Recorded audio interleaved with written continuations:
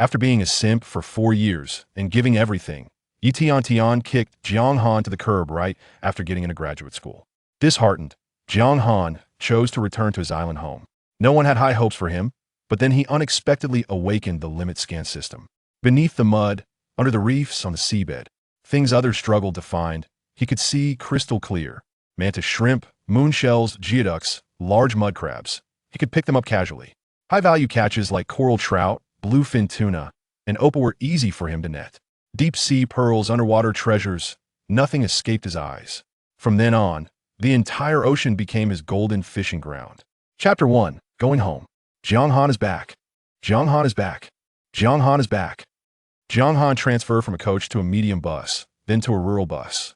Finally, when he was about to board a ship, he was told it was canceled due to strong winds at sea. Jiang Han waited near the dock for 2 days and finally got on a boat heading to Jiaowa Island. Jiang Han didn't like taking boats as a child. When there was no wind, it was okay, but when the wind picked up, he found it terribly bumpy. Growing up on the island, he had even gotten seasick several times. People on the island used to tease him about it. But now, not only did he not get seasick, but he also found the salty sea breeze incredibly soothing. 3 hours later, he finally returned to Xiajiang village on Jiaowa Island. Along the way, the aunties he met greeted him warmly, and Jiang Han responded cheerfully. But walking the whole way, all he saw were elderly people and children running around everywhere. Jiaowa Island is far from the mainland. Compared to the gradually prospering mainland villagers, the residents of Jiaowa Island mostly lived a hard life, with many young people leaving to find work. There really weren't many people his age left on the island right now. Jiang Han felt an indescribable pang in his heart. Stepping through the door, everything in his home came into view. A black and white TV, a tape recorder longer than his arm, and a pull-string radio mounted on the wall. Even the windows were wooden-framed, the kind that pushed outward.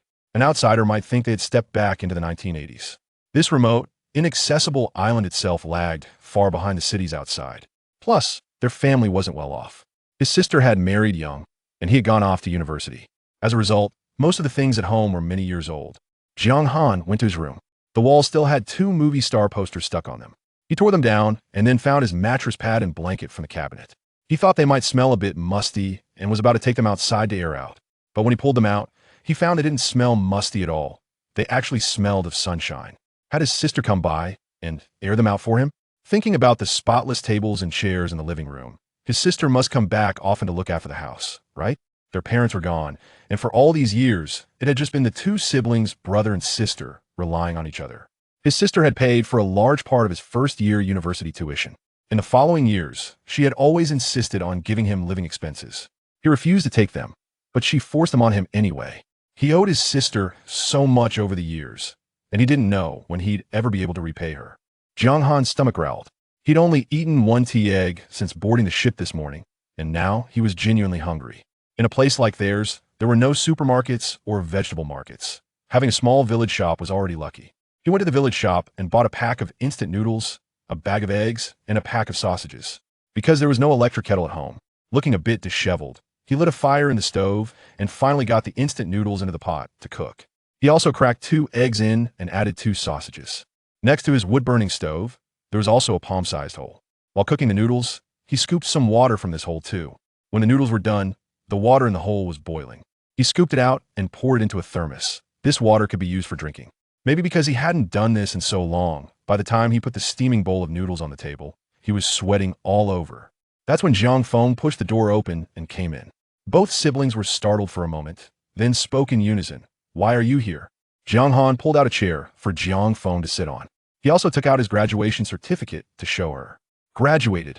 Jiang Feng cherished this certificate immensely. This was a degree from Nanjing University, one that ranked highly nationwide. Her little brother was so incredibly accomplished. But the joy on her face suddenly froze as she remembered something. Jiang Han knew what Jiang Feng was about to ask. He simply told her everything about him and Tiantian. She got into graduate school and broke up with me. Jiang Feng opened her mouth, but many words got stuck in her throat. Her brother and Tiantian were from the same village. They grew up together, childhood sweethearts. Both families weren't well off. A large part of Tiantian's living expenses during these college years had been earned by her brother working part-time. She never expected Tiantian to turn her back on him as soon as she became a graduate student. She carefully observed Jiang Han's expression. Luckily, he seemed okay. You've graduated from university now. You're an educated person. You could do anything from now on. Jiang Han sighed. Sis, do you remember the major I chose? Of course I remember, financial management. It sounded so prestigious. She had asked around in the village, and everyone said that after graduating from this major, people went to work as managers in big companies. Sis, I don't want to hide it from you. This major is indeed very prestigious. But usually, the people who choose it are from families that own factories or companies. They learn things in the major and then go straight back to manage their own family businesses. What are your plans now then? Jiang Feng was getting anxious, almost scratching her head. Was her brother's university degree useless? I'll stay here for a few days first. Think about what to do next. Staying in his hometown, at least he wouldn't have to worry about expensive monthly rent. Then just stay put comfortably. If you need anything, just tell me. Sis, I can take care of myself. Hearing this, Jiang Feng felt very comforted. Her little brother had really grown up. If their parents were watching from heaven, they would surely be happy to see him like this. Come to my place for dinner tonight. Jiang Han hesitated. I'd better not. Over the years, his sister had helped him far too much. Her husband might not say anything out loud, but he definitely had thoughts about it. By now, he probably saw his sister as a total helping her brother fanatic. Most importantly, their family wasn't well off either. They had 2 daughters to raise. Their own life was tight enough. How could he bear to trouble them further? He only hated that he had no ability right now. Otherwise, he could help his sister. Jiang Feng didn't realize this. She patted herself down, but couldn't find any money. The day before yesterday, she had opened the upstairs windows to air the place out. Today, she just came to close the windows. All right, if you don't want to come, don't. She figured her brother was just being lazy again. The 2 villages were so close, just a 10-minute walk away, but he was always reluctant to make the trip. Whatever. Next time she came over, she would bring some things and cook him a good meal. They chatted for a bit longer. Thinking about her 2 kids at home, Jiang Feng had to head back. After Jiang Feng left, Jiang Han slowly finished his noodles. Feeling a bit bored alone at home, he went out for a stroll.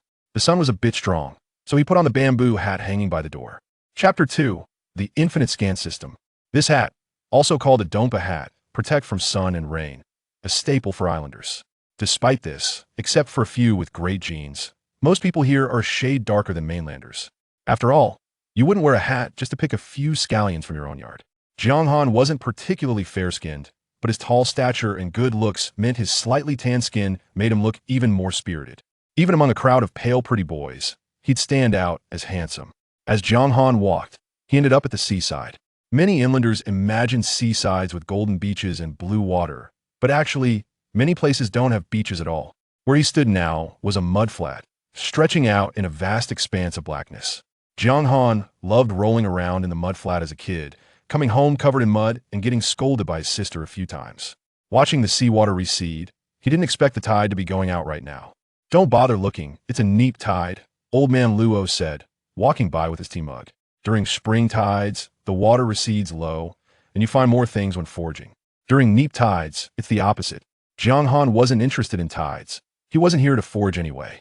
But he still spotted 2 little kids busy on the mudflat. One was digging with a sand shovel, the other raking with an iron rake. They had plenty of tools, but had found very little. Jiang Han couldn't help but chuckle. The 2 kids stopped abruptly, as if offended, and looked up at him. Hey, what are you laughing at? Whose kids are you? Given Jiaowa Island's remoteness, outsiders wouldn't be here. My dad is Wang Fa. My dad is Li Tu. Jiang Han paused. These 2 families were neighbors. Wang Fa and Li Tu were 3 or 4 years older than him. He didn't expect their kids to be this big. Don't think just because you know our dads, we'll be scared of you. Our dads both went away for work. You can't even see them. So they were left behind children. Most kids still in the village were in this situation. Parents found it inconvenient to take them along for work and left them with the elderly grandparents. They were pitiable kids, really. Seeing Jiang Han look towards their bucket, the 2 little kids immediately shielded it. You're a grown-up. You're not thinking of robbing us, are you? Jiang Han was speechless. Did he really seem that despicable? Besides, he genuinely had no interest in the meager contents of their bucket. Suddenly, for no reason, Jiang Han felt a bit dizzy, even nauseous. When the queasiness faded, he blinked. His vision seemed much clearer. Studying all the way through university, even without glasses, his eyesight had deteriorated somewhat. But now he could see things very clearly. Suddenly, a voice sounded in his mind. Host faces the sea. The infinite scan system has awakened. Does the host wish to load? The infinite scan system? What was that? A golden finger? Without hesitation, Jiang Han chose to load it. A moment later, looking out at the mudflat again, holy cow. He could actually see beneath the mud. On the surface, you couldn't see anything, but underneath, there were all kinds of shellfish. Most excitingly, there were quite a few mantis shrimp here. The only problem was the scan range was a bit short. Jiang Han estimated it to be about a 10-meter line of sight. He tried running along the shore, and the scan range moved with him. Looking at all those mantis shrimp under the mud, Jiang Han couldn't help but swallow hard. Was he about to get rich? His mind was already racing with different ways to cook mantis shrimp. When he was at University Inland, he never ate seafood. Simple reason, it was too expensive. Wang Xiaobao and Li Xiaoya saw Jiang Han's face cycle through pale, green, then red and got a bit scared. Plus, watching him run back and forth for no reason was genuinely unsettling. Had their words triggered some kind of illness? Uncle, are you okay? You're not going to try and swindle our grandparents for money, are you? Jiang Han, still caught up in the joy of binding the system, was a bit annoyed by these two little brats. Why were they calling him uncle? What kind of talk is that? Why would I swindle a couple of kids? He glanced at their buckets again. They just had a few mud snails and hermit crabs. Could easily fit in one bucket. He thought about asking to borrow a bucket, but seeing how protectively they held them, he decided against it. He was a grown man. He couldn't make two kids cry on his first day back. Too lazy to make the trip initially, he now had to go back for a bucket himself. Back home, he spotted an eel clamp. The metal parts were rusty, the screw mechanism was a bit stiff, but it was probably still usable. He tossed the clamp into a bucket and headed out with it. When he got to the mudflat, the two kids were still there. They exchanged glances and looked at him warily, afraid he still coveted their meager finds. Not wanting to stress them out, Jiang Han deliberately moved farther away. He took off his shoes and rolled up his pants. He was careful stepping onto the mudflat, worried about sharp shells cutting his feet. Those two little kids wore waterproof boots. He didn't have any of those. Seeing a puddle, he scooped some seawater into his bucket, so any mantis shrimp he caught wouldn't die too quickly. Wang Xiaobao and Li Xiaoya had no idea what Jiang Han was up to. Wang Xiaobao scratched his head, but still warned him, "My grandma said it's a neap tide today. There's nothing much out there." Hadn't they noticed no adults were foraging? Only them, the kids, were playing. They thought Jiang Han didn't look too bright, and all his efforts would surely be wasted. Jiang Han sloshed through the muddy water, grinning. Who says you can't forage during a neap tide? Today, Big Brother will show you something. The two kids just rolled their eyes at him. Keep bragging. I might as well say I can dig up mantis shrimp. Jiang Han's mouth twitched. Wang Xiaobao had actually guessed right. It really was mantis shrimp. Then Big Brother will dig up some mantis shrimp to show you. The two kids burst out laughing, thinking Jiang Han was blowing things way out of proportion. Using his scanning ability, Jiang Han moved towards a mantis shrimp den. He'd observed that other places within 10 meters had at most 1 or 2 mantis shrimp. Most had none. But this spot was packed with them. Seeing him stop, the initially wary kids picked up their buckets and came closer. Right in front of them, Jiang Han scraped away the top layer of mud, revealing a large air hole. Chapter 3. The zebra pippy shrimp. The two young boys instantly widened their eyes, marveling at the size of the air hole. According to local lore, the larger the air hole, the more substantial the catch underneath. It was highly probable that something significant lay below. The children felt a twinge of envy. What extraordinary luck this person had to stumble upon such a sizable aperture. It must be a king clam, Wang Xiaobao asserted. No, it could be a big blue crab. Another countered. A spirited debate ensued in Jiang Han's ear as the two boys argued. It's a king clam. It's a blue crab. Jiang Han felt a headache coming on. What if I told you it's a zebra pippy shrimp? The boys fell silent, momentarily taken aback. Wang Xiaobao, quick to recover, scoffed. How could it possibly be a zebra pippy shrimp? Li Xiaowa soon chimed in. We don't have zebra pippy shrimp around here.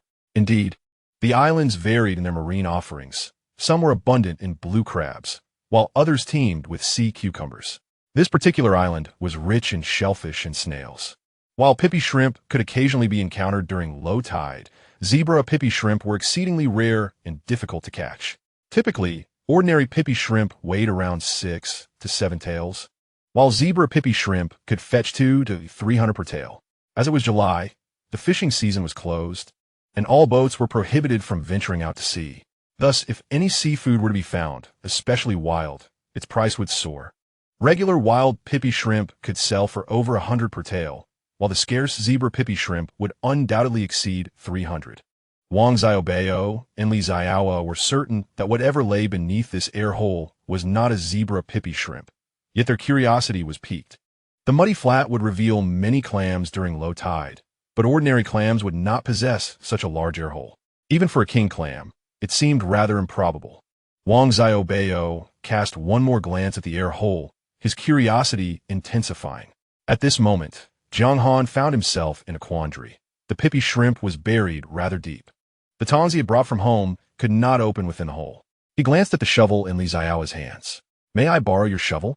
Though reluctant and initially slow to respond, Li Jiaowa eventually handed over the shovel. Jiang Han proceeded to remove a significant portion of the mud above, uncovering 2 cat's eye snails in the process. He squeezed out the water from the snails and tossed one into each of the boys' buckets. The boys were touched. Having initially thought him a villain, they did not expect him to offer them snails. They wished they could extract the water as well. Imagining the fun of shooting it out like a water gun, Jiang Han continued to dig until only about 30 centimeters remained. He paused, fearing that if he dug any deeper, the pippy shrimp might escape. After all, seeing it and catching it were 2 entirely different matters. A scan revealed that the hole harbored a U-shaped cavity, indicating another opening connected to it. He watched as the pippy shrimp began to make its escape toward the other side. Jiang Han could no longer afford to hesitate. He rolled up his sleeves and plunged his arm into the depths. Wang Xiaobao, frightened, covered his eyes. How daring could this fellow be? If it were a large crab, surely his fingers would be pinched by its claws. Just the thought of it made Wang Xiaobao wince. Time passed, and the anticipated scream did not materialize. He cautiously lowered his hand and peeked through a narrow slit, only to observe Jiang Han, his expression unfaltering, extracting his arm from the hole. Oh, had he come up empty-handed? This seemed rather pathetic. Just as Wang Xiaobao was about to mock Jiang Han, he caught sight of the creature Jiang Han held in his hand, a mantis shrimp. Jiang Han tossed the mantis shrimp into his bucket. Wow, it was indeed a zebra mantis shrimp, Li Jiaowa exclaimed. The mantis shrimp bore a distinct zebra pattern and was quite sizable. Those who reside by the sea know well that among the same species of seafood, larger specimens are more valuable. Judging by the appearance of this mantis shrimp, it must weigh at least 5 or 6 tails. Moreover, it still displayed a hint of red. Li Jiaowa's observational skills surpassed those of Wang Xiaobao.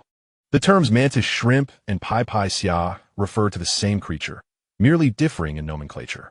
Wang Xiaobao scrutinized it closely through the semi-transparent shell.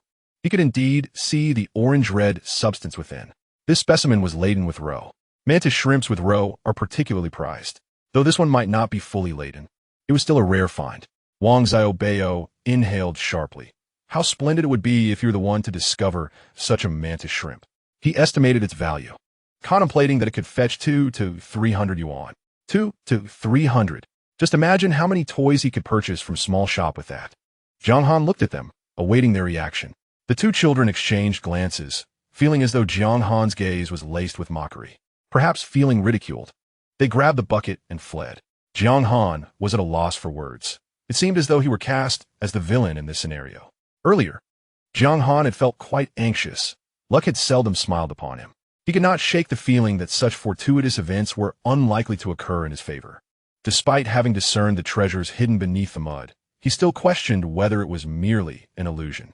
Now, gazing at the lively mantis shrimp in his bucket, still adorned with roe, his heart felt significantly lighter. Observing more zebra mantis shrimps in the vicinity, Jiang Han continued to excavate the mud using the iron shovel that Li Jiaowa had left behind. The previously obscured air holes became distinctly visible.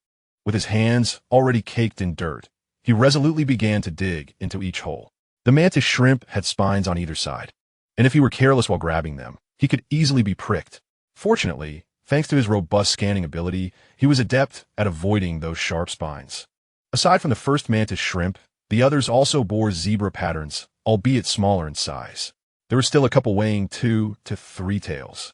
He refrained from digging for the smaller ones, as those who fish often release the smaller catches back into the water.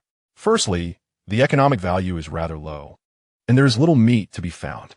Moreover, human actions are observed by the heavens, so one must not eradicate everything.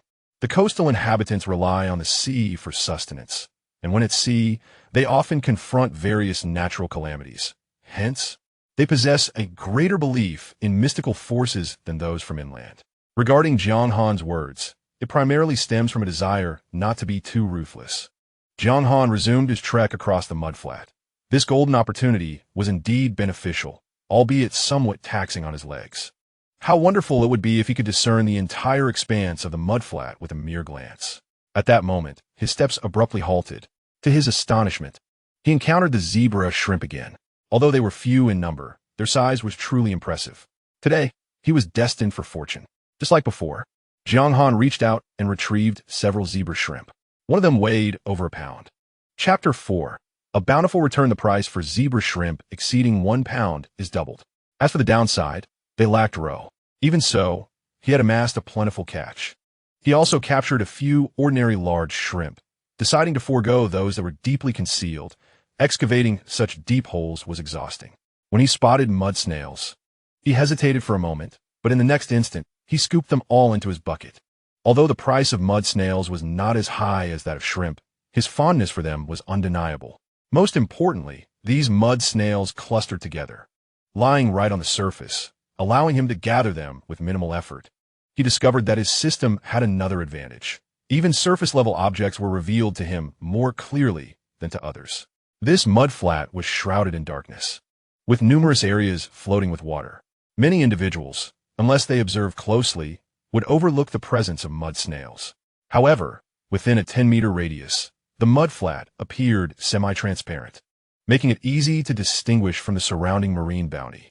As Jiang Han lifted his bucket, he realized it had become quite heavy. With the sky darkening and the tide beginning to rise, he carried the bucket to a water-rich area, rinsed the mud off his feet with seawater, and departed the mudflat holding his shoes. By the time Jiang Han had his lunch, it was already 2:30 in the afternoon. With the arrival of his sister, it was past 3 by the time they finished eating. The villagers typically dined early. Having lingered by the sea, the village aunties, older women, and elderly men had already begun their leisurely strolls to aid digestion. Upon seeing Jiang Han approach barefoot from a seaside, they all gathered around him. Although they knew the small tide yielded little of value, their idleness compelled them to inquire. "Did you find anything of interest?" Beya inquired cheerfully. This university student appeared spirited. It was best to steer clear of seaside endeavors, as it was rumored that city students could not even distinguish between scallions and chives. Beya's question was casual, yet Jiang Han nodded affirmatively. Yes, the surrounding individuals were taken aback. Was there truly something of value? Surely it couldn't just be a few mussels? In their region, the most common catch during such outings was mussels. They were so abundant that they often dried them in the sun. The deshelled and sun-dried clam meat is also referred to as dan kai. Whenever they hear the words Qing, Ko Dan Kai, a wave of nausea washes over them. This group of individuals is rather advanced in age, their eyesight not as keen as it once was. As they gathered by the water bucket, all they could discern was a dark mass. When they finally comprehended what it was, a collective gasp escaped their lips. Oh my, perhaps out of sheer astonishment, Aunt Beya and Aunt Jinju collided heads. Is there any pipi xia today? Remarkably, it's a zebra pipi xia. This is a fortune waiting to unfold, exclaimed one. Look, there's even one with red roe. Currently, it is the closed season, making wild seafood exceedingly scarce. Regular pipi xia can fetch over 100 per gene, while zebra pipi xia, being a rarity, renders them uncertain of its price. They estimated it would certainly be 200 per gene, and if they were bolder, 300 was a plausible figure. As for the contents of Jiang Han's bucket, it likely weighed around 10 gene. Although mixed with ordinary pipi xia and mud snails, they were convinced the total value would surpass 1,000. I see he's been out for less than 2 hours. This little time amounts to several days' wages. What a misconception to equate it with a few days' earnings. You truly perceive our small fishing village as a bustling metropolis. The bystanders fell silent. It is often said that remaining in a fishing village leads to a lack of prospects. Jiang Han smiled at them, attributing his good fortune to mere coincidence. The onlookers felt a sense of relief upon hearing his words, convinced that Jiang Han had indeed stumbled upon extraordinary luck today. He rummaged in his pocket and produced a pack of Likun cigarettes. He rarely smoked, and this pack was purchased on the day he parted ways with Tiantian. Yet, having smoked only one, he had refrained since. Was it truly necessary to wallow in despair over such a woman? He offered a cigarette to Uncle Zhang. Uncle Zhang, is your family still collecting seafood? When he was young, Jiang Ermao's family was known for this very trade. He had sold snails there on a couple of occasions. Uncle Zhang straightened his posture, revealing the depth of his knowledge, especially since even a college student like Jiang Han sought his counsel. Yes, I am still collecting. You can sell these to me, he replied. Jiang Han nodded appreciatively. Thank you, Uncle Zhang. A throng of people followed Jiang Han as he made his way to Jiang Ermao's doorstep. Their curiosity piqued about the potential price of the half-bucket of seafood. Jiang Ermao was taken aback by the sudden influx of people and then spotted Jiang Han at the center of the crowd. Despite sharing the same surname, they had no familial ties. Didn't you go off to university? Why are you back here gathering seafood? If memory served him correctly, today was a minor tide.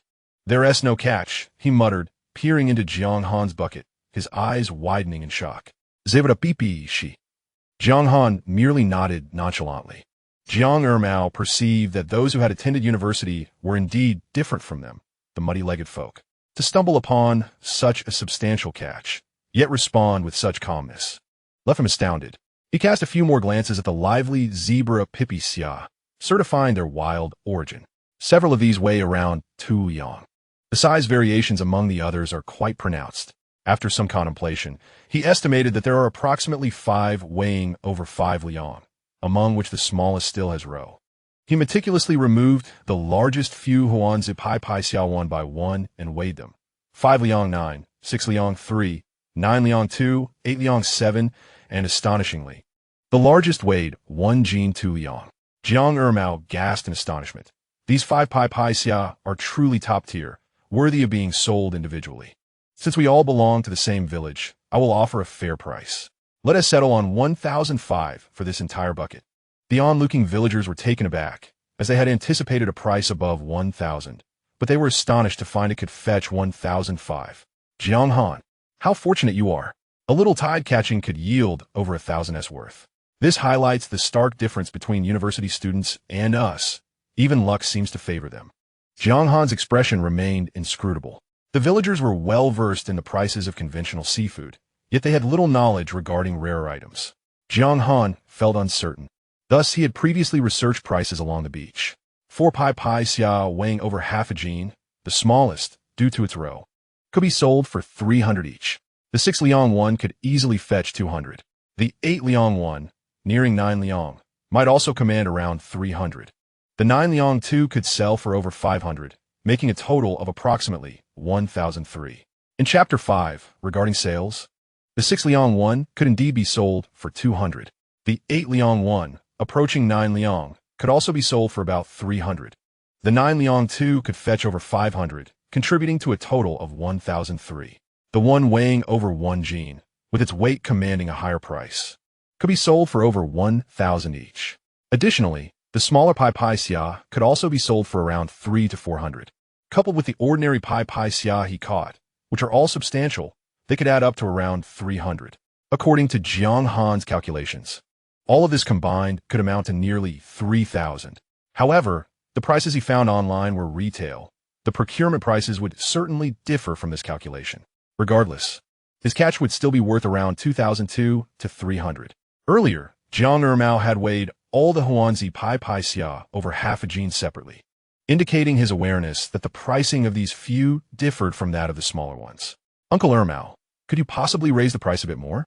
Jiang Han hesitated to speak too bluntly in front of the villagers, given that Ermao was of an elder generation. Aunt Li's complexion paled momentarily. Jiang Han, do you university students have such grand aspirations? This is already 1,005. Isn't that sufficient? Jinju Shun chimed in. Indeed, Jiang Han. This 1,005 is enough for my husband to toil for more than half a month. It is quite substantial.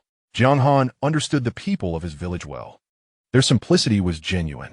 If any family faced a challenge, the entire village would rally to assist. Yet, in times of shared struggle, if any household suddenly flourished, envy could easily arise among the villagers. It appears that Jiang Han's demands are excessive, as if he intends to extract their very flesh. Jiang Ermao hesitated momentarily, then declared, All right, Han, as you are my junior, I shall add 50 more. The corners of Jiang Han's mouth twitched, if it were merely for this additional 50 yuan. He would truly find it tedious to engage in haggling. Uncle Ermao, I believe I possess the fortune to gain admission to a prestigious university.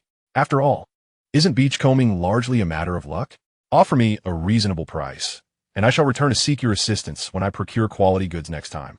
1,600, not a penny more. Jiang Ermao's patience began to wear thin. In the entire Shijiang village, his was the sole establishment dealing in seafood. If Jiang Han refused to sell to him, would he allow all his seafood to perish? The prices of live seafood and dead seafood are worlds apart. With the sea closed for a few months, the villagers have had their share of misfortune. He had not acquired any good goods for several consecutive days. He did not believe Jiang Han's words about staying in the village for 2 or 3 days and returning for better goods. When the opportunity arose, it was only natural to seize it. Jiang Han smiled at Jiang Ermao. Uncle Ermao, I recall that old Wang from my sister's village also deals in goods. I believe I can have my sister assist me in selling these items. Previously, when old Wang's family was constructing their house, both my brother-in-law and sister had lent their assistance. Old Wang would surely offer my sister a fair price. Jiang Han, of course, had no intention of troubling his sister for assistance. If old Wang were to offer him an advantageous price out of regard for his sister, that would necessitate his sister to sell favors, which he would never consider. As for whether his sister and brother-in-law had indeed helped old Wang's family, he was uncertain. It was merely a casual remark. In any case, he was unaware of such matters, and Jiang Ermao would be even less informed. Jiang Ermao's complexion paled noticeably. Although Jiaowa Island was not large, it boasted 18 significant villages, each with its own collector. They had their own rules of trade. Typically, seafood collectors would not purchase goods from outsiders. Mismanagement of such affairs could lead to conflict. However, if Jiang Han were to transfer his goods to his sister, and she assisted him in selling them, that would not be considered as purchasing from an outsider. Jiang Ermao was aware that old Wang's prices were significantly higher than his own. Moreover, with Jiang Han's sister and brother-in-law having previously assisted him, the price would undoubtedly be even more favorable. As Jiang Han prepared to leave with his bucket, Jiang Ermao felt a genuine sense of urgency. He glanced at the onlooking villagers and swiftly pulled Jiang Han into his house, shutting the door behind them. Jiang Ermao's home had been renovated, and its conditions surpassed those of Jiang Han's old house by a considerable margin. Uncle Ermao, what is the meaning of this? Jiang Ermao gestured for silence. Fully aware of the villager's nature, I will offer you 2,000, but you must not disclose this to anyone else. Otherwise, the villagers will claim that my prices are too low. Observing Jiang Han smiling at him once more, Jiang Ermao's heart raced. 2,003 should suffice, right? Jiang Han remained silent, simply smiling. Jiang Ermao gritted his teeth. 2,005, that is my final offer. Agreed. Jiang Han readily agreed, finding the price surprisingly higher than he had anticipated. Jiang Ermao, filled with regret, lamented his own words. 2,500. How could he have let that slip? However, he quickly adjusted his mindset. Although his earnings were slightly diminished, at least he wouldn't incur a loss. Regardless, he could not afford to offer a better deal than old Wang from the neighboring village. With a cheerful disposition, Jiang Han set down the bucket. As he exited, the villagers gathered around, eagerly inquiring about his sales. Jiang Han, beaming with sunlight, replied, "You can simply ask Uncle Ermao." With that, he walked away. Jiang Ermao felt a pang of bitterness. He had read online that fresh graduates were like delicate flowers, utterly clueless. Yet, Jiang Han had become quite adept. Jiang Han did not sell the mud snails. Even if sold, they would hardly fetch more than 20 yuan. It was better to keep them for himself. Disliking fried mud snails, he opted to marinate them in salt. Ding! The Mantis shrimp has been sold, earning 2,500 system points. Would you like to exchange 2,500 system points for a 5-meter scanning range? Jiang Han was taken aback. He had not anticipated that the scanning range could be expanded. 2,500, was that not the exact amount he had just earned from selling the Mantis shrimp? If he chose to exchange, would he forfeit his recently acquired earnings? I will not exchange. Invalid selection. The system will now proceed with the exchange for scanning space. Exchange successful. Your system points are now 0. Exchange successful. You can now scan an area of 15 meters. Damn it. Jiang Han felt like cursing. He had initially thought his system quite courteous, seeking his permission before taking action. Yet now, he realized it was merely a formality. He quickly checked his phone balance, relieved to find that the 2,500 yuan was still intact. This meant that whatever he sold in reality would correspondingly increase his system points. The deduction of system points would not affect his actual earnings. How much will it cost to increase the range next time? The system remained silent. Jiang Han inquired again. How many points will I need to expand the scanning range next time? You need an additional 2,500 points to increase the next 5-meter range. Chapter 6. Exchanging for scanning range. Jiang Han understood. According to the system's design, for every 2,500 yuan earned, he would receive an equivalent increase in system points, allowing him to exchange for a 5-meter scanning range. Thus, earning 25,000 yuan would enable him to expand his scanning range by 50 meters. Suddenly, Jiang Han felt a surge of confidence. It seemed that developing in his hometown was not as daunting as he had thought. After a casual dinner, he decided to take a stroll to aid digestion and replenish his supplies. His family used a wood-burning stove, which was quite cumbersome for him as a grown man. He intended to purchase an induction cooker or an electric pot. He also needed to buy tools for beachcombing. The ones at home had seen better days and were long overdue for replacement. As soon as Jiang Han stepped outside, he heard a familiar voice. Han Yi, you're back. Zhang Heide, sporting a shaved head, hurried towards Jiang Han. Jiang Han was momentarily taken aback. It had been many years since he last encountered Zhang Heide. During his second year of high school, Zhang Heide had found himself embroiled in a dire situation. An altercation at the seaside had left one individual severely injured, resulting in a life marked by paralysis. The chaos of that day obscured the identities of the assailants, while others had their parents leveraging connections to secure assistance. Zhang Heide was abandoned, his parents showing no concern for his plight. Having grown up alongside Zhang Heide, Jiang Han was determined to help, despite his own financial constraints and lack of influential acquaintances. Ultimately, he resorted to hiring a fledgling lawyer he discovered online, investing the entirety of his meager savings, 800 yuan, into this endeavor. Just as Jiang Han dared to hope for a positive turn of events, Zhang Heide, parents, accepted bribes from several other families, compelling him to accept all charges against him. Jiang Han had even visited Zhang Heide, urging him to refrain from making foolish decisions. Yet, Zhang Heide merely smiled foolishly, stating that he could not earn money for his parents at home, and that enabling them to receive funds through this means was preferable. Frustrated with Zhang Heide's naivete, Jiang Han nonetheless continued to advocate for him. Not only was the rookie lawyer striving diligently, but Jiang Han, despite the heavy academic burden of his second year, dedicated significant time to studying numerous legal texts. Through their persistent analysis and preparation of the case, Zhang Heide, who initially faced a 12-year sentence, ultimately received a reduced term of 8 years. Now, with only 5 years served, Zhang Heide joyfully proclaimed, "Brother Han, I behaved well and was released early."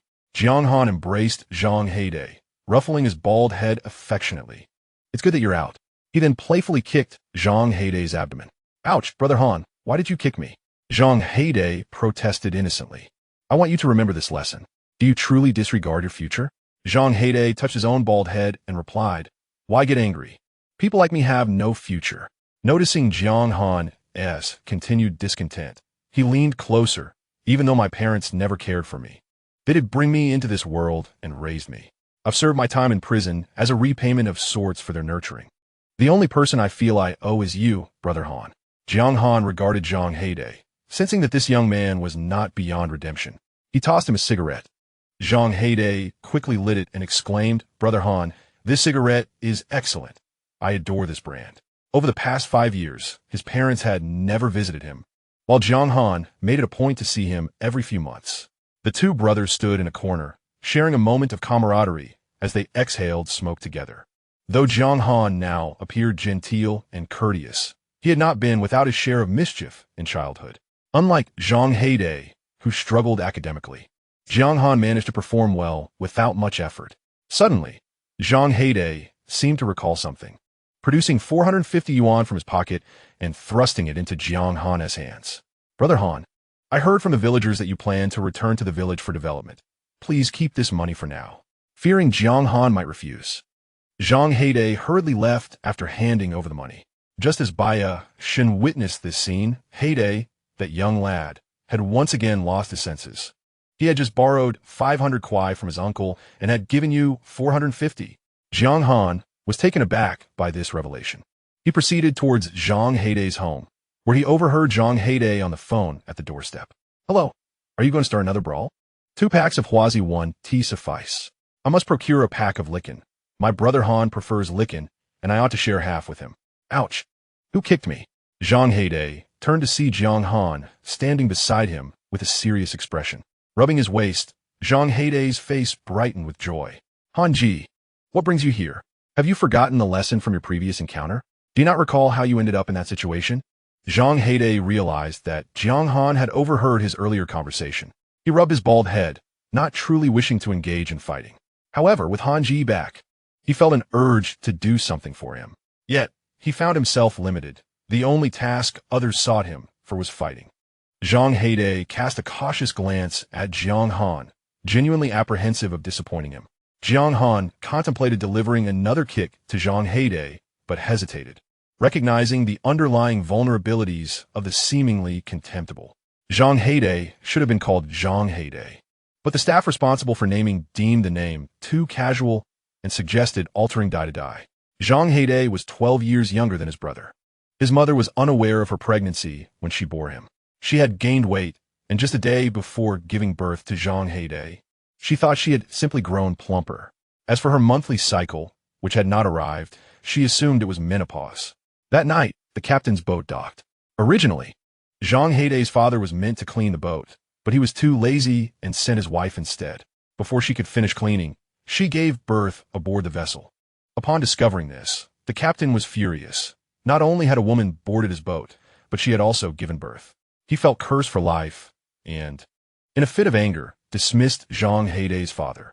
Due to the years of family planning policies, the family incurred significant fines, attributing all their troubles to Zhang Heidei. From a young age, he faced relentless beatings and scoldings, gradually growing into a source of mischief. As Jiang Han intended to return the 450 kwai to Zhang Heidei, the latter refused, insisting, I have money. All right then, how much do you possess? Jiang Han pressed. I still have 50 kwai, Zhang Heidei declared, presenting the 50 kwai as if it were a fortune. Jiang Han laughed in frustration. Do you believe you possess greater capabilities than I? Have I fallen so low as to require your charity? Jiang Han spoke bluntly. Yet, Zhang Heidei was not offended. Instead, he appeared somewhat anxious. No, Hanji, that wasn't my intention. You are a university student, having been accepted into such a prestigious institution. Naturally, you're the most capable among us. Chapter 7. To the town knowing that I have abilities is reassuring. Jiang Han once again pressed the money into Zhang Heidei's hands. Will you be going to the sea tomorrow? Jiang Han inquired. What would I do by the sea? Isn't it exhausting? Zhang Heidei felt that a person like him would only invite ridicule from the villagers by venturing to the sea. This time, I plan to develop in our village. Today, I ventured out to the seaside, and I plan to return tomorrow. Currently, I find myself in need of an assistant. Zhang Heidei immediately pounded his chest in assurance, declaring, Hangu, rest assured, I possess ample strength. I am brimming with vitality, ready for any task you assign. Jiang Han chuckled at his exuberance, teasing what, are you no longer afraid of fatigue? Zhang Heidei retorted, did I ever mention feeling tired? That must have been a mistake on my part. Jiang Han found his earnestness amusing, inquiring whether he still engaged in brawls. Zhang Heidei shook his head vigorously. I have serious matters to attend to now. Fighting is out of the question. He felt somewhat embarrassed to admit that upon his release from prison, he had hoped to find a decent job. However, on this small island, word travels fast, and it was quickly known that he had served time. Suitable employment was beyond his reach. Even if he wished to labor on a ship or at the docks, the captains and dock workers deemed him unlucky. Gradually, he fell back into a life of idleness. Since he had nothing better to do, he figured it was preferable to assist Hangu. Jiang Han recognized that Zhang Heidei's nature was not inherently bad. Had his parents treated him with a bit more kindness, he might not have become the person he was. All right, let's be fair. Do you prefer a wage or a share?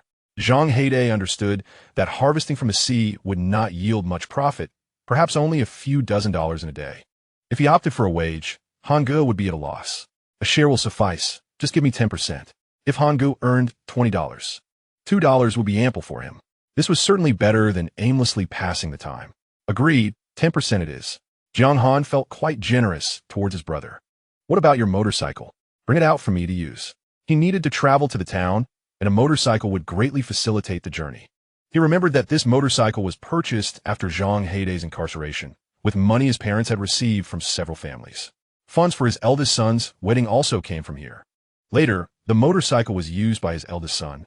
Zhang Heidei hesitated, but, upon hearing Jiang Han's request, decided without further thought, at worst, he would face a scolding from his parents and a reprimand from his elder brother upon his return. Stealthily, he retrieved the motorcycle while his family was distracted.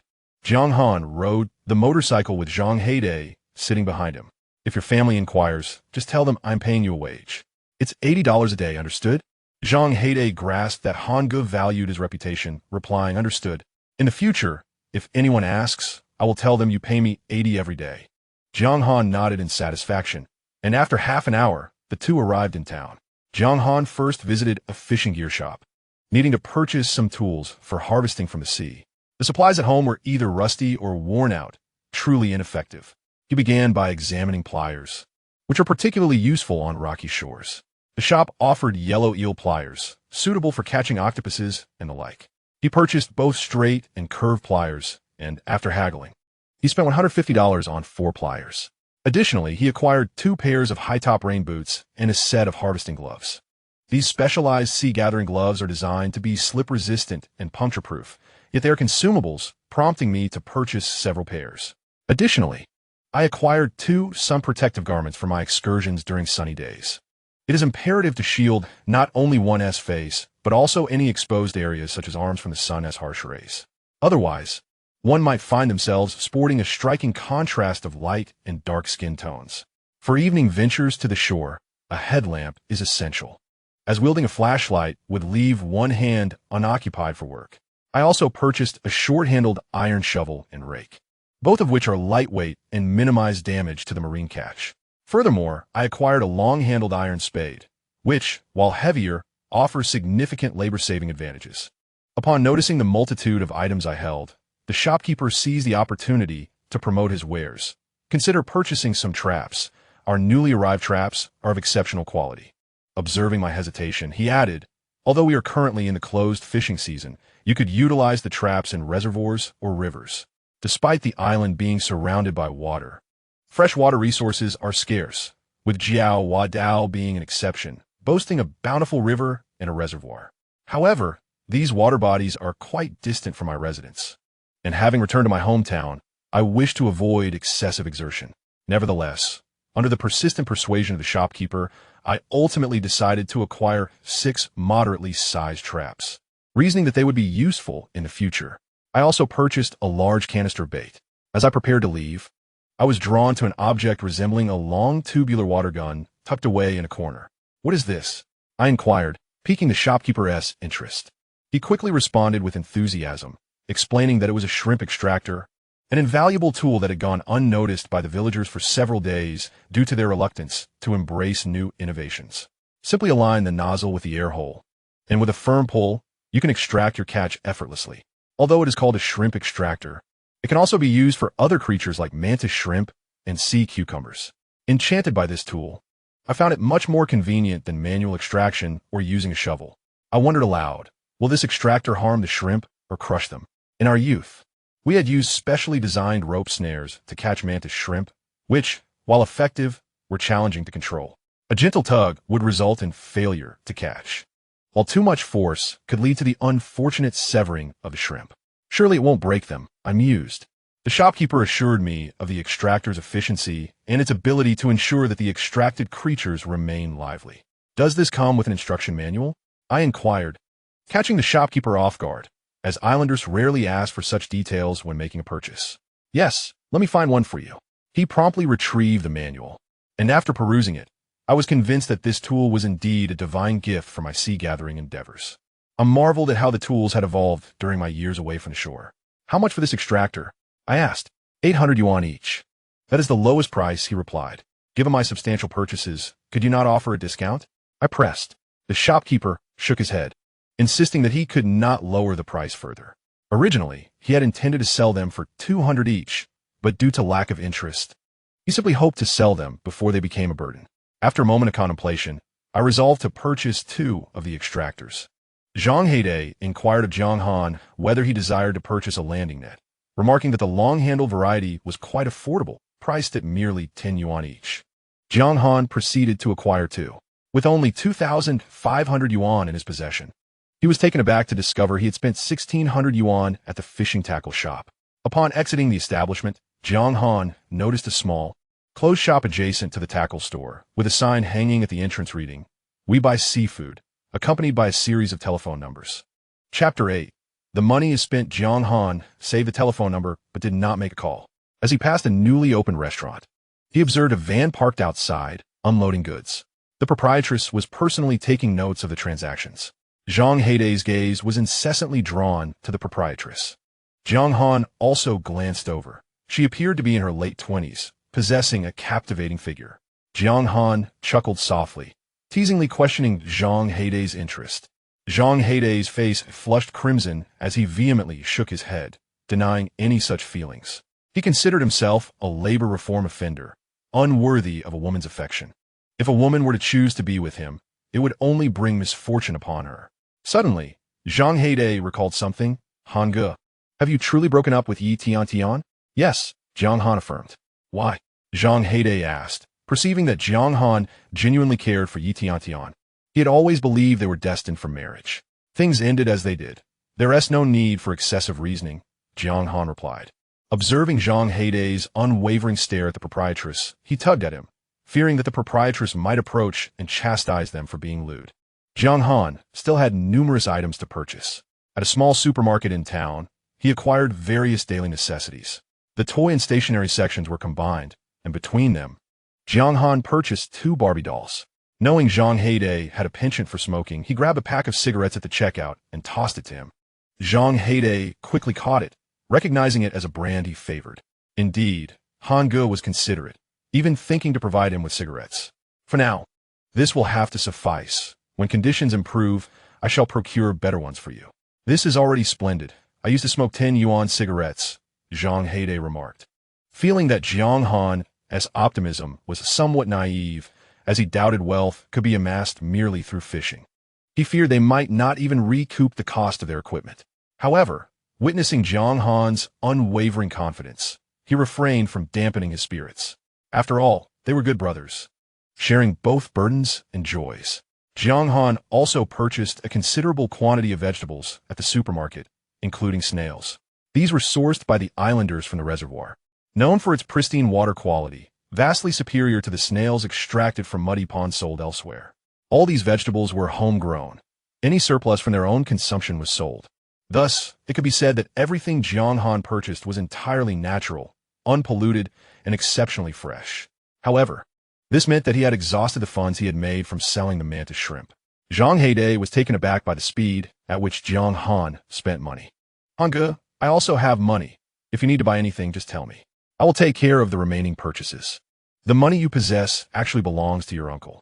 Once the tide recedes tomorrow, we shall venture to the shore." Zhang Heide believed that their excursion to the shore had no bearing on whether they would face hunger. Yet, upon observing Jiang Han's gaze, he fell silent. As they passed a gas station, Jiang Han brought the vehicle to a halt. "Hanga, why have we stopped? Hand over 100. Without a moment's hesitation, Zhang Heide produced 100 yuan. Jiang Han took the money and instructed the attendant to fill the motorcycle's tank. "Hanga, what are you doing? There's still fuel in there. We won't consume much on this trip." Indeed, they did not utilize much. The motorcycle's fuel consumption differed from that of a car. Ultimately, Jiang Han only paid 12 yuan for a full tank, returning the remaining 88 yuan to Zhang Heide. "We cannot continuously borrow your elder brother's motorcycle. Since we have borrowed it, we must ensure it is not taken lightly." Zhang Heide refrained from further comment, understanding that Han Ge had his best interests at heart. As they approached Jiang Han's residence, he noticed Jiang Feng approaching once again. He halted the vehicle, requested Zhang Heide to assist in bringing the items inside, and then asked him to return the motorcycle. "Sister, what brings you here?" Jiang Feng cast a lingering glance at Zhang Heide as he departed. She was aware of his past. Concerned that her brother might be influenced negatively by Zhang Heide, she reflected on his age and his graduation from a prestigious university. believing she ought to trust his judgment. Let us observe further. Having served time does not preclude the possibility of reform. I brought you a mat and some mosquito coils. Jiang Han was well aware of the household's condition. The previous mat had long been rendered unusable. In this sweltering heat, placing a mat over the bedding made for a more comfortable sleep. Although not using a mattress could be cooler, the wooden bed was too hard for Jiang Han, who was unaccustomed to it. Therefore, during the summer, he would lay a mat over the bedding. Jiang Han had not considered the mosquito coils. He rummaged through the newly acquired items and produced 2 Barbie dolls, saying they were for his niece.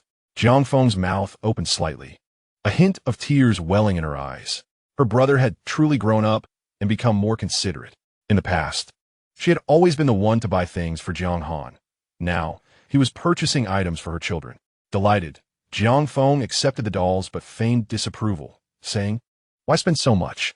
Jiang Han found his sister to be insincere. After Jiang Han left, he discovered that the television at home was no longer operational. The cassette player still functioned, but he had little desire to listen. The radio was even less appealing, and ultimately, he chose to play on his phone while enjoying the breeze from the fan. Although he lacked air conditioning, it was not as stifling as in larger cities. A single fan sufficed. When the sea breeze blew, there was no need to turn on the fan. Simply opening a window to let in the ocean air was enough to stave off perspiration. The only drawback was the poor signal, causing video streaming to be choppy. Jiang Han was unaware of when he drifted into slumber, but upon awakening, he felt somewhat disoriented. He immediately checked the tide schedule on his phone. Those residing by the sea typically calculate the tides, yet Jiang Han was unfamiliar with this practice. Fortunately, in this era of advanced technology, one can easily access any information.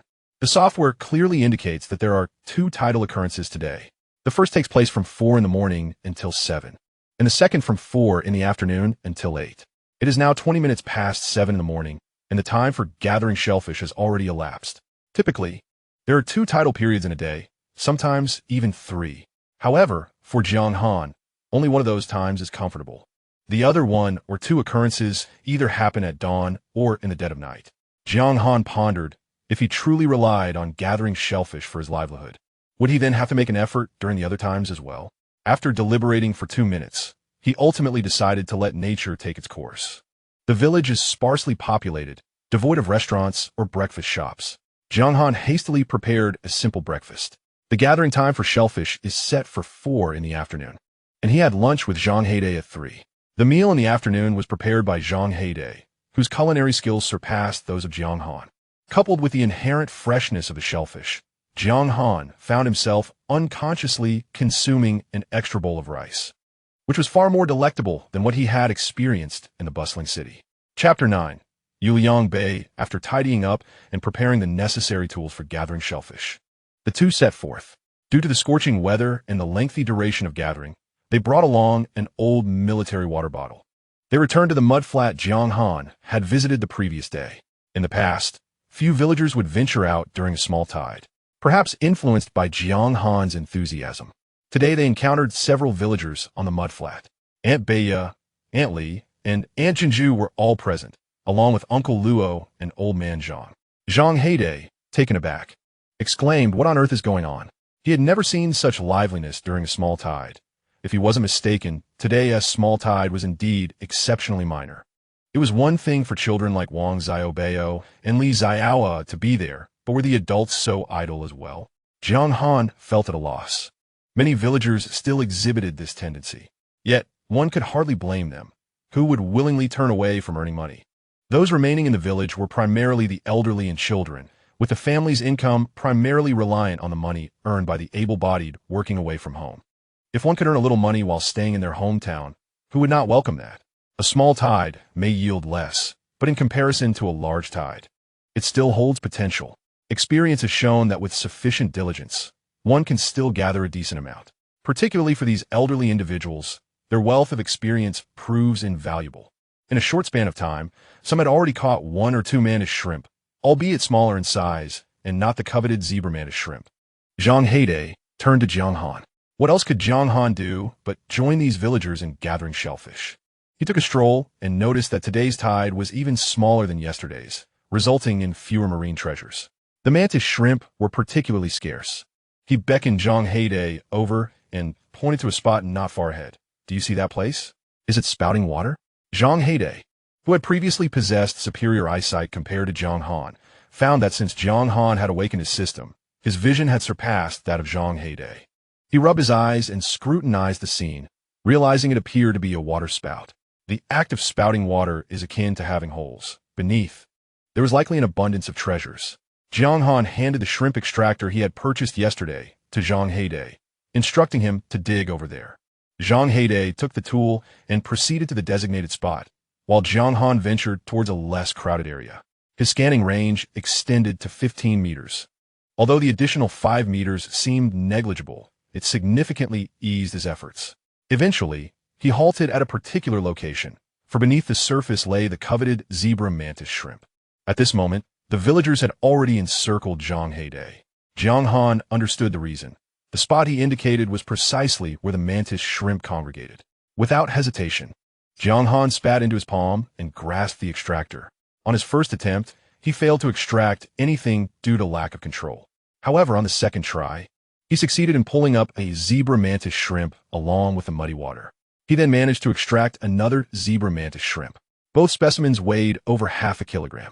Subsequently, Jiang Han continued to extract ordinary shrimp. The owner of the fishing tackle shop had indeed not deceived him. This tool was highly efficient and prevented the mantis shrimp from breaking. Compared to the previous rope traps, it was vastly superior. Zebra mantis shrimp. Zebra mantis shrimp. Indeed, it was zebra mantis shrimp. The villagers had somehow gathered around Jiang Han's bucket once more. They had searched for so long, collecting a plethora of worthless items, yet had found nothing of value. They initially believed that Jiang Han's luck in extracting several mantis shrimp was remarkable. Little did they expect that Jiang Han's bucket contained not only numerous large mantis shrimp, but also 2 zebra mantis shrimp.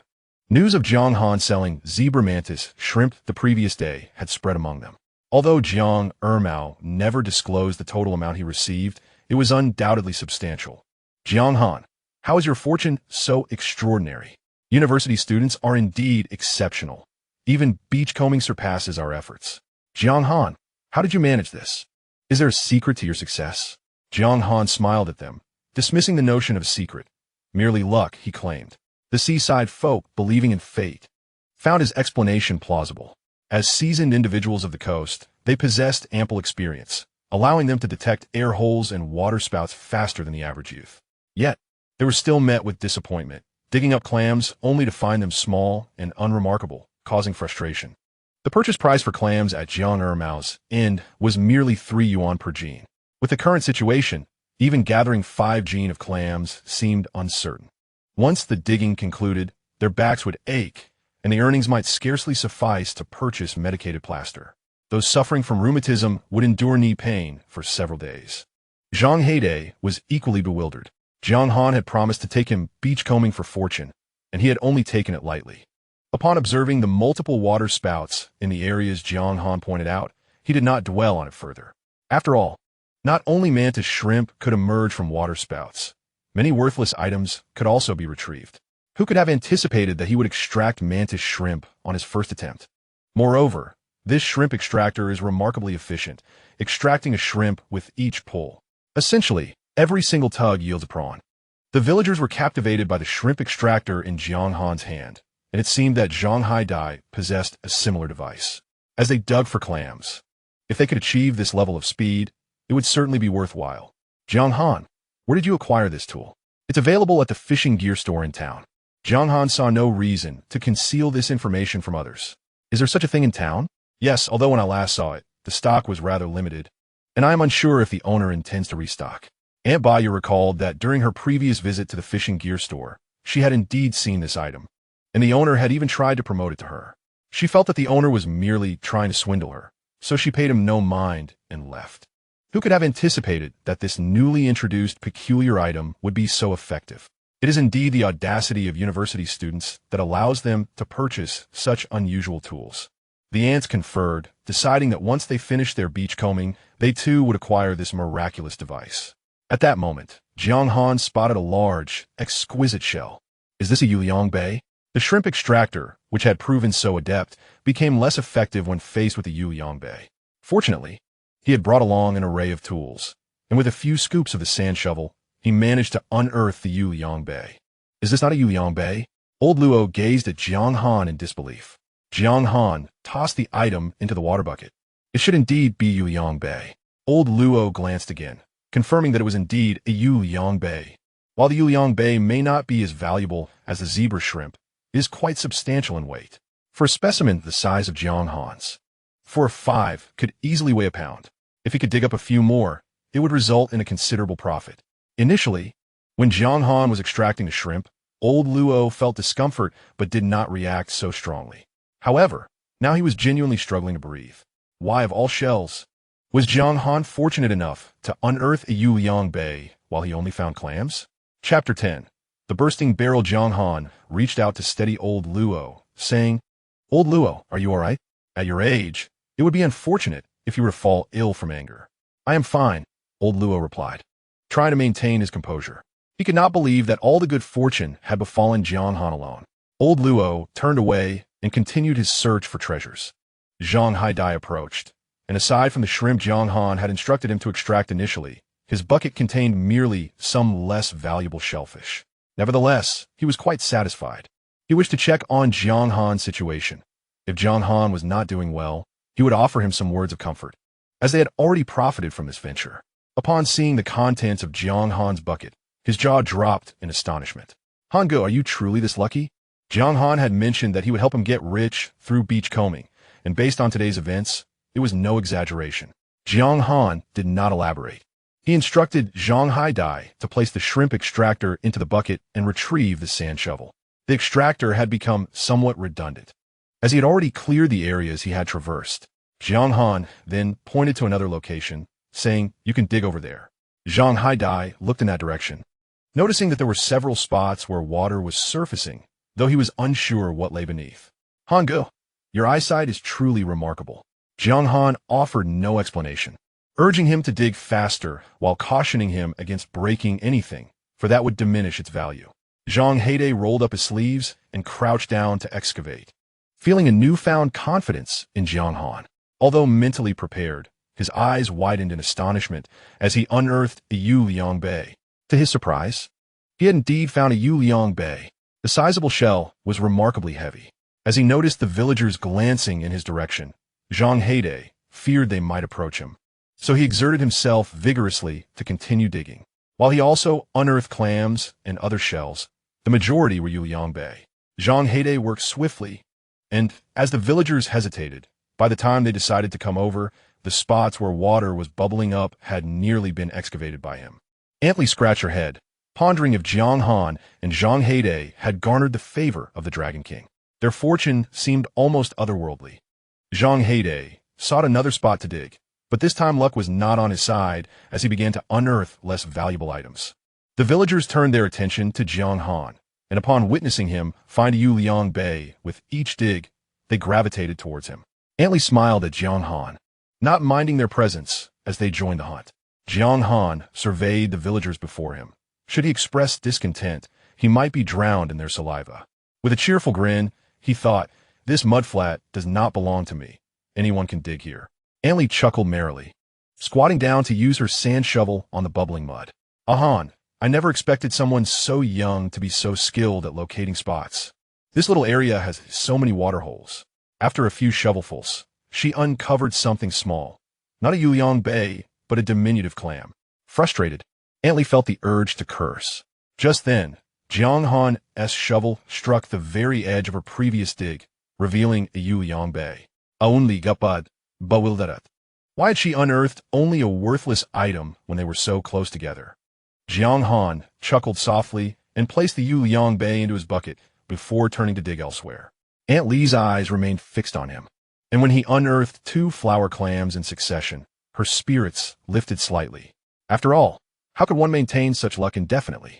Yet, Jiang Han's third find was yet another Yuliang Bay, and the fourth was still a Yuliang Bay. Had it not been for those 2 clams obstructing his path, he would have felt little inclination to continue digging. An hour later, while Jiang Han and Zhang Haidai became increasingly enthusiastic, the other villagers grew disheartened. As the tide watching concluded, Jiang Han and Zhang Haidai Apart from the initial haul of Mantis shrimp, filled an entire bucket with Yuliang Bay. The bucket of Mantis shrimp was nearly half full, while the bucket of Yuliang Bay overflowed. The villagers felt a chill in their hearts. Could it truly be that Yuliang Bay could overflow a bucket? Why could they not even fill half a bucket with clams? Jiang Han politely waved farewell to the villagers, bidding them goodbye. With approximately half an hour until high tide, he, being young, felt fatigued and in need of rest. For the remaining half hour, whoever wished to dig could continue. In any case, the good goods had already been nearly excavated by him with remarkable speed and precision. Zhang Heide, who initially disregarded these individuals, found himself bidding farewell to the villagers in a similar courteous manner upon witnessing Jiang Han's politeness. The villagers, observing the decorum of these two young men, felt a mixture of comfort and melancholy. Had they truly aged, losing both strength and fortune with the passage of time? Lao Luo sighed, pondering why fortune could not spare him a portion of its bounty. Jiang Han and Zhang Heide, each carrying a bucket, returned to Jiang Han's home. Zhang Heide, uncertain of what lay beneath the muddy shore, ended up unearthing a considerable number of clams while digging for the moon clams. They sorted through the clams and also discovered 5 broken moon clams. The clams filled 2 large bowls, and the moon clams weighed over a pound. Let us keep these for ourselves, Jiang Han suggested. Zhang Heide nodded, acknowledging that these would hardly fetch a good price. This excursion to the shore felt dreamlike for Zhang Heide. His luck had always been rather poor. While fishing with others, they would catch plentiful fish while he returned empty-handed. Yet, under Han Ji's arrangement, he had managed to excavate such a bounty this time. In truth, Jiang Han was somewhat bewildered himself. With a heavy heart and having broken up with Tiantian, he felt a lack of security, constantly fearing that fate would reclaim his system. It was only upon reaching the shore and witnessing the actual seafood that his heart began to settle. Han Yi, should we take the remaining items to Uncle Jiang Ermao's house? Not just yet. Let's first enjoy a late-night snack. These goods perish immediately. It was likely that someone had already informed Jiang Ermao of their successful haul. If they rushed to sell their catch, it might appear desperate, and, consequently, Jiang Ermao would not offer a fair price. Moreover, having dined at 3 o'clock, it was now 9:30, and he was genuinely hungry. Energized, Zhang Heide volunteered to prepare the meal: boiled clams and steamed moon clams. Quality ingredients often require the simplest of preparations. Observing the moon clams, Zhang Heide felt a tinge of regret. Despite his careful digging, he still managed to break several. In contrast, Han Ge had displayed remarkable prowess, unearthing so many moon clams without a single shell broken. Feeling that the time was right, Jiang Han and Zhang Heide each took a bucket and made their way to Jiang Ermao's house. Jiang Ermao was preparing for bed, but upon seeing the bounty Jiang Han brought, all sleepiness vanished. This is moon clam? Jiang Ermao was not astonished merely by the moon clams themselves, but rather by the sheer quantity harvested in such a small tide. One might think he had entered a moon clam farm. Jiang Ermao picked up a moon clam for inspection. It was undoubtedly wild. What extraordinary luck. Just yesterday, he had received 5 exquisite zebra shrimp, and today, another substantial haul of moon clams. Furthermore, the other bucket contained 2 zebra shrimp as well. Weighing them one by one, he noted one at 5 ounces 2 drams and the other at 5 ounces 7 drams, all exceeding half a pound. He weighed the remaining ordinary pippy shrimp, excluding the weight of the seawater and the bucket, totaling 12 jin. As for the Yuliang shells, they astonishingly weighed 35 jin. The pippy shrimp would be sold to you at the original price, while the Yuliang shells, being quite large, will be priced at 90 kwai per jin. Jiang Ermao, unaccustomed to the calculator on his phone, retrieved an old-fashioned calculator and began to compute fervently. Ultimately, the calculator announced the figure, 4452. Zhang Heide was taken aback. Could there truly be that much? Although he did not rely on Jiang Ermao for sales, his information was often more reliable than that of the village elders. Jiang Ermao did not possess the best reputation. He was known to drive prices down whenever possible. However, the price he offered today was evidently not low. He glanced at Jiang Han again, realizing that Han Ge was indeed formidable. Even a seasoned negotiator like Jiang Ermao dared not attempt to outsmart him. Would he prefer cash or a mobile transfer? Jiang Ermao was quite progressive in this regard. The village elders favored cash, many of them not even familiar with smartphones. The youth, however, were different. Just like yesterday, a transfer would suffice. A minute later, the 4452 Kwai arrived in Jiang Han's mobile account. The system announced, host sells seafood for 4,452 yuan, earning 4452 points. Does the host wish to redeem the scanning range? Jiang Han was truly disinterested in responding to this system. From his previous experience, he questioned whether there was any distinction between redeeming and not redeeming. Ding! The host has defaulted to redeem a 5-meter scanning range. Redemption successful. The host now possesses a 20-meter scanning range. Redemption successful.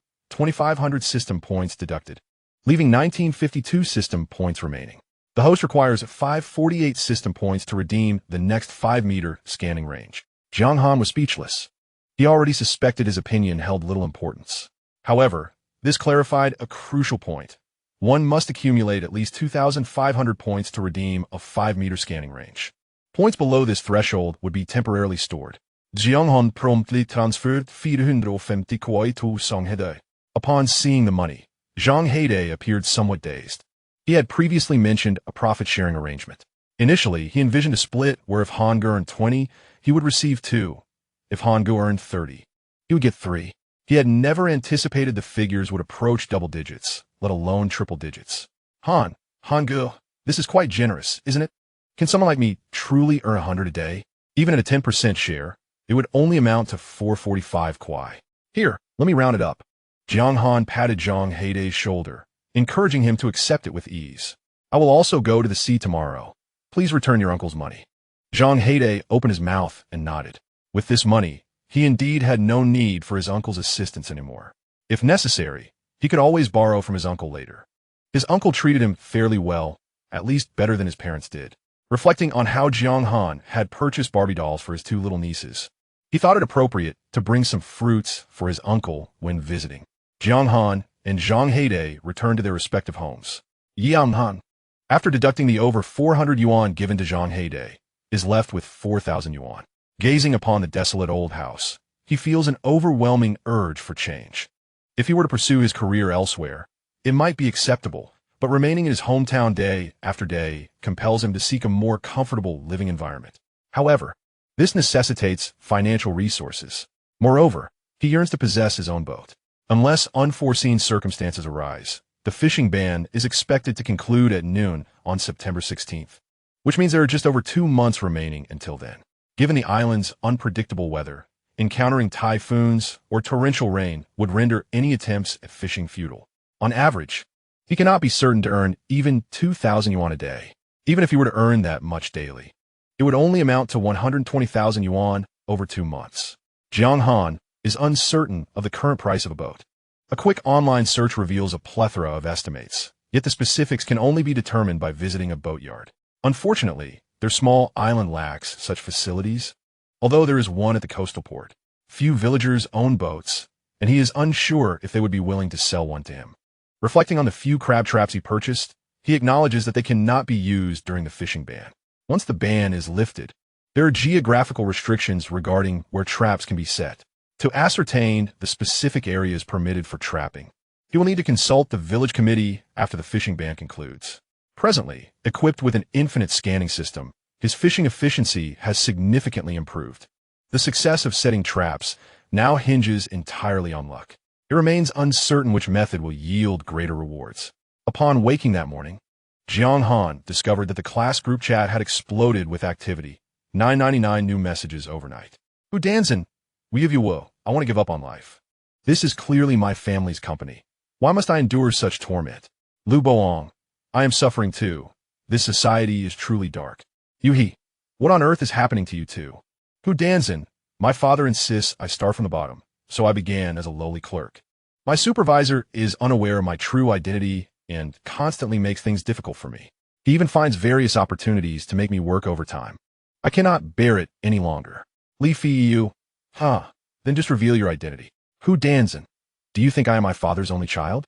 He believes if I cannot withstand this minor challenge, I shall never be involved with the company in the future.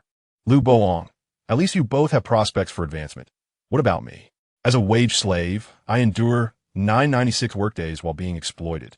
Hu Danzin, I long to find a small island, feel the sea breeze, bask in the sun by the shore, and live a carefree and leisurely life. Lu Boong, Jiang Han, we haven't heard from you in ages. What are you up to? Jiang Han was taken aback to find himself mentioned. Lu Boong, like him, come from a background devoid of connections and had stumbled into this challenging major. Unlike Jiang Han, however, he chose to strive for success in a big city. Jiang Han opened the wooden window of his room and captured a photograph of the sea, which he promptly shared in the class group. The chat erupted once again. Li Fiu, so early. Do you live by the sea? Are you on vacation? Chapter 12. Like a vacation who Danzin expressed her admiration. How envious. Yuhi recalled. Isn't Jiang Han's hometown by the sea? Did you return home? Jiang Han replied. My home is on a small island. I am indeed going back now. The chat became livelier. Lu Boong remarked, this is just too much. Yuhi then questioned Lu Boong. Is it that he can live the life you aspire to without striving? Hu Danzin humorously added, haha, a wealthy man encounters a fisherman. The wealthy man tells the fisherman that if he works diligently, he can rest and bask in the sun. The fisherman responds, am I not already resting and enjoying the sun? Hu Danzin concluded, I must go. My supervisor has arrived. Lu Boong stated, I too must get back to work. Yuhi inquired, Jiang Han, aren't you working? Jiang Han replied, does going to the beach to gather seafood after the tide recedes count as work? Yuhi remarked, how on earth does that resemble a vacation? Li Fiyu, Tian Chengwen, and Tang Qin all concurred, it feels like a vacation. As he observed the subtle mockery from some classmates, Jiang Han merely smiled faintly. Although his house was somewhat aged, opening his window revealed a breathtaking view of the sea.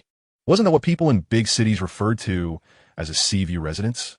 If he could enhance the facilities, what was there to envy about the larger cities? Once he amassed sufficient wealth, he would surely demolish this place and construct an opulent villa facing the sea with spring blossoms.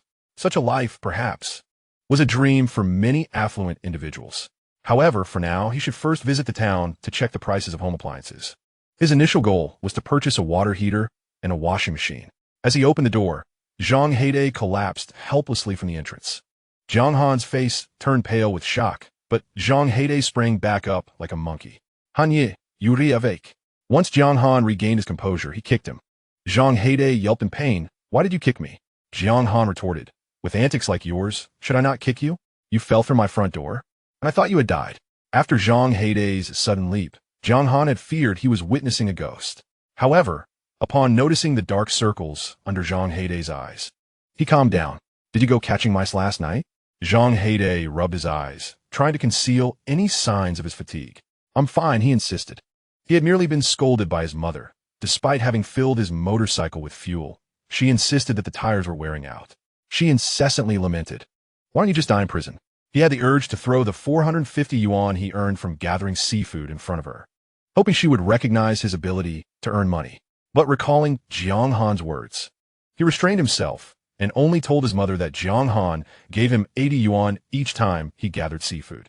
His mother then berated Jiang Han, claiming that the entire village said Jiang Han had struck it rich and that 80 yuan was hardly a sufficient sum. Unable to endure her tirade any longer, he had his first argument with her. As he stepped out of his home, his mother inquired about the 80 yuan.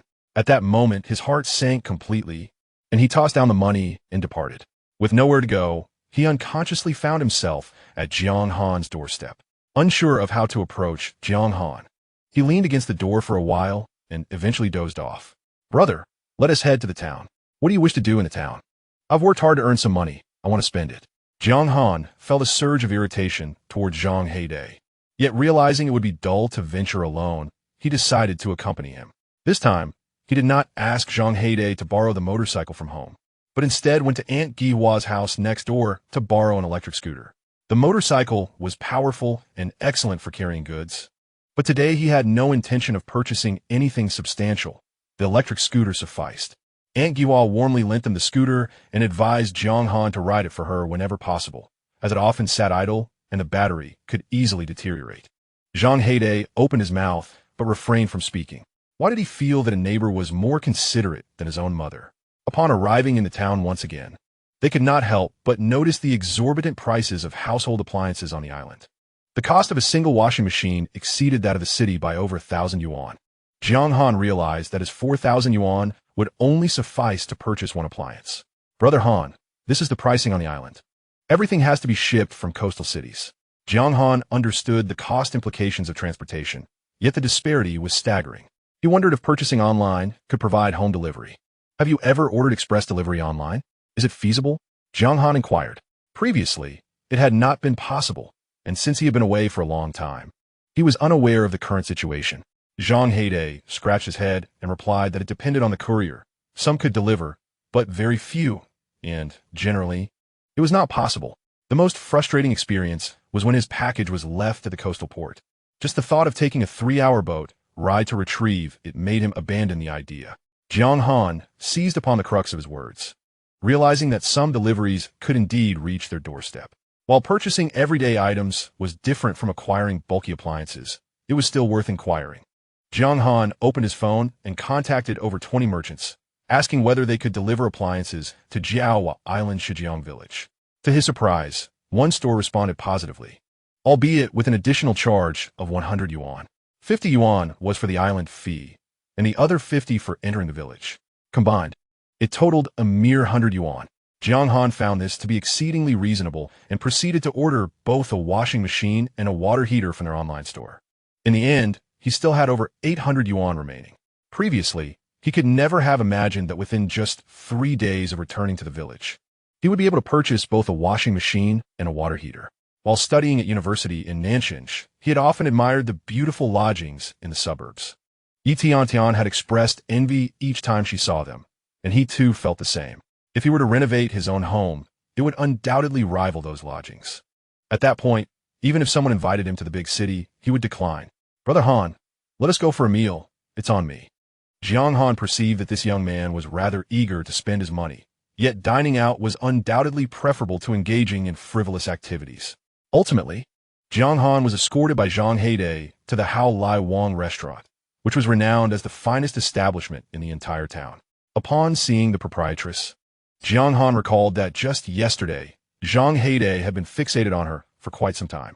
It was now mealtime, and the proprietress was bustling about, already glistening with perspiration. Her thin blouse clung to her form, accentuating her alluring figure. As Jiang Han turned his head, he noticed that Zhang Heide appeared on the verge of a nosebleed. Chapter 13 continues to be envied by classmates. Jiang Han gave him a gentle pull, realizing that there were no available seats, which he found somewhat unfortunate. This newly opened restaurant was surprisingly thriving, contrary to expectations. Jiang Han did not rush to leave. Since Zhang Heide was so keen to dine here, they would surely wait for others to finish their meals, ensuring they could partake in this dining experience. The proprietress approached with a warm smile, a hint of cherry blossom fragrance wafting in her wake. Heide, you've arrived. There are no seats downstairs. Shall I take you to a private room upstairs? Jiang Han was taken aback, not expecting Zhang Heide to be so familiar with her. Your restaurant is quite spacious, he remarked. Most eateries on this island were modest, and the total number of tables hardly exceeded a handful. He was astonished to discover that there was an upstairs area as well. Life on Jiaowa Island seemed to be lived in a rather carefree manner. The proprietress led Jiang Han and Zhang Heide upstairs. Jiang Han chose a seat by the window, allowing him to gaze down at the scenery below. The ambience here felt remarkably more comfortable than that of the lower floor. The proprietress gestured toward a QR code on the table, inquiring, "What would you like to order?" You can scan the code to place your order yourself, or I can take your order manually if you prefer. How advanced! Jiang Han exclaimed. Such a method of ordering was commonplace in cities, but was a novelty on their little island. I can't order. Just bring a few of your best dishes for me and Han Ge to enjoy, Zhang Heide stammered, usually more articulate, but now exhibiting a tense demeanor, almost sweating with anxiety. The proprietress, radiating warmth and charm, replied, "If that's the case, I shall indeed be rather casual with my selections." With a playful wink, she departed. Zhang Heide's face flushed immediately. Casual is fine. After the proprietress left, Zhang Heide noticed Jiang Han's gaze upon him and explained, on the day she opened, "I happen to dine here. I was her first customer and even helped her move some inventory." He scratched his head, somewhat awkwardly. "At that time, I had little else to do, so I came here frequently for fried rice. After a while, we became familiar." Jiang Han looked at him, astonished. "This is a seafood restaurant, and you came here for fried rice?" "Well, I didn't have much money back then," Zhang Heide replied. Jiang Han found this quite reasonable, simultaneously appreciating the kindness of the proprietress, who had not turned him away despite his frequent visits for fried rice. After a short while, a sweet-faced young woman approached, carrying a platter. Table 27. Here is your sea base. Jiang Han cast a glance at her. The young lady possessed an admirable physique, albeit lacking the assertiveness of the proprietress, exuding a pure allure. Shall we settle for just one sea base? The young lady smiled sweetly. There are more options. I fear you two may not finish. My sister has prepared 3 dishes and a soup for you. If you wish to add more, just let me know. What are the other 2 dishes? Spicy fish skin and scallion oil sea melon seeds. The spicy fish skin pairs wonderfully with rice. The soup is clam and dried vegetable soup, exceptionally fresh. Jiang Han found the proprietress quite commendable. She did not hastily serve dishes merely because of Zhang Heidei's presence, nor did she contemplate taking advantage of him.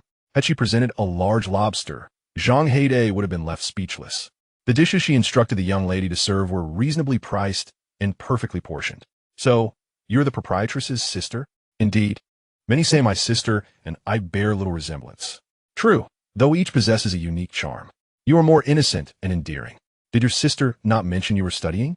How come you are helping out at the shop? It is summer vacation. I am working part-time. Ah, I see. Your sister has arranged everything splendidly. We are quite satisfied. Please extend our gratitude to her. The young lady smiled. Of course, I will convey your thanks. Jiang Han observed that the flavors of this establishment were indeed delightful, which explained its thriving business. Furthermore, the service was commendable, and they were even presented with a small fruit platter. Jiang Han's phone vibrated. In the group chat, Lu Boong had mentioned him again. Lu Boong, Jiang Han, where are you up to? Jiang Han, dining. Hu Danzin, what are you eating? Jiang Han felt that his classmates were rather dull. Did they truly need to inquire about lunch? Nonetheless, he captured a photo of the dishes on the table and shared it in the group, though his hand trembled slightly, rendering the image somewhat blurry. Yuhi, are you joking? Is this your lunch? Jiang Han, dining with friends at a restaurant. Jiang Han, what? Does young master you look down upon our humble lunch? After a while, Yuhi shared his own lunch in the group, a sandwich and a bottle of yogurt. Amidst the surroundings of a plaza, Yuhi, crying, my family runs a small company. We lack sufficient staff, so my father made me distribute flyers. Hu Danzin also posted her lunch, which appeared to be a rather unappetizing work meal, particularly in the unappealing takeout box. Hu Danzin, what kind of bland existence are we leading? Jiang Han seems to be living too well. Jiang Han felt a twinge of frustration. Why did a simple meal outwarrant such philosophical musings from them? Viewed through this lens, the lives of these wealthy youths seemed rather unworthy of envy. When Zhang Heidei went to settle the bill, the proprietress charged them a mere 180 yuan. In a large city, such a meal would easily cost at least 250. Jiang Han planned to return, as the tide would recede at 8 o'clock this evening and rise again at midnight. He intended to take a nap, fearing he might lack energy for his evening tasks. Han, go, you may head back first. I will go to the internet cafe. Then I shall take my leave. The exterior wall of the supermarket in the town was plastered with numerous flyers. Many of the phone numbers belonged to private car owners residing in the town, who generally lack stable employment. If someone calls them, they will come out to drive, albeit at a rather steep price, charging 30 to 40 yuan for an 8 to 9 minute ride from the town to the village. Jiang Han rode his electric bike home, not rushing to return it, but instead first recharging it. After taking a nap, the battery was fully charged. When he went to return the bike, Aunt Jiaowa invited him to stay for dinner. Jiang Han politely declined, preferring to prepare a simple meal for himself. As he was leaving, Aunt Jiaowa's little grandson ran over, his tiny frame wobbling as he approached Jiang Han and playfully patted him on the backside. Aunt Jiaowa was startled, exclaiming, "What are you doing, you little rascal?" The child innocently replied, "Grandma, didn't you say that Jiang Han is lucky? I want to befriend him to share in his good fortune." The child rubbed his hands together, having just touched Jiang Han, clearly seeking some luck. Aunt Jiaowa blushed, saying, "Little Han, don't listen to what children say." Jiang Han chuckled, thinking it amusing yet surprising that such notions circulated in the village. "It's all right, Aunt. I was quite mischievous at that age, too." Aunt Jiaowa smiled awkwardly, while the little boy seemed dissatisfied, wanting to touch Jiang Han again, but was restrained by Aunt Jiaowa. Jiang Han quickly exited her home. Upon stepping outside, he encountered Wang Xiaobao and Li Xiaowa, and for some reason, he sensed something peculiar in their gazes. Just as he was about to hasten his pace homeward, Aunt Bea approached him with a beaming smile, asking, Han, could you spare me an old piece of clothing? Jiang Han, taken aback by her wrinkled face and ingratiating demeanor, pondered the purpose behind her request. What do you need my old clothes for? I've never heard of you having any peculiar habits. She explained, it's just that my daughter-in-law hasn't shown any signs of pregnancy yet. I thought I might place your old clothes under their pillow to bring them some luck. Jiang Han was completely taken aback. He was hardly a deity of fertility. Moreover, the thought of his old clothes lying beneath someone else's pillow made him uneasy. He refused to give her his clothes, but decided to cut her a piece of an old tablecloth instead. Aunt Bea joyfully accepted the fragment and left, delighted.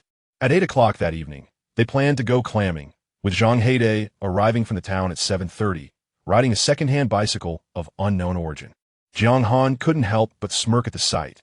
This fellow had evidently been gaming until the last moment. Fortunately, it did not hinder their clamming expedition.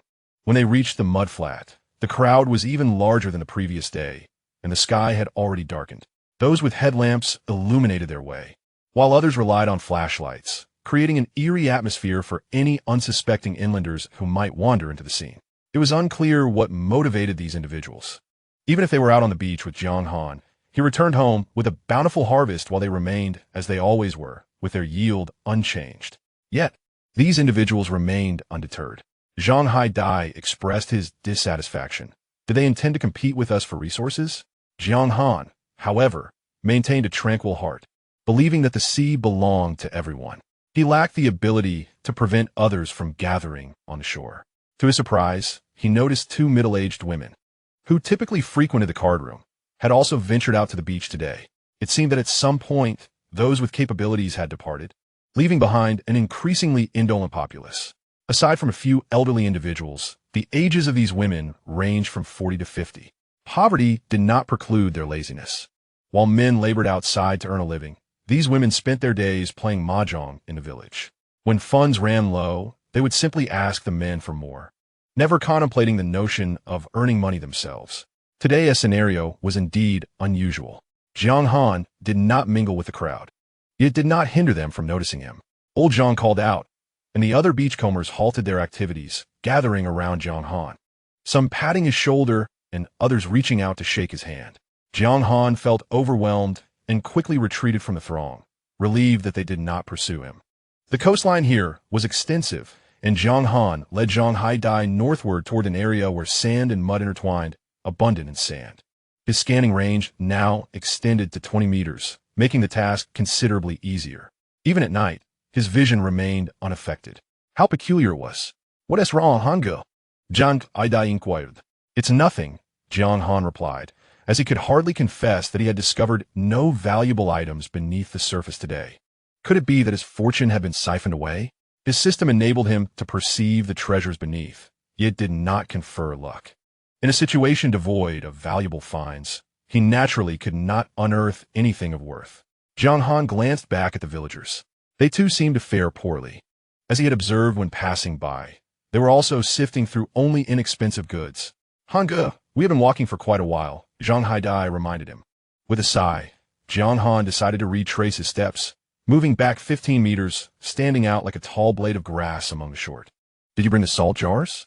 Jiang Han assumed that with his extraordinary scanning ability, he would not need such items. However, he was mistaken. Zhang Haidai retrieved 2 large salt jars from his backpack. In a farming setting, beachcombers were aware of what they were harvesting. Yet, in this pristine natural area, one could encounter a variety of finds. Zhang Haidai brought along a bit of everything, which rendered his backpack quite heavy. The 2 large salt jars were distributed, one for Jiang Han and one for Zhang Haidai. Do we need to use the salt jars? Jiang Han nodded, as he took a sand shovel and removed the top layer of sand and mud, revealing a dense array of air holes beneath. Zhang Haidai observed with excitement. These holes are so dense. Could they be clams?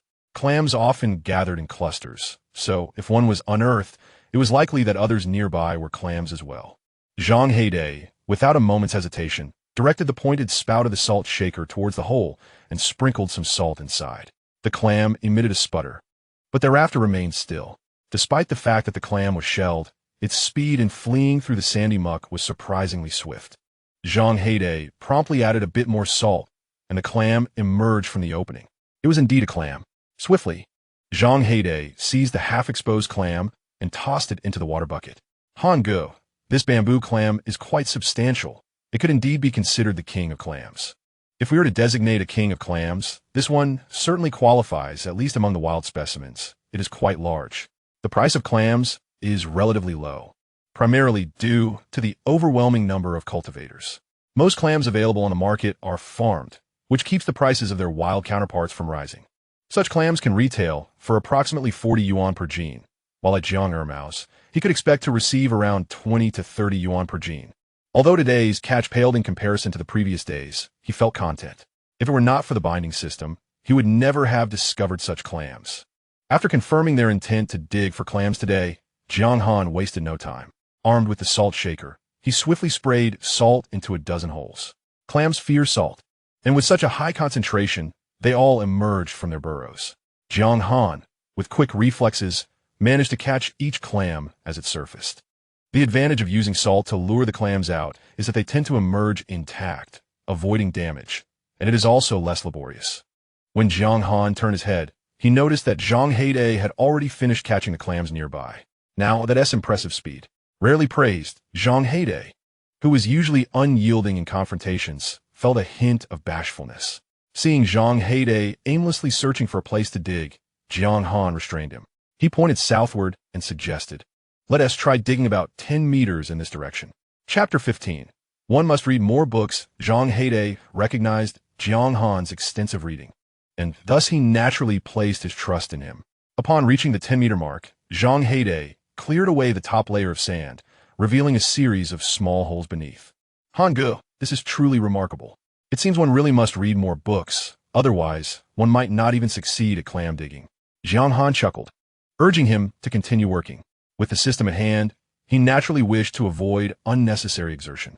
However, in the absence of valuable finds, he could only rely on quantity, which depended on physical stamina. This area was abundant with clams, and he intended to excavate as many as he could.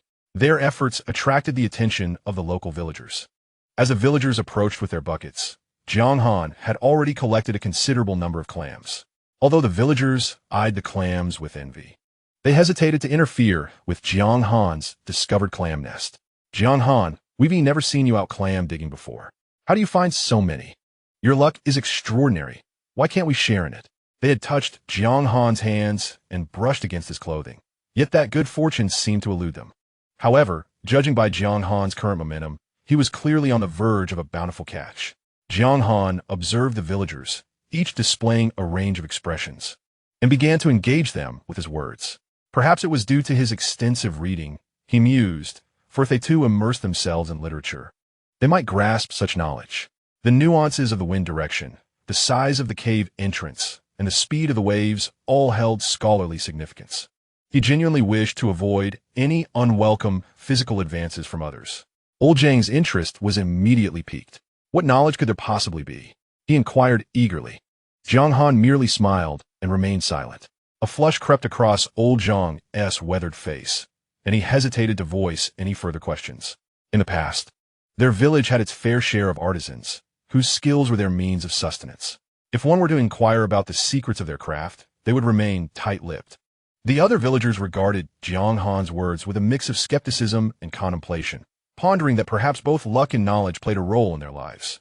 Thus, they concluded that one should indeed pursue education, for as mere peasants, their existence would inevitably remain humble. As Jiang Han dug with precision before the onlooking villagers, their envy grew. Aunt May, a regular at the local card room, suddenly found the allure of card games waning. She sought a spot to mimic the digging motions. Aunt Jinju glanced at her, bemused. "Why are you so excited? It is always Jiang Han who finds the good stuff." Aunt May looked at Jinju as if she were daft. "Do you know why I lose at mahjong?" "Why?" "Well, it is simply due to bad luck. Without luck in mahjong, one cannot expect to find fortune at sea either. If I had Jiang Han's luck, would I still be losing?" Aunt May's eyes sparkled with newfound insight. "I have discovered an excellent method to test one's luck. It is by scavenging at sea. When I finally unearth something valuable that will signal my luck has arrived, and I can return to the card table with confidence. Otherwise, heading out to lose would be foolish. Aunt Jinju found her reasoning quite compelling. If she could also find treasures at sea, perhaps her fortunes at the card table would improve as well. Thus, Aunt Jinju joined in the digging, adopting a similar approach. Jiang Han and Shanghai Dai primarily unearthed clams today, occasionally coming across some small snails and other shellfish, all of which were collected. Considering he needed to purchase vegetables regardless, Jiang Han decided to reserve a portion. Glancing at the time, he noted it was nearly noon, and they had returned earlier than expected. Instead of knocking on Jiang Mao's door in the middle of the night, he placed the clams in a pool of seawater for safekeeping.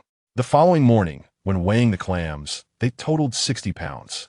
Jiang Mao offered him 32 yuan per pound, a price Jiang Han recognized as the highest Jiang Mao could afford. Ultimately, the total came to 1,920 yuan. Although it was less than 2,000, the villagers regarded him with eyes full of awe, as if he were a mystical being.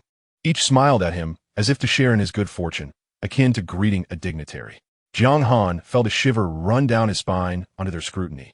The host sold seafood for 1,920 yuan, earning 1920 system points. Total system points, 3872 points. Does the host wish to expend 2,500 system points to exchange for a scanning range of 5 meters? Ding! Exchange successful. The host now possesses a scanning range of 20 meters. Exchange successful, 2,500 system points deducted, leaving 1,372 system points. The host requires an additional 1,128 system points to exchange for the next 5-meter scanning range. The system also encourages the host to continue their efforts. Jiang Han was taken aback by the system's motivation. After returning home, he transferred a total of 192 to Zhang Heidei. They had accumulated quite a bit this time. Jiang Han felt he could not consume it all alone, so he called Zhang Heidei. The noise on the other end was quite overwhelming. Brother Han, I won't be coming over to eat. After hanging up, Jiang Han felt a strange sensation. Last night, when Zhang Heidei left his house, he noticed him riding a bicycle, not heading towards his own home, but rather towards the town. Could this fellow be spending the night at an internet cafe just to play a game? Jiang Han stretched lazily, intending to doze off in the rocking chair for a little while, but was roused from his slumber by a knock on the door. Upon opening it, he found a village chief standing at his doorstep with 2 identical girls. Jiang Han was momentarily taken aback. Are they twins? Jiang Han. Tiantian has brought over a couch surfer, did you know? Jiang Han shook his head. I'm not aware of this. However, it is indeed in character for Tiantian to engage in such chaotic endeavors. Village chief, do you have something to discuss? The village chief sighed. These 2 are the couch surfers. Unable to articulate further, he let the twins explain themselves. The elder sister, Ma Xiaomei, spoke up. We're the kind of people who travel around with or without any particular reason. To save costs, we do not stay in hotels or inns. Instead, we sleep on people's sofas. Couch surfers form a community where members share their sofas with one another. When other couch surfers visit one's home, they must offer their own sofas as well. The village chief felt a bit embarrassed, noting that this situation was orchestrated by Tiantian, with the address being hers. Without Tiantian present, her mother was adamant about not allowing the 2 girls to enter. You know my family situation, with that fierce matriarch of mine. Bringing 2 young ladies into the house would surely cause an uproar. Remembering that you and Tiantian are a couple, I thought it best to bring the girls to you. I've already broken up with Tiantian. The village chief stiffened, appearing quite anxious. What are we to do now? A typhoon is approaching, and we can't even leave the island. A typhoon? Indeed, I saw it on the weather forecast. Jiang Han had indeed encountered news about the typhoon online. The previous day, it had mentioned it would not make landfall until the day after tomorrow. He did not expect it to arrive so swiftly. Chapter 16. Providing shelter for the twins, Jiang Han glanced at the twins again. They appeared youthful, likely fresh graduates. I can offer you my living room, but the conditions are not ideal. Upon hearing this, Ma Xiaomei exclaimed, That's perfectly fine. We only need a place to stay. Jiang Han fully opened the door, inviting them in. The village chief exhaled in relief, grateful that Jiang Han had taken them in. Otherwise, he was uncertain how to manage the situation today. Upon entering the room, Ma Xiaomei promptly set down their 2 hefty bags. Excuse me, is it possible to take a shower here? My sister and I have been traveling all day and have yet to bathe. These twins possessed strikingly delicate features. They expressed their love for travel, yet their skin remained remarkably fair, exuding a certain ethereal beauty. I do not have a water heater here. If you wish to bathe, you will need to boil water yourself. The sisters displayed no pretentiousness, simply inquiring if Jiang Han could provide an electric kettle. Ultimately, Jiang Han fetched a rapid heater for them and also handed over a large red bucket, for using the electric kettle would be too slow. This bucket is new and has not yet been utilized. You can place the heater in the bucket, and once the water is heated, you may bathe. The twins exchanged identical, puzzled expressions on their faces, and in unison, they blinked. Is it really possible to do it this way? Such a straightforward and rudimentary method was unfamiliar to them. My sister used to boil water this way. Many in the village did. He, as a grown man, would not resort to such methods in this sweltering heat, opting instead for a cold water rinse. After expressing their gratitude, the sisters proceeded to follow Jiang Han's instructions for heating the water. Perhaps out of curiosity, they soon checked the temperature of the water in the bucket. Suddenly, they exclaimed in astonishment, "Oh my, it really works to boil water this way. Could this be the wisdom of the working class? How could one even conceive of such a method?" Jiang Han's lips twitched. The technique they had grown up with was now perceived by them as the wisdom of the laboring populace. Glancing at his phone, he noted that the typhoon was predicted to land in Tsangcheng in 5 hours, and before reaching Tsangcheng, it would sweep through their small island. This typhoon was classified as a strong tropical storm with a magnitude of 10.5. He could only hope that the most severe part would not affect their island. After inspecting the surroundings, he ensured that all possible windows were tightly shut. At that moment, the village's loudspeaker began broadcasting, urging everyone to return home promptly and not linger outdoors, while also advising on preparations for the impending typhoon. A message from Zhang Heide appeared on his phone. "Hangul, a typhoon is approaching." Remembering that Zhang Heide was still in town, Jiang Han replied, "I know. Haven't you returned yet?" Zhang Heide responded, "I won't be coming back. The internet cafe owner has closed up, so I'm staying here." Jiang Han was taken aback that Zhang Heide had truly made the internet cafe his home. After securing the safety measures downstairs, he ascended to the upper floor. With the two sisters resting there, it would be inconvenient for him, a man alone, to remain. Moreover, he had not slept well the previous night, and with the impossibility of going out to fish today, he planned to catch up on the sleep he had lost. The only disappointment was that today marked a significant tide. There were only a few days of high tide this month, and it was unfortunate that today's tide was disrupted by the approaching typhoon. Just as Jiang Han lay down on his bed, his phone chimed, revealing a transfer notification from his sister, a sum of 2,000 yuan. He refrained from accepting it immediately and, emulating his sister's actions, transferred the same amount back to her. Upon observing the transfer, Jiang Feng was momentarily taken aback. Her brother had always claimed to possess wealth, and it turned out he genuinely did. This sum of money was likely earned during his time working in Nanchang. Once he had spent a significant portion of it, she would inquire further. Nearby, Zhao Hai nudged his wife, questioning her cheerful demeanor. "What are you so amused about?" "I am simply delighted. My brother is becoming increasingly responsible." Zhao Hai remained silent, while Jiang Han had merely gained admission to a reputable university, which in this day and age held less value than it once did. As long as Jiang Han did not burden their family, that was already a commendable feat. Jiang Han did not accept the transfer, and naturally, Jiang Feng would not either. Thus, their transaction lingered in the chat dialogue. Jiang Han believed he could finally catch some sleep, but a knock at the door interrupted him. Slightly irritated, he opened the door with a less than pleasant expression, only to find his twin sister, Ma Xiaomei, standing before him in a flimsy silk camisole. The neckline was so low that it barely concealed anything. "Do you need something?" Jiang Han's tone was icy, startling Ma Xiaomei. "I apologize. I merely wished to assure the family of my safety, but I have been unable to make a call." Jiang Han sighed and slipped on a white tank top before stepping out of the room. "The signal is poor downstairs. My room has better reception. You may use my room to make your call." Ma Xiaomei expressed her gratitude multiple times as she entered Jiang Han's room. As he left, she stole several glances at his retreating figure, marveling at his striking appearance. He was undeniably handsome, looking lean in clothes, yet well-built without them. When Jiang Han descended, he found Ma Xiaomei setting up a tent in the living room. "Aren't you going to inform your family of your safety?" Jiang Han was unsure how to address her. Even if he knew their names, he struggled to distinguish between the sisters. "I will do so shortly."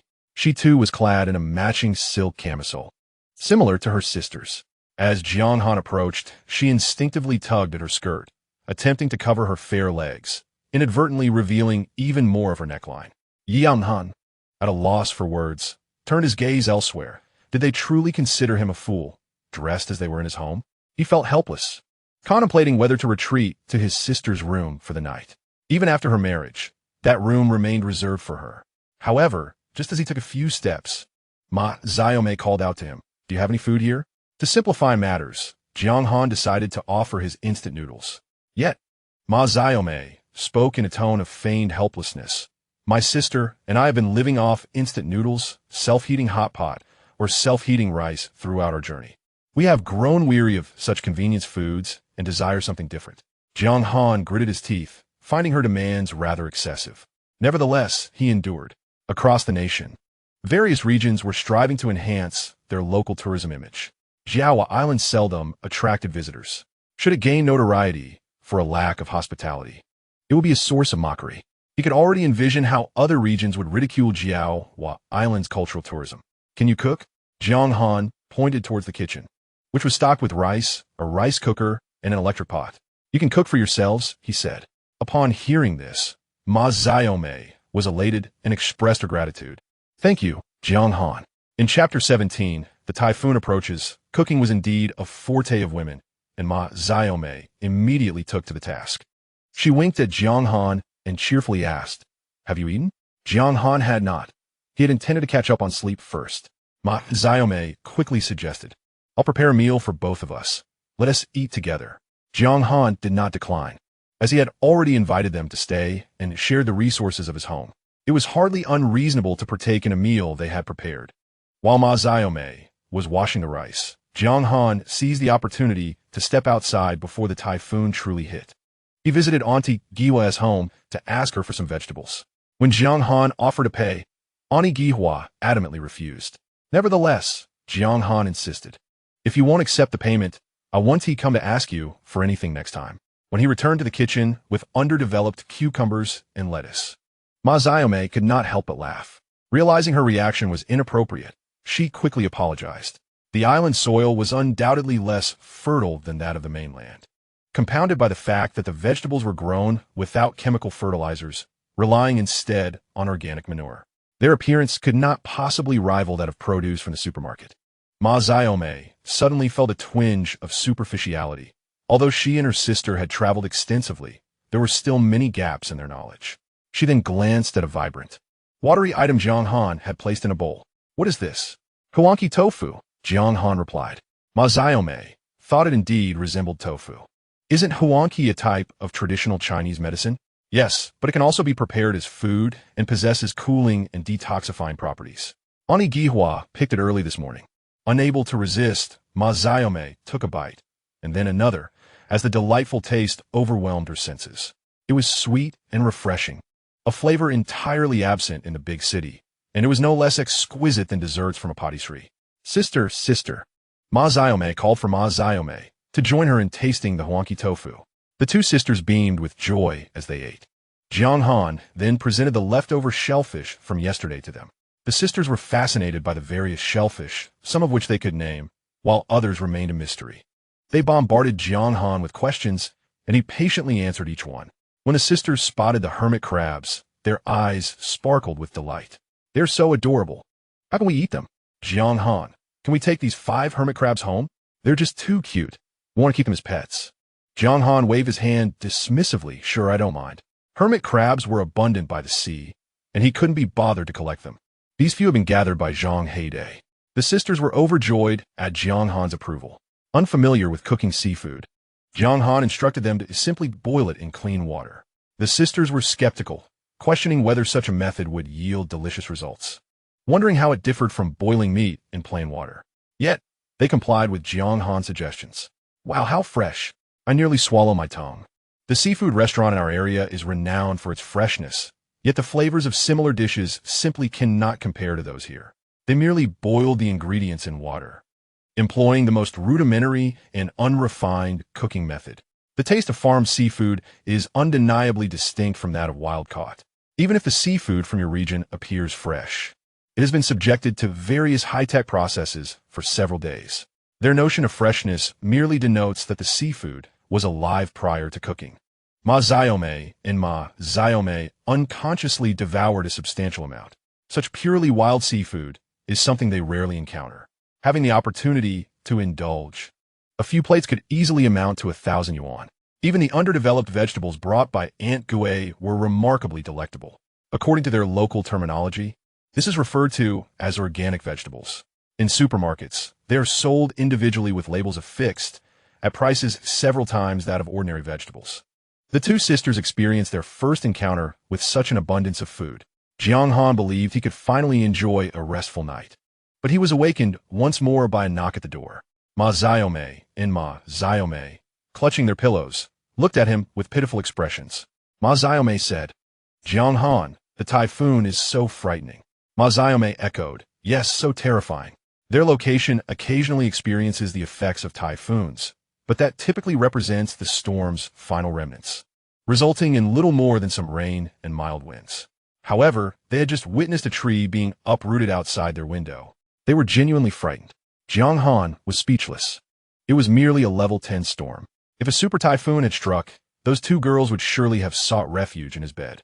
"So, what do you wish to do? Jiang Han, would you mind chatting with us?" Since sleep was out of the question, having a boy converse with them would provide a sense of reassurance. Jiang Han had no choice but to accompany them to the living room on the first floor. However, he found no common ground for conversation with them. After exchanging just a few words, he leaned against the wall and fell asleep. He awoke the following noon, opening his eyes to discover he was not in his room, but rather in a tent suffused with the scent of rose perfume.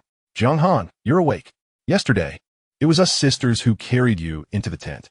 The corners of Jiang Han's mouth twitched. Had he truly been that deep in slumber? No, that was not the crux of the matter. The real question was why they had brought him into their tent.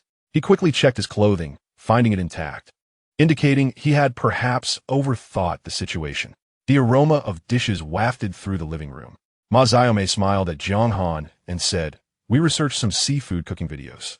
Today, instead of boiling in plain water, we used methods we found online."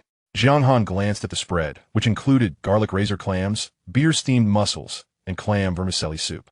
His phone vibrated, and messages in the class group were tagging him again.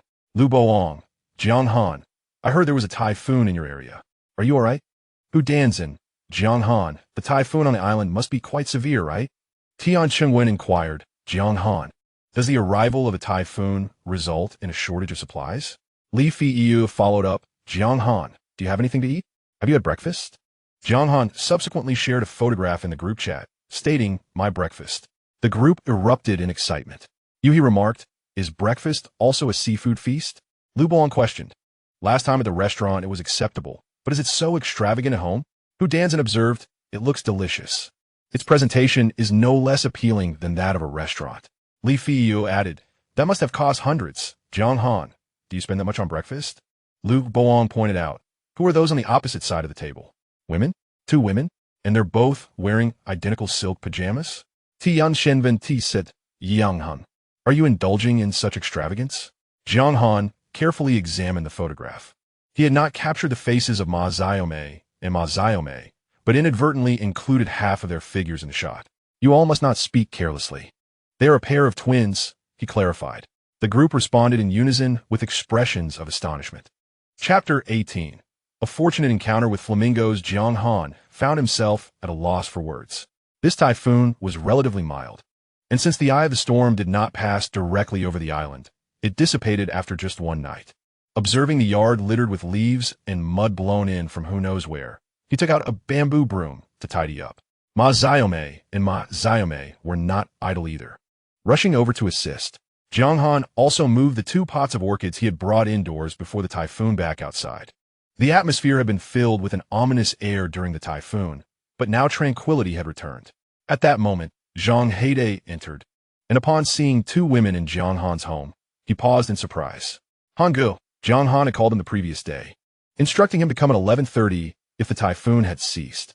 Checking the time, Jiang Han noted it was indeed 11:30. This fellow was quite adept at timing. Often, high tides last 2 to 3 days, sometimes even longer. Today was also a day of high tide, with 3 instances of ebbing. The first occurred in the early morning, coinciding with the typhoon, and they had already missed that. The other 2 would happen at noon and 11 at night. They had half an hour until the second ebbing of the day. Since returning home, Jiang Han had yet to catch the sea during a high tide. His intuition told him that good fortune awaited today.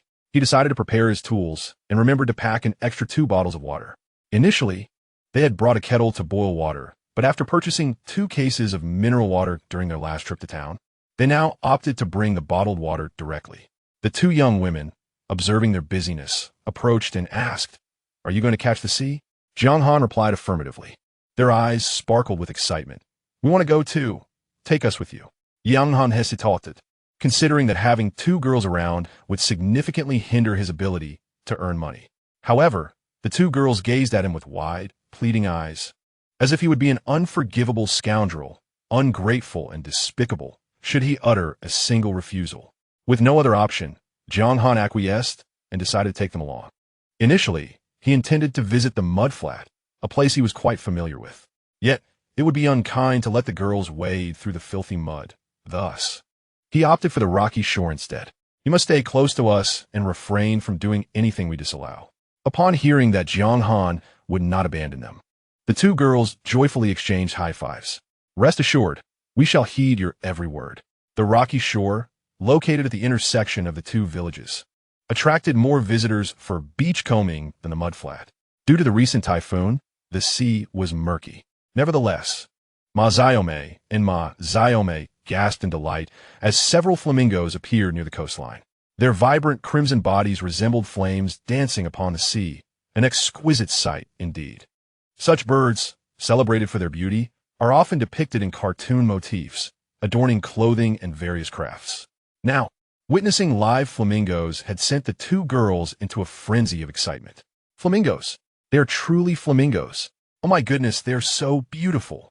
Quick, let us take a picture with the flamingos. Before they even began beachcombing, the 2 girls entered a state of photographic enthusiasm. Jiang Han had only seen flamingos for the second time. During his childhood, he lacked the means to capture such moments. He could not predict when he might have a chance to see them again.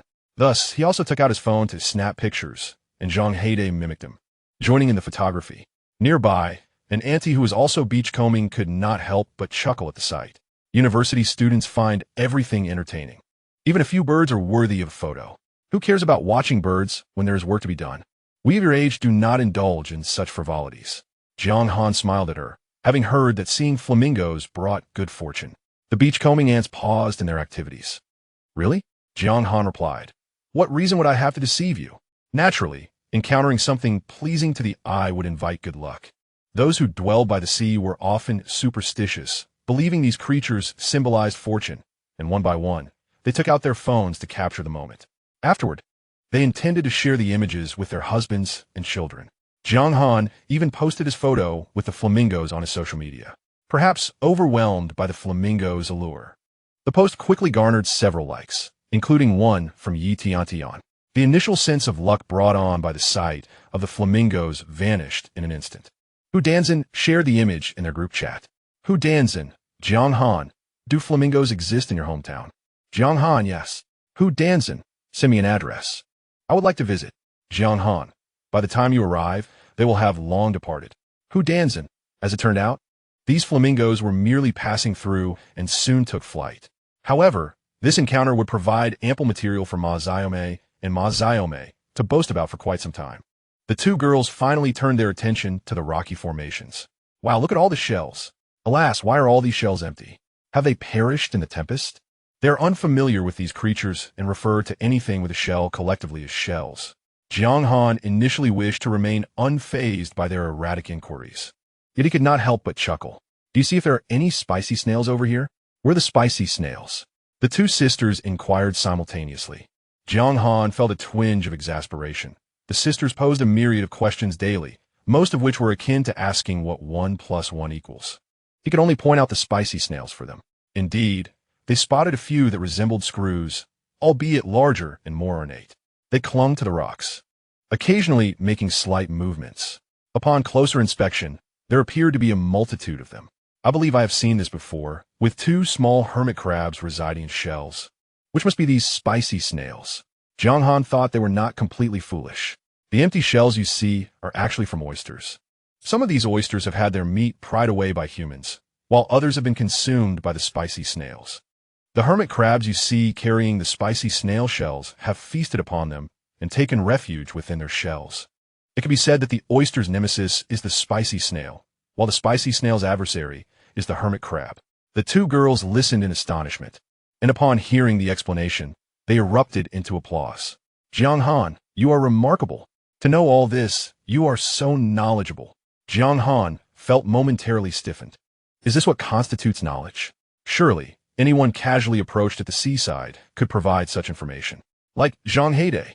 Jiang Han began to sift through the densely populated spicy snails on the rocks. The snails he removed all fell into the net bag he had brought. The sisters felt something was amiss with the bag. The holes in this net are rather large, almost the size of 1.5 of our fingers. Chapter 19. Discovery of the General's Hat. Look, these small ones have fallen through the holes. Jiang Han felt parched. Indeed, bringing the girls to gather at the shore would affect his pace of earning. Many of the very small, spicy snails are ineatable, and filtering out these tiny ones would simplify the selection process later on. The two girls had not anticipated this reason. Once again, they realized their ignorance.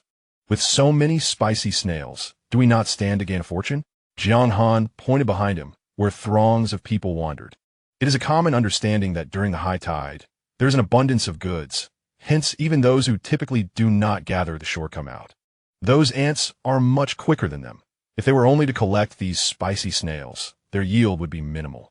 Furthermore, the price of spicy snails is not particularly high.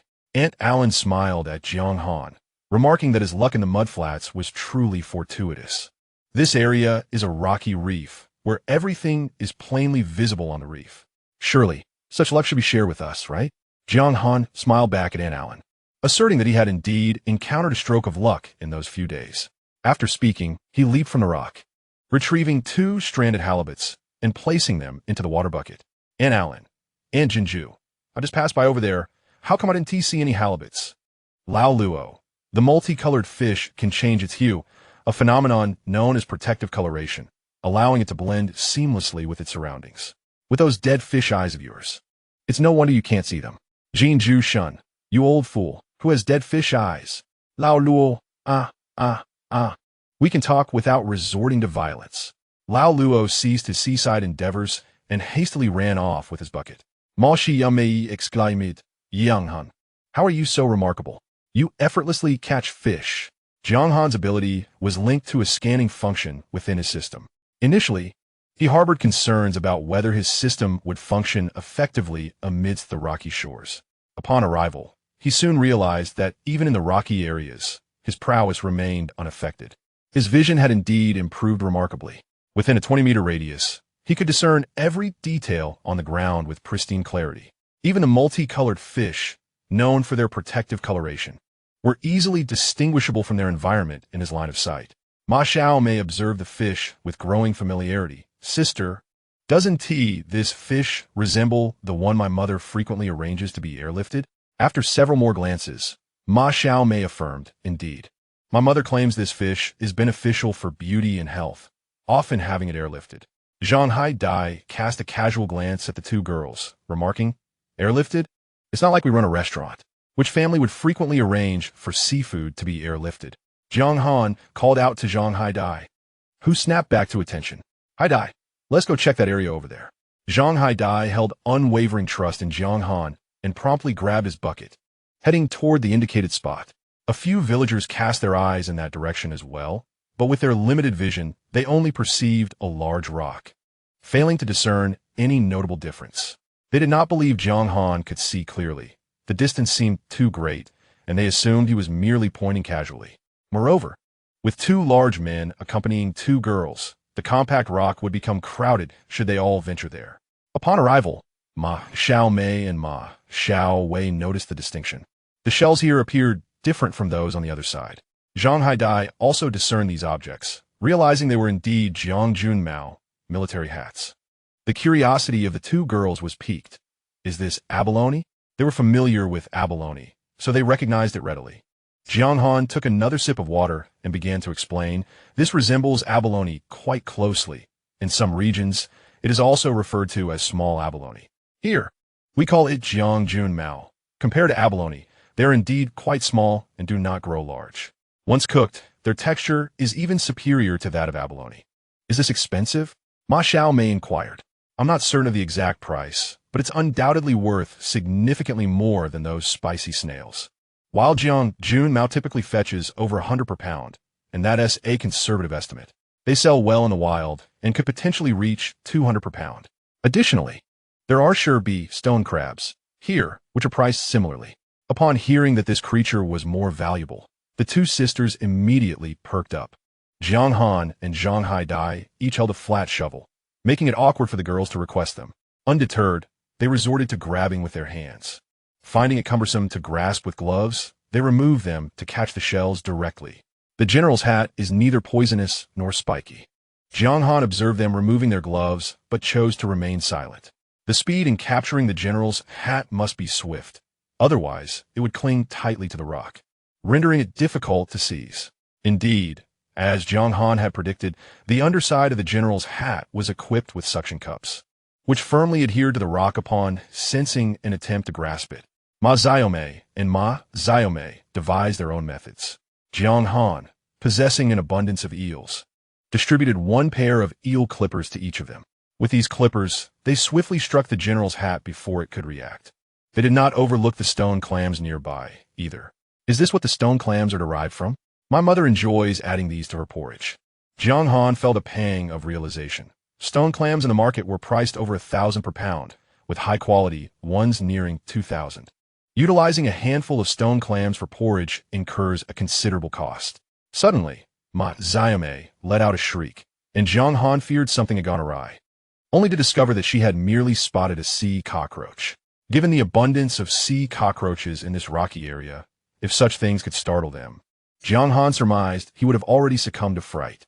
He decided to ignore the two women, allowing them to frolic as they pleased.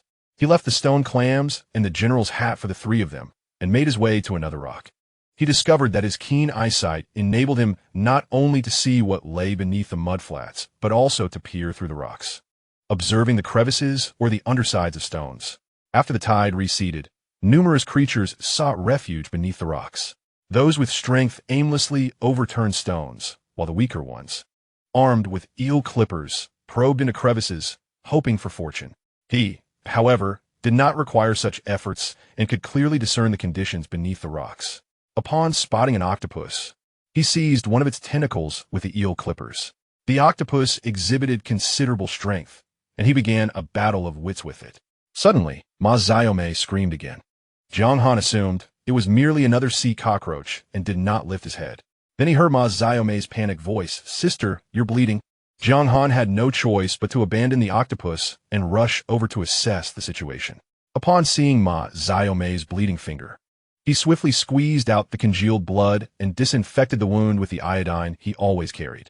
After applying cephalopod bone powder to staunch the bleeding, he affixed a band-aid to her finger. "Angel, I'm sorry. I didn't keep an eye on them." Jiang Haidai felt quite guilty.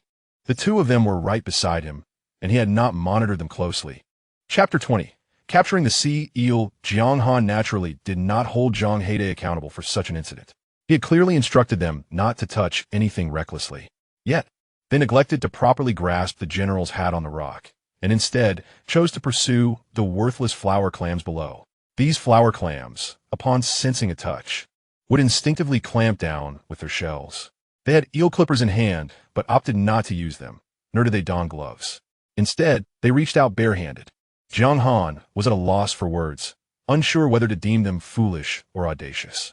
If it were he and Jiang Haidai who were caught, their tough skin and resilient flesh would only endure a fleeting pain.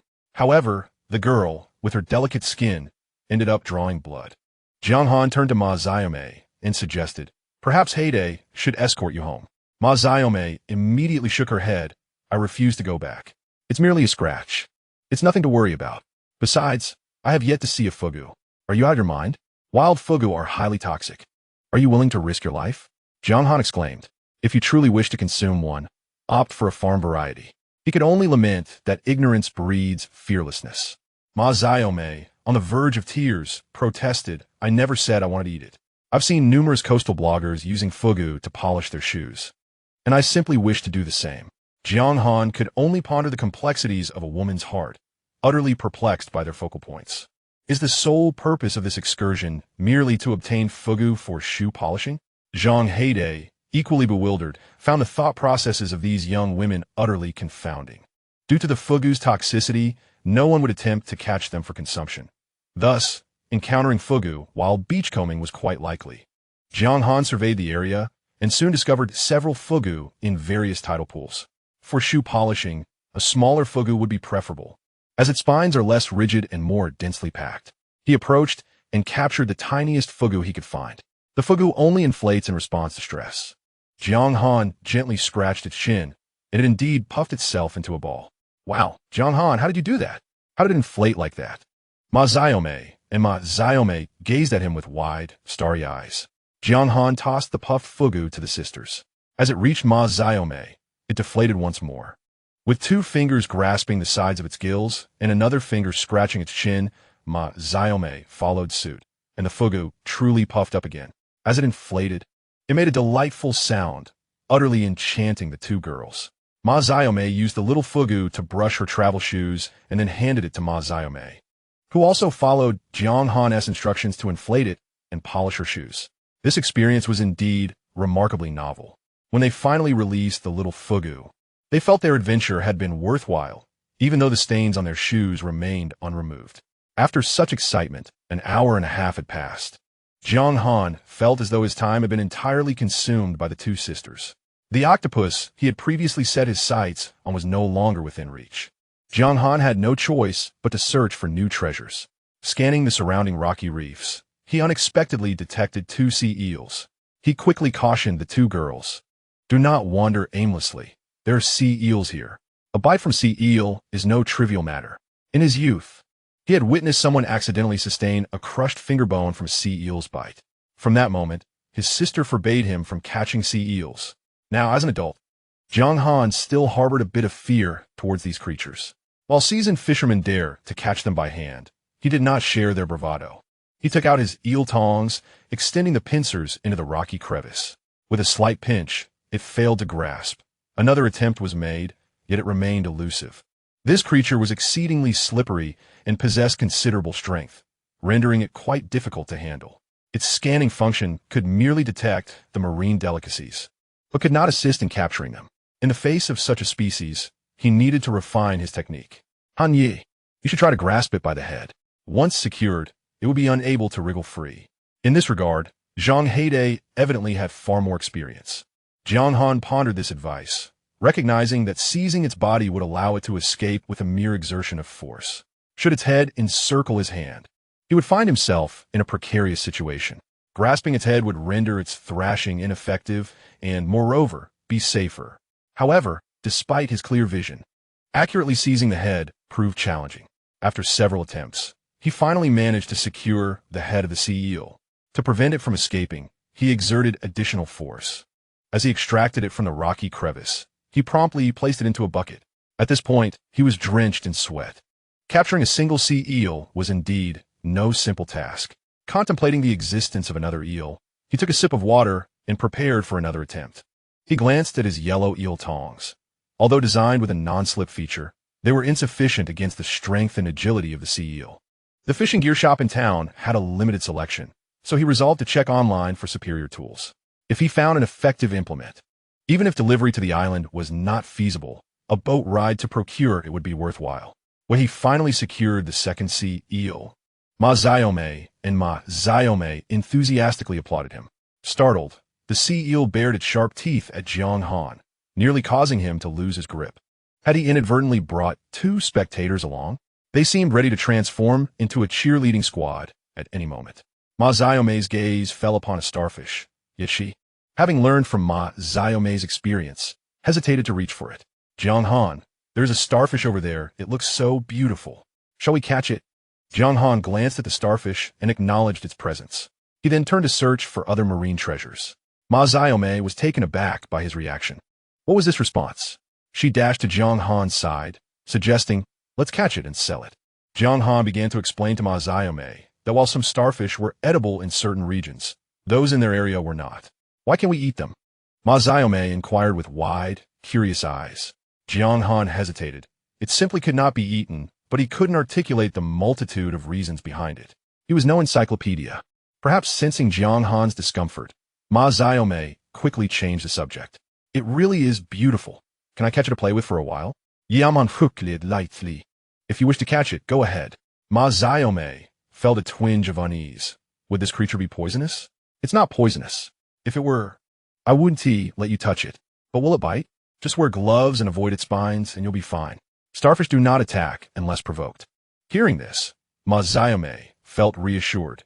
She donned her gloves and approached the starfish. Before she even began to play, she had already tossed the starfish back into the sea. The starfish was so exquisite, and she had seen others using them as specimens. Yet, no one had ever informed her of the overwhelming odor that emanated from them. Chapter 21. Jiang Han is truly remarkable.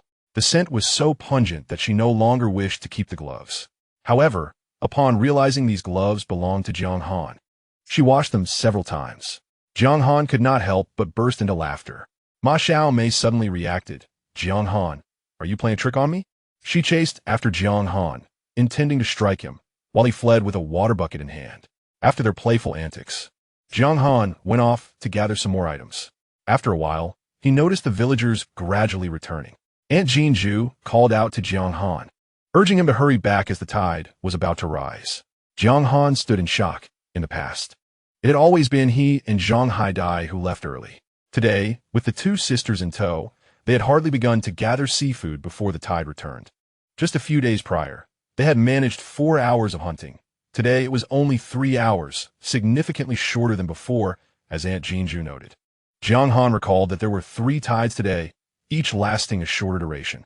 Zhang Haidai was equally disheartened. Hanggu, should we continue? The tide is already rising. There's no point. They each carried a water bucket, totaling 4, yet none were full upon their return. Ma Xiaomei and Ma Xiaomei's buckets contained merely a shallow layer of starfish, not even 1/5 full. Nonetheless, the sisters were bursting with excitement. We never expected that during our first outing, we would gather so much seafood. It seems we are quite capable after all. Jiang Han and Zhang Haidai's haul was more diverse, primarily consisting of various snails and shells, with the starfish and stone crabs being the most valuable. Jiang Han's collection was somewhat different, featuring 2 flounders, 7 sea eels, and 5 bread crabs, along with a considerable number of spicy snails. We'll give you our starfish and stone crabs. We want to take them back, Ma Xiaomei declared.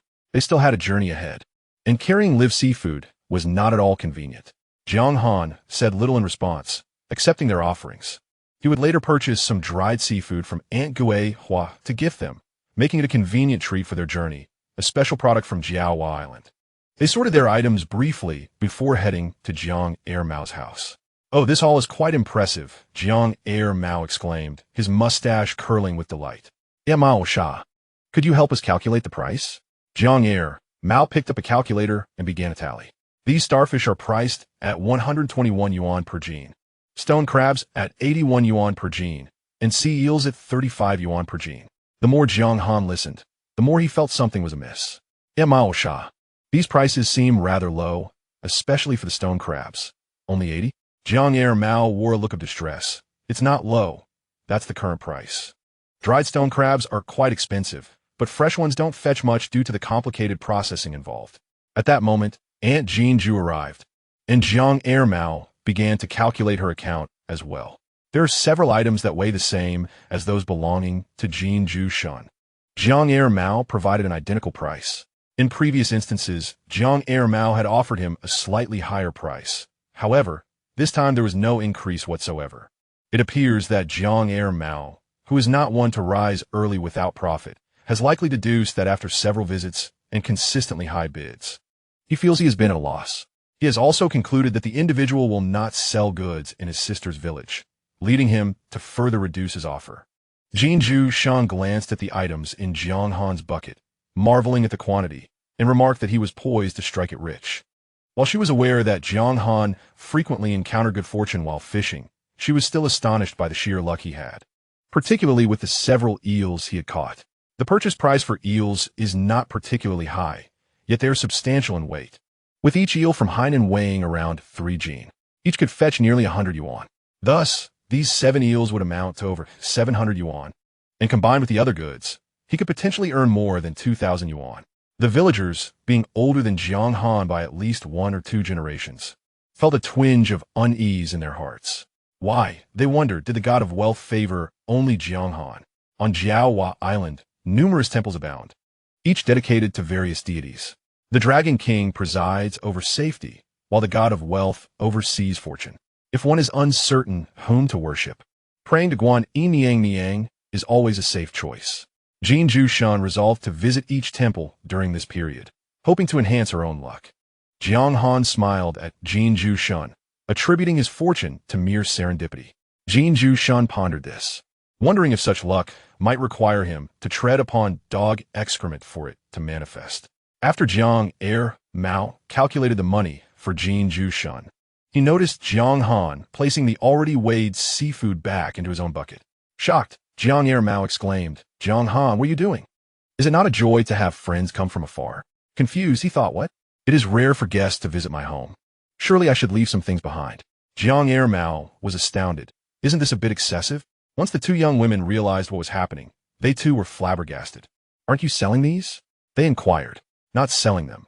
You're leaving tomorrow, so let's keep these for a meal together." Ma Xiaomei and Ma Xiaomei initially wanted to decline, but as they were also in the business, they noticed Jiang Han's expression when the boss quoted a price, which was far from favorable. Thus, they cooperatively replied, "All right, let us share a meal."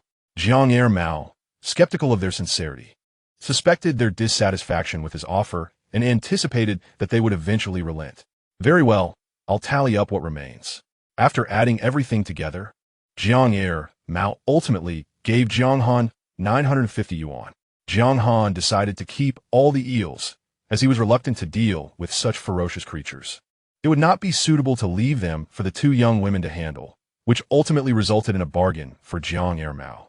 Jiang Han sighed inwardly, realizing that his first encounter with the high tide upon returning home turned out this way. After all his efforts, he only earned 950 yuan. Yet, when he contemplated that had he not returned home and continued to toil in the bustling metropolis, earning 300 yuan in a day would have been a notable achievement. The 2 sisters believed that 950 was indeed quite a substantial amount, especially since Jiang Han had left most of the seafood behind. The employees at their home worked tirelessly all day for merely around 200. Jiang Han, on this occasion, had not even spent half a day. To their surprise, not only was Jiang Han handsome, but he also possessed a remarkable talent for making money. The more they observed Jiang Han, the more they admired his prowess. Beep. The host sold seafood for 950 yuan, earning 950 system points. Accumulating previous points, the total system points amount to 22 points. A scanning range of 5 meters requires 2,500 system points. The host cannot yet redeem this scanning range.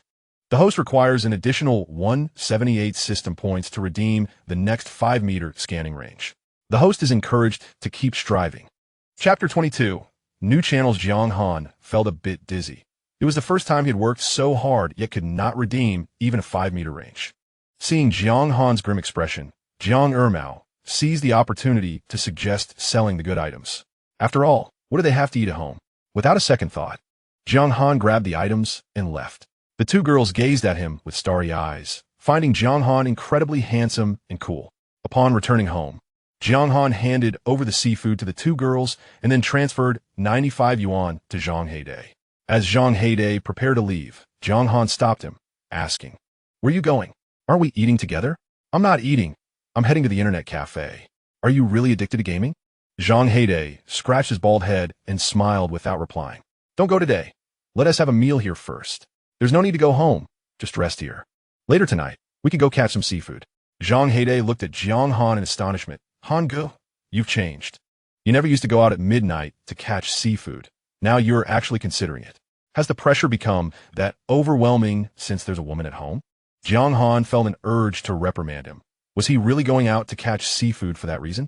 It was simply because today was a high tide, and he felt dissatisfied with the meager earnings from the day. Ma Xiaomei rushed out from the kitchen, asking Jiang Han, "How do we handle this stone crab?" Jiang Han slapped his forehead. He had forgotten about it. He had been so preoccupied with the aggressive eel that he neglected the fact that stone crabs were quite troublesome to process. When his parents were still around, his mother used to complain about the hassle of handling stone crabs. She would send him and his sister to deal with them. The washing was already a challenge, not to mention the messy insides. It was a task that left them utterly exasperated. He recalled his sister crying and vowing never to eat stone crab again, regardless of its taste. In hindsight, he wished he had left the stone crabs for Jiang Ermao. However, considering Jiang Ermao only had 81 gene of stone crabs, he felt a pang of regret. Never mind, let's not deal with the stone crab. You all can handle the rest. Ma Xiaomei thought about the abundance of seafood they had brought back. They wouldn't be able to consume it all at once, so it could remain as it is. Han Gu, even if we go out to catch seafood at midnight, won't we still have to sell it to Jiang Ermao? What if he offers a price that you find unsatisfactory? Jiang Han perceived this as a dilemma. Do you recall the number we noted when we visited the town? Zhang Heidei suddenly remembered. It seemed that the individual was also a collector of marine goods. Jiang Han made a call, but upon learning that Jiang Han was a villager from Shijiang Siyuan, the person promptly declined. You can simply hand over your goods to Jiang Ermao. He will deliver them to me in due course. Jiang Han began to understand that the goods from various villages ultimately converged in the town, where this individual served as the central collection point for all villages. Eventually, Jiang Ermao would pass the goods to him. It was no wonder that Jiang Ermao, lacking a boat, could still manage to dispatch the goods. It turned out he was merely a link in the chain of collection. What shall we do now? Zhang Heidei inquired anxiously. Why will this person not accept them? Each locality has its own customs, right? Can we really be suffocated by such trivialities? Zhang Heidei was astonished at Jiang Han's calmness at this juncture. Han Gu, do you have any brilliant ideas? Otherwise, we might have to take a loss and still hand the goods over to Jiang Ermao. Jiang Han recalled someone. Don't you frequently dine at the Ha Lei Wang restaurant? ISNT, that is seafood establishment? Does the proprietress accept seafood? Zhang Heidei was taken aback. I'm not sure. What do you know then? Zhang Heidei shook his head, admitting that when he dined there, he merely focused on the proprietress and paid no attention to anything else. Jiang Han was speechless. Do you know her contact information? Perhaps a phone number? Zhang Heidei again shook his head, utterly clueless. Just as Jiang Han was on the verge of expressing his frustration with Zhang Heidei, a thought struck Zhang Heidei. I remember the proprietress mentioning something last time. Search for Ha Lei Wang restaurant and see if you can find the contact details. Jiang Han found the Ha Lei Wang restaurant remarkably advanced, as it had a presence online. He entered the characters for Ha Lei Wang, and immediately the restaurant's information appeared. After following the link, a greeting message popped up. Hello, this is Ha Lei Wang. You may also call me Xiao Wang or Wang Wang. If you reserve a 10-person meal 3 days in advance before the 15th of this month, you can enjoy an 88 discount. Ha Lei Wang restaurant is always waiting for you. Jiang Han's lips twitched. The playful tone clearly indicated it was penned by a young woman. He thought of the proprietress's sister, who had studied hotel management. Was his QR code also her creation? Jiang Han clicked on the Contact Us option, and surprisingly, a phone number appeared, indeed a mobile number. He dialed it directly and was greeted by a soft, sweet voice. Hello, this is Ha Lei Wang restaurant. Jiang Han immediately recognized it as the voice of the proprietress's sister. Is your sister available? The voice on the other end responded with surprise. Do you know who I am? Yes. Her voice was quite distinctive. Last time I visited your restaurant with a friend, you served us our dishes. I remember now. You are Zhang Heidei's friend, aren't you? Jiang Han raised an eyebrow. It seemed Zhang Heidei was quite well acquainted there, even to the extent that her sister knew his name. Indeed, I am Zhang Heidei's friend. My name is Jiang Han. Hello. Jiang Han. My name is Menghua. My sister is rather occupied, so if there are matters concerning the restaurant, you may inquire with me. Currently, I am handling a portion of the restaurant's operations. I would like to ask if you would accept seafood if we have some available. We will purchase it as long as the quality is satisfactory. Our restaurant requires fresh seafood daily, but we will not accept goods that are subpar or stale. The quality is assured to be excellent. For items such as stone crabs and general hats, if you're willing to purchase them, what price would you offer? The procurement prices fluctuate daily based on the seafood market. Please hold on a moment while I check today's buying price. A rustling sound came from the other end of the line, and soon Menghua's voice returned, stating that the price for general hats today is 180, while stone crabs are 150. However, the quality requirements for these goods are top-notch. My goodness, that is quite a discrepancy. The price is nearly retail.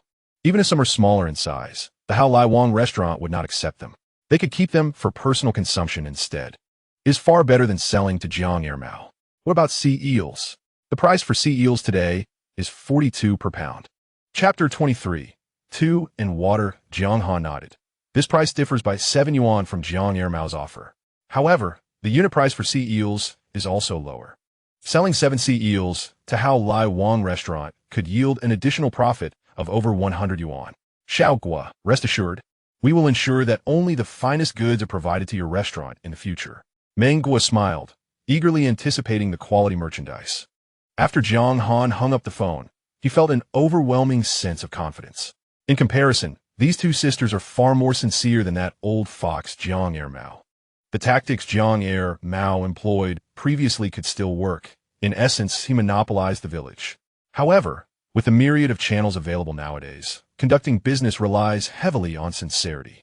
At that moment, Aunt Gihua entered, handing 2 eggs to Jiang Han. He had previously mentioned to her that he would buy any fresh eggs from her hens at 3 yuan 50 each. The eggs were still warm when they reached Jiang Han. Had the 2 girls not been present, he would have consumed them directly. Nevertheless, he took the eggs to the kitchen. Ma Xiaomei, upon receiving the warm eggs, was momentarily taken aback. Why were these eggs warm? Had the heat spoiled them? Of course. Freshly laid eggs are warm. This is common knowledge, is it not? Ma Xiaomei blinked her wide eyes in astonishment at Jiang Han, exclaiming, "Oh my! This is the first time I've touched a warm egg. Sister, come feel this. The egg is actually warm." Ma Xiaomei indeed set aside her tasks, approaching to touch the egg, displaying a look of shock akin to Ma Xiaomei's. "Oh my, it's really warm. I never imagined eggs could be warm. This is so incredibly fresh." Jiang Han found it amusing how something so ordinary could captivate the 2 girls so much. Aunt Gihua took her money and happily exited Jiang Han's home. Just as she was about to enter her own house, she was intercepted by Jiang Mao. Aunt Gihua was startled, asking, "What are you doing? I want to know what Jiang Han is doing at home." Gihua Shun found Jiang Mao to be utterly perplexing. What would he possibly do at home? Had they prepared the meal? How was the food?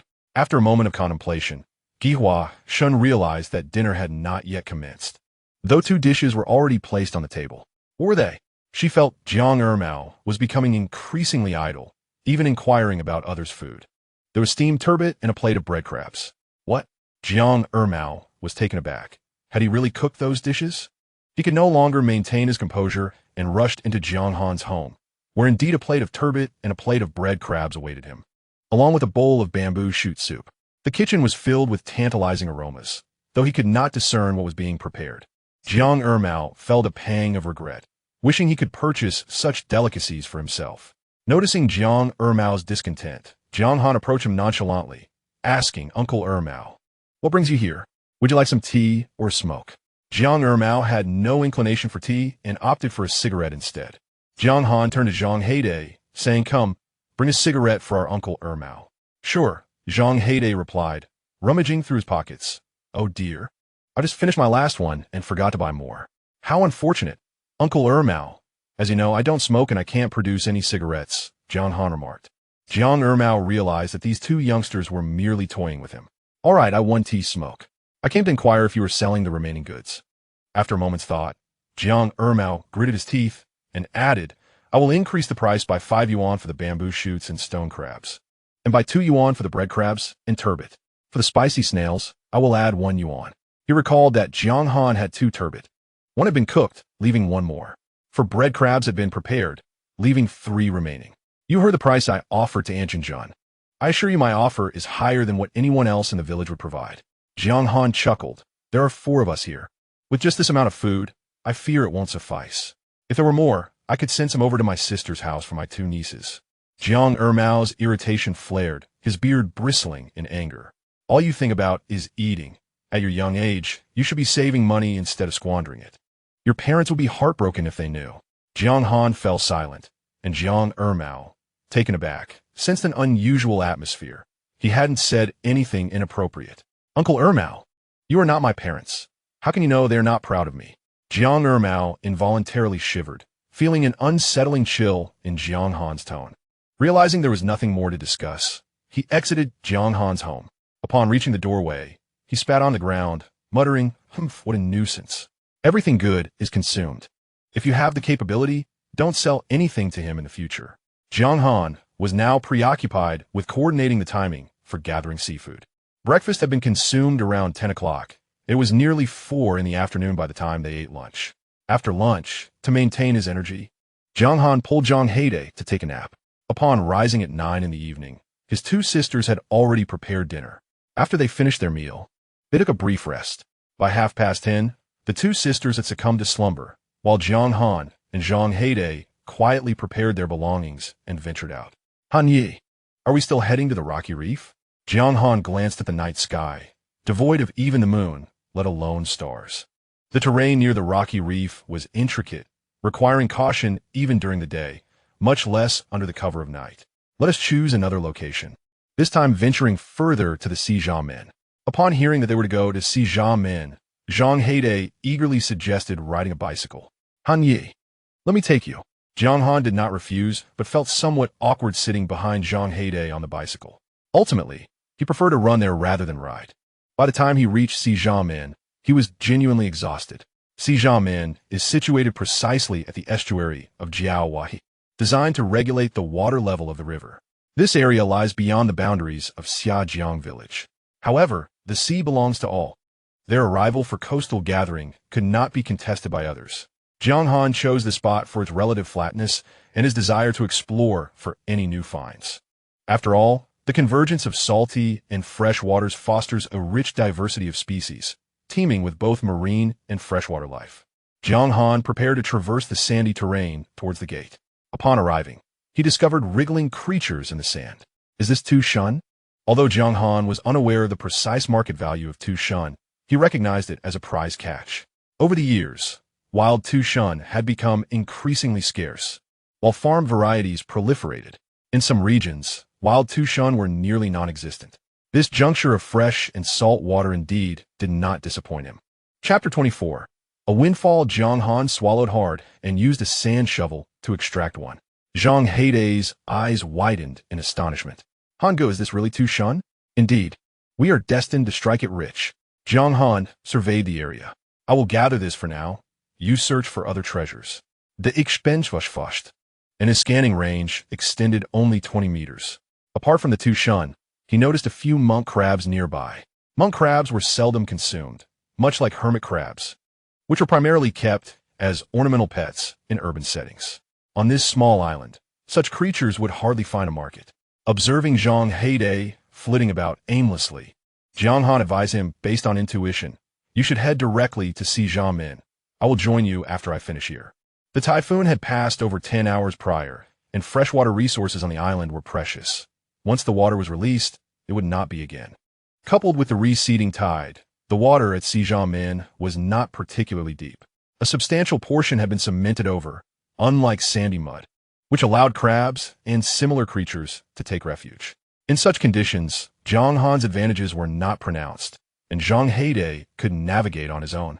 Upon hearing Jiang Han's suggestion, Jiang Haide proceeded towards Xiamen. Jiang Han then rolled up his sleeves and got to work. Suddenly, a flash of light appeared before his eyes, and upon looking up, he discovered that there were others nearby, equipped with headlamps, also seeking fortune by the sea. It seemed that apart from himself, there were indeed others hoping to test their luck. This was Jiang Han's first experience digging for Tu Shun, and after unearthing a few, he felt utterly fatigued. It was the first time he realized that this pursuit by the shore was indeed a labor-intensive endeavor. He stowed away his sand shovel and opted for a spade instead. The long-handled tool significantly eased his toil, allowing him to clearly discern the location of the Tu Shun without the fear of exerting too much force and breaking them. However, after digging out 60 or 70, he still felt exhausted, with his arms beginning to ache. He took a brief respite and sipped some water. After extracting a few more, he decided to pause. Unlike the creatures that become stranded during low tide, Tu Shun inherently inhabit such sandy soil.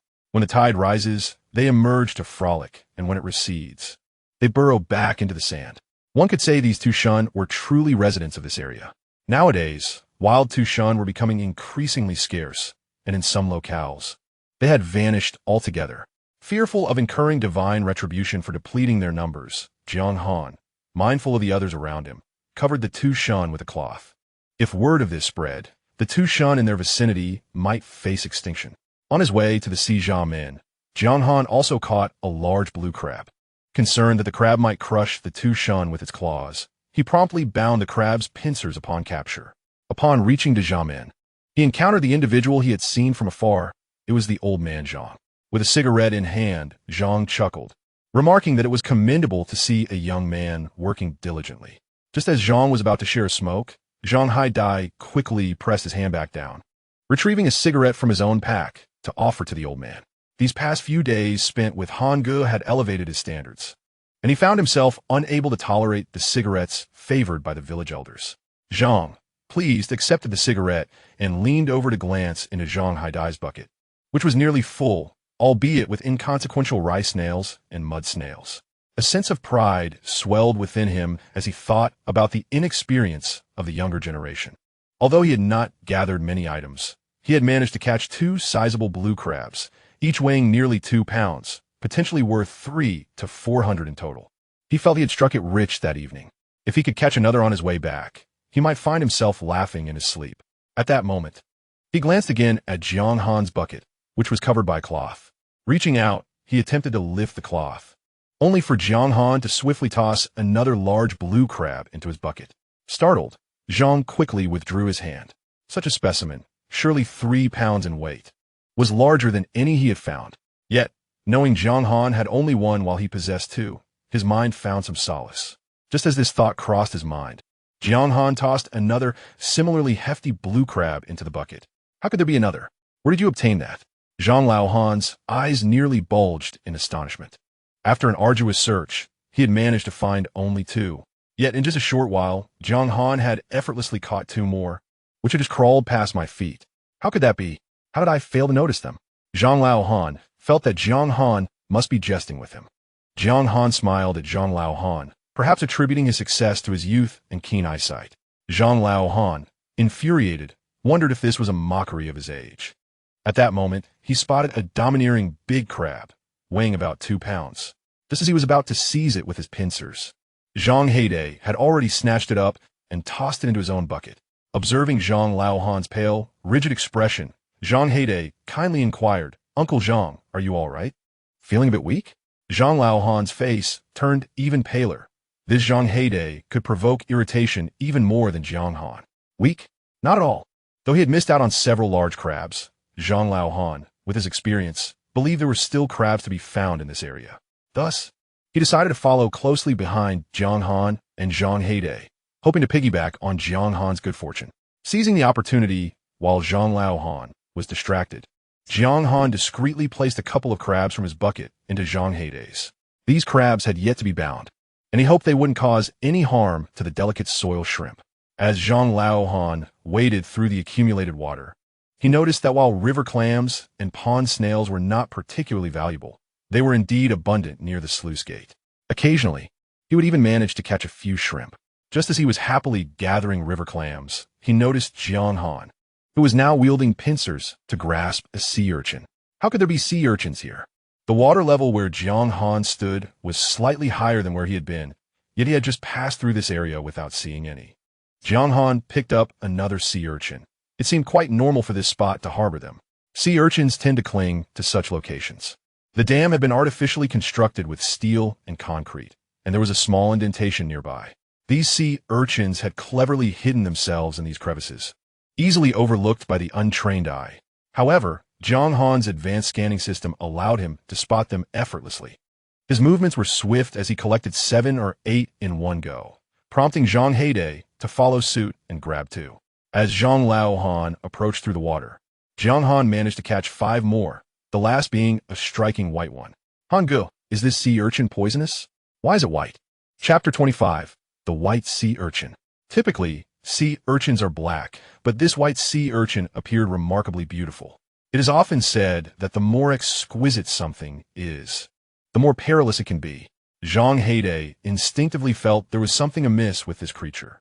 This was Jiang Han's first encounter with a white sea urchin, and he suspected it was harmless. While he was uncertain about sea urchins, he was aware that white crabs also existed. though they were exceedingly rare and classified as a mutant variety. To be more scientifically accurate, they lacked astaxanthin. He wondered if the white sea urchin was also a mutation, perhaps resulting from a deficiency in some essential substance. Jiang Han cast a glance at the strikingly beautiful white sea urchin, utterly captivated by its appearance. The substance is neither toxic nor particularly valuable. Jiang Han's eyes brightened. Are you familiar with this item? He exchanged a glance with Zhang Heidei, who promptly offered a cigarette to the elderly man, Jiang Han. After taking a puff from the cigarette, the old man felt a swell of confidence under the eager gazes of the youth. 2 years prior, Lao Luo had stumbled upon a similar specimen and believed it to be a treasure. However, upon presenting it to Jiang Ermao, he was informed that while the item was indeed consumable, it bore no distinction from an ordinary sea urchin, with a price to match. Zhang Heidei considered the price to be mundane, yet it still held potential for sale. If it had been toxic, however, it would have been unsellable. Jiang Han did not doubt Zhang Han's honesty, but he was acutely aware that Jiang Ermao's word was not to be taken at face value. Over several encounters, he had come to understand Jiang Ermao's character all too well. Perhaps the villagers were also aware, yet they were powerless to act. Those in the town who purchased seafood refused to buy from individual villagers. Selling in other villages would disrupt the established order. Under Jiang Ermao's monopoly, his word was indeed law.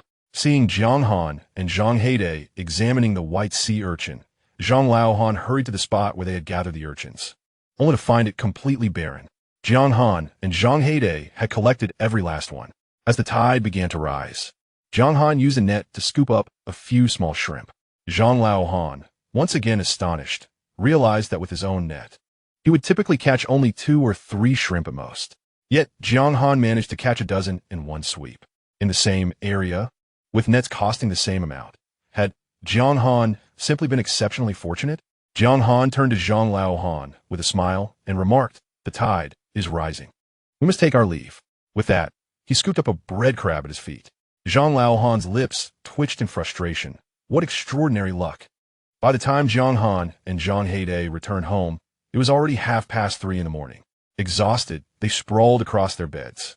Jiang Han learned from Zhang Heidei that the Halewang restaurant would open at 8:30, prompting them to set an alarm for 7:30. When they finally awoke, they assumed Ma Xiaomei and Ma Xiaomei were still asleep. To their surprise, the two had already risen. Ma Xiaomei, neglecting the perfectly functional electric stove, suddenly wished to experiment with Jiang Han's firewood stove, leaving him exasperated. "I need that firewood for when the power goes out. If you use it now, I want to be able to cook next time the electricity fails. Do you frequently experience power outages here?" Ma Xiaomei inquired with curiosity. "Certainly more often than you do in a big city. After all, we are a small island, and energy resources are undoubtedly scarcer than in larger cities."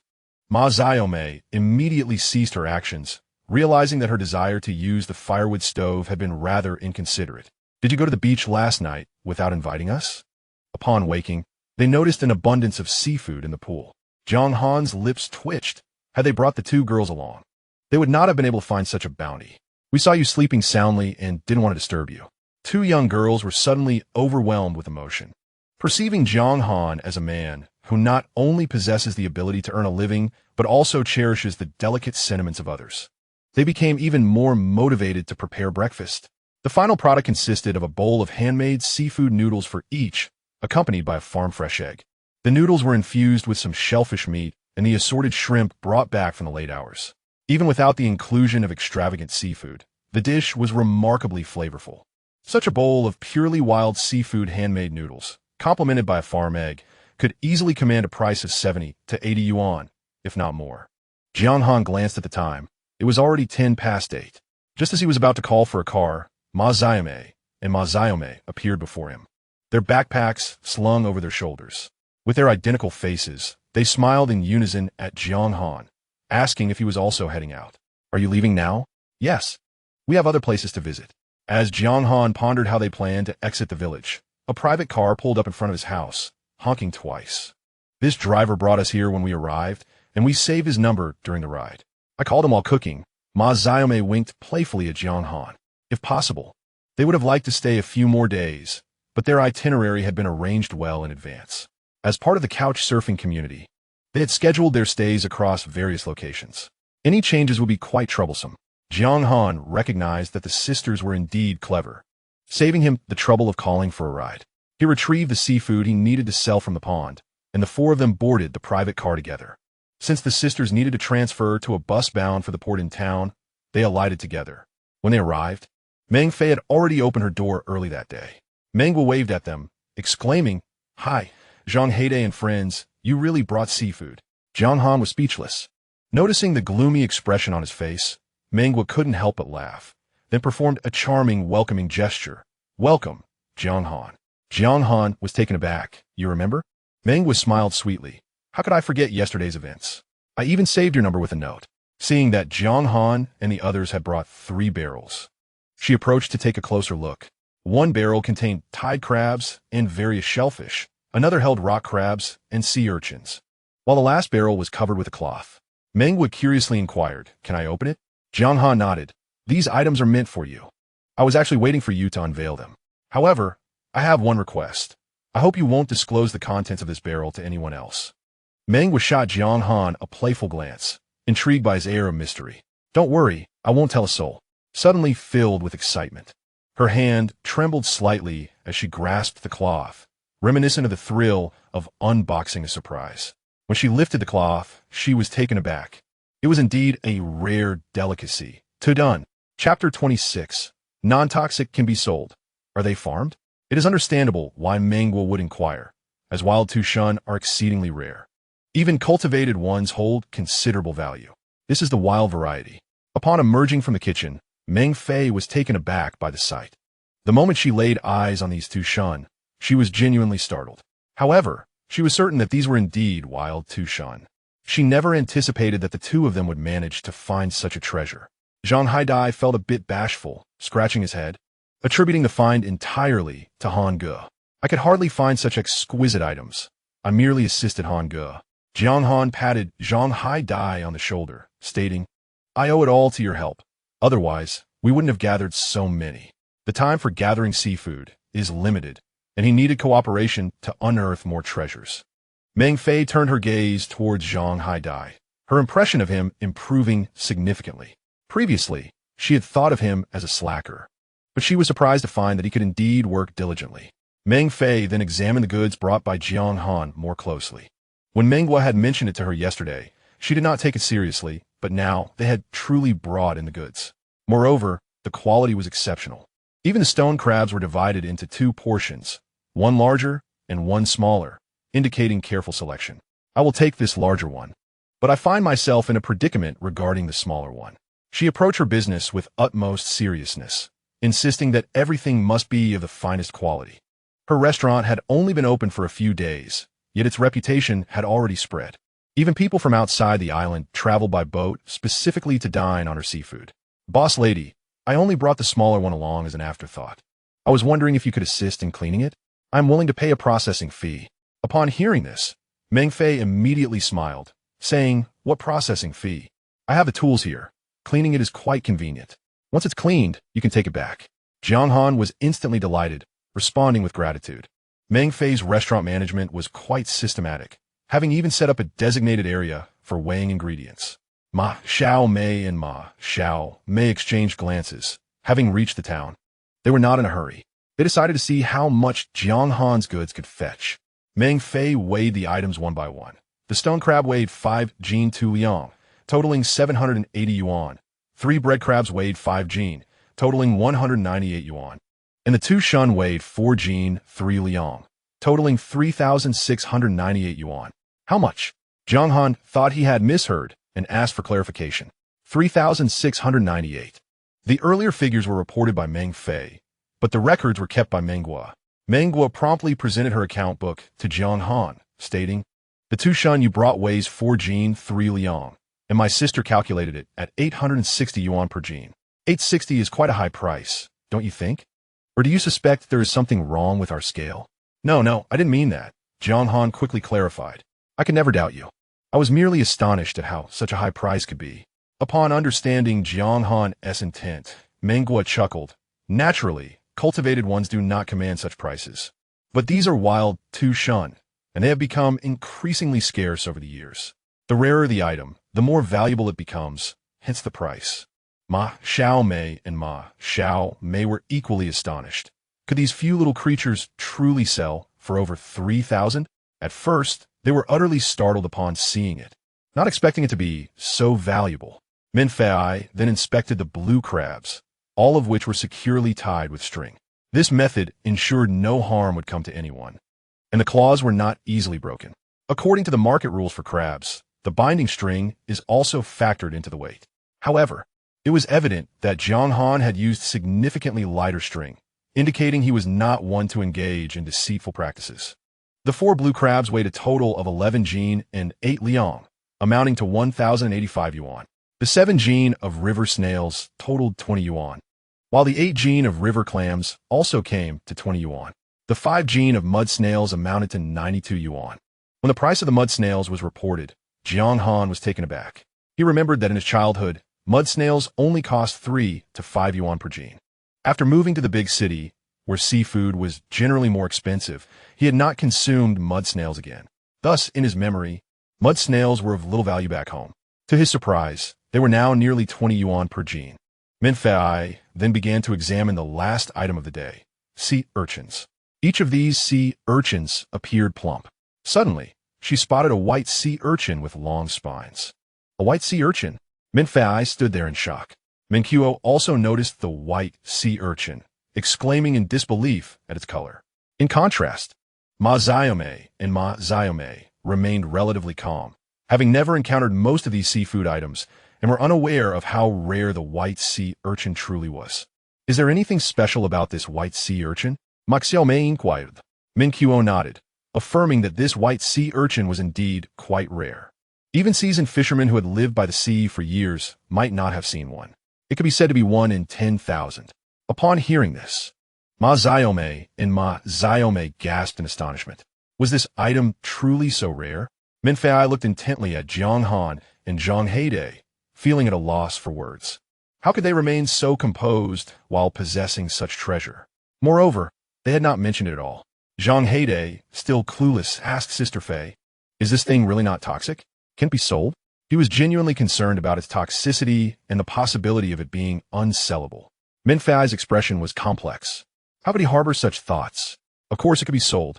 Upon hearing this, Zhang Heide's heart finally settled, relieved that it could be sold. Minfei then turned to Jiang Han, showing him greater respect. "I will weigh these regular sea urchins for you." As for the white sea urchin, she deliberated. "I need to contact a buyer. To be frank, this is beyond what our restaurant can handle. I will assist you in finding a buyer through my connections and earn a commission. Does Mr. Jiang have any objections?" Jiang Han was grateful to hear that Minfei was willing to take the initiative. If he were to treat the white sea urchin the same way as the others, like Jiang Ermao might, he would be at a loss. However, it seemed from Minfei's tone that the white sea urchin was quite valuable. "You need not call me Mr. Jiang. Simply refer to me as Jiang Han. I have no concerns in trusting this to you." Minfei nodded and contentedly began weighing the ordinary sea urchins. The sea urchins weighed a total of 4 jin and 7 liang, amounting to 258 yuan. Altogether, the merchandise totaled an astonishing 6,151 pieces. Upon hearing this figure, Ma Xiaomei and Ma Xiaomei's jaws dropped in disbelief. Such a substantial number. The items they had gathered during their first tidal foray, aside from those sold to Jiang Ermao, were mostly consumed by them. Now, with the exception of the stone crab, everything sold here was from their second expedition. They never anticipated that a single trip to the sea could yield such profits, excluding the unidentified white sea urchin of indeterminate value. Chapter 27. All wish for a stroke of luck. Their parents were also in business. Although they earned a considerable amount, they toiled tirelessly each day.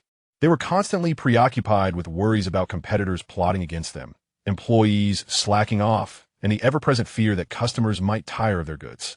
Though they were not yet old, their hair had already begun to gray.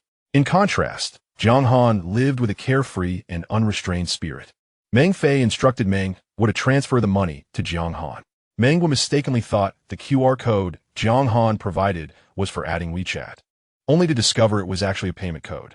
Without a penny more or less, she transferred the full amount of 6,151 yuan. Ding! The host has sold seafood for 6,151 yuan and earned 6, 151 points in the system. Accumulating previous points, the total system points are 8 for 73. You can now consume 500 system points to exchange for a scanning range of 15 meters. Would you like to proceed? Exchange successful. The host now possesses a scanning range of 35 meters. Exchange successful. Remaining system points, 973. Please continue to strive for success. The warehouse they occupied had windows, through which he could clearly discern the small print on an advertisement 30 meters away. Turning back, he saw Meng Fei lightly tap Meng Guo on the head, chiding her for not rounding the total. Meng Guo looked at Meng Fei with innocent eyes, questioning how one might round up by deducting a single yuan. Meng Fei was left amused and could only apologize to Jiang Han, expressing her regrets for the oversight. After Meng Fei's remark, Jiang Han noticed Meng Guo standing behind her, sticking out her tongue at him. He realized that the girl had spoken deliberately. I believe Xiao Guo did splendidly. After all, I benefited from your efforts today. As for the stone crab, he would leave its cleaning to its own devices. Opting not to partake, Meng Fei found herself at a loss with her sister's antics. Once Jiang Han finished attending to matters, he prepared to depart. Ma Xiaomei and Ma Xiaomei also readied themselves to head to the station. As they reached the doorway to part ways, Ma Xiaomei suddenly embraced Jiang Han. I am the younger sister, Xiaomei. I have a small mole at the corner of my eye, so remember me. Jiang Han glanced at the identical sisters, noting that indeed, Xiaomei had a small mole at the corner of her eye, while her elder sister, Ma Xiaomei, did not. The two sisters waved goodbye to Jiang Han. He reciprocated, feeling relieved as having two female guests at home could often prove inconvenient. Jiang Han initially intended to linger in town for a while, but a call from logistics informed him that the water heater and washing machine he had ordered would arrive in the morning. Consequently, he decided not to stay in town. He settled the amount and transferred 700 kuai to Zhang Heidei, deciding not to go clam digging today and opting for a day of rest instead. He was genuinely exhausted from digging for Tucson. Furthermore, given that today was a minor tide, he felt disinclined to exert himself. He believed in the importance of balancing work and rest. If he were to overexert himself, who would he turn to for solace? Zhang Heidei noticed the discrepancy in the sum and remarked, "Brother, you've given too much. Take it. It's yours," he replied. The items he had initially set aside were meant for them to share, but Zhang Heidei was often absent. Additionally, he wished to send some to his sister. Thus, it was only right that he gave Zhang Heidei a bit more. After inquiring, he learned that Zhang Heidei intended to remain in the internet cafe, so he rode Zhang Heidei's bicycle home. Upon noticing the extra 700 kuai in his account, Zhang Heidei raised his eyebrows in delight. Following Hangge had proven to be a wise decision. Just then, another call came through, offering a job. Someone from the neighboring village needed assistance with a fight and promised 100 kuai upon completion. Zhang Heidei scoffed at the notion of risking his life for a mere 100 kuai. Without granting the caller a moment to respond, he hung up the phone. When Jiang Han returned to the village, he was taken aback by the peculiar activities of the villagers. Aunt Bea was vigorously stepping in dog feces, only satisfied once her shoes were covered in it. Aunt Lee pushed her aside, saying, "Enough, let me handle it." Aunt Lee then stomped on the pile of feces several times. "This isn't enough. Perhaps we should feed Wang Ke more to increase its output," suggested Aunt Jinzhou. Old man Zhang chimed in, arguing that it was unfair to expect Wang Ke alone to bear the burden and that all the village dogs should be mobilized. "You have no idea how much I caught with my net," Jiang Han thought to himself. Was this their way of responding to his comment about having struck it lucky? However, the quantity he caught was merely a result of his keen observation. Although the water in that area was shallow, the typhoon had muddied it. Others could only fish haphazardly with their nets, relying solely on luck. He, on the other hand, knew precisely where to cast his net, leading to a bountiful catch. Perhaps the villagers were so engrossed in their antics that they failed to notice him passing by. Upon returning home, he found Jiang Feng already there. She had intended to see if Jiang Han had any laundry to do and offer her assistance. However, she discovered that he had already washed everything, neatly hung out to dry in the yard. Jiang Feng couldn't help but sigh. Did this mean her brother no longer needed her? Suddenly, it dawned on her that perhaps her brother was growing independent. Jiang Han, perplexed, wondered what thoughts occupied her mind. Hadn't a fortune teller once claimed she was destined for a life of toil? Now that he no longer required her concern, why was she sulking? Jiang Feng soon realized she was overthinking. Why had she entertained such thoughts? It was indeed a good thing that her brother was maturing. Seeing that there was nothing left for her to help with, she prepared to leave, but Jiang Han stopped her. I have some things for you to take with you. Originally, he intended to deliver some items to Jiang Feng's residence. What a fortuitous coincidence. Upon opening the bag, Jiang Feng discovered it contained sherbet. Were these sherbet all meticulously prepared? Over the years, while her two daughters attended school, she would often pry some items from the rocks. However, the sherbet was something she never dared to handle, fearing the intricate process of preparation. Reflecting on it now, she realized it had been many years since she had last prepared sherbet. Her children had only tasted it a few times when accompanying her to banquets. Han, how did you manage this? She recalled that her brother also had an aversion to preparing such delicacies. Oh, that is not for you to inquire about. These morsels are freshly processed. Take them home to prepare for the children. Jiang Feng felt a surge of emotion, on the verge of tears. How thoughtful her brother was. Han also retrieved a considerable number of Tian Luo and He Xian from the pond. These river delicacies held little monetary value, so he gathered in abundance. The freshwater river was situated further from his sister's village, making it unlikely for her to seek out such treasures. He surmised that opportunities for his sister to enjoy river delicacies were scarce. Thus, he collected extra for her. Take these as well. At this point, Jiang Feng could no longer contain her emotions, and tears streamed down her cheeks. Chapter 28. The most abundant occasion, Han felt a headache coming on. Could it be that women were truly made of water? They cried at the slightest provocation, whether in sorrow or joy. He had initially intended to save some sun for his sister, but upon considering the number of people who knew about it, he decided against it, fearing extinction of that particular variety. The sound of a horn echoed, followed by a knock at the door. Was this the residence of Han? Jiang Feng opened the door to find a robust, middle-aged man standing at the threshold. Is this Han's home? What brings you here? The man, with a commanding voice, inquired about the placement of the washing machine and water heater. Jiang Feng had yet to process the situation when Han arrived, saying, "Please place them in the bathroom." This bathroom had been renovated during the years his sister worked. Previously, they had no bathroom, making it quite inconvenient. The man set down the items and departed, informing Han that the installation crew would arrive in the coming days, advising him to remain attentive to his phone. Han expressed his gratitude, but as he reached the door, numerous villagers gathered around. Han has purchased a washing machine, and a water heater too. Han, are you not going out anymore? If you're not going out, what was the point of attending university? Jiang Feng, irritated by the commotion, interjected. Our Han has merely bought a washing machine and water heater. What relevance does that have to his going out? Our family's matters are not for you to concern yourselves with. With that, she closed the door. The village had this unfortunate tendency. Even the smallest matters were known throughout, and they particularly relished discussing the affairs of others. Jiang Feng gazed at the newly acquired washing machine and water heater with a blend of joy and worry. He had long desired to purchase such items for the household, but after her years of work, she married early, with a husband and children. Her financial freedom was certainly diminished. Surely, she must be short on funds now. These household appliances were quite expensive after purchasing them. His younger brother certainly had no money left. How could that be possible? Those items are merely trifles, mere specks in comparison. He is embarking on a journey of great distance. Jiang Feng found her brother Jiang Han's words somewhat boastful, yet throughout her life, he had always been remarkably dependable. Regardless, she placed her unwavering trust in him. Very well, then, go ahead and do as you wish. If you run short of funds, just tell your elder sister. All right, I understand. After Jiang Feng departed, Jiang Han took a refreshing shower and went straight to bed. After all, he had slept poorly over the past 2 days. He slept until the afternoon. When his phone rang, the installation technicians had already arrived. Jiang Han was surprised by how swiftly they'd come. He rose, opened the door, and let the technicians proceed with the installation at their own pace, then prepared himself a simple bowl of noodles. Gazing at the newly installed water heater and washing machine, he felt a quiet surge of hope, a tangible sense of forward momentum in his life. Suddenly, his phone chimed, a notification that someone had sent a WeChat friend request via his phone contacts.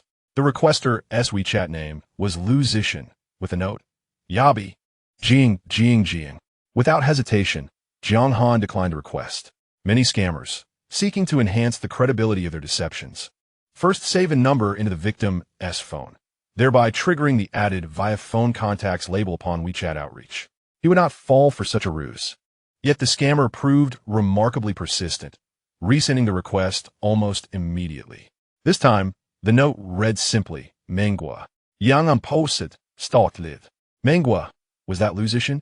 Then why had she appended those absurd, whimsical characters earlier? He accepted the request. Mengua, why didn't you accept my first request? Jiang Han found himself momentarily at a loss for words. Mengua, haha, just teasing you. Mengua, my sister has already sold your goods. I've transferred the payment to you. Transfer, 28,000.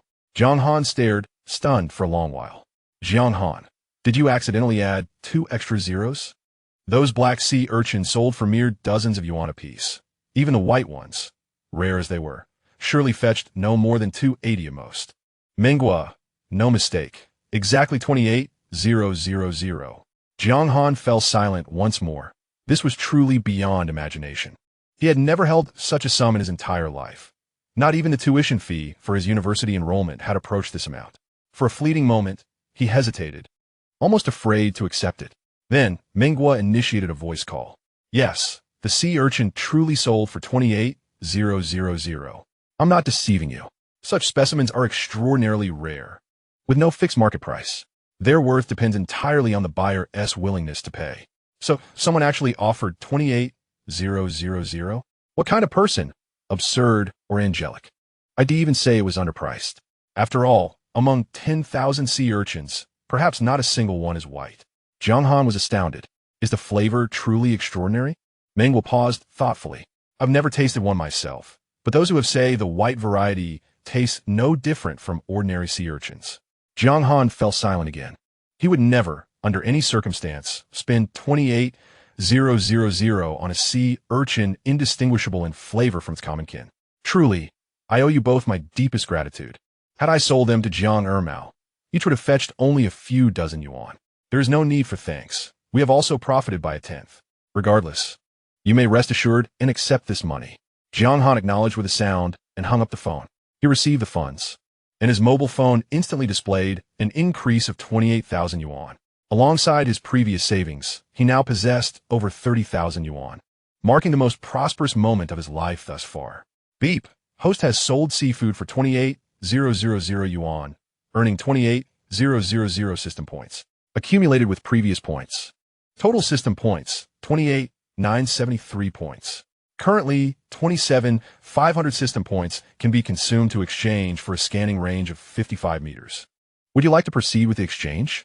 Exchange successful. The host now possesses a scanning range of 90 meters. Exchange successful. Remaining system points, 1 for 73 points. Please continue to strive diligently, dear host. Jiang Han then transferred the money to Zhang Heidei. Upon seeing the additional 2,800 yuan, Zhang Heidei felt quite dazed.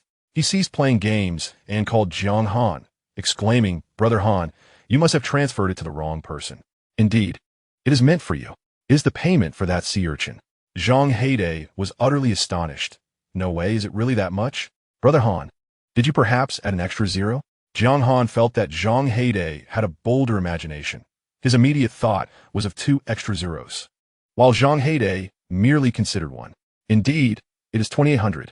Zhang Heidei glanced at the number once more. Goodness gracious. He had never encountered such a sum before.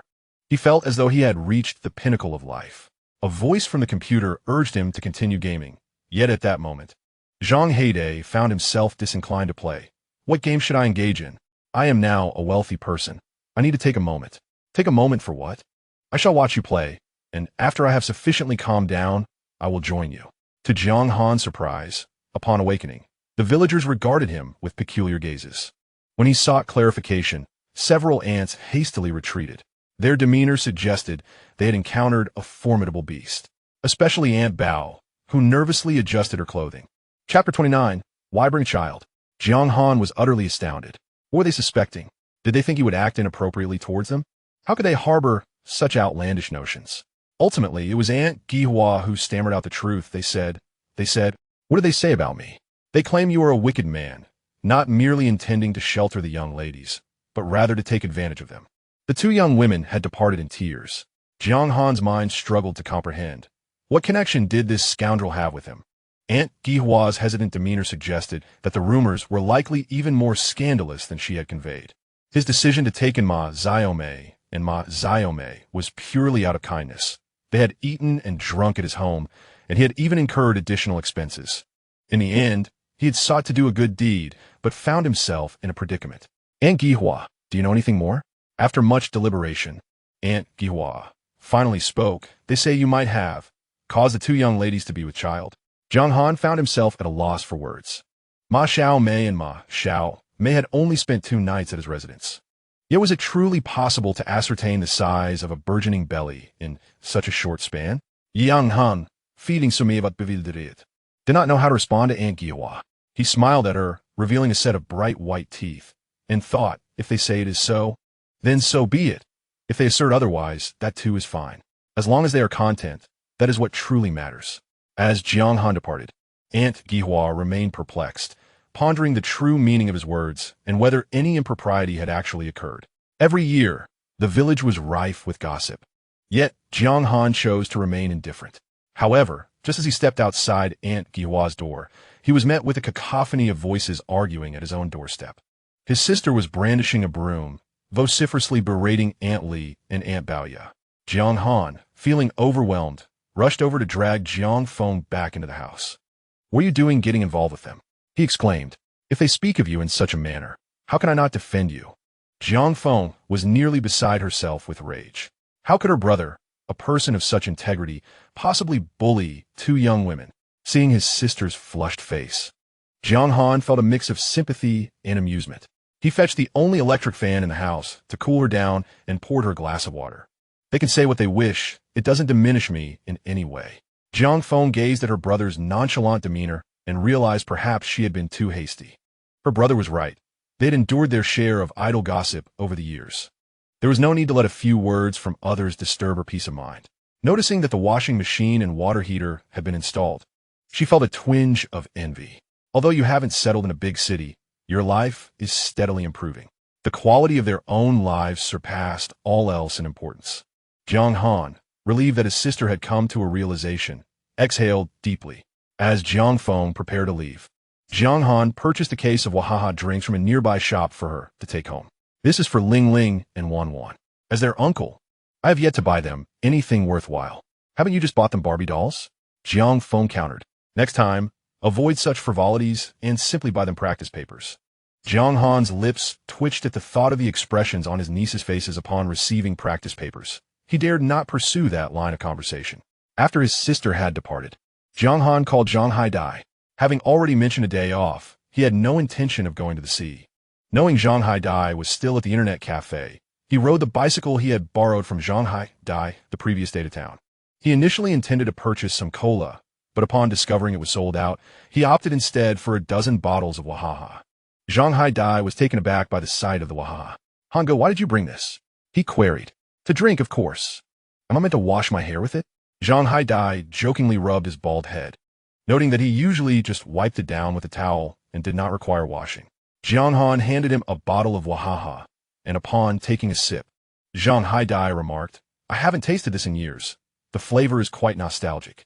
Jiang Han slid into the seat beside Zhang Haidai and inquired, "What are you playing?" "Let's join in." It was time for him to unwind as well. "Hango, are you sure you can handle it as a university student?"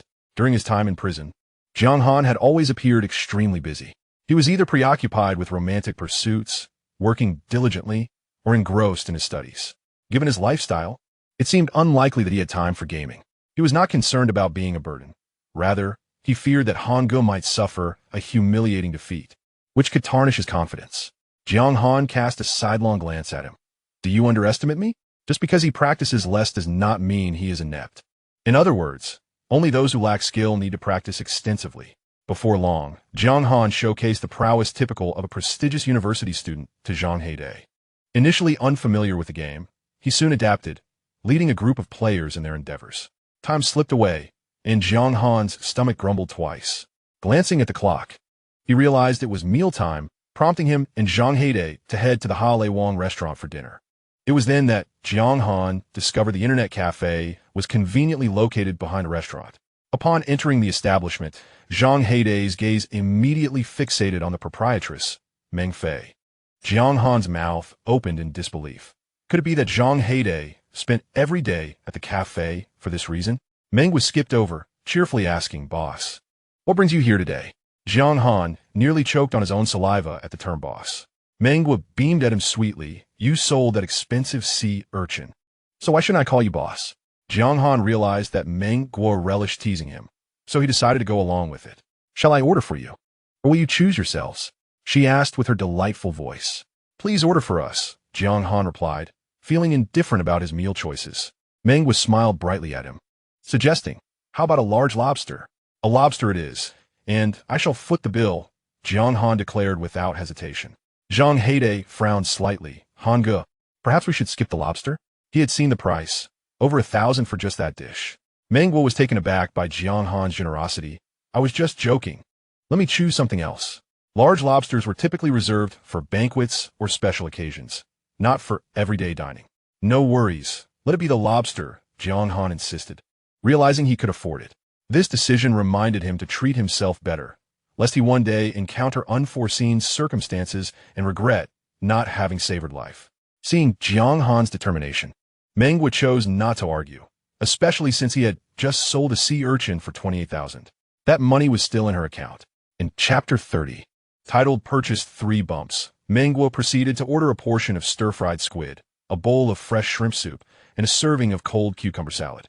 This was Jiang Han's second experience dining at Hale Wang, and he found himself increasingly impressed by the restaurant's culinary skills.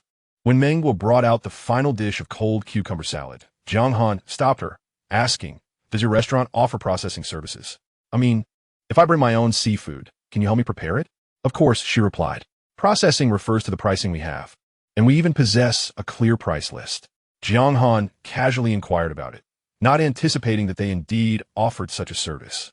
"May I have a glance at the price list?" Meng Guo promptly brought it forth. Upon reviewing the list, Jiang Han was further assured of the establishment's professionalism. Each category delineated the processing fees for varying weights with utmost clarity. If tourists from afar visit, they need not worry about being overcharged. The prices for shellfish are distinctly outlined, specifying 6 different processing methods. For shellfish weighing under 2 jin, boiling costs 5 yuan per serving, while spicy stir-frying and steaming are 10 yuan each. Sauced and scallion preparations are 20 yuan, and oil splashing amounts to 25 yuan. Jiang Han pointed towards the large lobster and king crab, inquiring about the distinctions among the various methods of preparation. Meng Guo indicated the fine print below, elucidating various culinary techniques such as spicy, salt and pepper, garlic, porridge, and steamed egg preparations. Should one choose a lobster prepared in a single style, it counts as one method. If the lobster's body is prepared with garlic while the head is used for porridge, that constitutes 2 methods. Should a portion be utilized for steamed egg, that would then be 3 methods, priced at 150 yuan. Jiang Han comprehended the concept. If he brought fresh seafood for processing, as long as the procedures were not overly intricate, the cost for 3 types of seafood would likely amount to several dozen yuan. For simple dishes like steamed urchin egg, they only charged 10 yuan per serving, while basic steaming and blanching were 5 yuan each. Often, the fresher the seafood, the less complexity is required in its preparation. Instead of laboriously cooking and cleaning dishes after a day of foraging, it would be more practical to sell the seafood here and have the remaining ingredients processed for consumption. If I bring a substantial quantity of seafood that I cannot finish in one sitting, can you assist me in storing it? He had previously observed that this restaurant was equipped with oxygen and refrigeration facilities, allowing the seafood caught to thrive better than if kept at home. Meng was stifled a laugh, stating that others may not have this privilege, but he was different.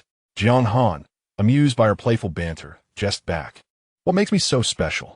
Taken aback by his retort, Meng Guo faltered, ultimately responding that he was indeed unique.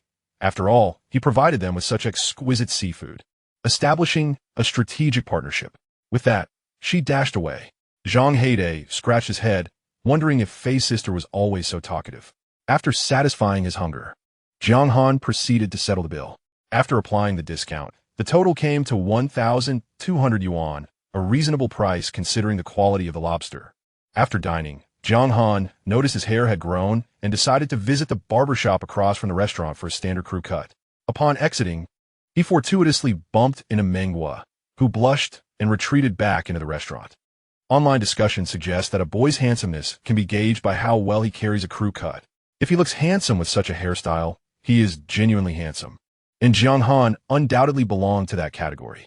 He then joined Zhang Heidei for a brief gaming session at an internet cafe. On their return, they found the door of the car, rental, still ajar. Jiaowa Island is a small isle devoid of automobile dealerships. The car lot before him solely showcases bicycles, electric scooters, or motorcycles. Another category includes agricultural tricycles, colloquially known as sandbangzi. He could not perpetually rely on Zhang Heidei's second-hand bicycle, and the continual cycling proved to be rather exhausting, since he would frequently need to journey to the town to sell his goods. It would be more prudent to acquire an electric tricycle capable of carrying cargo. This vehicle would serve the dual purpose of transporting merchandise and providing personal transit. Furthermore, the compact dimensions of the tricycle allow it to navigate narrow alleys and smoother mountain paths with ease, rendering it exceedingly practical. Given the inflated prices on the island, Jiang Han ultimately negotiated and spent 5,300 yuan to purchase the tricycle.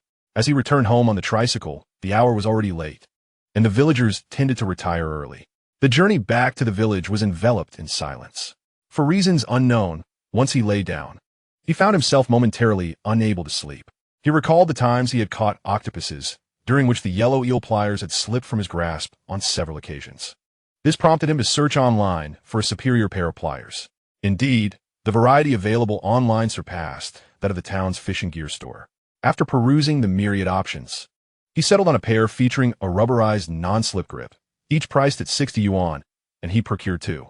The shopkeeper also recommended a lighter pair of pliers. While the heavier pliers were better suited for catching octopuses and similar creatures, prolonged use could lead to hand fatigue. In contrast, a lighter pair would suffice for gathering shells and sea cucumbers, priced at a mere 15 yuan each. Jiang Han decided to buy two of those as well. It was somewhat regrettable that the items could not be delivered to the town, but fortunately, this shop's merchandise would be sent to the district port rather than the coastal harbor. The boat ride to the coastal harbor took 3 hours, while to the Pu district port, it was merely over 40 minutes. Villagers seeking medical attention, if inadequately treated at the town clinic, would also visit the district hospital.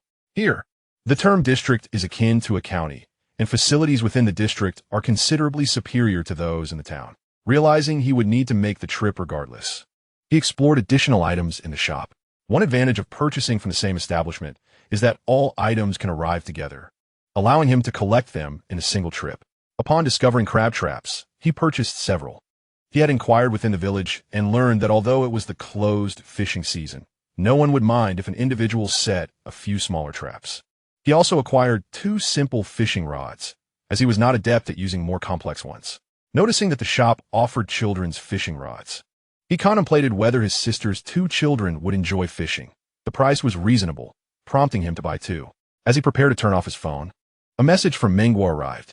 He anticipated it might be of some significance, only to find a photograph of himself riding the tricycle. To his surprise, Menghua had captured his image on the tricycle. He expressed his gratitude with a simple thank you before setting his phone aside and drifting off to sleep. On the other end, Menghua was left somewhat bewildered, pondering why he had sent her a message of thanks. Does he not find his appearance while riding the tricycle amusing? With such a handsome face, he rides an old, shabby tricycle. According to my sister, Jiang Han is a student at a prestigious university. Are all students from elite institutions wired this way? Jiang Han slept soundly until midday the following day. Upon awakening, he noticed a message from Zhang Heidei, inquiring whether he would join in on the tidal gathering today. Chapter 31. The rumor is dispelled. Why not go? Jiang Han checked the Tide app and realized he had already missed the first gathering. The second opportunity would occur at 6:30 in the evening, so he instructed Zhang Heidei to arrive at the village by 6:15. He had initially planned to take a leisurely stroll, but the rumors had become even more intense, claiming he had spied on 2 girls while they bathed. Old man Zhang, puffing on a cigarette, chuckled foolishly as he saw Jiang Han approaching, full of curiosity. Jiang Han, how are those girls' figures? He inquired, gesturing with his hands. This is how villagers speak, especially the older generation, who are unafraid to make lewd comments. Han smirked. Of course they were good. It was summer, not winter, and it was evident what Ma Xiaomei and Ma Xiaomei looked like in their clothes. Why would one need to see them undressed? Old man Zhang instantly felt a twinge of envy. The village women spat on the ground, exclaiming, "How disgraceful! All that education wasted." They could not believe he would stoop so low. Jiang Han chose to ignore their chatter and returned home to scroll through his phone. Outside, Tiantian's mother was caught in a group of women, listening to various rumors. This Jiang Han, a university student, how shameless can he be? If his parents were alive, they would be utterly mortified. All those years of education, wasted. If he were truly capable, why would he return to the village? He even bought home appliances these past few days, likely intending to remain as a fisherman. What a waste of his education. The more Tiantian's mother listened, the more she felt Jiang Han was beyond redemption. Upon returning home, she called Tiantian. "Sweetie, you made the right decision to break up." Tiantian was in her dormitory, eating instant noodles. Since breaking up with Jiang Han, no one had come to work to earn money for her. Relying solely on her graduate student stipend of 600 yuan a month was hardly sufficient. Her quality of life had diminished significantly. If Jiang Han had made more of an effort back then and bought her some nice gifts, perhaps she would not have ended things so quickly. In that case, she could have waited until after graduation to part ways with him. Ultimately, it all boiled down to Jiang Han's shortcomings. "What's going on with Jiang Han?" she asked. "A few days ago, weren't there 2 couch surfers planning to stay with us? Instead, they ended up at Jiang Han's house, and I've heard he took advantage of them, leaving them pregnant." "Really? Mom, are you sure?" "Of course, I wouldn't lie about something like this." Tiantian was taken aback, never realizing Jiang Han could behave this way. Throughout their years together, he had seemed quite proper. She had never expected him to act so with other women. A couple days ago, her mother called to inform her that Jiang Han had made quite a fortune from the sea. Despite earning such a substantial amount, he had not sent her any of it. Tiantian felt a surge of indignation and sought out Ma Xiaomei's contact information from her circle of couch surfers. "Is this Ma Xiaomei?" "This is Tiantian." Due to the previous incident, Ma Xiaomei was reluctant to answer Tiantian's call, but out of politeness, she did pick up. "What do you want?" Ma Xiaomei inquired. "I apologize for what happened last time," Tiantian began. She had been part of the couch surfer community for 2 years, and in that time, no couch surfers had visited their island. She was almost on the verge of forgetting about it. Finally, 2 couch surfers had come to their island, and she never expected her mother to turn them away. The essence of couch surfing lies in mutual benefit, and she thought that after graduating with her master's degree, even if she traveled, she would certainly stay in hotels rather than on someone else's sofa. Since she couldn't gain any advantage from others, she decided to indulge her mother's whims. "Just say what you need to say," Ma Xiaomei replied with growing impatience. She despised those who lacked integrity. If Tiantian no longer wished to be a couch surfer, she should withdraw from the community promptly. "What is this all about?" "I called this time purely out of concern for you. I know you're feeling down. Jiang Han has gone too far. We girls should not endure such grievances. We must unite and use the law to protect ourselves." Ma Xiaomei was bewildered. "What nonsense are you talking about?" Tiantian continued to offer comfort. "I understand your sorrow, but now is not the time for sadness. You should uplift your spirits." Ma Xiaomei found the situation utterly perplexing. "I have no idea what you are saying." Tiantian thought Ma Xiaomei was being disingenuous. Even at this moment, she was still putting on an act. "Don't deny it out of embarrassment. We all know what happened. Jiang Han has bullied both you sisters, and you are both pregnant." Ma Xiaomei's temper flared. Unable to contain herself, Tiantian, "Are you out of your mind? Have you lost your senses? We have only been in Jiang Han's house for a few days. How can anyone tell if we are pregnant in such a short time? Poor academic performance is not your fault. Lacking basic common sense is your mother's fault." With that, Ma Xiaomei hung up the phone. Tiantian was furious. No one had ever spoken to her in such a manner throughout her life. She attempted to call again, only to find that she had been blocked. Enraged, she contemplated throwing her phone, but reconsidered, knowing she could not afford a new one. When Zhang Haide arrived at Jiang Han's house, Jiang Han had already begun organizing his belongings. "Where are we going, Hange?" "Let's go to Jinsha Beach. It's south the closest place, yet we haven't been there." Zhang Haide was surprised by Han Ji's casualness. Jinsha Beach was notoriously barren, a place where only children played in the sand. Nevertheless, he trusted on Yi, believing there must be a reason behind his decision. However, halfway through their journey, they spotted 2 familiar figures. Two identical and beautiful silhouettes were distributing candy to a group of children at the village's threshing ground. Pretty sister, what kind of candy is this? This is pear syrup candy. It's good for your throat. The villagers, including the aunts and uncles, gathered around, their curiosity piqued by Ma Xiaomei and Ma Xiaomei. Sisters, have you truly not been bullied? They inquired. Ma Xiaomei and Ma Xiaomei beamed with radiant smiles. Do we appear to be victims of bullying? Those who were genuinely oppressed would hardly present such an image. The origins of the village gossip remained a mystery, but the rumors swiftly crumbled. As the two girls looked up, they spotted Jiang Han and Zhang Heide, to whom they enthusiastically waved. Jiang Han, Zhang Heide, the aunts of the village, by nature, were not unkind but rather chatty and fond of gossip. Upon realizing their wrongful accusations, they felt a twinge of embarrassment. It was impossible to solicit apologies from them. Reflecting on Jiang Han's situation, a man without a vegetable garden, they returned home to check for fresh produce. After gathering some, they each brought a portion to Jiang Han's yard. Chapter 32. The Thai crab Jiang Han was surprised to see Ma Xiaomei and Ma Xiaomei. Did you not go to Hucheng? What brings you back? We did go to Hucheng. We purchased these pear syrup candies there, Ma Xiaomei replied. Jiang Han, why did you not reach out to us regarding such matters? Ma Xiaomei expressed her displeasure. This was a situation they could have easily clarified. Jiang Han smiled nonchalantly, for he believed that such matters would dissipate within a few days in the village. He was indifferent to it all and did not expect them to come specifically to clarify on his behalf. Thank you, he said. There is no need for such formality. You treated us with such warmth. It is only fitting we reciprocate. Noticing the items Jiang Han and Zhang Heide had brought, Ma Xiaomei asked, Did you go to the shore? Take us along. Even if we head to the port now, we would miss the last boat, she added. Jiang Han readily agreed. Although their presence would diminish the haul, they had come specifically to support him. It was only right to extend his hospitality and accompany them to the shore. Besides, he intended to merely enjoy a casual outing, and the quantity of the catch was of little consequence to him. Were you heading for shellfishing today? Ma Xiaomei inquired. To the beach, he replied. Upon arriving at the beach, Ma Xiaomei and Ma Xiaomei gasped in awe. Wow, what a beautiful beach. Jiang Han, with such a splendid place. Why did you not bring us here before? Jiang Han felt a sense of injustice. How was he to know they adored such beaches?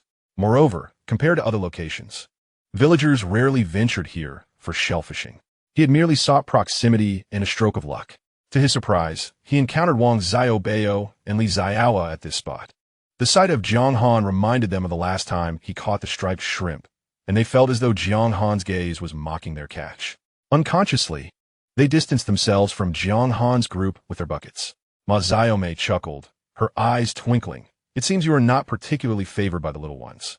Jiang Han's lips twitched slightly. He remarked that one should not generalize based on the opinions of just two children. Just because these two youngsters did not like him did not imply that all children shared the same sentiment. Due to the warm weather, Ma Xiaomei and Ma Xiaomei decided to remove their shoes and socks, relishing the sensation of the sand beneath their bare feet. The sand, while abrasive against the soles, brought forth a peculiar mix of discomfort and delight. At that moment, two large birds soared into view from the distance. Ma Xiaomei exclaimed, Oh my, what enormous birds! Their feathers are so white. Jiang Han glanced over and recognized them as egrets, common avian visitors along the coast. To his surprise, he pondered how she could be familiar with flamingos, yet unaware of egrets. The sheets in my house are adorned with flamingo patterns. We certainly know about flamingos, he mused, taken aback by her reasoning. Just then, Ma Xiaomei erupted with excitement again. Oh my, there are crabs here! Jiang Han's field of vision had expanded considerably, now encompassing a radius of 90 meters, allowing him to see quite clearly within that range. However, he had yet to spot any crabs. Was there an issue with his eyesight? He turned to Ma Xiaomei, who was pointing at a small crab scuttling across the top of her foot with delight. This crab is so adorable, she exclaimed. Jiang Han found himself at a loss for words. Was this not a fiddler crab? Jiang Han, why is one claw of this crab so large while the other is so small? She questioned. Indeed, the characteristic of the fiddler crab is that one claw is significantly larger than the other. The tiny creature, barely the size of a fingernail, scuttled past Ma Xiaomei's foot. To Jiang Han, seeing a fiddler crab was akin to someone else spotting an ant. Upon closer inspection, he realized there were quite a few fiddler crabs around. Do you enjoy crab paste? He inquired. Crab paste? The first time we tried it was when our father brought some home from the beach. We found it delightful, the sisters replied.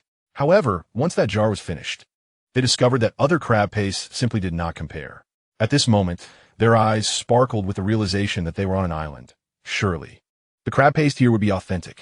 Jiang Han, can you make crab paste? They asked eagerly. Jiang Han shook his head, explaining that while there are many methods to prepare crab paste, he had never attempted it. You can follow online tutorials, he suggested.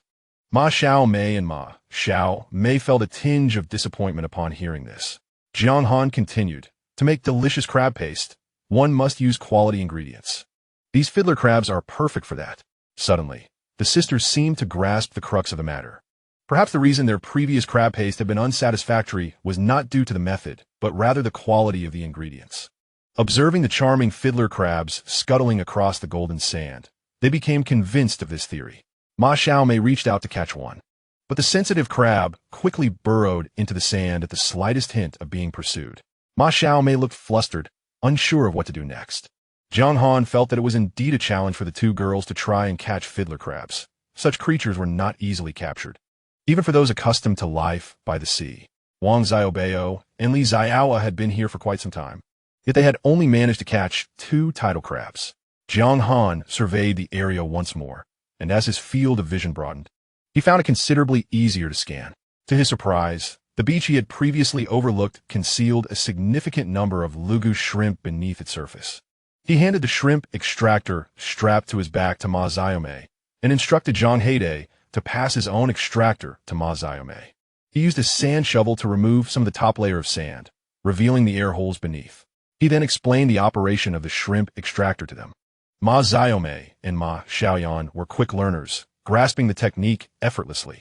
Ma Xiaomei was the first to extract a bucket, and a lugu shrimp emerged along with the sand and water. It's a mantis shrimp, she exclaimed. No, this is a lugu shrimp, he corrected her.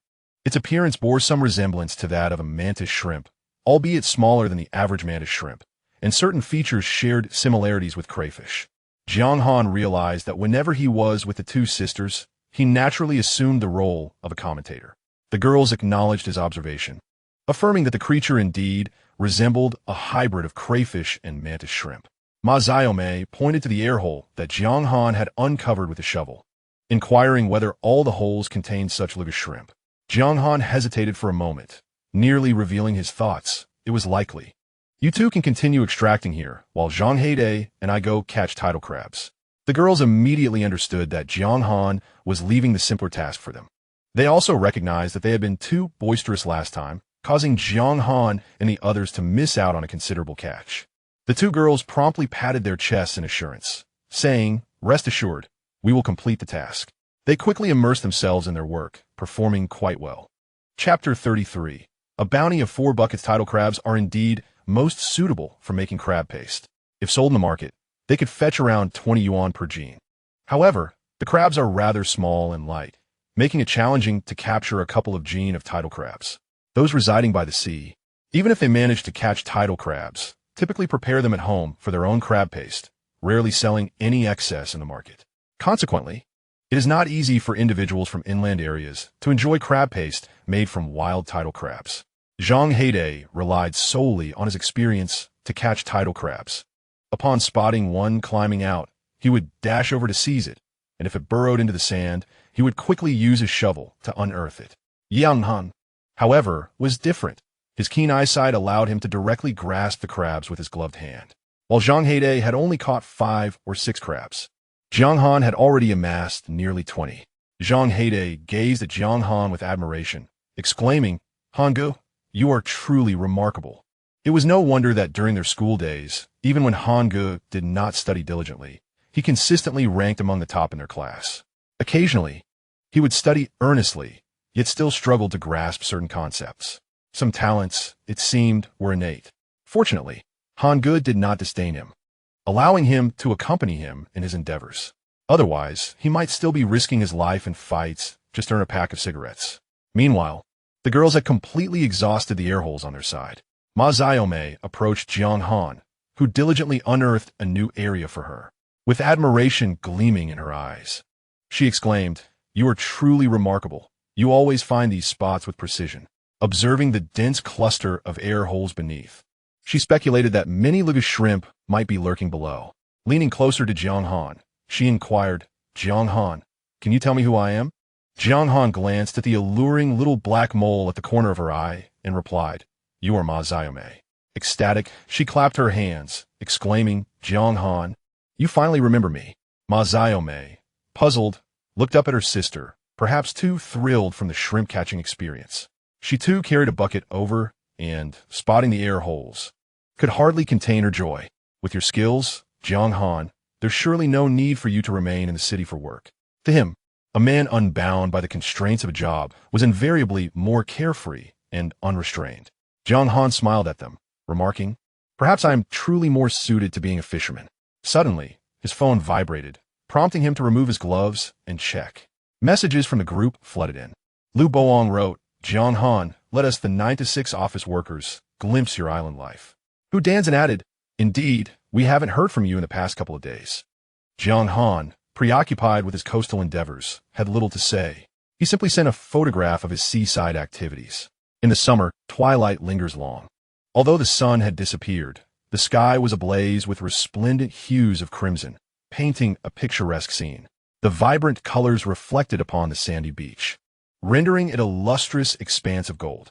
Coupled with the elegant white egrets and the exquisite silhouettes of the two girls, this ordinary photograph transformed into an extraordinary masterpiece. The members of the group fell into a momentary silence, contemplating Jiang Han's enviable lifestyle.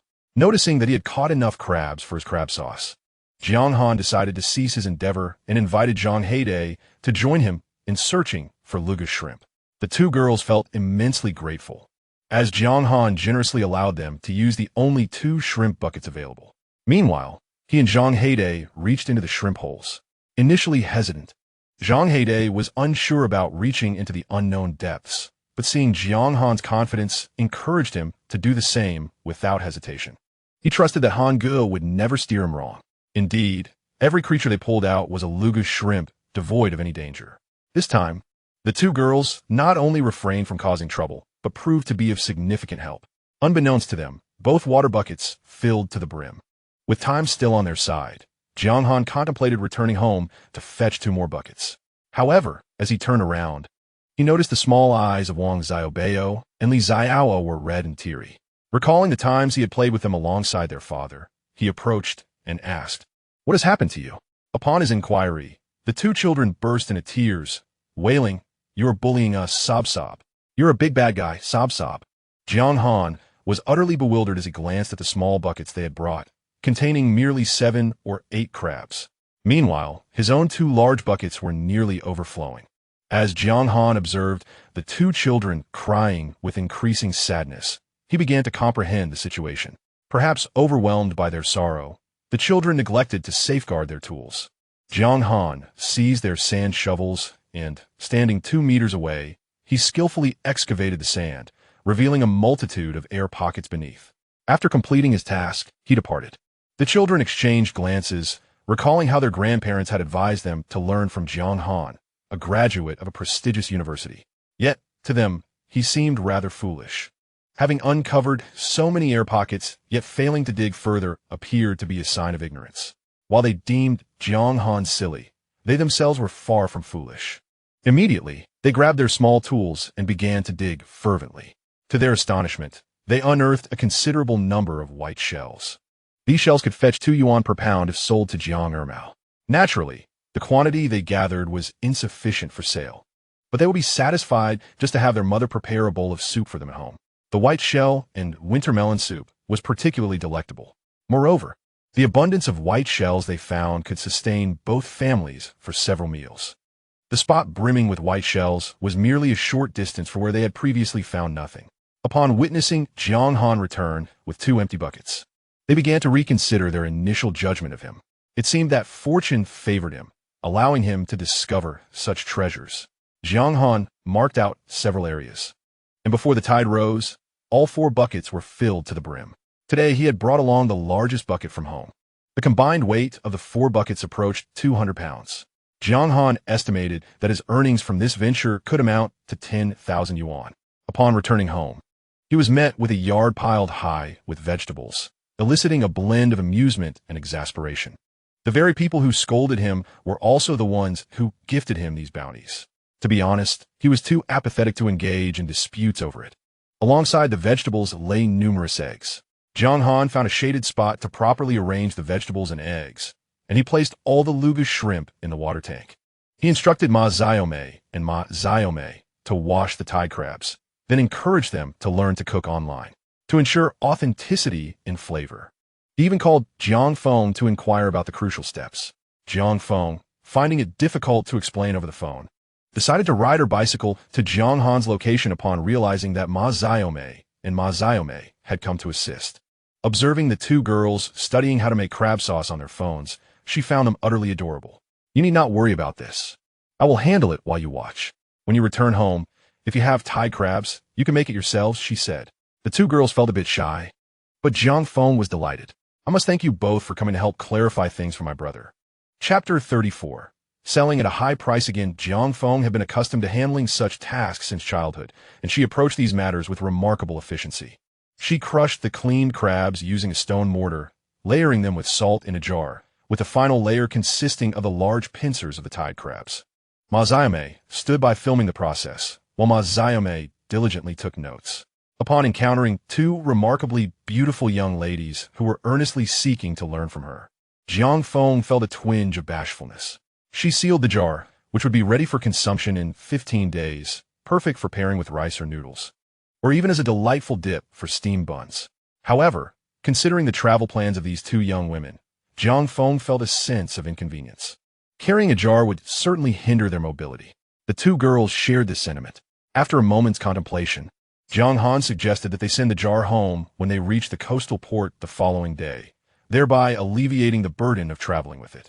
Ma Xiaomei and Ma Xiaomei found this solution exceptionally agreeable, acknowledging Jiang Han's intelligence, a testament to his esteemed university education. Jiang Han and Zhang Heide had successfully captured a substantial number of tidal crabs, and after the jar was filled, they still had plenty left over. Jiang Han decided against selling these crabs, insisting that all be taken by Jiang Feng, and he even gifted her 5 pounds of lugu shrimp to bring home. Jiang Feng gazed at the pond brimming with lugu shrimp, her smile wide with delight. Her brother was truly remarkable. She had assumed his previous successes were mere strokes of luck, but it became evident that his consistent triumphs were a reflection of his skills. It seemed that their parents were indeed watching over them, and their ancestors must be pleased. Once the crab sauce was prepared, she promised to bring some to him. Jiang Han did not decline.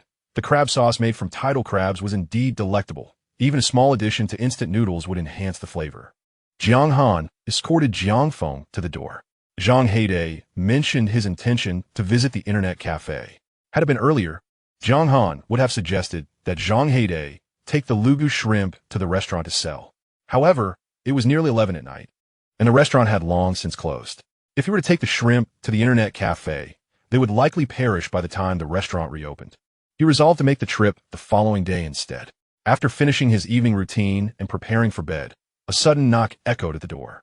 Ma Xiaomei stood at the entrance, clad in a white silk nightgown. Jiang Han presumed she wished to contact her family and was ready to offer his room. However, Ma Xiaomei called him back. Jiang Han, is Yi Tiantian truly your girlfriend? She inquired. She's my ex-girlfriend, Jiang Han corrected her. Noticing the inquisitive glimmer in Ma Xiaomei's eyes, he sighed. She was accepted into graduate school, while I was not. She felt I was beneath her and chose to break up. Ma Xiaomei was taken aback by this revelation, asserting that it was her lack of discernment and that he would surely find someone better. Observing her earnest demeanor, Jiang Han couldn't help but chuckle softly. You needn't comfort me. I have long since moved on. I'm not comforting you. I speak earnestly, she replied. As Jiang Han prepared to leave, Ma Xiaomei called out to him again. I wish to discuss something with you. Oh, she continued. I have relayed the situation regarding Yi Tiantian to others in our circle. Yi Tiantian has been removed from the couch surfing community. The Jiaowa Island location is still in need of someone to provide a couch. I wonder if you would be willing to take on this role? Sensing that she might be putting him in a difficult position, she quickly added, if you decline, it is perfectly all right. Everything is based on voluntary participation. Isn't it merely about providing a place to land? To me, it holds little significance. Ma Xiaomei gazed at Jiang Han in astonishment, You agreed? Indeed. Ma Xiao may consider Jiang Han to be an exceptionally good person. Then I shall submit your name. Next time, if others visit your home, do not be so naive as to entertain them with such lavish offerings. Although she and her sister relished the experience, she feared that if Jiang Han continued in this manner, he might suffer losses. In truth, it's not too bad. Everything you collected while beachcombing has been given to me. Those items hold considerable value, especially Ma Xiao Mei and Ma Xiao Wei, as they prepare their own meals. And he has been partaking in what they cook. Jiang Han, meeting you has truly brought joy to us sisters. Our days on Jiaowa Island have been the happiest moments of our journey. The following day, Jiang Han set out with the two young ladies. They departed a bit later than usual this time. Previously, they had traveled in a private vehicle with tinted windows, rendering them unnoticed by anyone. This time, Ma Xiao Mei and Ma Xiao Wei confidently sat in Jiang Han's newly acquired tricycle, passing right by a group of chatting villagers. Ma Xiao Mei and Ma Xiao Wei greeted them enthusiastically. Farewell, villagers of Shijiang. Upon seeing the children outside, they pulled out candies from their bags and tossed them to the little ones. Jiang Han understood that Ma Xiao Mei and Ma Xiao Wei were assisting him. Their joyful departure would prevent the villagers from speaking ill of him any longer. Upon arriving at the Haoli Wang restaurant, Jiang Han's several buckets of luge shrimp were weighed. After deducting the 5 pounds for Jiang Feng and keeping another 5 for himself, he found there remained an astonishing 202 pounds. Recently, luge shrimp had been in high demand, and Meng Fei offered a price of 73 per pound. This haul amounted to a total of 14,746 yuan. Menghua handed him 14,800 yuan. Meng Fei glanced at Menghua. Did you manage to round it off this time? Menghua merely stuck out his tongue in silence. Ding. The host sold seafood for 14,800 yuan, earning 14,800 system points. Accumulating from the last points, the total system points, 16,273 points. Currently 15,000 system points can be consumed for a scanning range of 30 meters. Would you like to redeem? Redemption successful. The host now possesses a scanning range of 120 meters. Redemption successful. Remaining system points, 1,273 points. Please continue to strive hard. Jiang Han, you are truly remarkable, Ma Xiao Mei exclaimed, unable to contain her admiration. The eyes of the two girls sparkled like stars. Earning thousands in a day. In a big city, what level of achievement is that? The last time they accompanied Jiang Han to sell goods, he earned over 6,000 yuan. However, that day was during a high tide, and they thought Jiang Han was merely fortunate. They never anticipated that today's sales would surpass that. Even the wealthy second generation, despite their family backing, might not earn so much in a single day. Jiang Han's success was purely self-made, rendering him even more admirable. Jiang Han himself had not anticipated such a substantial amount today. He estimated around 10,000, but was surprised to see it exceed 14,000. It seems Meng Fei's pricing was indeed quite fair. Ma Xiaomei gazed at Jiang Han with her large, expressive eyes and inquired earnestly, "Pray tell, how much did you sell the last white sea urchin for?" Jiang Han felt no need to withhold the truth from her, responding, 28,000. Ma Xiaomei, astonished, covered her mouth, exclaiming, "That's truly remarkable. That time was merely a stroke of luck. I stumbled upon such a rare white sea urchin," he replied. "Luck is indeed a form of skill," she remarked, giving him a thumbs up. "If Tiantian were to discover how adept you are at making money, she would surely regret her choices. I have no need for her to know, since their connection had been severed." Any feelings of regret or triumph on her part were no concern of his. Ma Xiaomei opened her mouth, genuinely believing that a woman like Tiantian was unworthy of Jiang Han. She could hardly fathom how such an exceptional person as Jiang Han had once been involved with someone like Tiantian. The two young women summoned a car, a journey to the port. Ma Xiaomei sent Jiang Han a form pertaining to their sofa guest house, which he filled out meticulously. In the section for special requests, he specified that pets were not permitted. If it's just a cat or a dog, that would be tolerable. However, I dread the thought of certain eccentric pet owners bringing peculiar creatures, he mused. His establishment, though small, could not accommodate such oddities. When Jiang Han looked up, Menghua was regarding him with a playful glint in her eyes. Feeling somewhat uneasy under her gaze, he asked, "Why do you look at me like that?" "It seems you are quite popular with the ladies," she replied. A smile crept onto Jiang Han's lips. "Does that include you?" Meng momentarily froze, then excused herself, claiming a guest had requested water. Jiang Han dined at Hale Wang restaurant, bringing along some seafood from home for them to prepare. He also transferred a portion of money to Zhang Heide. Upon seeing an additional 1,500 yuan, Zhang Heide felt as if he were in a dream. He glanced at Meng Fei, who was bustling about, contemplating whether he might truly be on track to marry. Yet, considering Meng Fei's capabilities, he felt disheartened. Jiang Han discovered that bringing seafood for processing was indeed far more economical. In addition to the seafood he provided, he also ordered a dish of spicy and sour shredded potatoes. The two of them shared 3 dishes and a soup, totaling merely 80 yuan, a truly budget-friendly meal. After finishing their meal, with nothing pressing to attend to, Jiang Han accompanied Zhang Heide to an internet cafe to play games, though the cafe allowed for overnight stays. Sleeping there could never compare to the comfort of one's own bed. After defeating a monster, Jiang Han casually remarked, "With someone like you visiting the town daily, you might as well rent a place here." Zhang Heide slapped his bald head, exclaiming, "You're right. Now that I have money, I can rent a house." Jiang Han was taken aback. Was this fellow serious? Thinking of the proprietress, Meng Fei, he felt speechless. Never mind. It's best not to meddle in matters of brotherly affection, he decided. Glancing at the tide schedule, he noted that the optimal time for clam digging today was even later than yesterday, at 7 o'clock in the evening. Thus, he and Zhang Heide shared another meal at Hale Wang restaurant. As I set out towards the village, the sky began to drizzle softly, and soon the rain intensified. It seemed that the plans to go to the sea today were thwarted. Zhang Heide decided to return to the internet cafe to play games, suggesting to Hangu that perhaps he should stay there as well, given the downpour. Mengwa unexpectedly approached, saying, "Jiang Han, the rain is too heavy. My sister and I have rented a room on the 3rd floor for convenience. There are guest rooms available. You should stay there for the night." The structure here is mixed use, with shops on the 1st and 2nd floors and residences above.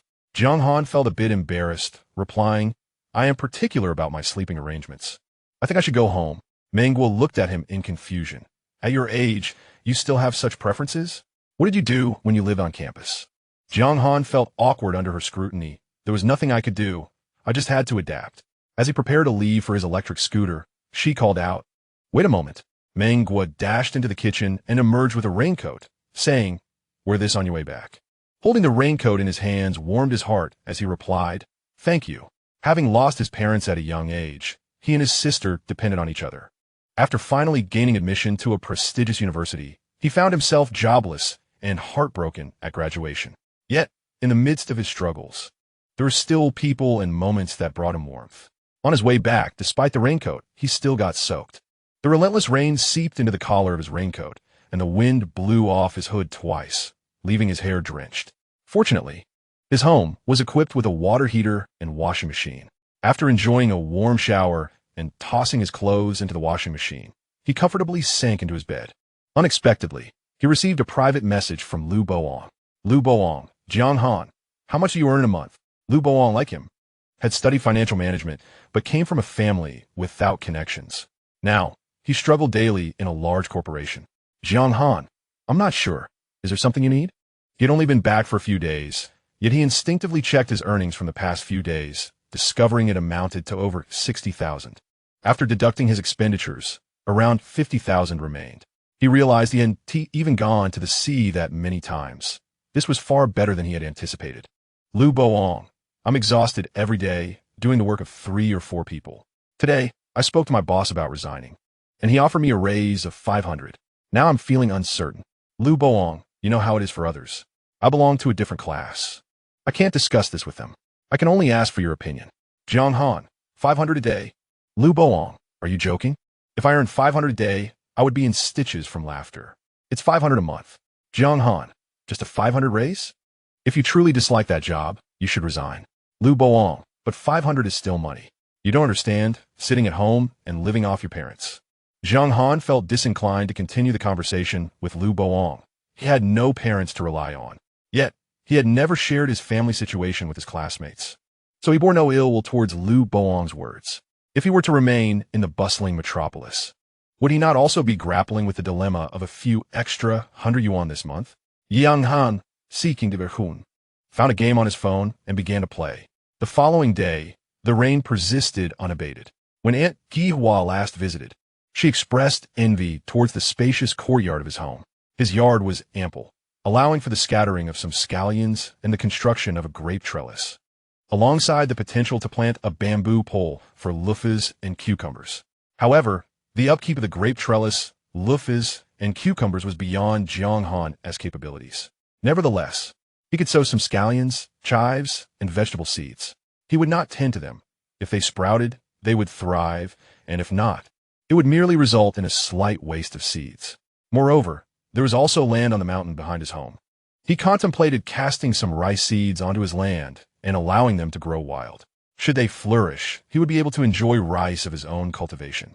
Chapter 36. To the district, unlike the previous occasion when he needed to select specific pliers, there was an abundance of online shops selling seeds.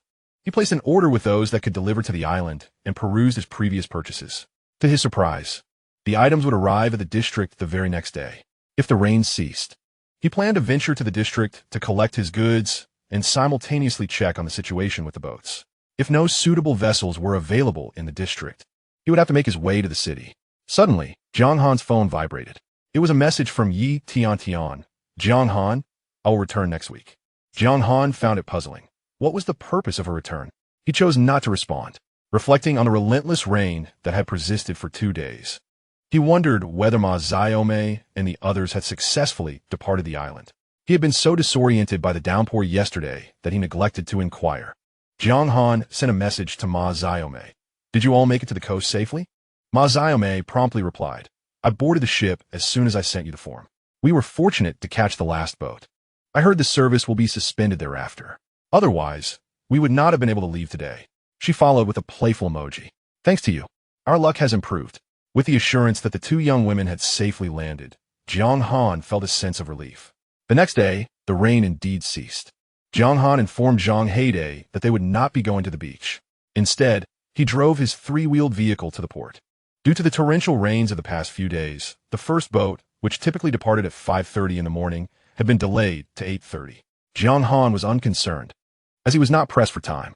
However, amidst the crowd, he spotted a familiar anxious figure, his brother-in-law. The tall, lean man turned his head and spotted Jiang Han. Approaching Jiang Wenshin, he asked if he was headed to work. Jiang Han recalled his sister mentioning that Jiang Wenshin worked at a factory in the district and only returned home on weekends. Yes, Jiang Wenshin replied curtly. A phone said you were back. What brings you out this time? Jiang Han did not conceal the truth. I am here to collect a package from a port in the district. Jiang Wenshin smiled slightly and fell silent. His reticence did not imply a lack of opinion. Jiaowa Island may be somewhat underdeveloped, yet it possesses all the essentials. Even if the brands you desire are absent, alternatives are always available. The items on Jiaowa Island, regardless of their expense, are still more economical than taking a boat to the district to retrieve a package. Jiang Wenshin instinctively glanced at the time, realizing he would undoubtedly be late today. The sea's weather is notoriously unpredictable. He refrains from returning from Monday to Friday. Even on weekends, he departs by Sunday evening. This Friday, however, he returned after work, only to be met with 2 days of torrential rain, compelling him to rush back on the first boat early Monday morning. Yet he was still tardy. This month's attendance bonus was now a lost cause. Observing Jiang Wenshin's demeanor, Jiang Han could surmise the situation. Brother-in-law, if you are late for special reasons, you should inform the leadership. They are likely to be understanding. Jiang Han suggested. Jiang Wenshin merely responded with a soft hum, avoiding any further discussion. In his view, even though Jiang Han had been accepted into a prestigious university, his nature remained restless. Even if he were to explain, Jiang Han would fail to grasp his difficulties.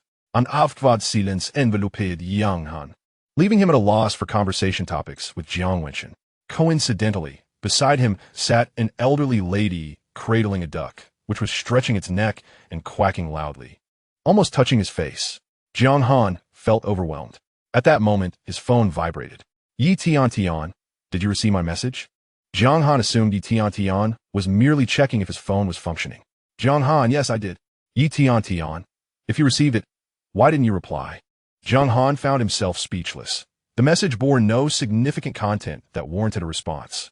Previously, when they were in a romantic relationship, he indulged her whims, but they were no longer connected.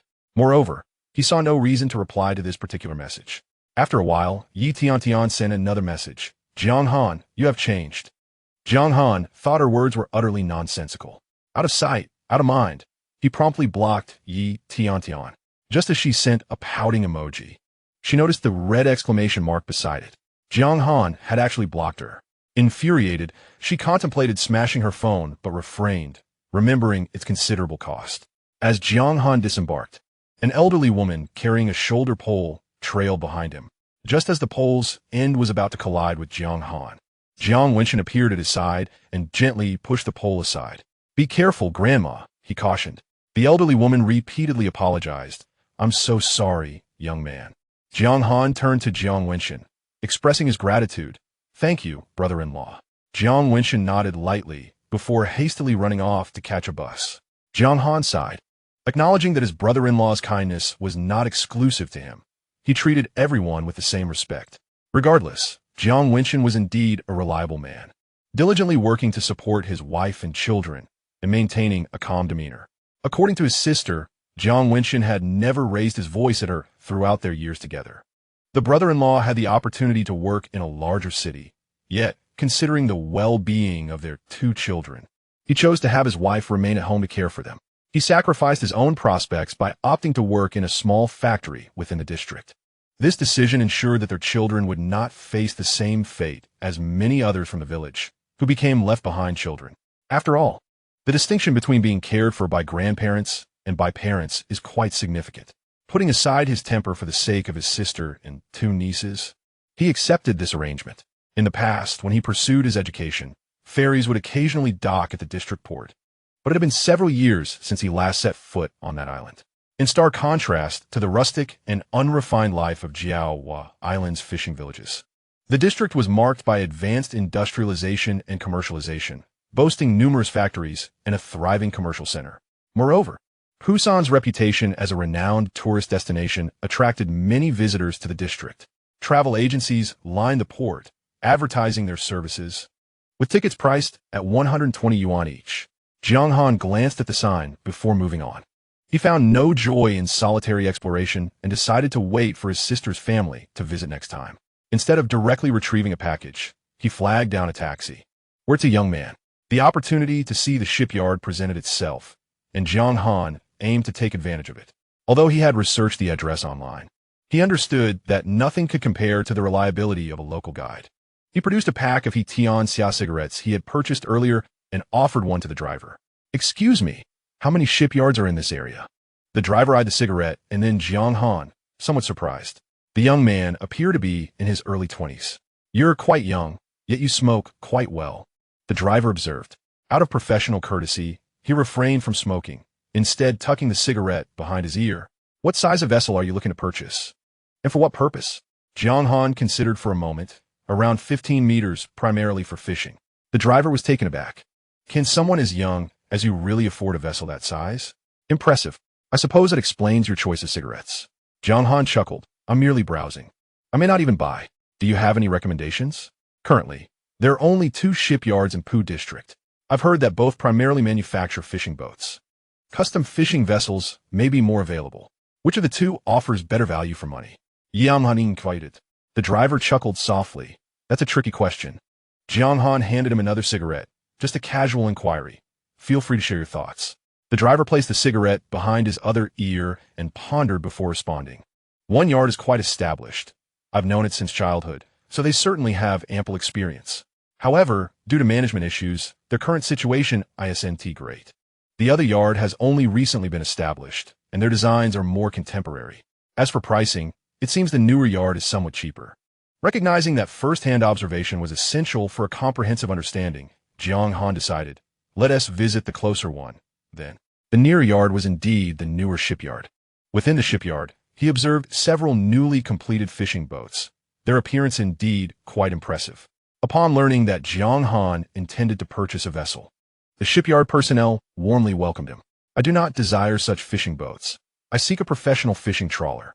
The sales representative, upon hearing his request for a fishing boat, became even more enthusiastic, presenting Jiang Han with brochures and meticulously detailing each option. Jiang Han found these vessels quite appealing and pointed to a 12-meter fishing boat model, inquiring, "How much does this one cost?" Initially, he had contemplated acquiring a 15-meter boat, but after the salesman's description, he realized that the prices of these boats exceeded his expectations. For everything fully equipped, with all the accompanying facilities, merely $2 million will suffice. Only $2 million? No wonder the driver had exhibited a peculiar expression upon hearing he wanted a 15-meter offshore fishing vessel. If this 12-meter boat commands such a price, surely the 15-meter model would not be less than $3 million. A boat is akin to a car. The cost depends on the specifications. Cars range from tens of thousands to several million. The disparity among boats could be even greater.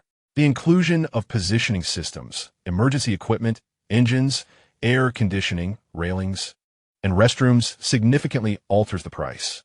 We're not merely selling an empty shell, to say nothing of the fact that a good railing can cost several tens of thousands, while a subpar one is less expensive, although one may choose to forego installation. The craftsmanship of boat building is no less complex than that of car manufacturing. Aside from modern fishing equipment, the drainage system alone requires considerable effort. When storms arise, timely drainage is crucial. Of course, one could tie a few logs together and call it a boat, but the comfort and safety of different vessels vary immensely. Jiang Han speed, then pointed to a 7 or 8 meter fishing boat nearby. How much for this one? This type is primarily for taking tourists out to sea, quite affordable. Roughly 400,000 when fully equipped. Jiang Han gasped again. Even for such a vessel, 400,000 seemed inexpensive? Indeed, such boats are typically the domain of the affluent. In his class, most were second-generation rich. In their leisure, the competition was no longer about cars, but rather who owned more yachts. After all, only those who can afford and maintain a yacht are truly wealthy. The salesman surely did not anticipate that this impoverished soul, with merely 50,000 in his pocket, would dare to visit a shipyard. Jiang Han perused the entire catalog, but found no trace of those old-fashioned wooden boats equipped with engines. It seemed this factory did not cater to such low-end products. The driver had claimed this factory was affordable, yet the money in his pocket could scarcely cover a fraction of a fishing vessel. With his current funds, he could perhaps afford to obtain a license. Exiting the new shipyard, he hailed a taxi and proceeded to the old shipyard. Upon his arrival, he observed workers constructing a metal fishing boat. The vessel was nearly complete, and he ventured inside the cabin, where various facilities were adequately equipped for cooking, sleeping, and even a luxurious restroom. Inspecting the craftsmanship, he noted the quality was indeed exceptional, and the configuration was top-notch. Upon inquiring about the price, he was stunned to discover it exceeded $6 million. Jiang Han felt despondent. The 15-meter fishing boat he had long coveted would cost over $6 million at this yard. Do you no longer have any wooden boats available here? Such items have long become obsolete. Who still manufactures such vessels nowadays? Furthermore, even wooden boats, once equipped with various apparatuses, are not inexpensive. The cost of the wood and the craftsmanship required for carpentry may well exceed that of a metal boat. Are there any affordable metal boats? The sales representative gestured towards another section, where boats were priced between 7 to 800,000. Having previously observed vessels costing $6 million, the disparity when comparing them to those priced at 7 to 800,000 was indeed significant. Much like automobiles, can a vehicle costing a few tens of thousands be compared to one valued in the millions? Even a boat priced at 7 to 800,000 was beyond his financial reach. Perhaps there are cheaper boats elsewhere, but he lacked the energy to search further. Cheaper options would inevitably mean inferior quality.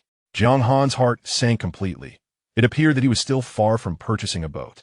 After returning home, he would need to work diligently at sea to earn money. Knowing that the seafood market was nearby, he decided to pay another visit. The market was a veritable cornucopia of shellfish, fish, and snails, with some items even Jiang Han could not identify. After inquiring about the prices, he discovered that the rates offered to Meng Fei by her restaurant were already approaching those of the market's retail prices. No wonder Meng Fei's business thrived. Her approach was remarkably straightforward. At that moment, he spotted cultivated sea cucumbers, immediately recognizable by their appearance. Upon asking the price, he was surprised to learn that even the cultivated variety cost 200. Jiang Han had initially intended to leave after checking the prices, but the vendor called out, "Though these are farm sea cucumbers, they are still highly nutritious. They enhance beauty for young women and bolster immunity for children." Remembering how his sister often lamented the poor health of her two daughters, who frequently caught colds, he decided to have the vendor weigh 2 pounds. Due to his previous reservations, he had not set aside any wild sea cucumbers for his sister last time. Now, he would bring some cultivated ones to her. As he pulled out his phone, he noticed a message from Mengwa asking where he was. Jiang Han, I am in Pyuk. Mengwa, could you please go to the commercial street and buy me an eyebrow razor? The one I bought in town is not effective. The ones from Pyuk are superior. Jiang Han found it somewhat peculiar for a grown man to purchase an eyebrow razor. Jiang Han, I won't go. Mengwa responded with several cute emoticons and eventually sent a voice message. Mengwa, brother Jiang Han, you are the best. Please help me buy one. Next time you come to my restaurant, I will treat you to a fruit platter. Her voice was even softer than he was accustomed to hearing. After a moment's contemplation, he decided to visit the commercial street. He had been home for quite some time without visiting his sister. In addition to the sea cucumbers, he wanted to buy some other items for his two nieces. He purchased an array of school supplies and then visited a children's clothing store, informing the sales associate that he was shopping for girls in the 1st and 3rd grades. The associate helped him select suitable styles. Unsure of the exact sizes, Jiang Han opted for slightly larger dimensions, reasoning that even if they did not fit perfectly now, they would be usable by next year. The accessory shop was directly across from the children's clothing store, where he bought several hair ties and clips suitable for young girls. On a whim, he purchased a pair of eyebrow scissors for Mengwa. Chapter 38, Setting the Crab Trap. Noticing the time was getting late, he returned to the port and went to the nearby delivery point to collect his parcel. Concerned that the delivery might be defective, he decided to open the package at the port to inspect its contents. Finding everything in good condition, he gathered his belongings and took the boat back to Jiaowa Island. Transitioning abruptly from the bustling area of Puchu to the simplicity of Jiaowa Island. Hianan experienced a momento de darse. Though Jiaowa Island falls under the jurisdiction of Puchu, the disparity between the two is quite pronounced. However, the thriving economy of Puchu provides substantial assistance to the villagers of Jiaowa Island. Even the elderly villagers, who have never contributed to social insurance, receive a monthly stipend of 500 yuan. For the rural elderly, who have minimal expenses, this amount can sometimes be saved to buy sweets for their grandchildren. Medical expenses can be largely reimbursed through the agricultural insurance card. Thanks to the generous welfare system in Puchu, the residents of Jiaowa Island, while still facing stable poverty, do not suffer from food insecurity. Jiang Han presented the newly acquired eyebrow scissors to Mengwa. Upon receiving them, Mengwa beamed with joy and promptly prepared a fruit platter for him. Are you staying for dinner? I saved the seafood you brought last time. Shall I prepare for you? Sure, that will be great. Mengwa replied with a dismissive, it's no trouble, and proceeded to busy himself. Jiang Han called Zhang Haidai, inviting him to join for dinner. After their meal, Zhang Haidai took Jiang Han to see the apartment he had rented. To Jiang Han's surprise, Zhang Haidai had indeed secured a rental, something he had only mentioned in passing before. Fortunately, the apartment was quite decent, featuring 2 bedrooms, a living room, a bathroom, and a kitchen, all for a mere 450 yuan per month.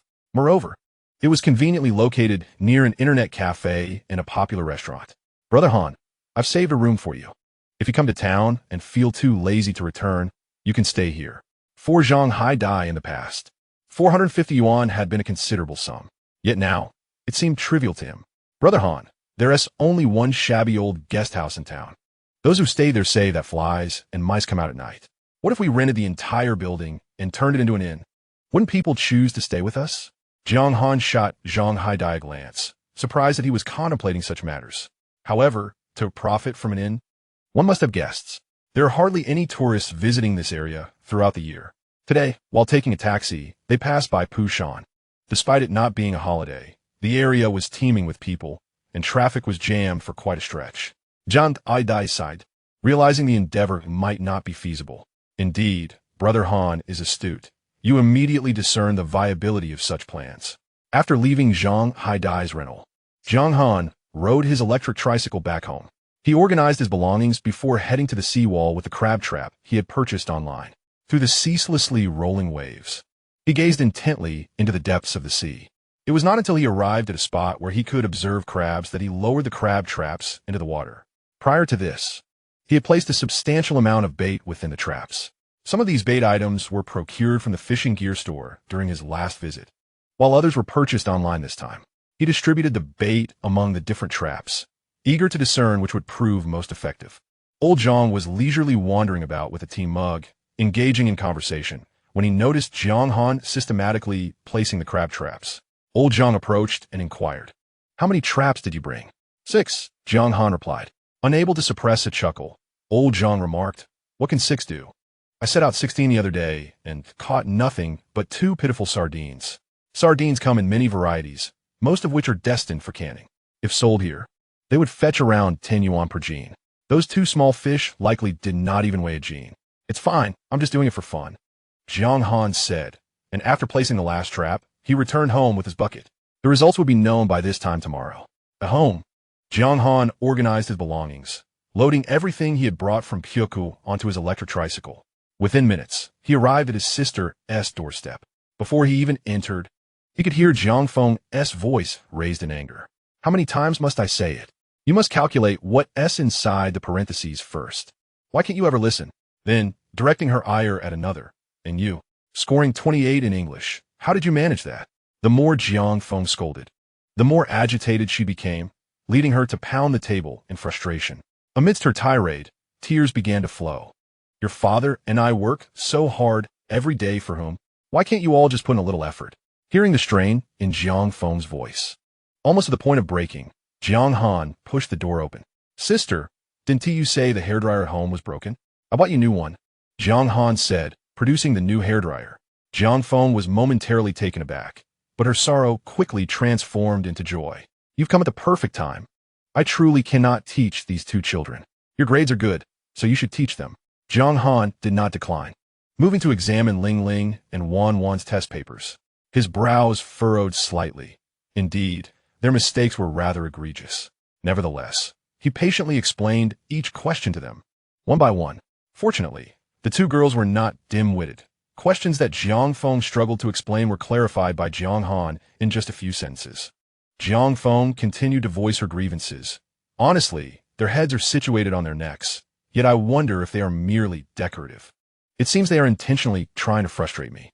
Ling Ling stuck out her tongue in rebuttal. "Mom, is it possible that your ability to express yourself is not as good as Uncle's? Why is it that I understand as soon as he explains?" Jiang Feng's anger flared. "You little rascal, if I can't express myself clearly, does that mean your teacher cannot either?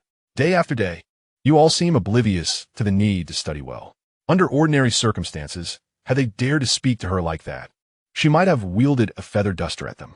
Luckily, she did not truly intend to strike, merely putting on an act to intimidate the children. Yet this time, she did not even reach for the duster. While she chastised them verbally, she felt a swell of pride within her heart. Her younger brother is undoubtedly the best. Is it not reasonable that the teacher's explanations are less clear than his?" Upon seeing the items brought by Jiang Han, she noticed a plethora of beautiful garments. He compared them on both children, and they fit perfectly. "Oh, you have quite the knack for selecting clothing sizes." It has been a considerable time since Jiang Han last saw Ling Ling and Wan Wan. Children grow so rapidly. It is astonishing how much they have changed in such a short period. Fortunately, he chose larger sizes. Otherwise, he would have had to purchase smaller ones. Jiang Feng neatly stored the clothes away, not bothering to be polite with Jiang Han. She felt immensely gratified. Her brother has indeed become increasingly sensible. However, she still teased him, saying, "Next time, even if you wish to splurge, refrain from purchasing such items. It would be wiser to buy more practice papers instead." Chapter 39. Sweetness after bitterness. Ling Ling and Wan Wan nearly simultaneously lifted their heads to look at Jiang Han. The sparkle in the little girl's eyes made Jiang Han feel somewhat uneasy. "Well, sister, one must balance study with relaxation. You see, I was rather careless in my studies as a child, yet I still achieved commendable results. But that is not the same. You are clever, while they are just 2 scatterbrained little girls. Can they be compared to you?" Ling Ling and Wan Wan exchanged glances, questioning, is this truly their biological mother? Jiang Han felt a tinge of awkwardness under the scrutinizing gaze of the 2 girls. I mean, learning should be flexible. A balance of intensity and ease is essential for good grades. Ling Ling and Wan Wan are your daughters. You ought to have more faith in them. Jiang Feng genuinely lacked confidence. She was deeply concerned about the academic performance of her 2 children. Jiang Han continued, "They are still in elementary school. Life is long ahead of them. Reflect on our childhood. Did those who excelled in elementary school continue to do so in middle and high school? Many expend their energy early on, only to falter when they need to catch up later. Jiang Han pondered this and realized it held true. Those who ranked at the top in elementary school often struggled in middle and high school, while those who were overlooked in elementary school sometimes rose to prominence later on. As for his brother, he had consistently performed well throughout his life, requiring no one to worry about him. Noticing Jiang Feng's wavering resolve, Jiang Han turned to Ling Ling and Wan Wan and said, "From now on, focus on studying diligently when it's time to learn, and enjoy your playtime when it's appropriate. Master everything your teacher imparts. There is no need for additional practice papers. Should you encounter difficulties, you may contact your mother's phone to reach me anytime I am available, and I will gladly explain."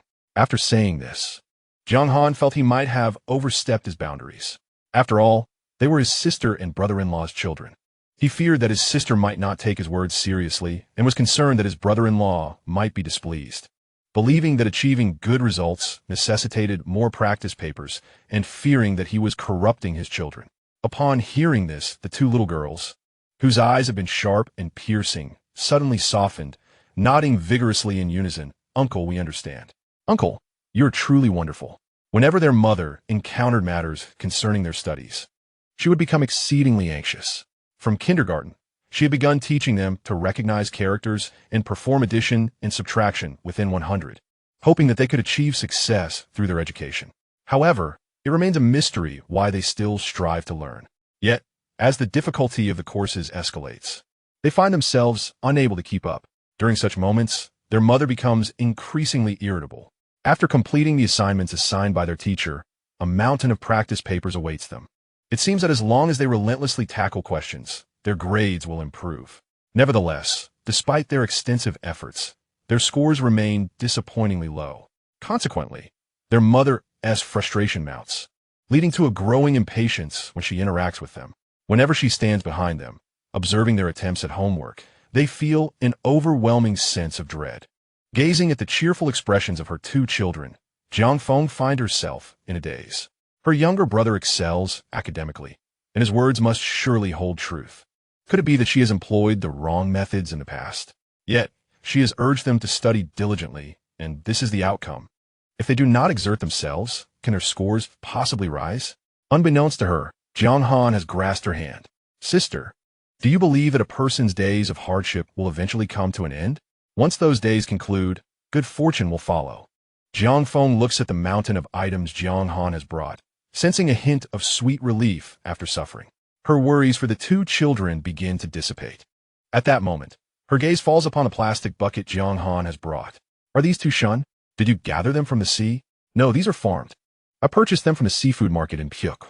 They say they can enhance immunity. Once prepared, give them to Ling Ling and Wan Wan." Jiang Feng feels a surge of emotion, nearly brought to tears. The village where she and Jiang Han originally lived is called Jiaowa, while the village she married into is known as Shangjiang. Many villagers from both Shangjiang and Jiaowa are acquainted. After her marriage, her husband Jiang Wenchen has never spoken ill of her. Yet, there have been many whispers in the village, suggesting that Jiang Feng is foolish, solely devoted to nurturing her brother. They claim that when her brother achieves success, he will forget her kindness. They deem her efforts as foolish. Yet has her brother not begun to care for her already? Surely, such generosity is not necessary. Although these are farmed, Jiang Feng is aware that the price is not insignificant. Nonetheless, despite her thoughts, she cannot suppress a smile. The vendor claims that women consume them for beauty, men for strength, and children to ward off illness. If you have some left over, you and your brother-in-law should partake as well. Jiang Feng's smile widens. The vendor is merely trying to encourage additional purchases. Jiang Han chuckles, for everyone knows that tu shun is indeed a prized delicacy, not just the vendor's assertion. Jiang Feng feels even more elated. Since you ventured to Pyuk, did you visit Tiantian to pay respects to Guanyin? Regardless of whether you travel frequently in the future, when you gather from the sea, it is a reliance on nature, and a visit to Guanyin is essential. This time I lack the time. Next time, I shall join you. When I have a moment, I will explore the temples in our area. Jiaowa Island belongs to the island city of Pyuk. The entire island city comprises a cluster of islands, featuring numerous large and small isles. Jiaowa Island is one of those very remote and ordinary islands. Like most islands in Geoducks, Jiaowa Island is adorned with numerous temples of varying sizes. The coastal inhabitants, relying on the whims of the sea, exhibit a greater devotion to mysticism than their inland counterparts. Whenever a family member embarks on a maritime journey, they invariably visit numerous temples. They seek blessings from Guanyin Niang for safety and favorable winds, from Keshin Yi for prosperity at sea, and from Longwang Yi for a calm voyage devoid of peril. In the past, it was customary to invite the ship Officer Bodhisattva aboard the vessel. Ling Ling and Wan Wan hurried over, discovering two delicate fishing rods among a heap of goods. "Uncle, are these rods for us?" Ling Ling inquired. "Indeed, they are for you," came the reply. Although the girls expressed their gratitude with "thank you, Uncle," their attention quickly shifted to two dolls nearby. Jiang Han's leap zwisha, evidently unimpresa. It was hardly surprising. How many girls had a penchant for fishing? Fortunately, he had procured other gifts. Suddenly, Jiang Feng recalled something. "Wan Wan, quickly check if the hot water for bathing is boiling over." Wan Wan dashed off, clutching a doll, and confirmed that the water had indeed been boiling for some time. Swiftly, she turned off the heat, while Jiang Feng lamented the electricity wasted. Ling Ling sighed. "If only we had a water heater at home, how wonderful that would be." Chapter 40. The Conch. Jiang Han surveyed the vacant bathroom, astonished at how many years had passed. Apart from a rudimentary toilet, Jiang Feng's sister's bathroom was devoid of any amenities. Jiang Feng playfully tapped Ling Ling on the forehead. "Haven't you heard? One must endure hardships to rise above others. All you want is comfort now. How will you succeed in the future?" "Mom, you must be mistaken. Everyone says that once one becomes accustomed to hardship, endless suffering follows." Ling Ling retorted, sticking out her tongue before fleeing, fearing her mother's reprimand. Jiang Feng, her irritation mounting, poured half the hot water from one bucket into another clean bucket, then added cold water to both. Once satisfied with the temperature, she called for Ling Ling and Wan Wan to bathe. Jiang Feng and Jiang Han moved to the living room, where she asked, "Have you eaten? Let me prepare some rice noodles for you." By this hour, she and the children had already dined, but she was aware that her brother often had irregular meal times and might not have eaten yet. "No need. I've had my fill," Jiang Han replied, mounting his three-wheeled vehicle and departing before Jiang Feng could call him back. Upon returning home, Jiang Han sought out the same store where he had previously purchased home appliances. The establishment offered delivery to the village for a nominal fee. This time, he not only ordered a washing machine and water heater online, but also a spacious double-door refrigerator, all addressed to his sister's residence. He began to ponder whether he should acquire a refrigerator for himself, as he spent nearly half his time dining at the Hao Lai Wang restaurant, where an abundance of seafood was available. Yet, given the sweltering heat of the current season, perhaps not having one was inconsequential. If he had a refrigerator, he could easily prepare chilled beverages or enjoy a cold beer at any time. Even fruits like watermelon, when kept in the refrigerator, would taste more delightful.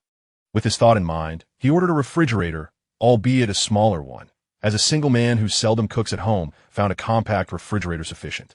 Perhaps he should also purchase a standing air conditioner. In the evenings, a fan suffices, yet the heat can be unbearable during the day. Placing a standing air conditioner in the living room would allow him to relax in a rocking chair while enjoying its cool breeze. During the frigid winter, he could also utilize the heating function to keep warm. Contemplating this, he ordered 2 standing air conditioners, one for himself and one for his sister. In just a short span of 10 minutes, he spent 20,000 yuan. Initially, he intended to save some money to buy a boat. However, after visiting 2 boat manufacturers, he realized that his funds were insufficient. He decided to first obtain a boating license, then consider whether to rent a boat for leisure. The local supermarket had information posted regarding the boating license examination. He called Zhang Heide, requesting him to send the details when passing by the supermarket. He also arranged a time for beachcombing the following day. Zhang Heide had just exited an internet cafe and was contemplating a trip to the supermarket for some food to quell his hunger later in the evening. He sifted through a pile of promotional flyers and found the boating license information, snapping a photo to send to Jiang Han. Jiang Han scanned the QR code and added the contact. The instructor, aware that Jiang Han was already familiar with boating, sent him a plethora of forms to complete along with a wealth of theoretical materials. Navigating a boat proved far more complex than driving a car. One must not only master the operational techniques, but also comprehend tides and meteorological conditions. Jiang Han furrowed his brow, realizing he would need to delve into his studies once more. The following day marked a mid-tide, the coastline receding farther than during a small tide, yet not as much as during a large tide. The beachcombing session commenced at 10 in the morning and could extend until 2 in the afternoon, with another opportunity in the early hours. He doubted he would awaken for the early session. Thus, the midday excursion was a must. Jiang Han, disinterested in preparing breakfast, welcomed Zhang Heide, who arrived at 9:20 with steamed buns and soy milk purchased from town. The buns, filled with shrimp and various shellfish, were far more delectable than the inland pork buns. Jiang Han was thoroughly satisfied. "Brother Han, where are we headed today?" Zhang Heide, having complete trust in Jiang Han's judgment, awaited his response. "Let's revisit the Four-Gate Dam. It is where saltwater and freshwater converge, and it was in that vicinity that I found wild bamboo shoots and white sea urchins last time. The area is abundant with treasures. Moreover, I spotted something particularly intriguing during my last visit, but I hesitated to approach it in the darkness. This time, in daylight, I intend to investigate. I hope those treasures remain." Although a shovel is cumbersome, Jiang Han and Zhang Heide typically carry only one, but this time, Jiang Han specifically requested that Zhang Heide bring both shovels along. Zhang Heide felt somewhat perplexed, yet he refrained from inquiring further, since Han Gu had instructed him to accompany. There must be a reason behind it. The location of the Four Jiamen was a bit distant, and Jiang Han rode there on an electric tricycle, with Zhang Heide seated comfortably within. The daytime brought forth a multitude of individuals eager to gather seafood along the shore. Due to the incessant torrential rains over the past 2 days, the waters appeared murky today. Jiang Han halted the tricycle, taking a different route than before. Although sand was present, it was predominantly muddy in nature. "Han Gu, seaweed," Zhang Heide exclaimed unexpectedly, leading Jiang Han to believe he had momentarily lost his senses. What was he calling himself for? To Jiang Han's astonishment, he observed Zhang Heide intently gazing at the seaweed before him. Jiang Han was at a loss for words. Having already collected an abundance of substantial finds, could he truly be enamored with seaweed? The island's inhabitants hardly bothered to collect such a trivial item. Yet, they could still consume it themselves and take it to the Ha Lei Wang restaurant as a change of palate. Jiang Han pondered this notion and, alongside Zhang Heide, plucked 2 pieces of seaweed to place in their bucket. Remarkably, those 2 pieces nearly filled half the bucket. Finding it excessive, Jiang Han discarded 1 piece of seaweed. Now, Jiang Han's scanning range extended to 120 meters. As he glanced down, he discovered hidden treasures beneath the layers of seaweed, conch shells. Upon hearing the mention of conch, Zhang Heide became invigorated. Conch was both substantial and costly. The last time at the Ha Lei Wang restaurant, he had struggled to find a topic of conversation with Meng Fei, casually inquiring about the price of conch. If memory served correctly, Meng Fei had mentioned 200. However, a quick glance revealed no conchs in sight. Jiang Han proceeded leisurely to the edge of a sizable patch of seaweed. Zhang Heide, confused, wondered why Jiang Han had returned to seaweed when he had previously stated otherwise. With a deft motion, Jiang Han flipped over a piece of seaweed and skillfully dug with his sand shovel, revealing a sizable conch. Remarkably, the tide had only recently receded, yet this conch had managed to bury itself in the sand. Jiang Han directed Zhang Heide toward a spot, urging him to explore beneath the seaweed. Chapter 41. A surfeit of wealth. Jiang Han observed several conchs nestle beneath the seaweed, barely having time to fully conceal themselves in the sand. With a meticulous search, Zhang Heide would surely find them. Armed with a sand shovel, he approached, unearthing a conch that was attempting to bury itself in the sand. He continued searching other areas, successfully uncovering 2 additional conchs. Jiang Han's task was considerably easier, although many of his conchs were buried in the sand. His advanced scanning system allowed him to discern the situation beneath the sandy surface with clarity.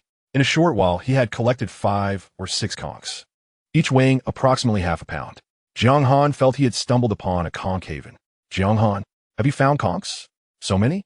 Upon turning around, Jiang Han was greeted by a figure completely wrapped in protective clothing, with only 2 eye holes visible.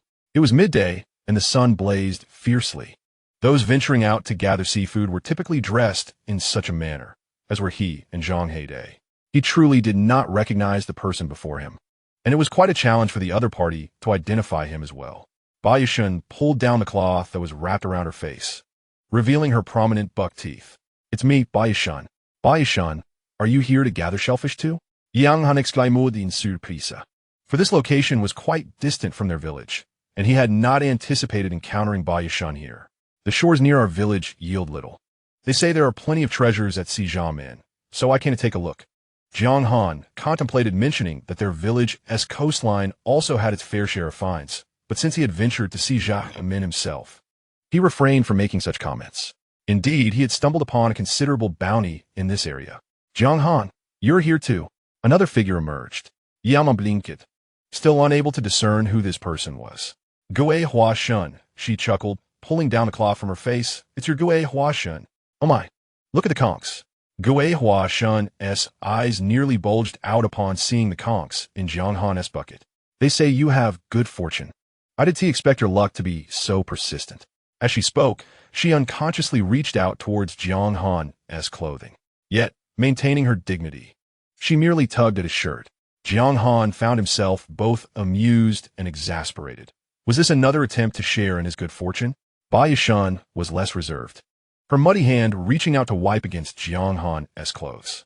Alarmed, he took a step back, although his clothing was also smudged with mud.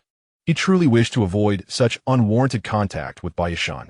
Observing that they had nearly exhausted the area, Jiang Han addressed Baiyushan and Gue Huashan, saying, "We're heading to another spot. You can take your time searching." With seaweed and conchs, one of Jiang Han's buckets was already full. Fortunately, he and Zhang Haidai had each brought 2 buckets. Zhang Haidai, brimming with excitement, remarked, "Hangu, following your lead has never led us astray. Look, we've struck it rich with conchs today." Jiang Han felt a swell of joy as well. Conchs were indeed a valuable seafood. This trip had proven fortuitous. Jiang Han led Zhang Haidai towards the muddier areas. "Hangu, are we going to catch crabs?" Zhang Haidai recalled the plentiful blue crabs they had captured nearby last time. "We'll catch whatever we come across." Zhang Haidai thought Jiang Han's response was spot on, realizing he had asked a rather foolish question. As they walked and conversed, Jiang Han arrived at the spot where he had previously seen something intriguing. However, that object was no longer there. Uncertain whether it had moved elsewhere or been taken by someone, he scanned the horizon, his vision extending up to 120 meters. In that sweeping glance, he could discern many areas clearly. Just at the edge of his sight, he spotted the tail of that object. Hastening towards it, he soon beheld the entire form. Upon reaching the location, he discovered that several nearby spots also housed the same object. Jiang Han retrieved the shovel he had prepared in advance. "Take out your shovel. Let us dig together." Zhang Haidai promptly produced a shovel. The two of them joined forces to commence digging. Although Zhang Haidai did not comprehend the reason behind it, he possessed great strength, and with a single thrust of his shovel, he could unearth a considerable amount of soil. Perhaps they had excavated their hole too deeply, as a considerable number of villagers had gathered around. These individuals had covered their exposed skin, revealing only their eyes. Were the young men also here to gather shellfish? It was not the weekend. Why were they not diligently working in the factory, but instead wasting time by the seaside? If they were to gather shellfish, they should do it properly. Merely digging a deep hole would not guarantee success. Jiang Han surveyed the crowd and discerned that they were not from their village, as their voices sounded unfamiliar. He greeted them with a friendly smile, addressing the elders respectfully, stating that he and his brother were merely there for leisure, indifferent to whether they found anything or not. The villagers shook their heads in disapproval. They could not fathom why these 2 young men avoided work and did not take shellfishing seriously. It was utterly unreasonable. "You 2 strapping lads, why can't you engage in something worthwhile? Your parents must be heartbroken seeing you idling about. You've almost dug 2 meters. Why continue? With all that energy, you could be earning money by moving bricks." Jiang Han remained calm, but Zhang Haidai could no longer bear it. If he had cotton, he would have stuffed it in his ears. They had already excavated nearly 2 meters, and just as they approached 2.5 meters, Jiang Han abruptly halted. Zhang Haidai followed suit. Having gone shellfishing together numerous times, they had developed a profound understanding of one another. Often, Jiang Han needed not utter a word. A mere glance or gesture would suffice for Zhang Haidai to grasp what was required. Zhang Haidai crouched down to inspect, initially finding nothing. It was not until Jiang Han kicked the side of the pit twice that a smooth, glistening head emerged. With remarkable swiftness, Zhang Heide seized the creature. "Goodness! A tulong!" he exclaimed. "How extraordinary! It is indeed a tulong. No wonder they had to dig so deep." The villagers could hardly contain their excitement upon witnessing the creature in Zhang Heide's grasp. Moments before, they had been criticizing the young men, yet here they were, having caught a tulong. The value of a single tulong could equate to nearly half a month's wages. As they contemplated this, Jiang Han extracted a long tulong from the pit as well, one even larger than the one Zhang Heide held. Typically, tulong holes have two entrances, and, astonishingly, this one harbored two tulongs. What unimaginable fortune was this? Presently, a tulong was worth around 300 to 400. The combined weight of these two was nearing 6 jin. "Young men, did you dig such a deep hole because you knew there were tulongs here?" In the past, some seasoned elders by the sea could discern the subterranean treasures based on soil quality and the direction of the holes. Yet these two young men seemed far too youthful to possess such skills. Just then, they noticed Jiang Han's bucket nearly overflowing with conchs. "Heavens, so many conchs! The treasures you seek are indeed substantial." However, as the tides change, the bounty has become increasingly scarce, and the truly significant finds are exceedingly rare. "How do you manage to achieve this?" Jiang Han smiled kindly at them, claiming he possessed the ability to see through the ground, discerning what lay beneath. The onlookers from the village shot him a disapproving glance. The youth today truly enjoy jesting. This is not a television show. Where would one acquire such X-ray vision? Jiang Han chuckled awkwardly, acknowledging that he was merely jesting. His elders had imparted to him certain skills that ensured he would not face starvation. The villagers understood. This was a family heirloom of expertise. It was rumored that in the inland regions, there are also ancestral methods for tomb raiding, capable of revealing the presence of grand mausoleums simply by surveying the mountains and waters above. Such abilities, they knew, were not easily taught, nor could they be easily mastered. As Jiang Han and Zhang Heide carried their buckets away to other locations, the villagers dispersed in small groups. Rather than merely observe others' fortunes, they decided to exert themselves and gather smaller treasures to concoct a nourishing soup. 3 villagers, however, chose to follow Jiang Han and Zhang Heide, curious to see if their talents were indeed as remarkable as rumored. They watched as Jiang Han, with a clear purpose, halted at a specific spot. Drawing a circle in the earth, together with Zhang Heide, they commenced digging with shovels. The soil was soft, requiring minimal effort for excavation, even with bare hands. They could remove substantial amounts. This time, they unearthed a pit nearly 3 meters deep. Jiang Han leaped down and effortlessly retrieved a soil dragon. The 3 villagers stood in astonishment, utterly dumbfounded. This was truly remarkable. With such prowess, why would one ever toil in a factory turning screws? As Jiang Han unearthed a 4th soil dragon, the villagers even began to applaud, filled with a mixture of admiration and envy. How splendid it would be if they possessed such skills. Auntie Giwa and Auntie Beiyu also passed by, having caught a few shrimp and several bread crabs, amounting to roughly 100 yuan in total. Initially, they were pleased, believing they had benefited from Jiang Han's fortune. However, upon witnessing his remarkable haul, they were left with nothing but envy. Indeed, comparisons could be disheartening. Yet, Auntie Giwa felt genuine happiness for Jiang Han. Their families had been neighbors for many years. When Jiang Han's parents passed, they could only have worried for the well-being of the siblings. Now, their parents could finally rest in peace. However, if Jiang Han were to remain on the island, what would become of his prestigious education? Unaware of Auntie Giwa's thoughts, Jiang Han continued to dig, pulling forth yet another soil dragon. Observing this, Auntie Giwa and Auntie Beiyu, along with the surrounding villagers, began to comprehend that Jiang Han's success was not mere luck, but a testament to his remarkable skill. In such a vast area, with countless spots to excavate, why was it that Jiang Han consistently unearthed soil dragons? As more villagers witnessed Jiang Han's impressive finds, they rushed over, eager for him to guide them in their coastal endeavors. Desiring to follow behind Jiang Han and collect some items, the pursuit of digging for the soil dragon proved too targeted and specific. Even if they were to excavate a pit nearby, it would not yield any soil dragons.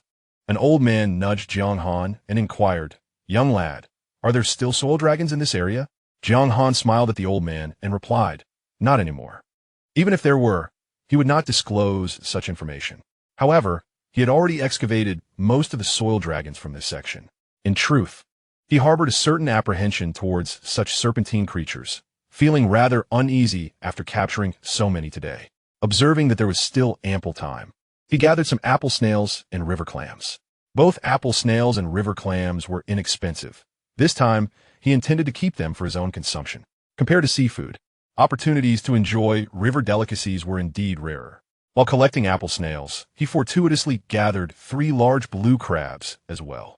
Jiang Han also had good fortune, managing to collect several bread crabs and a considerable number of mud snails. As they filled their 4 buckets to the brim, the tide began to rise.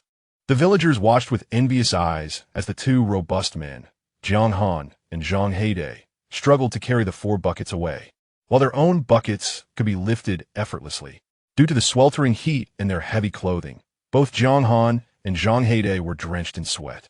After installing a water heater, the 2 men took a shower but dared not rest, hastily riding an electric tricycle into town. It was daytime, and the heat was oppressive. Given that they had captured a substantial catch, they feared that the sweltering conditions would lead to suffocation and death among their catch, prompting them to sell it as swiftly as possible. Meng Fei and Meng Guo were astonished by the bounty Jiang Han brought this time. Meng Guo patted Jiang Han on the shoulder, exclaiming, "Bravo, Jiang Han! You always manage to bring in such a substantial haul." Jiang Han raised an eyebrow at Meng Guo, replying, "It's all about skill, my brother." Meng Guo regarded Jiang Han with newfound respect, stating, "All right, I acknowledge your prowess." Hearing Meng Fei urging her, Meng Guo began weighing the items one by one. The 5 soil dragons weighed a total of 16 pounds, priced at 500 per pound, totaling 8,000 yuan. The 23 pounds of conch fetched 220 yuan per pound, amounting to 5,060 yuan. The 3 blue crabs weighed 6 pounds, priced at 90 yuan per pound, totaling 540 yuan. Altogether, the marine bounty amounted to 13,600 yuan. Once Meng Guo completed the calculations, she promptly transferred the funds to Jiang Han. The amount exceeded Jiang Han's expectations. Meng Fei's pricing was consistently fair, though this sum was slightly less than the last, which had included 4 contributors. Ma Xiaomei and Ma Xiaomei had also been of great assistance. The earnings from just himself and Jiang Han were already commendable. Ding!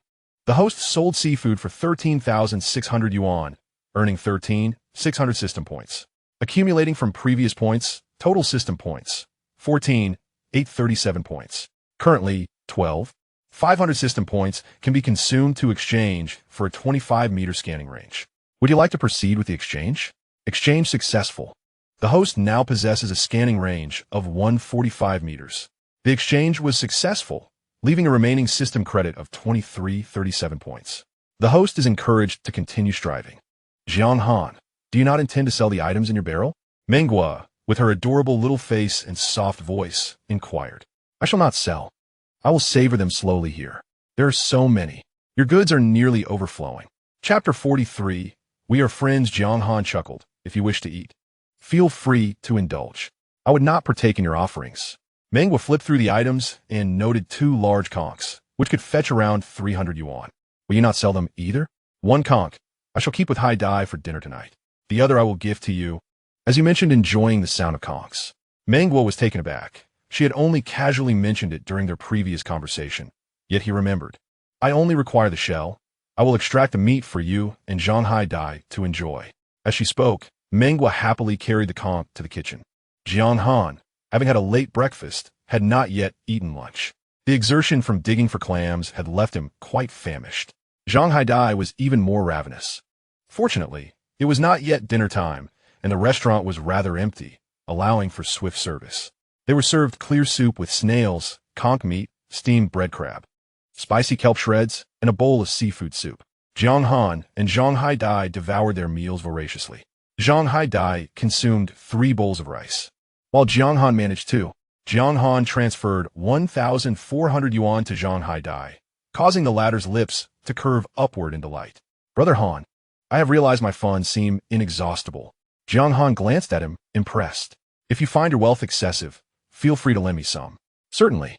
Zhang Hai Dai did not even question what Jiang Han intended to do with the money, immediately pulling out his phone to transfer the funds. Jiang Han halted him, jesting, "You take my words too seriously." Although he desired to purchase a boat, the entirety of Zhang Haidai's funds would merely be a drop in the bucket. After their meal, both felt a sense of relaxation wash over them. They played games at an internet cafe for a while, but soon lost interest. The fatigue from their clam digging excursion urged them to rest. Since Zhang Haidai had already rented an apartment, they went there together. Jiang Han made himself at home, lying down in another room and quickly falling into a deep slumber, which lasted until the next morning. Jiang Han suddenly slapped his forehead. Recalling something, "I left my crab traps over by the seawall.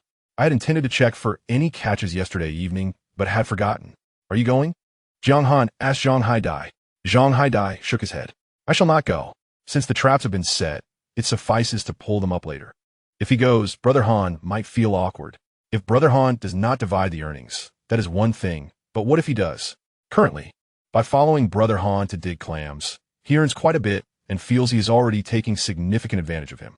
He cannot continue to take advantage of Brother Han in everything." Seeing that Zhang Haidai had no intention of going, Jiang Han accepted it and, after putting on his shoes, stepped outside. The electric tricycle remained parked at the entrance of the Ha Lei Wang restaurant when he was suddenly intercepted by a middle-aged man. "Young man, you must be the one delivering goods to Ha Lei Wang restaurant. Am I correct?" Jiang Han regarded the man with caution, inquiring, "May I ask who you are?" The man appeared to be in his 40s or 50s, sporting a beer belly and somewhat plump, yet his smile radiated warmth and kindness. He gestured towards the nearby collection shop. Jiang Han noted that this shop was occasionally open when he passed by, and today it was indeed open. "I am the proprietor of this collection shop. My surname is Qian." Jiang Han's confusion deepened. "Do you have business with me?" Boss Qian offered Jiang Han a cigarette, which he politely declined. "I'm sorry, I don't smoke."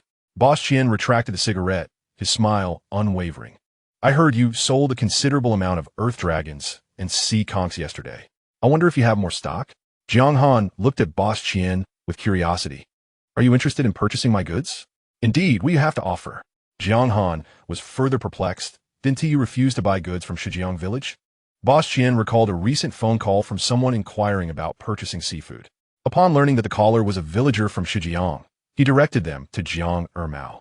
For him, whether the villager or Jiang Ermao came to his shop, the price remained unchanged.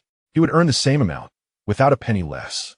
If villagers delivered goods directly to him, they would receive more money, but it would harm Jiang Ermao's interests, potentially souring their relationship. It was better for everyone to profit together, with Jiang Ermao assisting him in receiving goods. Who would have imagined that this young man would not deliver the goods to Jiang Ermao, but rather to Ha Lei Wang restaurant? Rumor had it that recently, a certain Jiang Han had delivered numerous fine items to Ha Lei Wang, which encroached upon his interests. Boss Qian continued to smile. "I assumed you were like other villagers, bringing me a small amount of sea rainbow to sell. I hardly have the time to collect such items, but if you possess substantial quantities, that is a different matter. In the future, bring your goods directly to me, and I assure you a favorable price." Jiang Han reciprocated with a smile, initially intending to decline firmly. However, considering the proximity of Ha Lei Wang restaurant and the collection shop, he deemed it prudent to maintain harmony in business. "Boss Qian, the owner of the restaurant's sister, is my friend. Therefore, my goods will not follow the usual collection channels. Selling one's goods to friends transcends mere profit." Just then, Meng Guo emerged from the restaurant, exclaiming, "Jiang Han, you're in town." "I did return last night," Jiang Han replied, winking at Meng Guo. "Why don't you clarify to Boss Qian that we are friends?" Meng Guo playfully patted Jiang Han's shoulder. "If we aren't friends, then what are we?" Her face flushed upon saying this. Boss Qian observed, momentarily taken aback, as if witnessing a playful exchange between a young couple. If the two of them were indeed in a romantic relationship, it would be entirely normal for this young man to take her to a restaurant. Perhaps due to their connection, many of those items were offered at a half price. Half-gifted arrangement. Boss Qian felt a pang of regret, sensing that he had lost a considerable amount of profit. The smile on Boss Qian's face turned somewhat awkward as he said, "You all continue your conversation," and closed the shop door, riding off on his electric bike, leaving one to wonder what his errands might be. "Have you had breakfast? Would you like to join me?" Meng Guo inquired softly, her large sparkling eyes gazing at Jiang Han. The Ha Lei Wang restaurant did not serve breakfast, however, on occasion. If Jiang Han and Zhang Haidai wished to have breakfast there, Meng Fei would prepare seafood noodles or seafood fried rice for them. Items like steamed buns were certainly unavailable.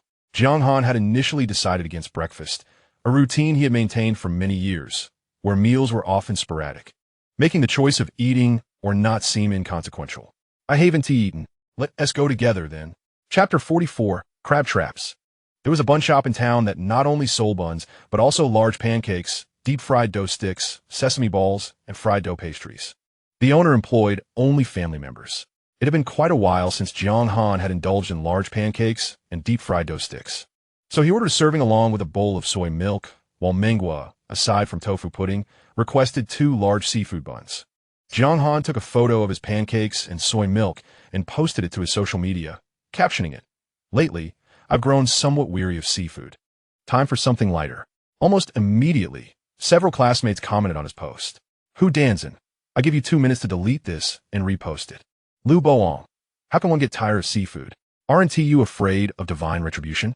Tian Chengwen, don't let my status as a rich second generation fool you. We hardly eat seafood more than a few times a month. Yuhi, are you trying to incite envy? Ma Xiaomei, envious. Ma Xiaomei, let us eat seafood together next time, blushing face.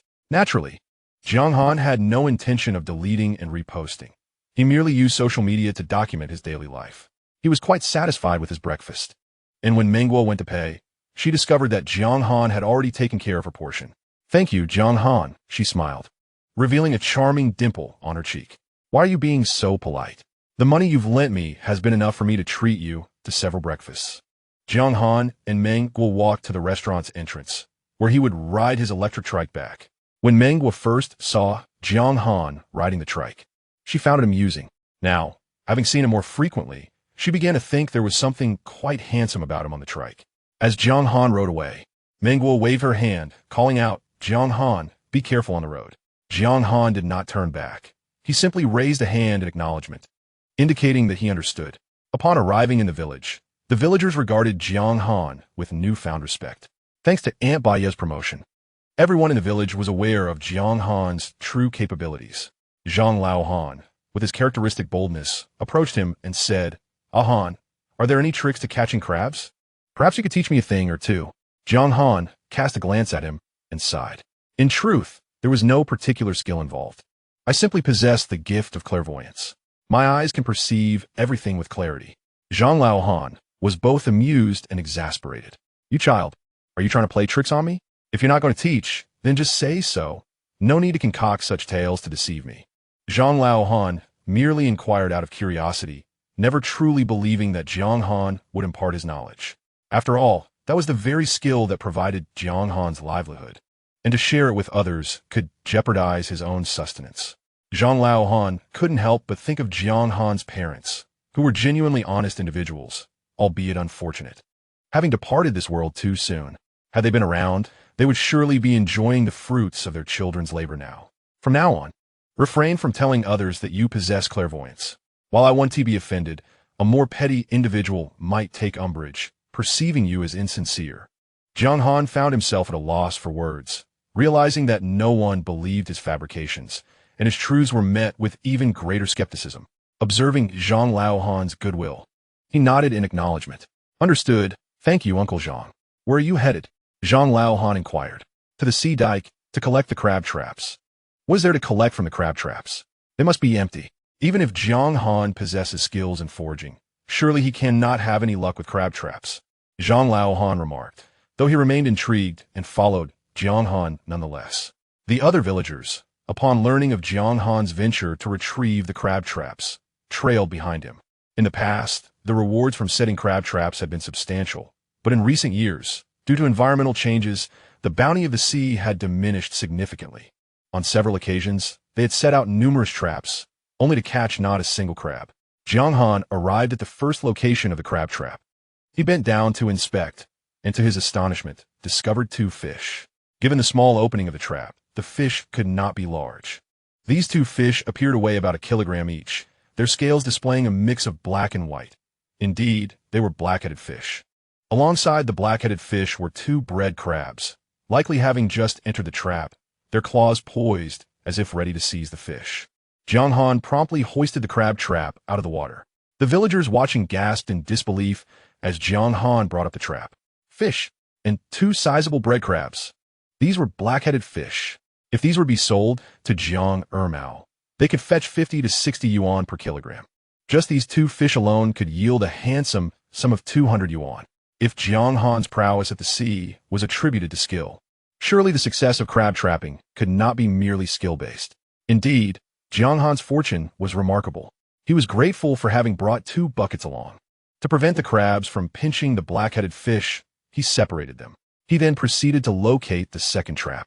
The ropes of these traps were 20 meters long, which was sufficient for the shallow waters near the dike. The water level for the second trap was even shallower, barely reaching 10 meters. Inside the second trap, there was only 1 crab, but it weighed a substantial 2 kilograms, and it was a swimming crab. Geoducks Shun felt a mixture of bitterness and joy for Jiang Han. After all, this was a mud crab, and even this single one could fetch around 200. Jiang Han smiled without uttering a word. As the figures mentioned were merely those offered by Jiang Ermao. Meng Fei, on the other hand, was significantly more generous than Jiang Ermao. Jiang Han placed this mud crab alongside the 2 bread crabs and proceeded to search for a third cage. This time, he did not crouch down to inspect. Instead, he simply hoisted the cage up. Alas, this cage was empty. The villagers erupted into laughter, devoid of malice but tinged with a hint of schadenfreude. An empty cage was rather expected. Jiang Han moved on to the 4th cage, this time bending down to take a look. Through the water, he discerned that this cage was also empty. However, he was unconcerned about the villagers' potential mockery. He noticed a fish swimming alongside the crab cage.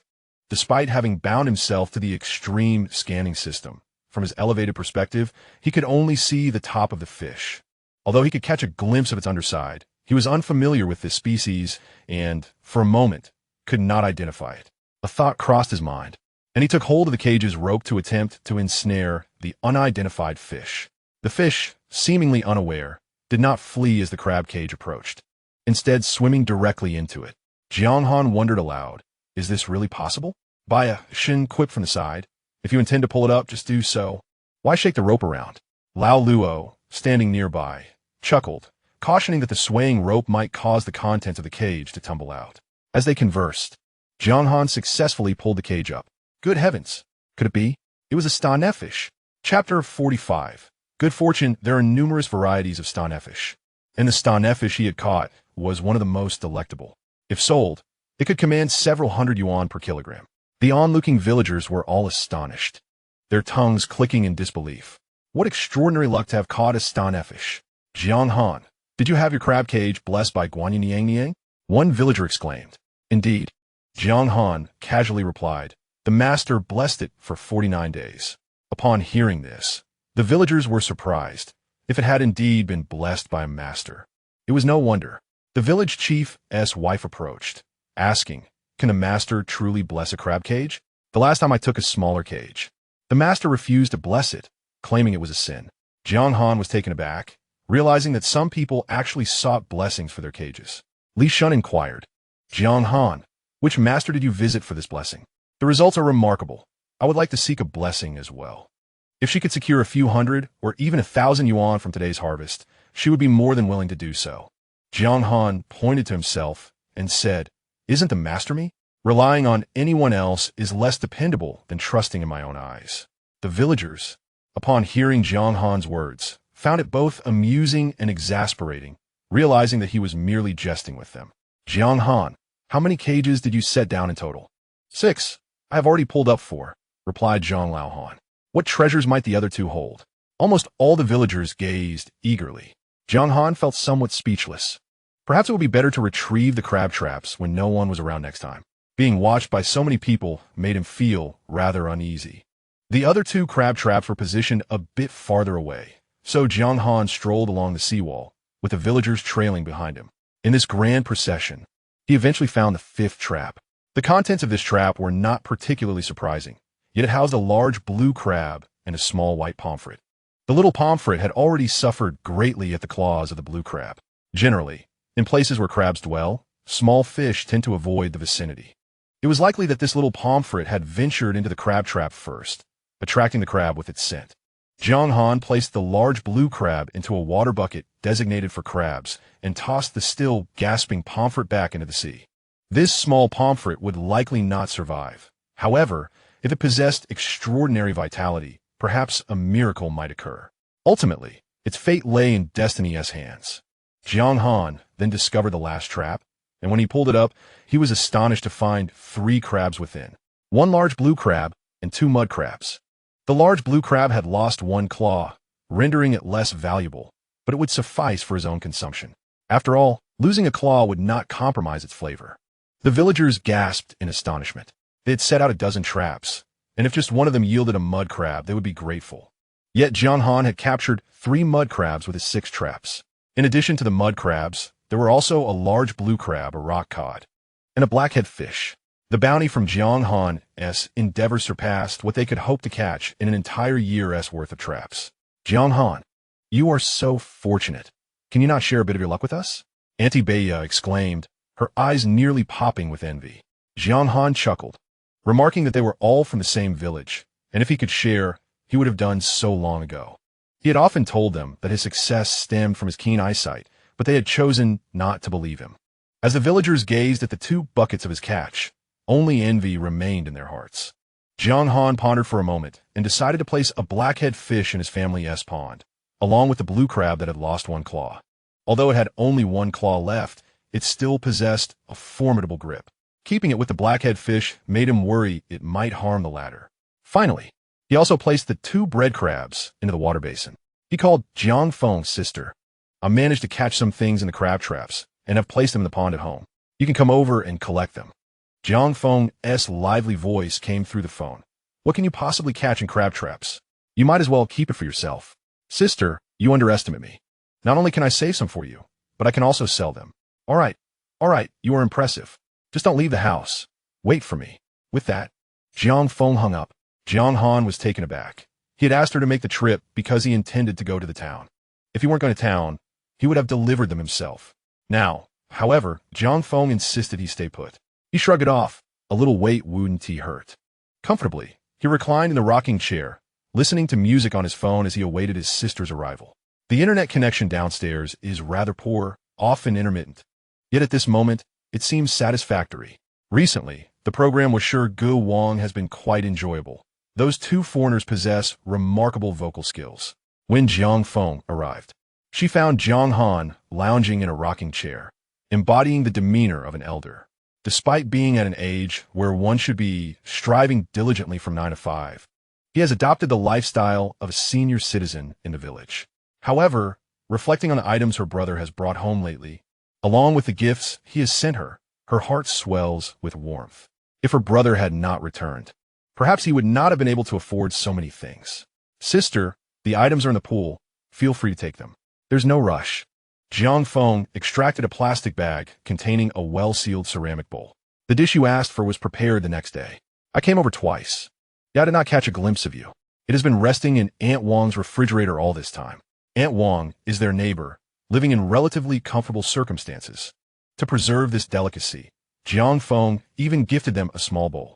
Although the delicacy is precious, she feels no regret in giving it away. She aims to demonstrate to the villagers that her brother is considerate and capable, someone who can also look after her. In stark contrast to the ungrateful figure they often speak of, Jiang Han chuckled, "Why don't you just call me? I intended to come and see if there was anything I could assist you with." He recalled that yesterday, after changing out of his dirty clothes and placing them in the washing machine, he had gone to the town without the chance to hang them out to dry. Upon his return today, he found his clothes not only dried, but neatly folded on his bedside table. His sister truly excels at seizing every opportunity to help him tidy up. Jiang Han opened the ceramic bowl's sealed lid, revealing the delicacy inside. In his childhood, when their parents were still around, his father had also foraged for this ingredient. His mother had made it with her own hands. After finishing it as a child, he would savor the taste, lingering and licking his lips. The dish Jiang Feng prepared looked identical to the one their mother used to make. Upon tasting it, he was struck by the similarity in flavor. If the ingredients were indeed wild, the taste would be indistinguishable. Jiang Han's eyes grew misty. "Sister, I haven't paid respects to our parents' graves since I returned. Let us find a time to visit them together." "All right," she replied. with a myriad of chores at home. She and T visited the graves since Qingming. Now that her brother has returned, it is indeed fitting to pay their respects to their parents. Chapter 46. Perhaps it was simply fortunate luck Jiang Feng ventured to the pool, where she beheld both the items within and what Jiang Han intended to sell. Did you catch these using a crab trap? Jiang Feng could scarcely believe her eyes. After delivering the child to school, he had also checked the crab traps. Initially, he managed to catch a few items, but gradually his catches dwindled. After several fruitless attempts, Jiang Feng lost the motivation to even set the traps. With that time, she thought it wiser to weave some fishing nets to earn a bit of money. However, Jiang Han had forgotten to check on the traps he set 2 days prior, which were meant to be inspected yesterday evening. He only retrieved them this morning. Upon reflection, had he made his request yesterday, there likely would not have been such a surplus of goods. Henceforth, he should retrieve the cages every 2 days, which would afford him a modicum of ease. Where have you placed the cages? Over by the seawall. Jiang Feng was genuinely surprised it was the seawall, a location where she had also placed cages. Yet where could one find Jiang Han's belongings? At that moment, Jiang Han's phone vibrated, and once again, he was tagged in the class group chat. Ever since they learned he resided on the island, this group has been incessantly eager to witness the mundane details of his island life. Gudan Sin, Hianan. What are you up to today? Yuhi. Jiang Han. I too am curious. Tian Chengwen. Since I cannot live by the sea myself, it is delightful to observe others' seaside lives. Jiang Han was truly at a loss with them. Jiang Han, used snacking. Li Feiyu, what snacks are you having? Jiang Han thought these people might as well attach a camera to him. He snapped a photo of his snack and shared it in the group. The others looked on, perplexed. What is this? Hu Danjun blinked. She recognized the item. Hu Danjun. Jiang Han, you aren't eating tu sundong, are you? Jiang Han, indeed. You know about tu sundong. Hu Danjun. Is this truly tu sundong? Is it authentic? Many are counterfeit these days. Jiang Han. This is homemade by my sister. What do you think? Lu Bohong. Hu Danjun. Is this item expensive? Hu Danjun. It's reasonable. Her notion of reasonable was relative to her affluent background. She simply could not fathom that Jiang Han casually indulged in tu sundong as a snack. Hu Danjun still shared a link to the tu sundong from her favorite shop online. This establishment offered authentic tu sundong, using genuine ingredients, as she dare not purchase from other places. Upon seeing Hu Danjun's screenshot, Lu Bohong felt a pang of envy. Lu Bohong, Jiang Han. Do you truly consider a delicacy priced at hundreds per pound as mere snacks? Lu Bohong believed that the contents in Jiang Han's large bowl alone weighed at least 2 pounds. Was he really eating with a spoon? Jiang Han had not anticipated the exorbitant prices of tu sundong online.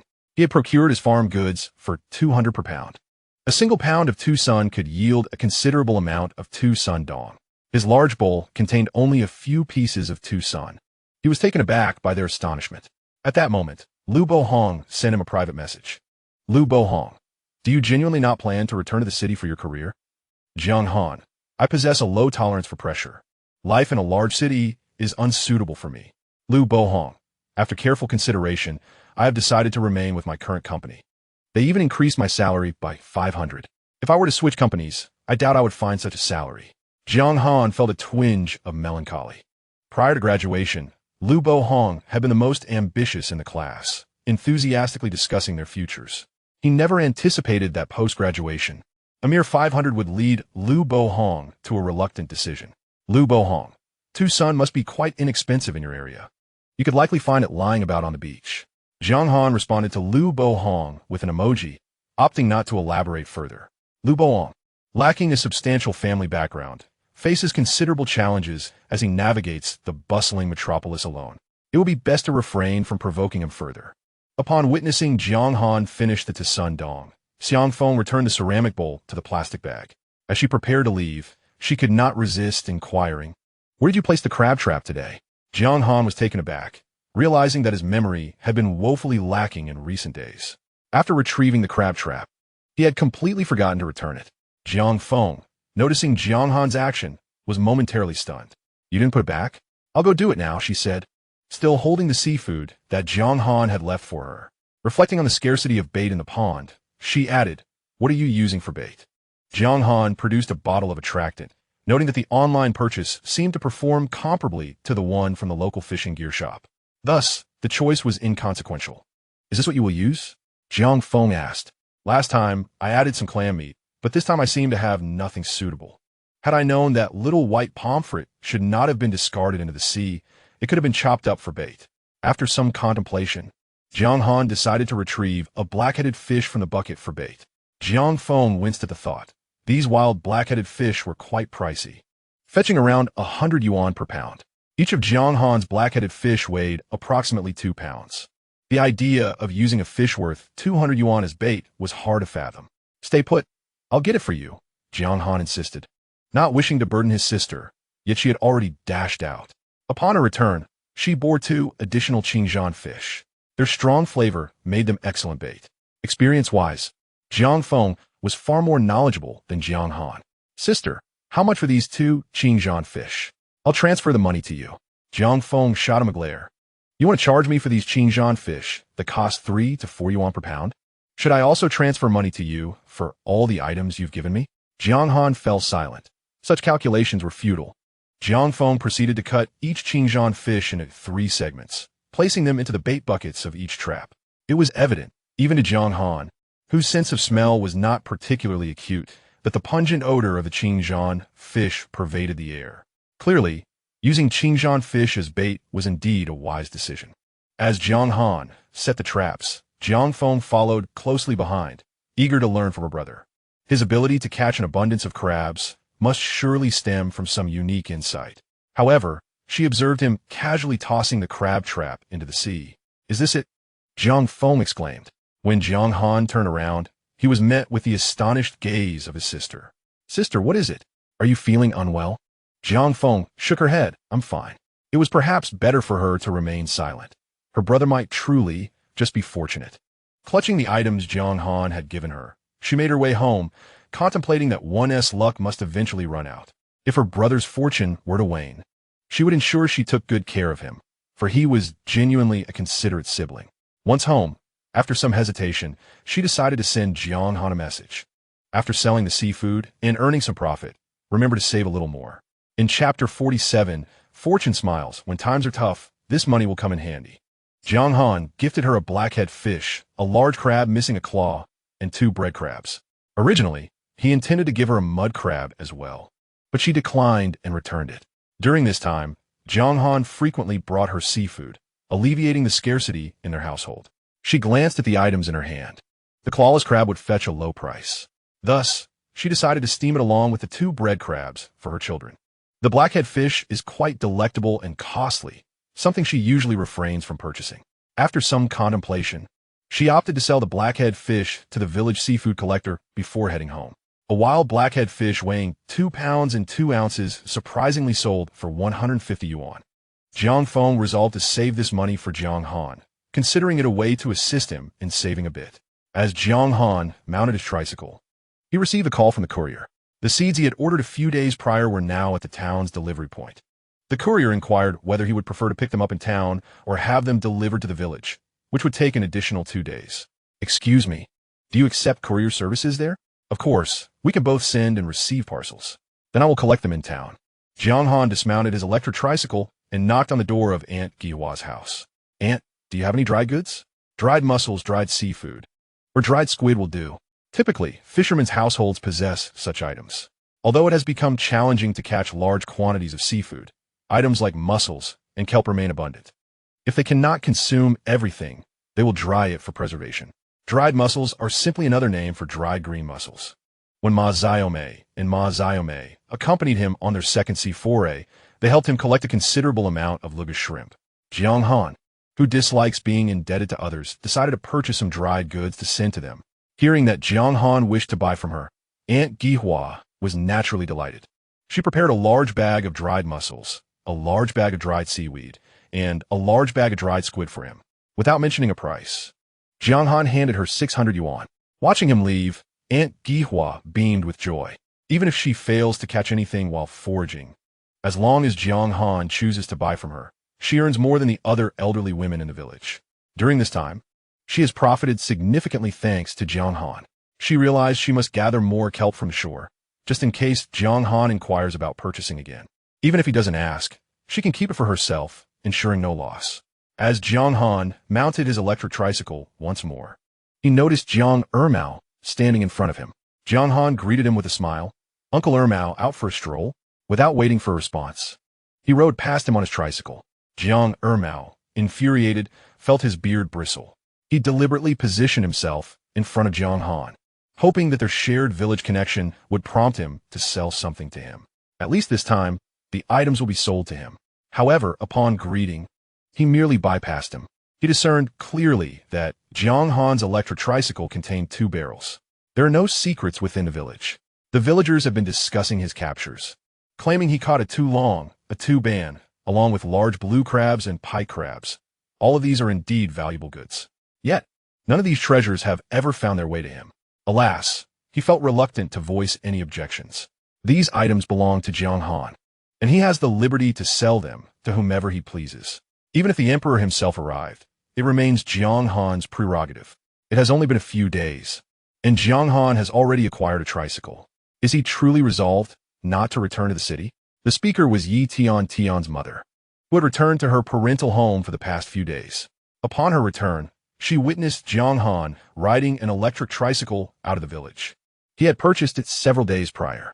Leonti, who shares a good rapport with Tiantian's mother, relayed her knowledge of the situation. This electric tricycle is not inexpensive. In addition to it, Jiang Han has also procured a water heater and a washing machine. Upon hearing this, Tiantian's mother felt even more disdain. Having acquired so many items, it is evident that he truly does not intend to go to the city. A university student from a prestigious institution, yet he chooses to remain on this barren island. How embarrassing it must be to speak of it. Leonie, upon hearing Tiantian's mother, felt a tinge of regret. Indeed, all those years of education seem wasted. If he truly intends to become a fisherman, one need not be literate to do so. She then cast an envious glance at Tiantian's mother, for their daughter has achieved commendable success by gaining admission to graduate school. Truly, it is a fortunate lineage.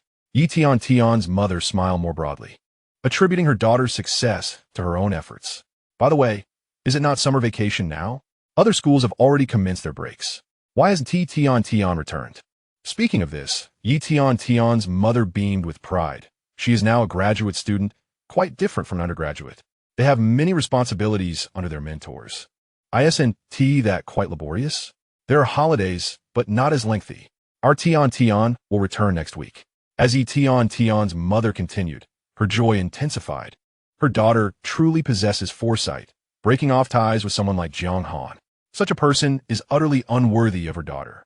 In the town, Mengwa saw Jiang Han, whose cherubic face radiated warmth, seemingly capable of melting the winter chill. Did you not just return to the village? How could you come back so soon? It is hardly possible to gather seafood that quickly. I set several crab traps the day before yesterday and caught a few things. The daytime temperatures are warm, and I fear they would not keep well at home, so I brought them over first. Mengwa leaned over to inspect the water buckets, exclaiming in delight upon discovering tuban and pike crabs. How many traps did you set? 6. Mengwa gasped in astonishment. Jiang Han, you are truly remarkable. Just yesterday, someone dined at our place, lamenting that it has become increasingly difficult to catch anything by the seaside. Even setting a dozen traps yields little. Yet you, with only 6 traps, have managed to catch so much. Jiang Han smiled. Perhaps I am simply fortunate. Your fortune is indeed extraordinary. Mengwa then led Jiang Han to the scale for weighing the catch. It was precisely mealtime, and the restaurant was bustling with activity. Meng Fei was unable to extricate herself, so she entrusted Mengwa with the task of weighing the seafood for Jiang Han. A black-headed fish weighed 2.5 jin, priced at 300 yuan. A blue crab, weighing 2 jin, was priced at 180 yuan. 3 river crabs, totaling 5 jin, cost 990 yuan. The total came to 1,470 yuan. Mengwa then transferred 1,500 yuan to Jiang Han. Jiang Han suddenly realized that placing crab traps was quite convenient. Once the traps were set, the catch would enter on its own. He could simply retrieve them later for profit. Ding! The host sold seafood for 1,500 yuan, earning system points of 1,500. Chapter 48. Waterhole. Accumulating previous points, total system points, 3,837. Currently, you may consume 2,500 system points to exchange for a scanning range of 5 meters. Would you like to proceed with the exchange? Exchange successful. The host now possesses a scanning range of 150 meters. Exchange successful. Remaining system points, 1,337. Please continue to strive. Host. Jiang Han effortlessly increased his scanning range by 5 meters. Have you eaten yet, Jiang Han? Are you dining in the restaurant? Jiang Han had just indulged in some Dong, but being a young man with a hearty appetite, he could certainly eat again, especially at this mealtime. He intended to invite Zhang Heide to join him, but upon calling, he heard the ringing from outside. Jiang Han opened the door to see Zhang Heide carrying a box of drinks, which he placed in the storeroom. Without noticing Jiang Han, he turned to fetch another box. Jiang Han smirked. He had thought Zhang Heide was busy gaming at an internet cafe, yet here he was laboring in a restaurant. To spare his friend any embarrassment, he stepped aside. After Zhang Heide finished moving the items, Meng Fei handed him a towel. Quickly wipe your face. You're sweating. Zhang Heide chuckled, using the towel to dab his face. Thank you. It is I who should express gratitude. You always come to our aid. What would you like to eat? I can have the kitchen prepare something for you. Anything is fine. Then I'll have them make grilled fish for you. Sounds perfect. Jiang Han smiled at Meng Gu. I want to stay here to eat. He truly hadn't anticipated that Zhang Heide would adapt so well in his absence. As he stepped out of the restaurant, Zhang Heide called him. Hangge, did you need something when you called earlier? Nothing important. You carry on. Jiang Han glanced back at the Hao Lai Wang restaurant. He preferred not to be a third wheel and hoped Zhang Heide would soon achieve his desires. On the street, Jiang Han purchased a pastry filled with an assortment of seafood. Occasionally indulging in such snacks was quite delightful. He hadn't visited the delivery point, so he inquired with some locals. Eventually, he found the postal service station. Yaonan posted, realizing that it seemed these small packages destined for the village were all handled by the postal service. Did this mean he could simply choose postal delivery for any small items he wished to purchase in the future? He pushed open the door, first retrieving his own package, then asking the staff for a delivery slip. Ma Xiaomei had sent her detailed address to Jiang Han a few days prior. Ma Xiaomei, in her role as a couch surfer, extended an invitation to Jiang Han to visit her home, promising him the finest sofa. Jiang Han, however, found himself pressed for time and assured her that he would come when his schedule permitted. He promptly jotted down the address on a delivery slip before sending off his parcel and riding his electric tricycle back to the village. Upon arriving home, he immersed himself in a plethora of e-books as he needed to prepare for his upcoming boating examinations, which required a solid grasp of theoretical knowledge. As he read, he inadvertently dozed off.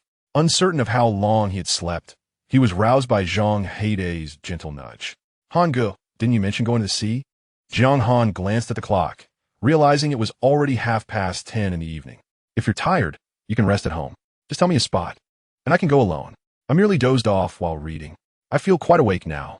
Jiang Han was concerned that if Zhang Heide ventured out alone, he might not earn much after a night of effort. Tonight was a significant tide. Hangge, how about we go to the water pit? We could take a larger bucket to scoop water. It's a pity we don't have a pump. Otherwise, we could use that instead. Jiang Han contemplated the idea and decided it might not be necessary to complicate matters. Let us bring the net instead. The last time, I purchased a net with the longest handle, but its total length is only 6 meters. Had I known, I would have opted for a telescopic net, which can extend up to 8 meters, over a meter longer. Zhang Heide was puzzled by Jiang Han's unusual fixation on the net this time. Yet he knew that Han Ji's persistence must have its rationale. Why don't we attach a bamboo pole to it? Suggested Zhang Heide. Jiang Han considered this as a viable option, but queried where they would find a bamboo pole at such an hour. If we venture into the mountains now, what if we encounter a cobra? Moreover, the tide has already receded. If we delay any further, it will start to rise again. Perhaps I should retrieve one from my home. Do you have any? Jiang Han replied, we have plenty of bamboo poles piled in my backyard. Zhang Heide lived nearby, and fetching a pole would take only 3 to 5 minutes. Jiang Han nodded, then go ahead. Jiang Han remained behind, waiting in place while Zhang Heide, noticing the door was shut, climbed over the wall. The dog in the yard, sensing someone entering, was about to bark, but upon recognizing Zhang Heide's scent, began to wag its tail instead. Zhang Heide patted the dog's head, selected 2 sturdy bamboo poles, and climbed back over the wall. 3 minutes later, he reunited with Jiang Han, now carrying not only the 2 poles, but also 2 lengths of hemp rope. Jiang Han, pleased to see they had both poles and rope, quickly wrapped one of the bamboo poles onto his net using the rope. Jiang Han mimicked Jiang Han's actions, securing a bamboo pole to his own net. Thus, the net was transformed into a more formidable tool, measuring over 3 meters. However, the quality of the pole appeared somewhat dubious, raising concerns about its weight-bearing capacity. Jiang Han acknowledged this as well, understanding that only practical use would reveal its effectiveness. Due to the significant tide, the coastline had receded considerably. Jiang Han and Jiang Han made their way towards the rocky shore. Upon arriving at the scene, various headlamps flickered in every direction.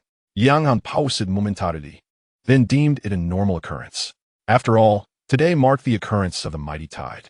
Even those who typically refrain from venturing out to gather seafood would be compelled to do so in the face of such a phenomenon.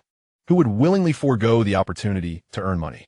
As it was nighttime, no one bothered to conceal their faces, allowing Jiang Han to clearly discern each visage. Jiang Han, you seem to have arrived rather late today, they remarked. They say fortune favors you, and you possess genuine skill. In circumstances like these, surely you cannot falter? Along the rocky coastline, the retreating tide would leave behind numerous puddles of varying sizes. The larger pools often contained substantial catches. The villagers who had arrived early had already selected their preferred spots based on their experience. It was a time when nearly every family was engaged, with everyone wielding buckets to scoop water. Once the pools had entirely drained, the seafood within could be easily collected.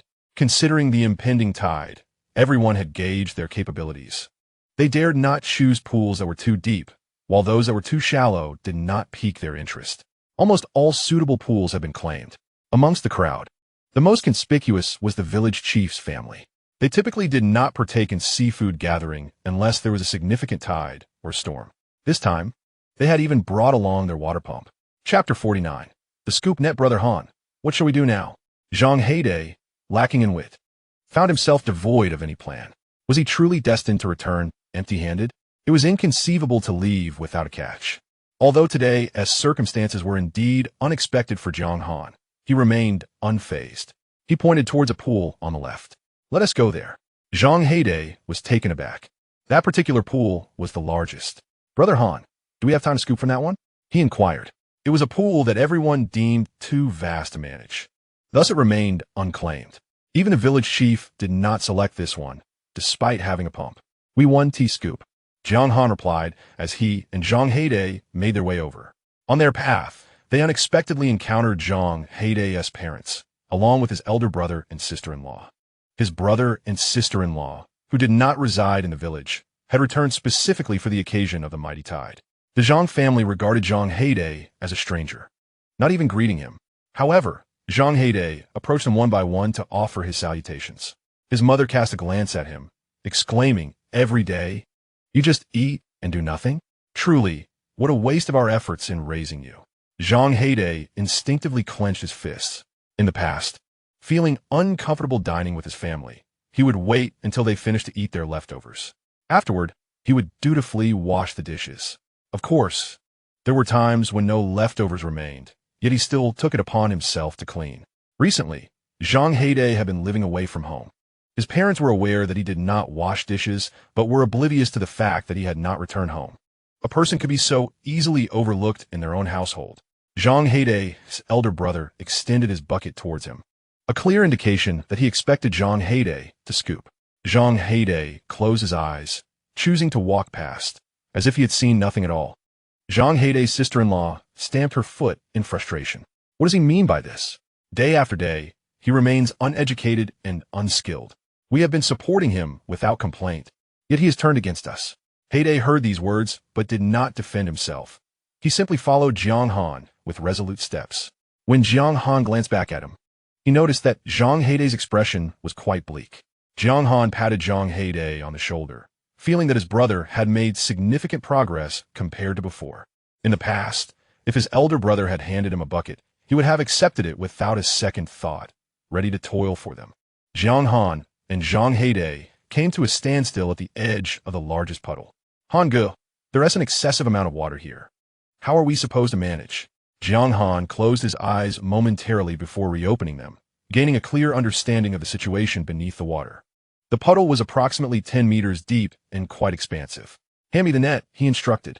Jiang Han passed him the net, which was securely tied to a bamboo pole. Han, you can't possibly be thinking of just scooping out like this. Although he trusted Han, he found the idea rather improbable. Jiang Han smiled at Jiang Han, assuring him, this puddle is abundant. We can easily gather some. With that, he took his net and made a swift scoop, retrieving 5 shrimp at once. Each shrimp was as long as a forearm, adorned with alternating segments of brown and white. Jiang Han stared in astonishment. Is this the bamboo shrimp? Coincidentally, Aunt Allen was at the adjacent puddle drawing water. Having heard of Jiang Han's good fortune, she speculated that he might not be thinking straight. If it were so easy to catch seafood with a net, why would they laboriously draw water? Initially, she intended to mock Jiang Han, but was instead astonished to witness him pull up the bamboo shrimp. This display was enough to make her grit her teeth in envy. The surrounding villagers, upon hearing about the bamboo shrimp, turned their attention to the scene. Did Jiang Han find the bamboo shrimp? How many did he catch? Aunt Jinju shouted to the crowd. When they learned from Aunt Jinju that there were only 5, their interest waned. Although bamboo shrimp are precious, 5 seemed rather trivial. After all, one could often find various treasures in such a puddle as long as luck was not too unfavorable. Unbeknownst to them, each of Jiang Han's 5 bamboo shrimp was of considerable length, collectively weighing over a pound. Jiang Han discovered that this puddle contained a fair quantity of bamboo shrimp. However, with his net's length, which including the bamboo pole measured about 3 meters, he could only reach the shrimp near the surface. Spotting bamboo shrimp swimming up from the depths, he employed his net to catch them. With casual effort, he scooped 3 times, and his bucket soon held 15 or 16 bamboo shrimp. Observing Jiang Han's ease, Jiang Han decided to use his own net, which he had tied to a bamboo pole. Unfortunately, his first attempt yielded nothing. His second brought up some shredded seaweed, and the third was yet again more seaweed. Disheartened, Jiang Han felt inadequate while Jiang Han continued to haul in bamboo shrimp effortlessly. Han Yi, should I draw the water instead? Jiang Han suggested, feeling an overwhelming urge to contribute. No need to draw water. In regard to this expansive water pit, even during high tide, one could scarcely retrieve a substantial quantity. He glanced at Jiang Han and felt it was indeed time to assign him a task. How proficient are you at diving? Would 10 meters pose a challenge? In their youth, they all engaged in diving. Now, after so many years, he was uncertain whether Jiang Han had lost his touch. No problem, I can manage. Then dived down to the bottom. There are treasures to be found. Yet, his net failed to reach them. Hearing that he could contribute, Jiang Han felt a surge of joy. Without a moment's hesitation, he stripped off his clothes, leaving only his shorts, took a deep breath, and leaped into the water pit. The sound of his plunge drew the attention of those nearby once more. What is he doing? Jiang Han, is this truly necessary? It's merely a water pit. Must you dive in? Furthermore, we know not what lurks beneath. What the rest danger? Even in the absence of peril, aside from the immobile creatures, nothing else could be easily grasped through diving. Even if he were to catch one each time, how many could he amass? Just then, Jiang Han resurfaced, clutching 3 sea cucumbers in one hand, totaling 6. He placed the sea cucumbers into a bucket. Hanga, quickly hand me a bag. There are so many sea cucumbers down there. If there are numerous fish below, he would be a loss. However, gathering sea cucumbers was effortless for him. Jiang Han, smiling, handed him a plastic bag, advising him to avoid overexertion. Repeated diving is quite taxing, yet fortunately, it was summer, so at least he wouldn't be freezing. Rest assured, I have it under control. Jiang Han was now brimming with excitement, delighted to procure something for Hanga through his own efforts. Taking a deep breath, he submerged once more with the plastic bag in hand. Jiang Han also managed to collect a considerable number of bamboo shrimp. Logically, if this water pit contained such an abundance of bamboo shrimp, others would as well. He craned his neck to peer at several nearby water pits. Chapter 50. The water bucket was stolen. He now possessed a scanning range of 150 meters. Within this span, he could clearly discern the conditions of the other water pits. A few contained 1 or 2 bamboo shrimp, but none compared to the quantity found in his current water pit. Indeed, selecting the larger water pit proved to be the right choice. Jiang Han emerged, depositing all the sea cucumbers from his bag into the bucket. After emptying it, he dove down again. Jiang Han noted that Jiang Han's breath-holding time was quite impressive. He wondered if he was merely pushing himself. Had he not been linked to the extreme scanning system, he would have been quite concerned about Zhang Heidei's prolonged absence. However, he could clearly observe Zhang Heidei's situation underwater, ensuring his safety better than anyone else. It was unclear whether Zhang Heidei's feet were merely itchy, but he noticed him scratching the soles of his feet. Jiang Han watched as Zhang Heidei retrieved more sea cucumbers. Meanwhile, some of the smaller water pits were being drained by the villagers. They were able to gather a few sea cucumbers, but far fewer than those collected by Jiang Han and Zhang Heidei.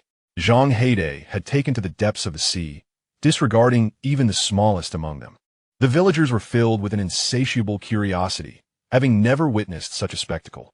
Instead of scooping water from the pits, they employed nets or even plunged into the depths to retrieve their treasures. The yield was astonishing. Jiang Han's single bamboo shrimp was equivalent to 6 or 7 of theirs, while a single sea cucumber harvested by Zhang Heidei could match 2 or 3 of theirs.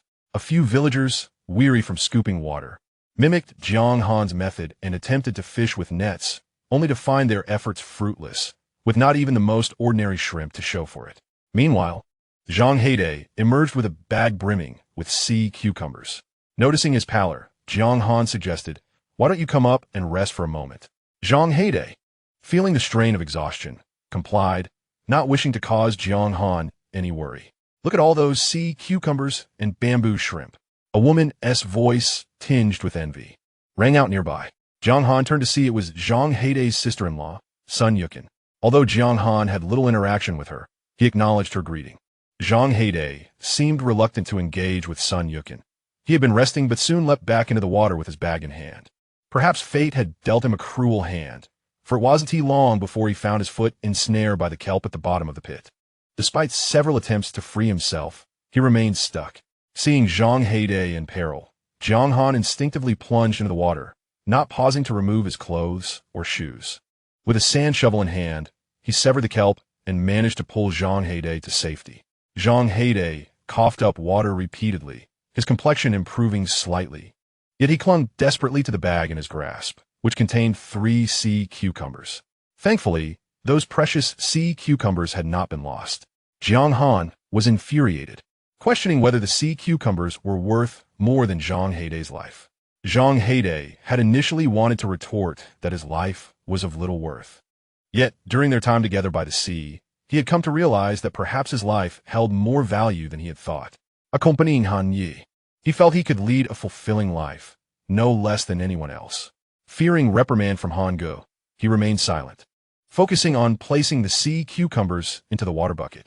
These 3 sea cucumbers were exceptional, each weighing half a pound. "Where's the water bucket?" he wondered, as they had brought 4 buckets for their catch, but now only 3 remained. The bucket filled with sea cucumbers was nowhere to be found. Jiang Han spat out sea water in frustration. He had risked his life to save another, only to have someone steal from him in the process. Who could be so heartless?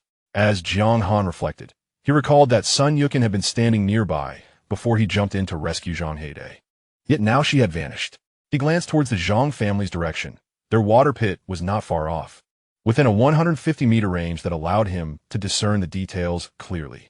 To his astonishment, he saw Sun Yukin stealthily hiding a bucket behind her family's water container.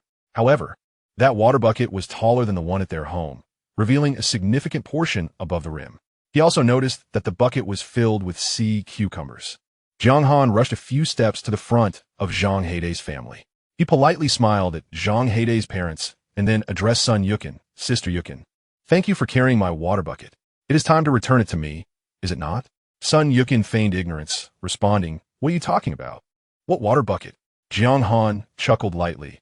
"I am referring to the large water bucket behind your families. It belongs to me."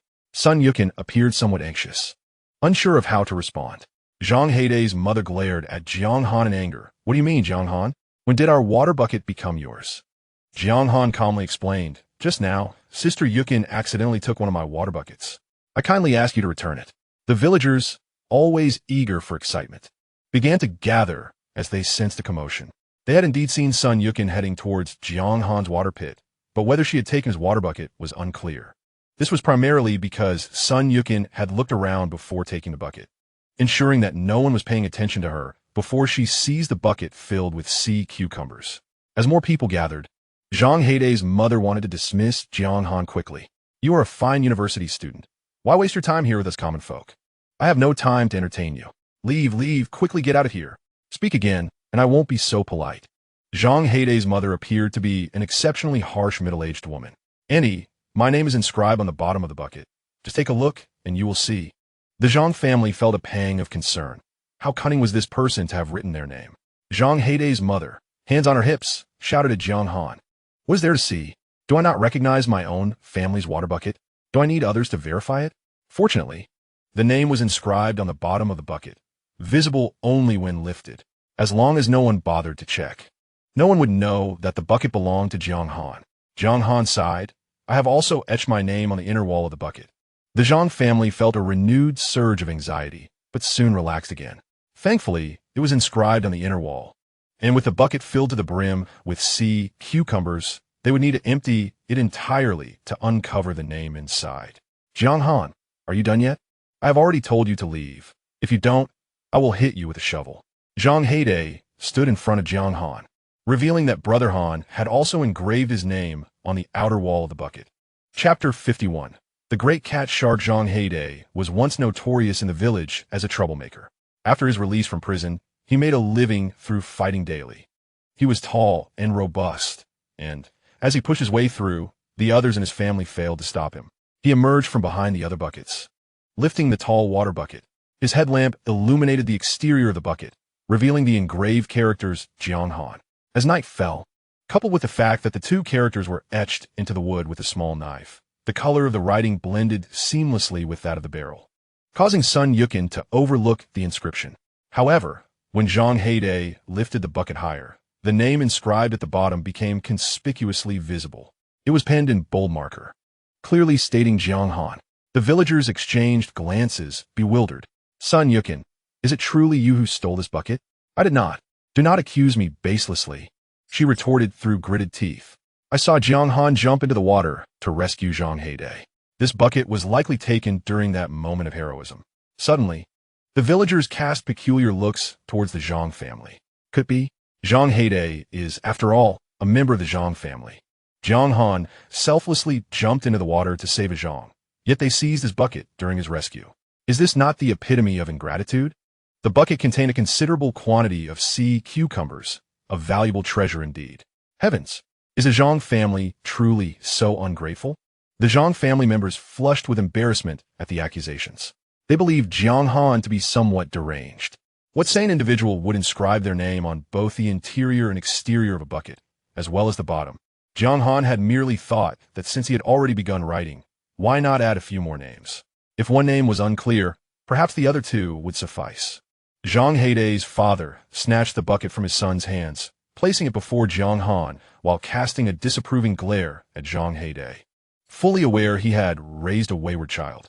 Jiang Han, the bucket is right here. Why do you not take it and leave promptly? Do not trouble our family any further.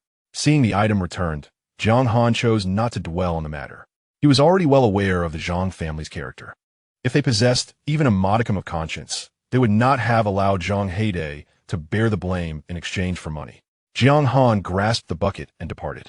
Observing the villagers pointing fingers at the Zhang family, the four members of the Zhang household loathed Jiang Han intensely. Was it merely a bucket of sea cucumbers? Must they endure such humiliation? Hanye, Ioim Soru. I did not know my sister-in-law would. This is not your concern. Instead of engaging in self-reproach, you would do better to assist me in gathering more seafood. Zhang Heidei did not comprehend what Jiang Han meant by self-reproach. Yet he realized he ought to help Han Ge procure more items. As he attempted to dive again to retrieve sea cucumbers, Jiang Han halted him. There is just over half an hour until the tide rises. Let's use this last bit of time to gather larger specimens. You may assist from the sidelines. Zhang Heidei's eyes brightened at the mention of valuable goods. Are there truly valuable items? Not as valuable as bamboo shrimp or sea cucumbers, Jiang Han replied. A hint of disappointment clouded Zhang Heidei's expression. Yet they are not entirely worthless, Jiang Han added. It is simply that those two items hold greater value. The key is their size. This is why many seek to purchase boats for deep-sea fishing. Some fish may only cost a few dozen yuan per pound. But what if one catches a fish weighing hundreds of pounds? That single fish could fetch thousands. While smaller items may be expensive, gathering a full pound is often a challenge. In terms of overall earnings, there was not much profit to be made. Just a moment ago, when he was catching shrimp, a creature swam up to him. Its size intimidated him, causing him to hesitate. The net he wielded had been rendered excessively long by this beast, which was indeed formidable and possessed great strength. He feared that if it thrashed even a little, his net would snap. Should the net break, all his efforts would be in vain. Therefore, he refrained from catching too many shrimp at once. Now, contemplating the rising tide, he decided it would be better to attempt to capture that creature instead. Jiang Han waited patiently, observing as it gradually approached. With remarkable swiftness, he maneuvered the net into position. The creature, realizing it had been ensnared, struggled fiercely in an attempt to escape. As Jiang Han had anticipated, it was wild and powerful, bending the pole of his net. Zhang Heide, witnessing the creature caught in Jiang Han's net, was taken aback. A cat's hark! Hanga, you've caught a cat's hark! The surrounding villagers, upon hearing this, paid little heed, as they had nearly finished collecting water. A few villagers had managed to catch 1 or 2 cat's harks themselves, unaware that Jiang Han's catch weighed over 10 kilograms, far surpassing their 1 or 2 kilogram specimens. Concerned that Jiang Han's net might indeed break, Zhang Heide hastily positioned his own net beneath Jiang Han's. Together, they exerted their strength, successfully bringing the cat's hark to the surface. Hanga, you are truly impressive, capturing such a large cat's hark. Although a cat's hark is a type of shark, its meat and texture are not particularly favored by the locals. However, it fetches a decent price, selling for around 100 per kilogram. This single cat's hark was worth over 1,000 yuan. Indeed, as Jiang Han had remarked, it paled in comparison to bamboo shrimp and sea cucumbers, yet it was not without value. Jiang Han gestured for silence, causing Zhang Heide to pause momentarily. He then observed Jiang Han lowering the net back into the water. Shortly thereafter, another cat's hark appeared in Jiang Han's net, this one even larger than the first. Zhang Heide quickly positioned his own net to assist. Despite their efforts, they heard the ominous sound of the nets cracking. Fortunately, at the last moment, they managed to secure the cat's hark in the bucket. Hongo, both nets are now rendered useless. Although cat's harks are considerably smaller than other types of sharks and not as ferocious, it was still a shark, and its struggles could easily break 2 nets. Well, if they are broken, so be it, Jiang Han replied, not intending to continue fishing. There were other valuable treasures in this large water hole, but due to the limitations of equipment and conditions, he could not collect them all. Nevertheless, he felt a sense of satisfaction, having already gathered a significant haul of bamboo shrimp and sea cucumbers, along with 2 sizable cat's harks. The busy villagers were surprised to see Jiang Han and his companions preparing to leave so soon. You still have over 20 minutes. Are you really leaving this quickly? After all, Jiang Han and his group had arrived the latest. Jiang Han waved goodbye. We're leaving now. As they passed by the villagers, the latter couldn't help but glance at the buckets they carried. Heavens, what an enormous cat's hark! Exclaimed one. This bamboo shrimp is excessively large, nearly the length of my forearm. Chapter 52. Listening to Mango blowing the conch. And this sea cucumber is quite impressive as well. This single sea cucumber is worth several of our own. Jiang Han, you are truly destined for great fortune. Your luck has been remarkable lately. It seems the wealth of the entire ocean is destined for you alone. They turned to their own water pits, where they had painstakingly gathered water. Each pit was chosen at random based on their own capacity, some yielding decent results. Yet after they had finished, their arms felt nearly incapacitated. The treasures within their pits paled in comparison to Jiang Han's bountiful harvest. Some choices had been rather unfortunate. Not only had their arms grown weary, but the contents of their pits barely amounted to a few coins. At that moment, gazing at Jiang Han's unearned bounty left them with a profound sense of lament. Jiang Han, what kind of luck do you possess? Surely you must possess X-ray vision. The speaker merely jested, for how could a mere human eye truly see through? Jiang Han smiled at them. Perhaps he was indeed blessed with such vision. The villagers wore expressions more sorrowful than joyful. Look, Jiang Han is merely trying to comfort us with jest, fearing to discourage us. As Jiang Han and Zhang Heide passed by the Zhang family, an air of discontent enveloped them. The 4 members of the Zhang family sat in silence. Once Jiang Han and Zhang Heide had moved past, Zhang Heide's father angrily tossed an empty bucket aside. This unfilial child, I regret ever having him. Father, Please do not be angry. You know my brother has always been this way, comforted Zhang Heidei's elder brother, Zhang Yea's. Indeed, after gathering so much, he shows no regard for his parents, added Sun Yukin, fanning the flames. Their day had been exceptionally unlucky. She had been caught stealing a bucket. The crucial point was that the pit they had chosen was not insignificant. Yet after laboring for half the day, they had only unearthed 2 small bread crabs. Together, these crabs could fetch merely 30 to 40 yuan from Jiang Ermao. For their family of 4, even 1 crab each would not suffice. Among the villagers gathering along the shore that day, the Zhang family endured the worst fortune. It was a day of a colossal tide, and others had managed to earn at least 2 to 300 yuan. Upon returning home, Jiang Han transferred the contents of his bucket into the pond. The evening was cooler, alleviating concerns of oxygen depletion. He opened the window, but fearing that something might intrude and consume his seafood, he secured the screen.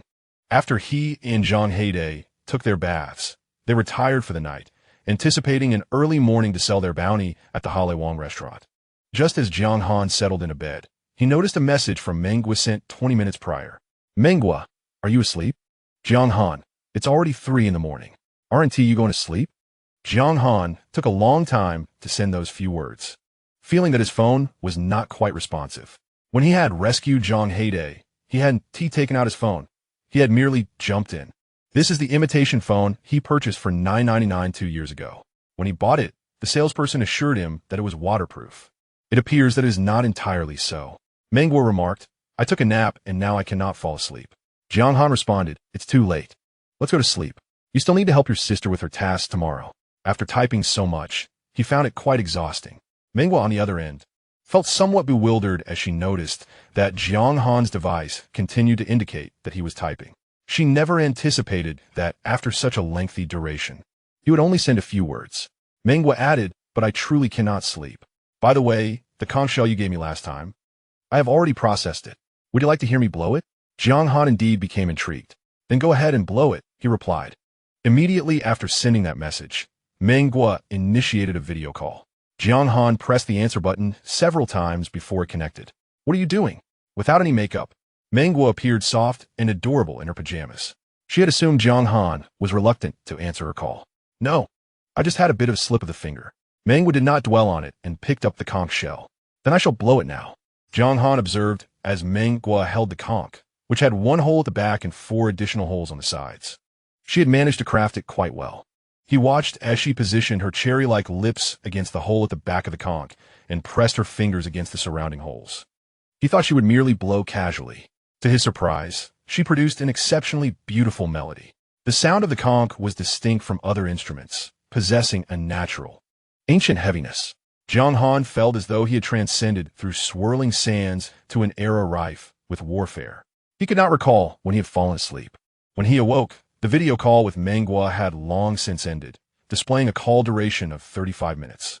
Menghua had actually played the conch for 35 minutes. He wondered if her lips had become sore. Should he buy a box of throat lozenges for her? Jiang Han rusid sang haidai. And the 2 men brushed their teeth and washed their faces before heading out on an electric scooter. Jiang Han did not rush to the Halewang restaurant. Upon passing a supermarket with its doors open, he decided to buy a box of throat lozenges. The Halewang restaurant was also open, and Meng Fei was already inside. Jiang Han looked around, but did not see Menghua. Where is Xiaogua? He inquired. She is still asleep. This girl usually wakes up quite early, but today she could not get up. I saw her sleeping soundly, so I did not wake her. Jiang Han smirked, suspecting it was the result of insomnia. He wondered if she had managed to sleep after playing the conch. Perhaps she only fell asleep at dawn. Meng Fei glanced at Jiang Han. Are you looking for her? If so, I can call her and have her come down. After all, they live right above. No, let her sleep. I was just asking casually. The throat lozenges can be for me. Meng Fei smiled and did not think much of it. She led the 2 men to the area for weighing vegetables. At first, Meng Fei did not pay attention to the items that Jiang Han had brought. Upon observing the contents within the bucket belonging to Jiang Han, she was taken aback. Jiang Han, your prowess is truly remarkable. Most individuals who go clam digging cannot compete with your skill. Even with the extraordinary tide yesterday, it is improbable that one could procure such a bounty. The items in Jiang Han's possession appeared to be carefully selected, as if he had deliberately chosen only the finest. It seemed he had disregarded anything of lesser quality entirely. if others were to learn of Jiang Han's fortuitous finds. One could only speculate whether they would feel envy or indignation. Jiang Han had lent considerable assistance, having helped collect these sea cucumbers. Meng Fei cast another glance at Jiang Han, recognizing him as a steadfast and reliable individual. Feeling somewhat bashful under Meng Fei's gaze, Jiang Han rubbed his head, where short hair had begun to sprout, reminiscent of a closely cropped hairstyle. He placed the contents of the bucket on the scale.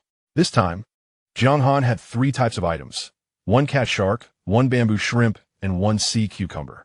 Chapter 53. The value of bamboo shrimp as Meng Fei weighed the items. She recorded the details.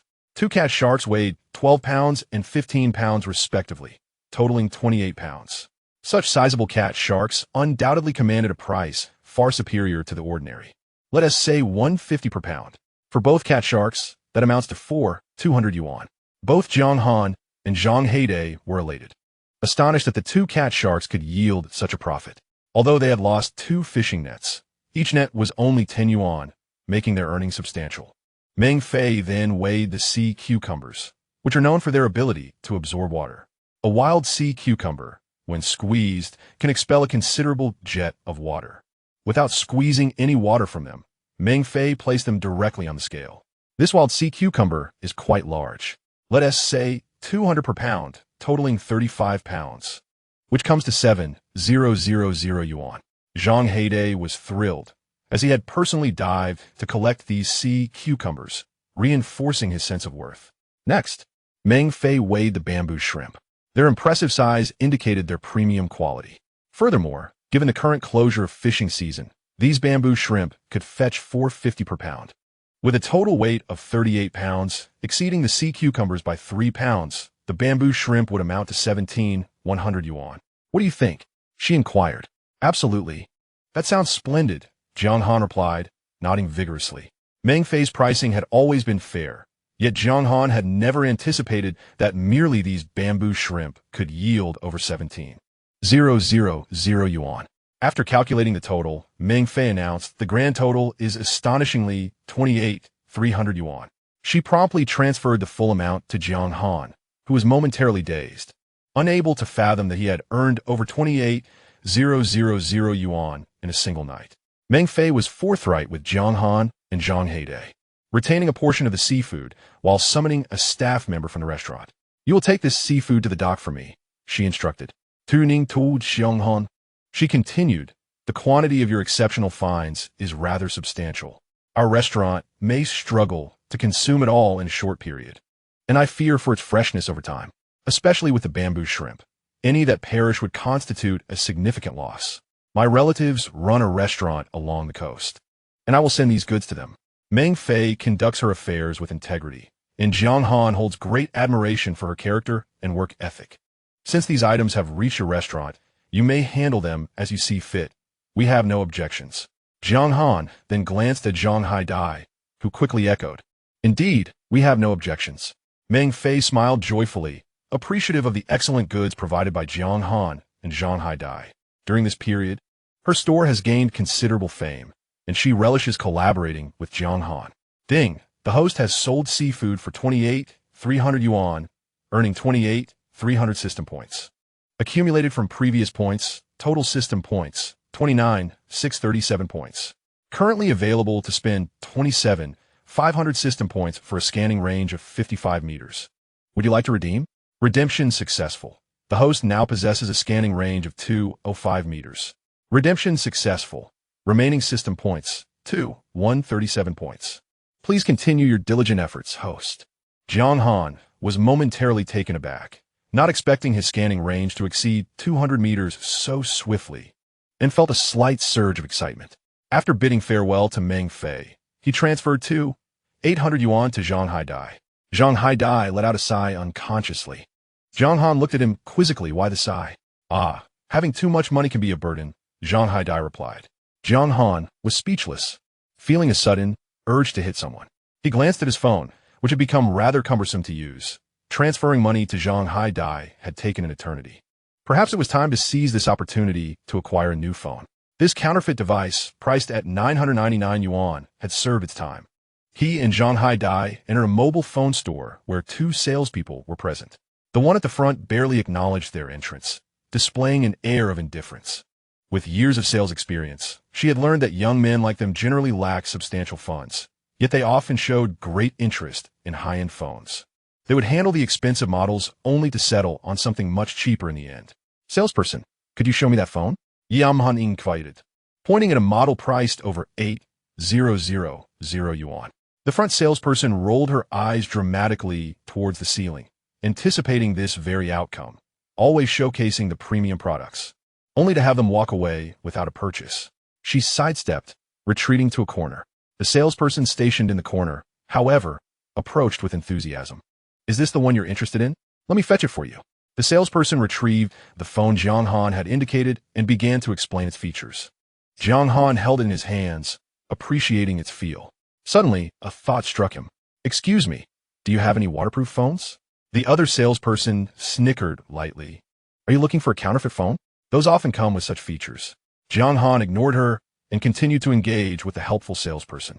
Many counterfeit phones claim to be waterproof, but they aren't entirely so. They can withstand a little water, like being splashed by a faucet. But submerging them is another matter altogether. There exists another brand that features this functionality, albeit at a considerably higher price. Moreover, this is the latest model from Fangwei. Does Fangwei indeed possess such capabilities? Jiang Han expressed his surprise. The salesperson nodded affirmatively, confirming that this smartphone could withstand immersion in water for an hour without issue. However, there is no need for such an extensive duration. Given his long-term residence by the seaside, even in the absence of incidents akin to last night, it is quite likely for his phone to accidentally fall into a puddle. He merely needs to retrieve the device after it has fallen and ensure its continued operability. The salesperson presented the waterproof smartphone from Fangwei for Jiang Han's examination. He found this model to be even more comfortable than the one he had previously inspected. The interface was also exceptionally smooth to navigate. How much is this? Jiang Han felt a twinge of concern regarding his budget. As the salesperson had previously mentioned, it was quite expensive. This smartphone cost 7,500 yuan. The salesperson genuinely regarded this as a steep price. Jiang Han paused momentarily, in disbelief. How much? The salesperson suspected that the price might have startled Jiang Han. 7,500, but if you truly like it, you can opt for installment payments instead of a lump sum. Credit card payments are also an option. Jiang Han appeared somewhat bewildered, as the preceding model he had considered was over 8,000 yuan. The salesperson froze. Indeed, the previous model was priced above 8,000. However, she had not anticipated that he would be inclined to purchase it. Yet, it became evident that he had a genuine affinity for this waterproof smartphone. Jiang Han held the device once more to test its functionality. All right, I'll take this one. Please provide me with a complete set of accessories as well. Chapter 54. Acquiring a new smartphone, the salesperson felt a surge of joy. Was it truly that swift? Had a sale been made so quickly? In her 3 days of employment here, she had yet to sell a single smartphone. To her astonishment, the very first sale was of such a high-value item. The salesperson was elated. May I inquire if you prefer to pay in installments or with a credit card? I will pay in full. After all, it is merely 7,500. The salesperson stood in stunned silence for a while. What did you say? I said I will pay in full. Upon finally comprehending his words, a radiant smile spread across her face. Please follow me. The salesperson prepared the invoice, awaiting Jiang Han to open the payment code. His phone was indeed nearing its demise. Despite numerous attempts, he struggled to access the payment code page. Another salesperson inadvertently scoffed. Maimei, it seems you have been deceived. He speaks so grandly, yet hesitates to pay. This Maimei, the salesperson, exhibited remarkable patience. It is perfectly fine. Take your time. Jiang Han felt a bit embarrassed, but after several attempts, he finally managed to open the payment code. Maimei scanned it, successfully receiving the 7,500 yuan. The other salesperson remained skeptical, repeatedly confirming that the funds had genuinely reached the company account. How is this possible? Did he really just pay? How can it be impossible? This gentleman appears to possess considerable means. Maimei was genuinely astonished.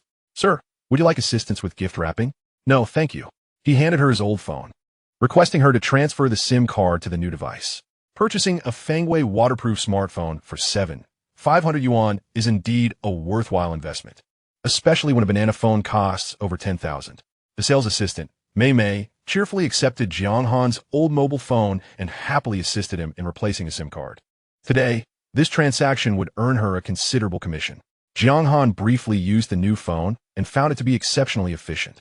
Zhang Heide observed with a tinge of envy, inquiring if this model was available in various colors. Yes, there's a white one. Mei Mei replied with a polite smile directed at Zhang Heide. Then I would like a white one, Zhang Heide stated.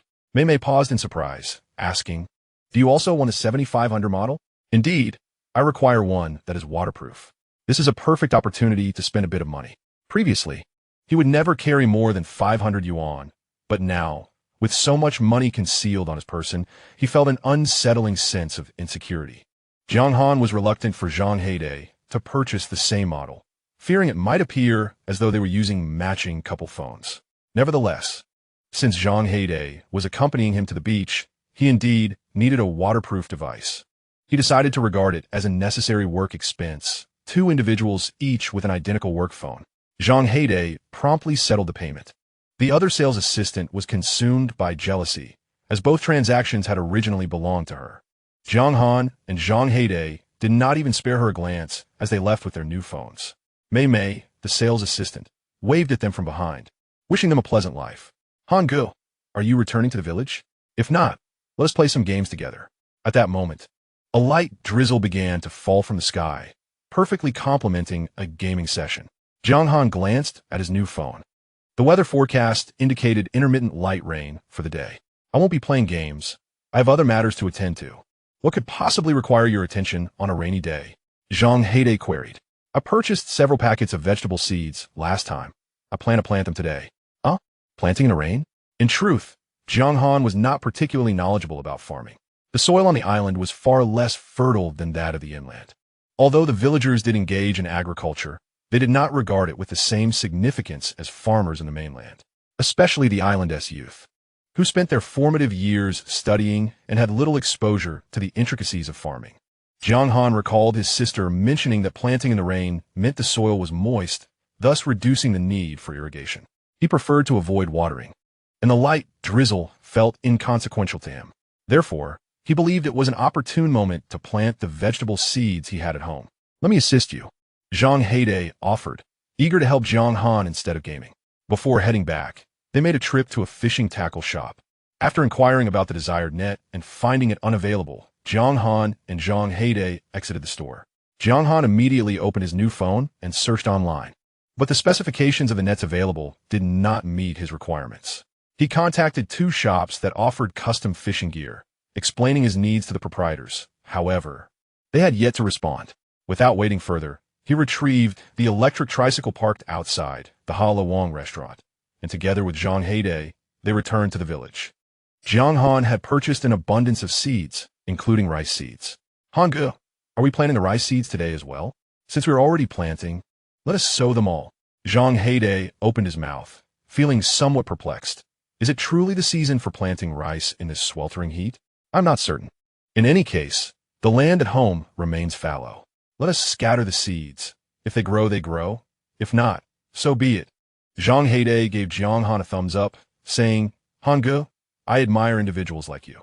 In Shijiang village, there are only a handful of villagers and, many years ago, the land was allocated to them. Jiang Han was well aware of the location of his family's plot.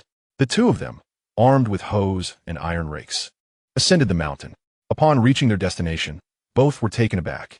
They had assumed that merely scattering the seeds would suffice. Instead, they were greeted by a profusion of weeds.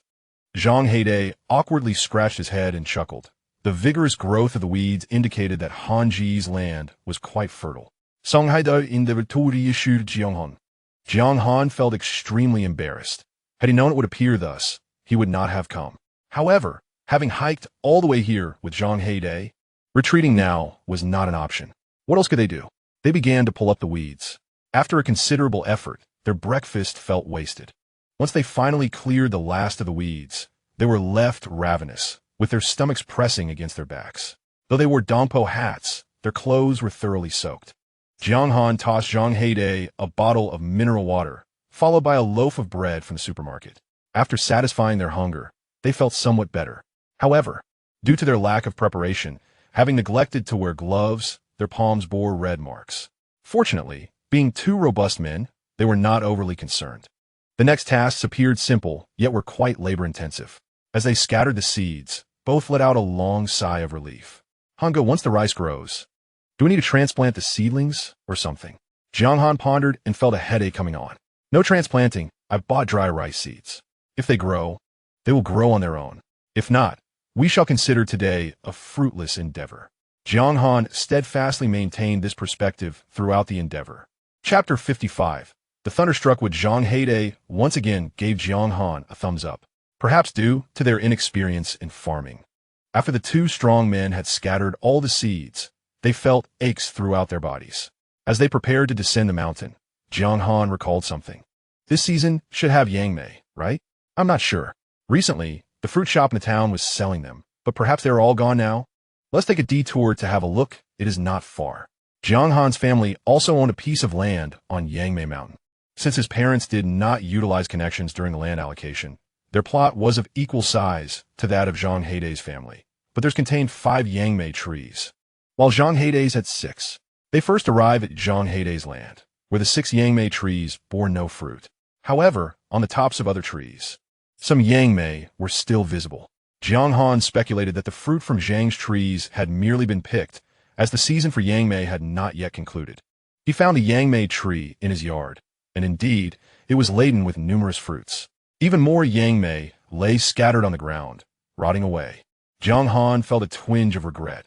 Had he known this would be the case, he would have come to pick the Yangmei sooner. The fruits, if not consumed, could be used to brew wine, which is quite delightful. Furthermore, they can serve medicinal purposes. During summer, one can alleviate headaches, fevers, and stomach aches by consuming a few of these fermented Yangmei. The harvesting of Yangmei occurs in stages, with a considerable interval between the first and the last harvest. The fruits on the tree now must be from the final stage, perhaps due to a habit formed from coastal fishing. Jiang Han and Zhang Heidei habitually grabbed 2 woven bags as they ascended the mountain. These bags now proved useful. Zhang Heidei casually plucked a fruit and popped it into his mouth. Hange, I must say, your Yangmei is quite sweet. Although the first batch of Yangmei is fresher, in terms of sweetness, the last batch is more delectable. The sweeter ones should be picked in greater quantity. Min Fei and Min Quo have always offered us fair prices. We should send some Yangmei to them. Upon hearing that some of the Yangmei would be given to Min Fei, Zhang Heidei became even more enthusiastic in his picking. It seems this year's Yangmei is ripening later than usual. Otherwise, he would have missed even the last harvest. Jiang Han felt rather fortunate. In the past, while studying away from home, he was unable to tend to these matters. Now that he has returned, he should take more care of certain things. After all, the pure, natural, and unpolluted Yangmei he picks from this mountain is far superior to the chemically treated fruits available in stores. As he picked and ate, albeit a bit fatigued, he found joy in the task. The Yangmei below were soon picked clean, prompting Jiang Han and Zhang Heidei to ascend the tree for more. Han Yi, the weather seems off, Zhang Heidei remarked. Jiang Han looked up. Dark clouds were swirling ominously overhead, indicating an impending downpour. Indeed, the rain had intensified compared to earlier. Jiang Han felt deceived by the weather forecast, which had predicted only light rain throughout the day. It clearly appeared to be on the verge of a heavy storm. Let us head back, he decided. After all, they had gathered 2 full bags. Just as they jumped down from the tree, a sudden thunderclap struck, directly hitting the Yangmei tree they had just climbed. The tree was split in half. Zhang Heidei, utterly terrified, exclaimed, Hange, what have we done to deserve this? Why is the heavens striking us? Had they delayed their descent by even 2 seconds, the lightning would have struck them instead. Jiang Han was equally startled. The lightning was ferocious. Perhaps due to the aftereffects of the strike, he felt a tingling in his fingers. The tree was char-black. Zhang Heidei lamented, feeling it was wiser to retreat for safety.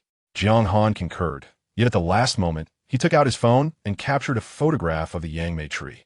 After a moment's thought, he recorded a 10-second video as well.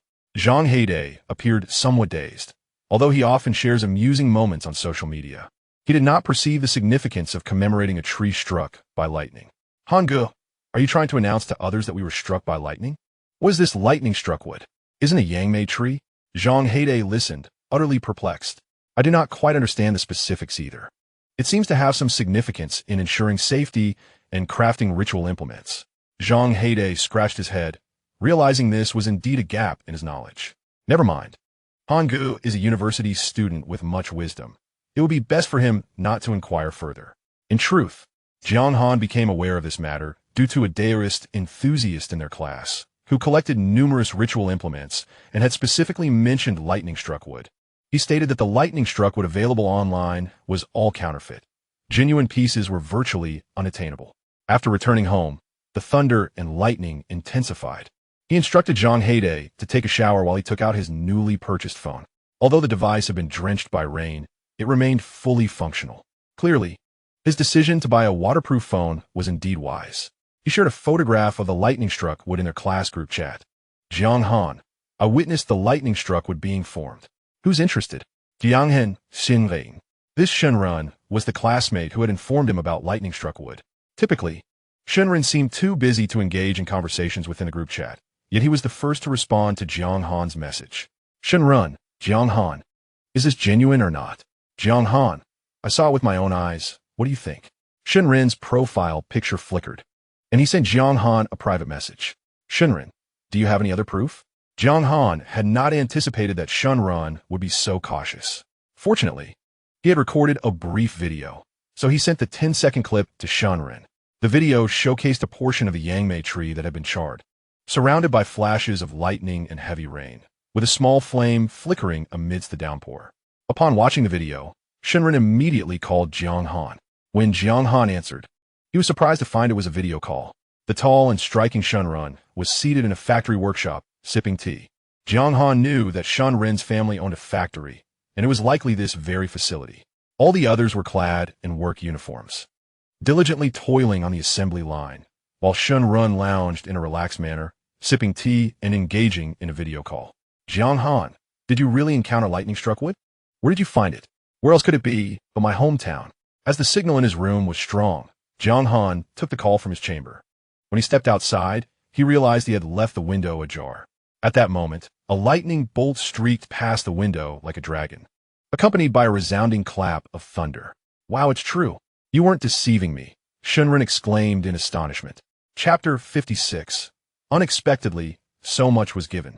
Jiang Han was speechless, realizing that this fellow had been testing him all along, specifically conducting a video call to verify the situation on his end. Upon witnessing the stormy weather, Shenren confirmed the authenticity of the lightning-struck wood Jiang Han had sent. Indeed, those with assets are truly different. Observing the seemingly foolish offspring of the wealthy, one cannot help but acknowledge that their cunning is indeed hereditary. Fortunately, I have returned to the island.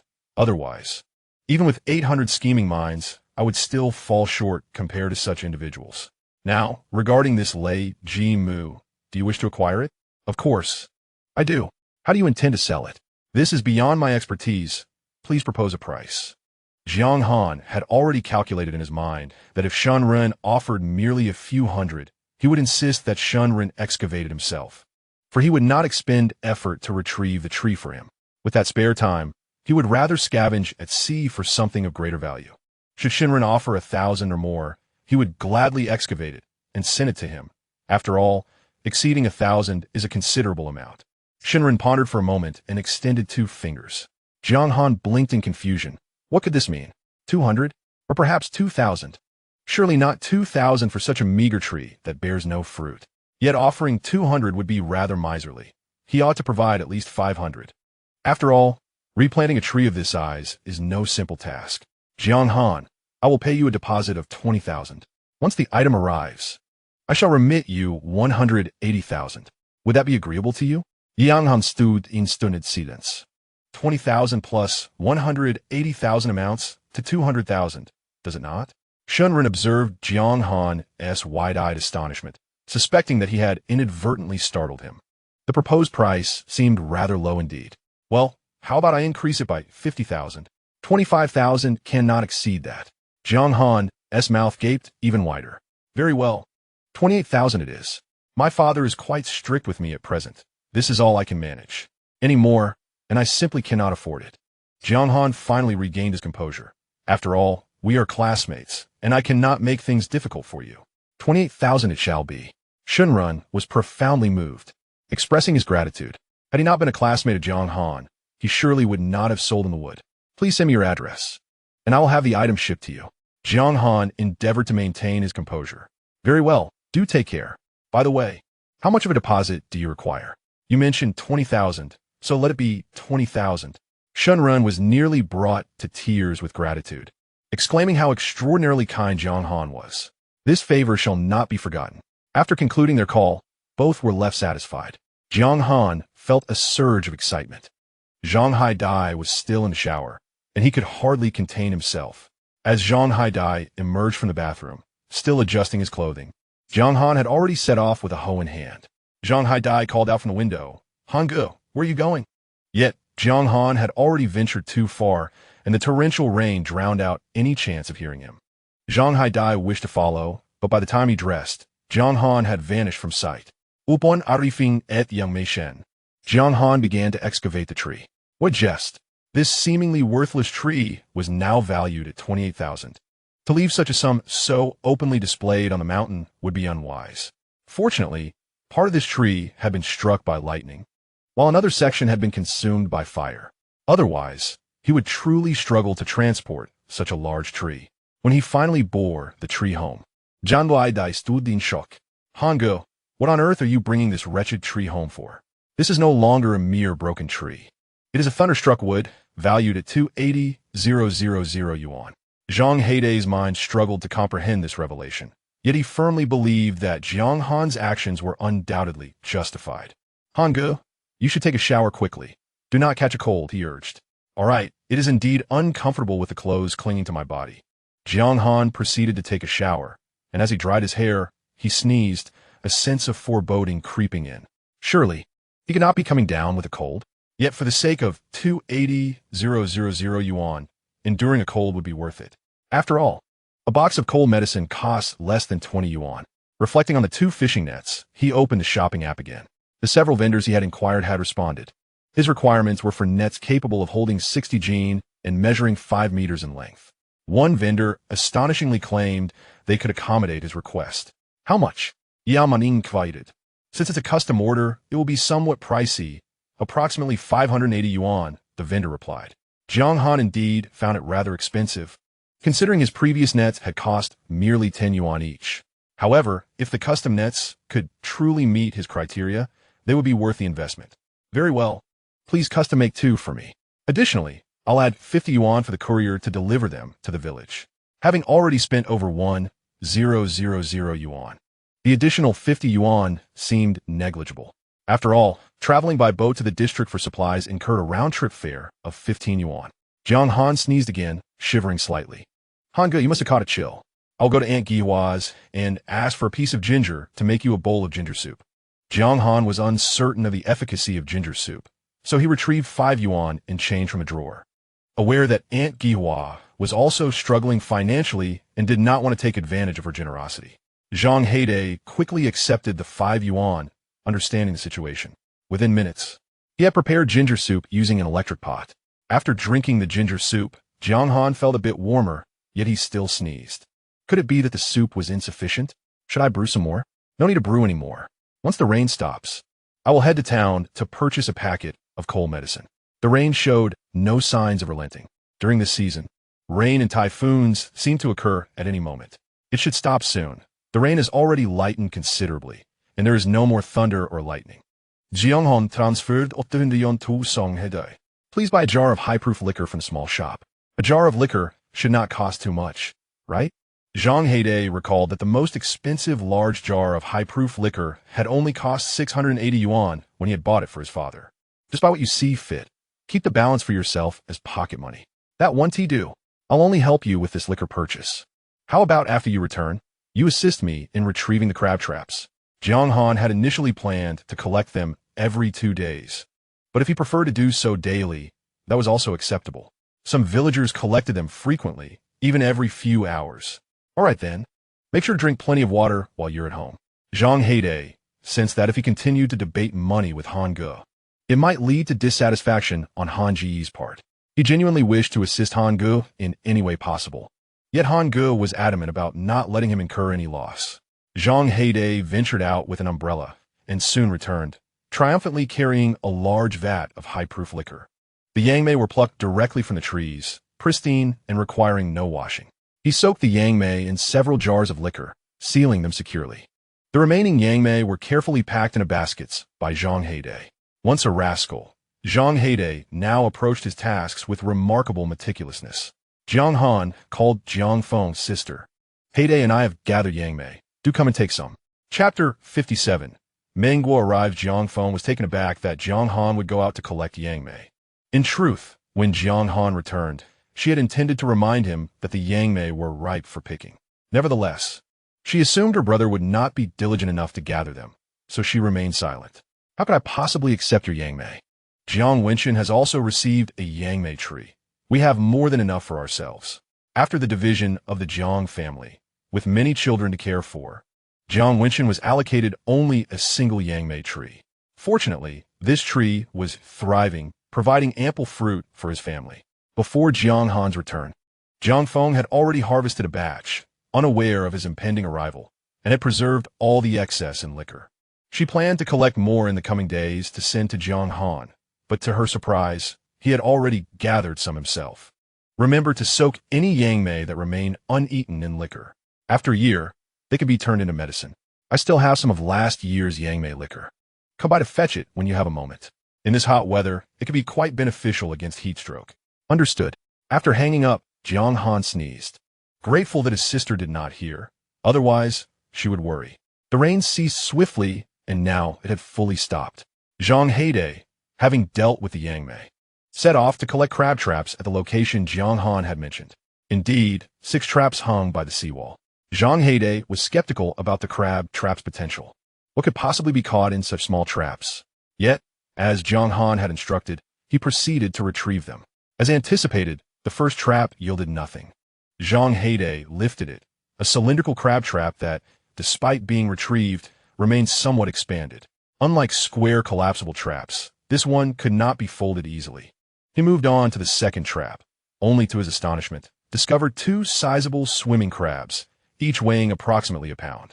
Zhang Heide was astounded. Indeed, Hange was extraordinary, for these 2 crabs alone were worth a considerable sum. He continued to haul in the other 4 traps, only to find several large blue crabs, 5 tiger prawns, and 2 black-headed fish. He poured all these treasures into a bucket, growing increasingly amazed. Was it truly possible to yield such bountiful results from crab traps in this era? Yet the islanders did not seem to share this sentiment. Zhang Heide rushed back to Jiang Han. Hange, your luck is remarkable. 6 traps caught such an abundance. If you placed a few more traps, wouldn't you be able to earn money effortlessly? Upon seeing the contents of the bucket, Jiang Han realized that the yield from his one-day traps was not inferior to that of his 2-day efforts. He had observed the seabed before placing the traps, ensuring there was an abundance of catch before he set them. As for whether the catch would enter the traps, that depended entirely on fortune. The sudden thunderstorm today might have increased the bounty. After all, those by the sea often say, the greater the wind and waves, the more expensive the fish. Have the traps been set? Jiang Han inquired of Zhang Heide. He had forgotten to set them last time. Yes, they have been deployed, approximately 20 meters from your original position. As a native of the island, they possess some basic knowledge. Setting traps in the same location repeatedly would yield diminishing returns. Therefore, it is essential to continually relocate. Jiang Han nodded. Good. Whatever we catch will be yours. Brother Han, please don't say that. The traps belong to you. I am merely lending a hand.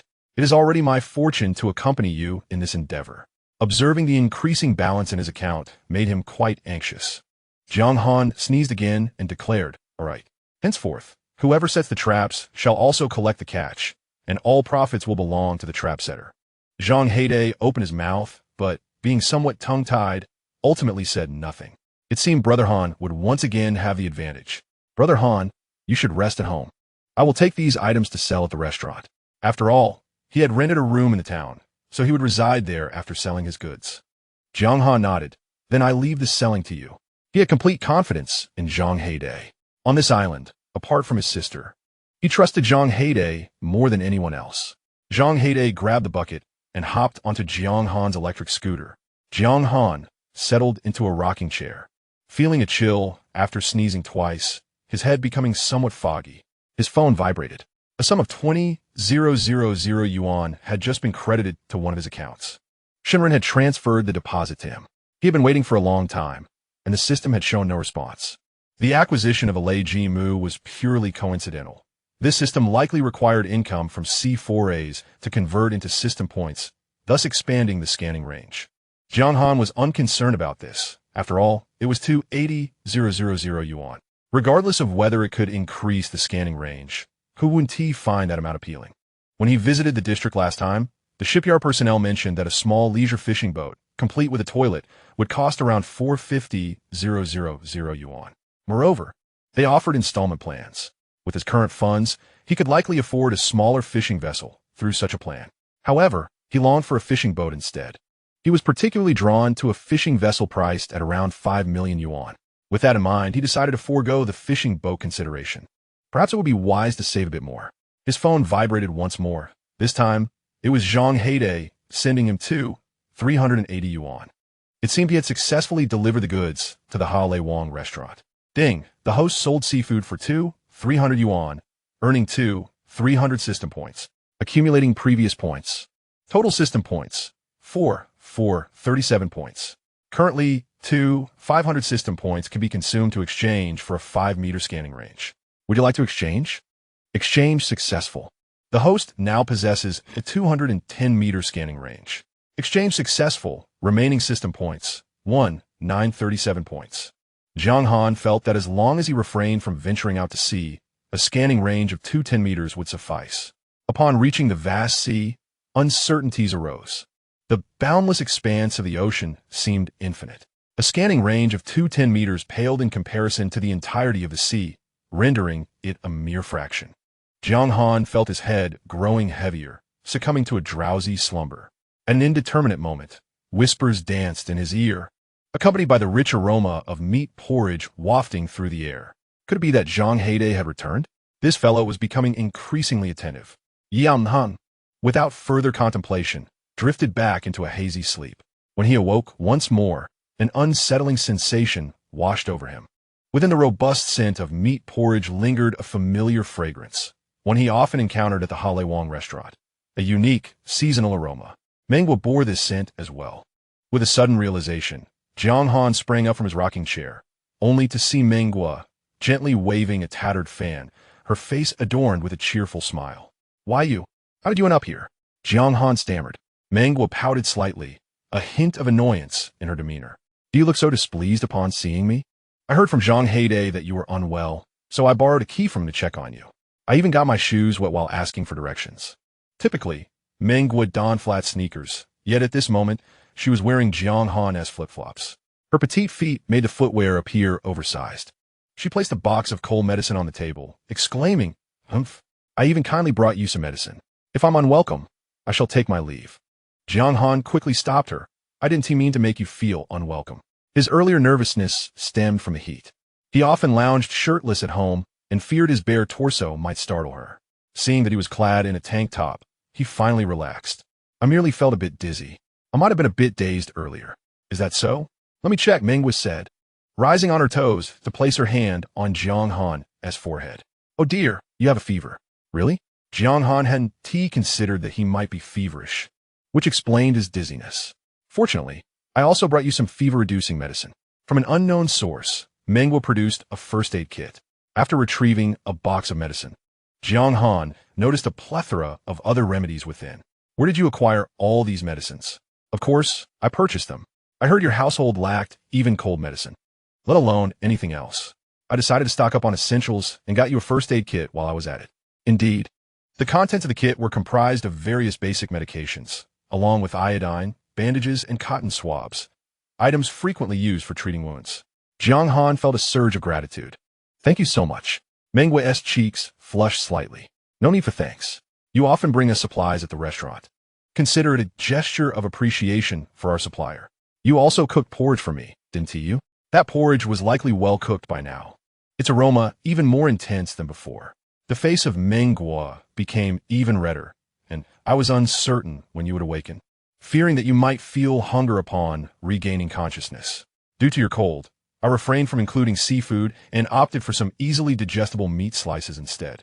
Mengua lifted her gaze to Jiang Han, her large, sparkling eyes glimmering with light. Are you hungry now? Would you like to eat? Jiang Han smiled and nodded. Miss Mengua, could you please serve me a bowl? Mengua appeared quite delighted as she turned and dashed into the kitchen to fetch the meat porridge.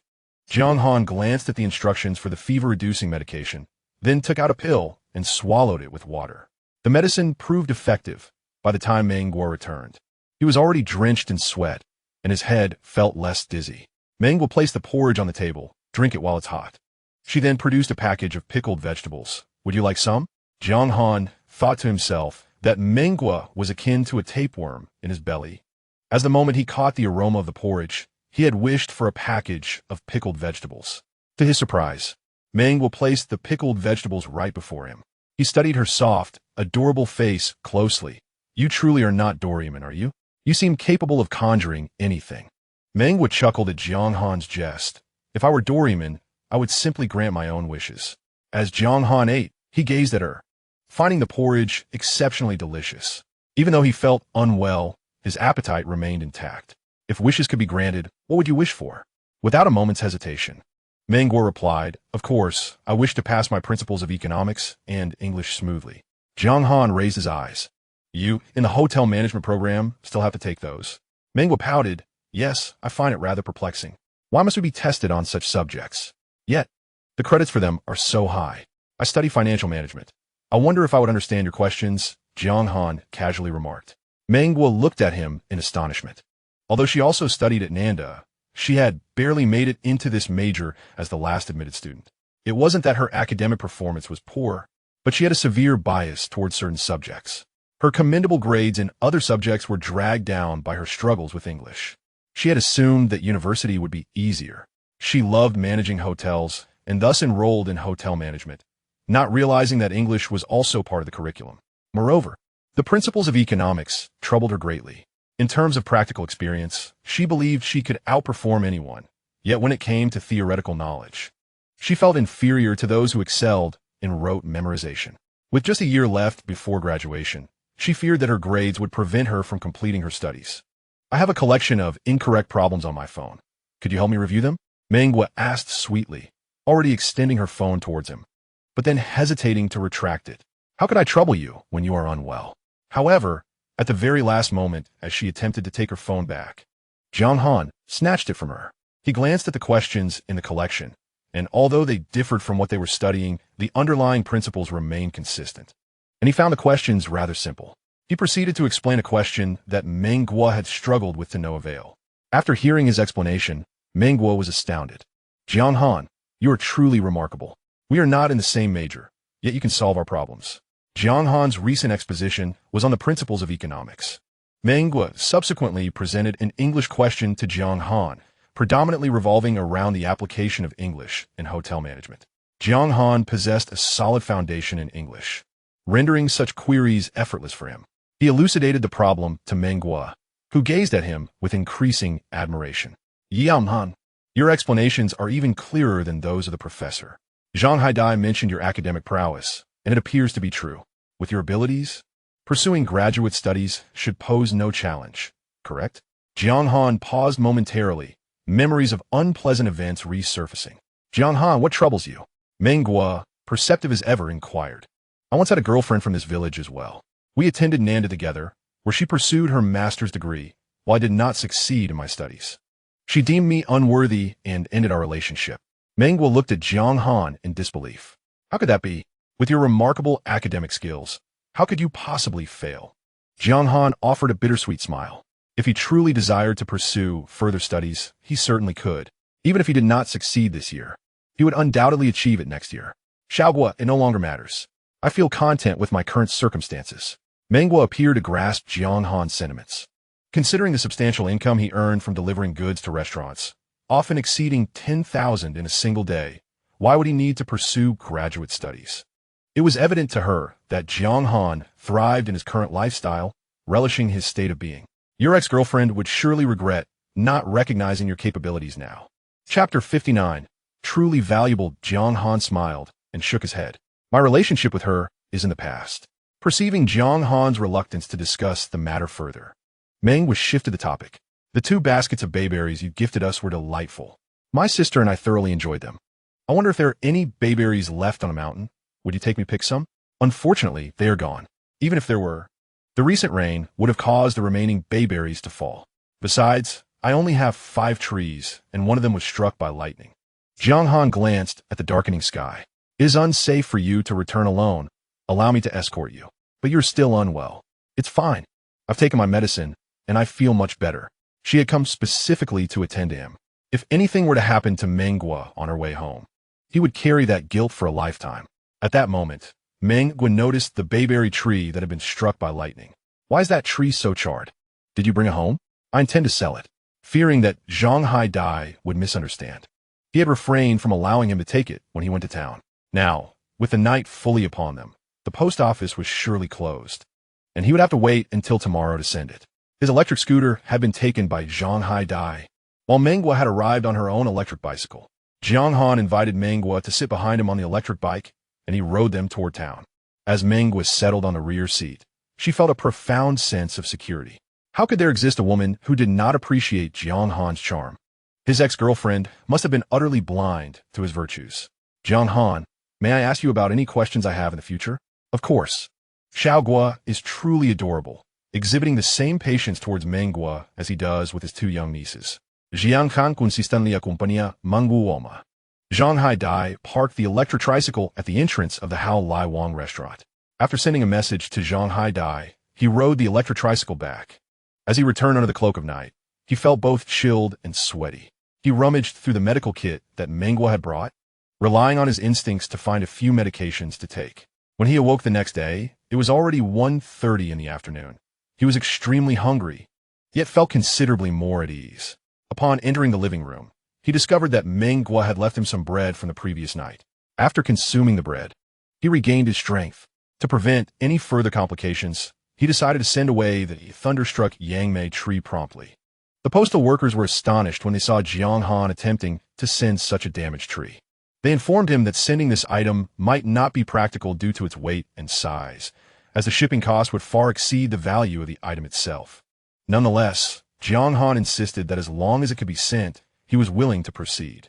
The staff checked the address and weighed the tree. They informed him that the shipping fee alone would amount to 330 yuan. Jiang Han agreed, finding it quite reasonable for such a service. Concerned about potential mishaps during transit, he inquired whether he could insure the tree. The staff looked at him incredulously, questioning the need for insurance on such a dilapidated item, especially given the already high shipping costs. However, Jiang Han insisted on adding insurance for peace of mind. The staff relented, explaining that their insurance was calculated at a rate of one of the item's value. They estimated the tree to be worth perhaps 10 or 20 yuan. Jiang Han offered to pay an insurance fee of 280 yuan. The staff regarded him as if he were foolish, pointing out that 280 yuan in insurance would imply the item was valued at 280,000 yuan, not 280 or 2,800 yuan.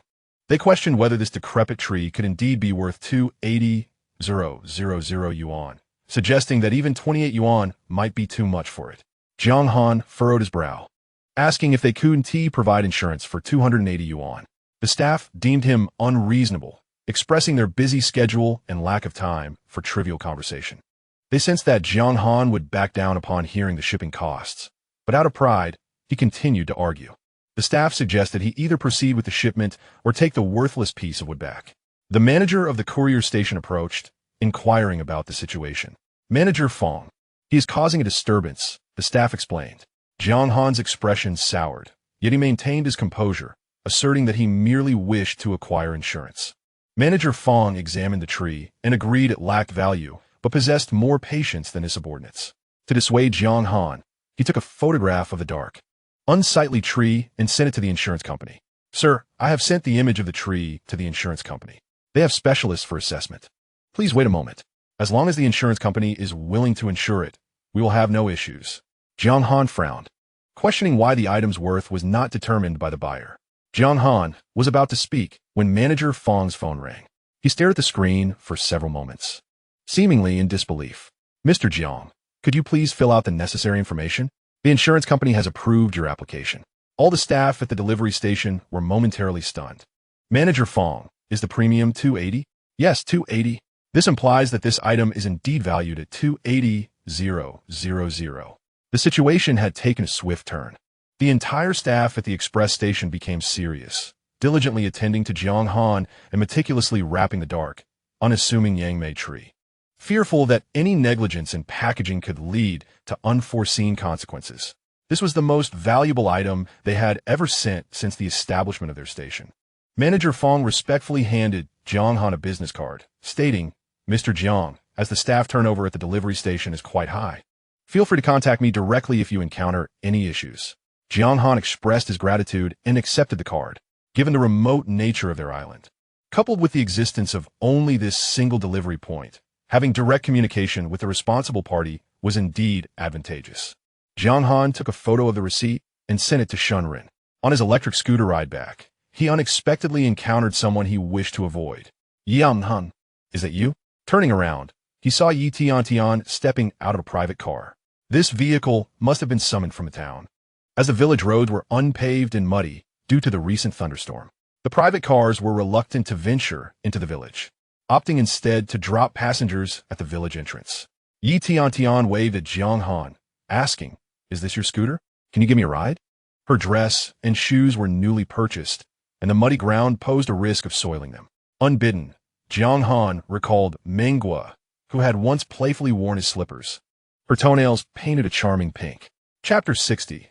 Tiantian returns. Jiang Han glanced at Tiantian, thinking, "Everyone else is walking. Can't you use your own legs?" Tiantian could hardly believe such words had escaped Jiang Han's lips. She wished to retort, but Jiang Han had already ridden off on his scooter. Frustrated, she hoped for another passerby. However, given the sparsity of villagers, especially at this hour, her hopes were dashed. With no other option, she grit her teeth and trudged through the muddy terrain. Upon returning home, exhaustion washed over Jiang Han.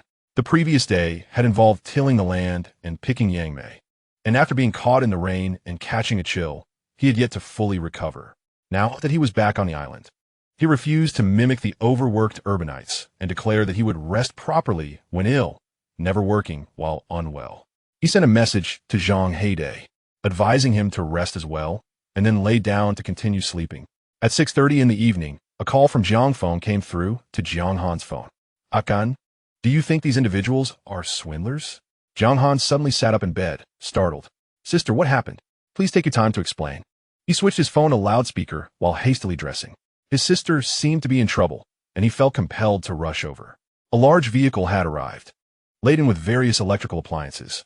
The individuals claimed they were delivering the appliances he had purchased, and to his astonishment, the delivery included not only his home address, but also his name and contact number. How could these scammers know so much? Jiang Han thought, feeling a mix of amusement and disbelief as he realized he had neglected to inform his sister about this matter. "Those items were purchased online, and I registered your name and contact information," he admitted. "What? You bought a washing machine and a large refrigerator? How much did that cost?" "Goodness. There's even a big air conditioner and a water heater in there," Jiang Feng exclaimed, feeling lightheaded. She was aware that her brother had earned a bit of money recently, but such extravagance seemed excessive. She had hesitated even to buy a water heater herself.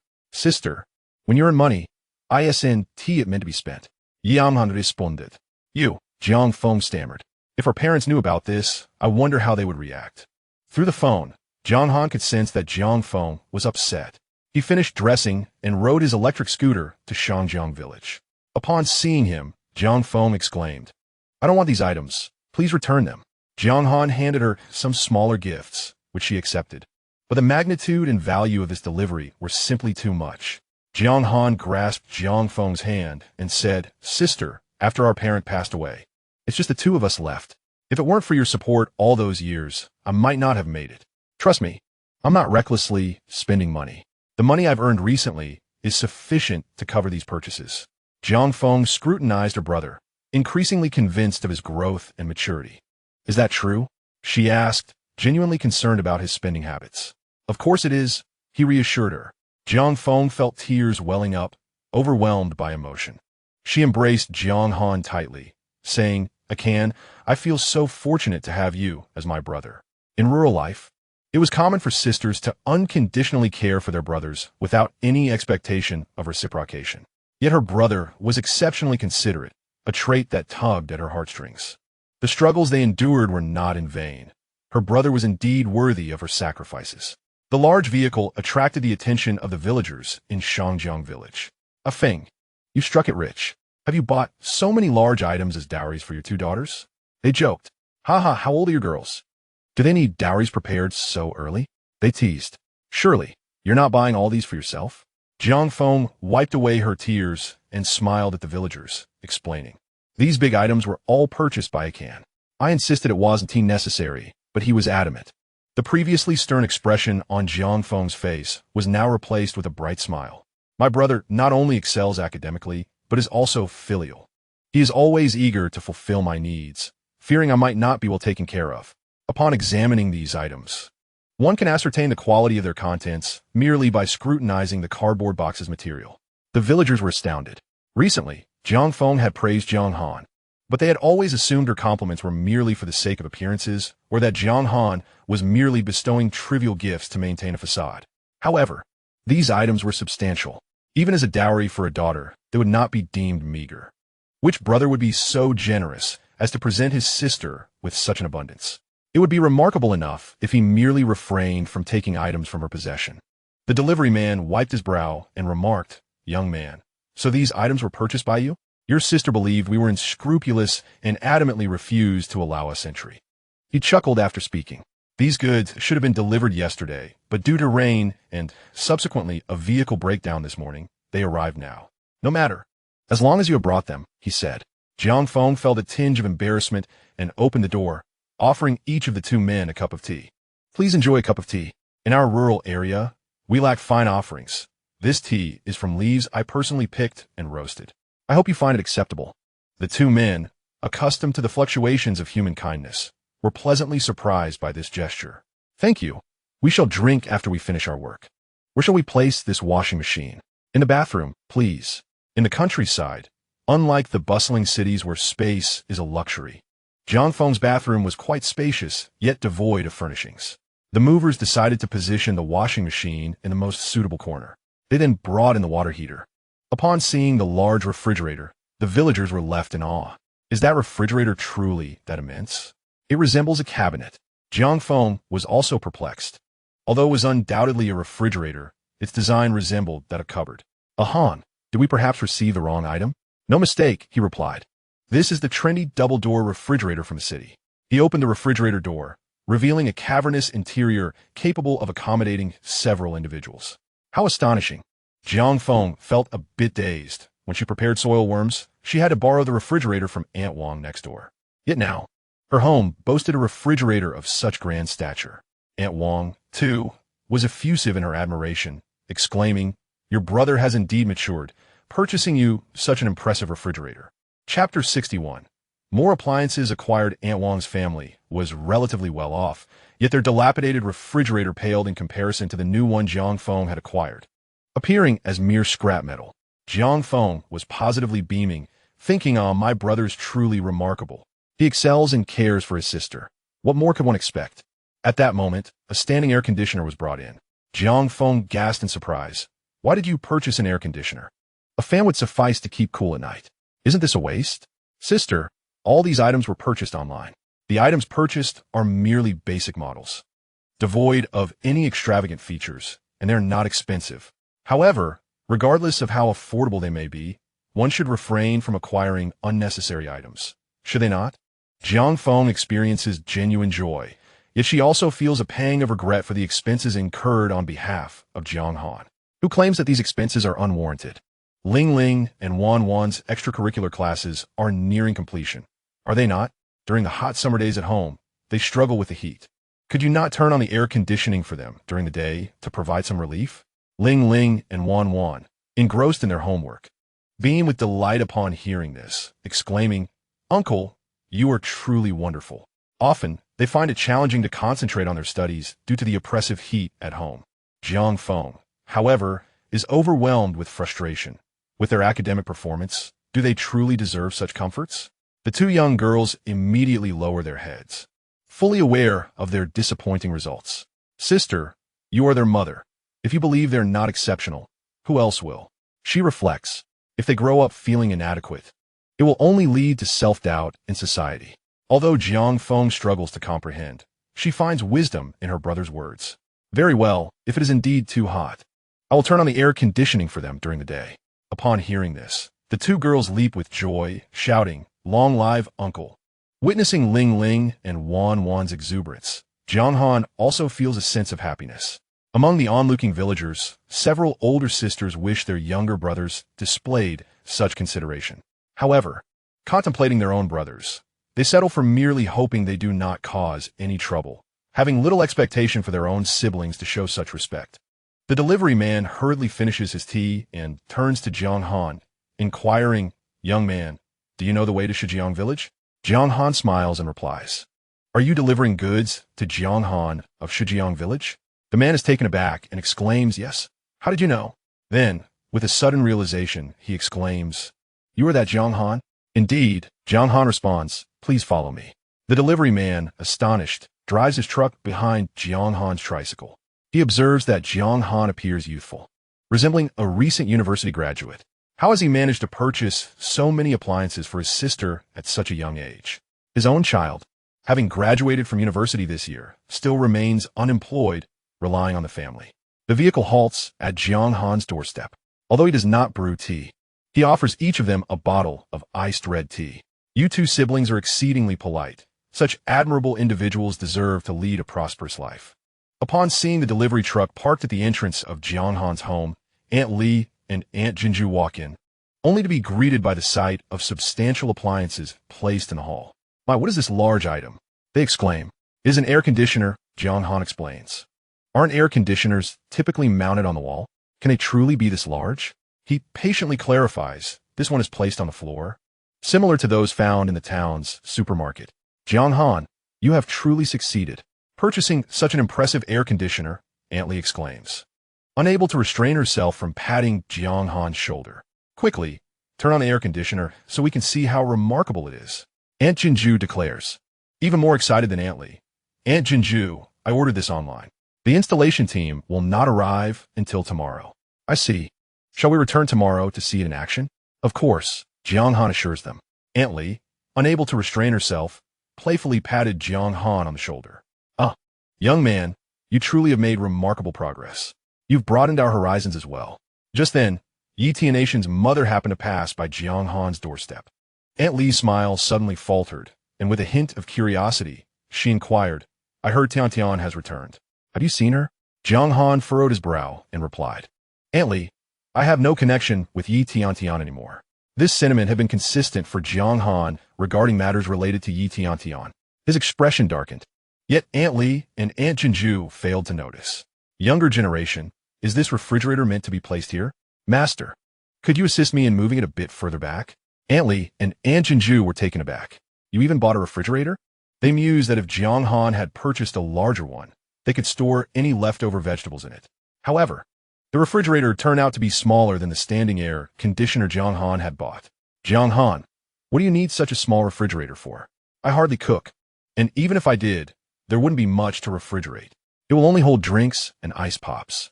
Aunt Jinju and Aunt Li were astonished. "You bought a refrigerator just for that? Do you really need a separate appliance for such items?" Jiang Han chuckled. "In the scorching summer, I simply wish to enjoy some chilled beverages." Aunt Li and Aunt Jinju were puzzled by Jiang Han's reasoning.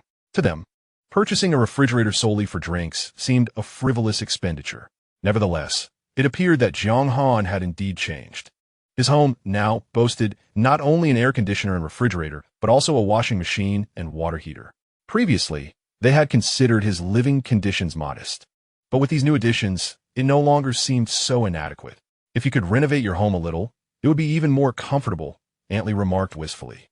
Renovation was not an immediate concern for Jiang Han. The doors and windows here were rather old, yet he desired a cohesive design for any renovations, not merely replacing the old with the new.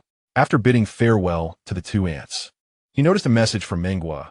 "Menghua, drink plenty of water if you have a cold and fever."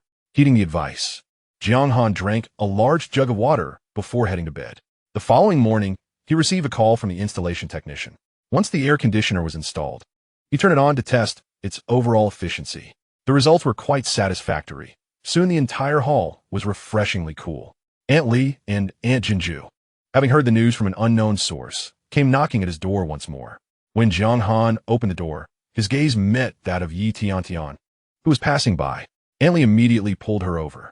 Tiantian, you know Jiang Han has installed an air conditioner and are here to enjoy its coolness, right? Tiantian had not considered the air conditioner at all and was perplexed as to how she ended up here. Before she could speak, Aunt Li had already ushered her into Jiang Han's home. The weather that day was particularly sweltering, and in contrast to the heat outside, Jiang Han's home was refreshingly comfortable. Chapter 62. Jiang Han's home has changed. Aunt Li's face lit up with delight. Jiang Han, your air conditioner is simply marvelous. It works even better than the one at the village chief's house. No wonder the town's supermarket uses the same air conditioner as you. You must have misspoken. It is Jiang Han and the town supermarket that share the same air conditioning unit. Aunt Jinju corrected her. What does it matter? They convey the same meaning. Aún remarca nonchalantly. Tiantian also noticed the changes in Jiang Han's home. Since they attended the same university, they used to return home together each time. She was most aware of the circumstances surrounding Jiang Han's family. Although Jiang Han's house was not small in size, it was devoid of material wealth, lacking any possessions of note comparable to her own home. Presently, the dilapidated rocking chairs and worn tables still occupied the hall. Other belongings had not changed significantly, yet conspicuously. There was an unexpected addition of a standing air conditioner and a small refrigerator. She had seen this type of refrigerator during visits to her classmates' homes in the city, designed specifically for storing beverages and ice cream. Tiantian furrowed her brow, recalling that Jiang Han's mother had mentioned his purchase of an electric scooter during their phone conversation. Therefore, when she spotted Jiang Han riding the electric scooter yesterday, she felt no surprise. Furthermore, an electric scooter is hardly a car. As Jiang Han rode down the road, his entire persona was cloaked in a layer of dust and grit, unmistakably suggesting a lack of ambition. But why had he purchased a standing air conditioner and a refrigerator? Where did he acquire the funds? Particularly for such a refrigerator. Who would buy such a luxury without disposable income? After contemplating, Tiantian began to suspect that she might have misjudged the situation. Perhaps he had not purchased the refrigerator to chill beverages and ice cream, but rather because it was more affordable than a larger model. It was entirely possible that it was filled with vegetables. The more she pondered, the more convinced she became of this notion. Eager to unveil Jiang Han's facade, she deliberately remarked, Jiang Han, I am quite thirsty.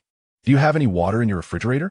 Before Jiang Han could respond, Tiantian approached the little refrigerator and, with an air of familiarity, opened it.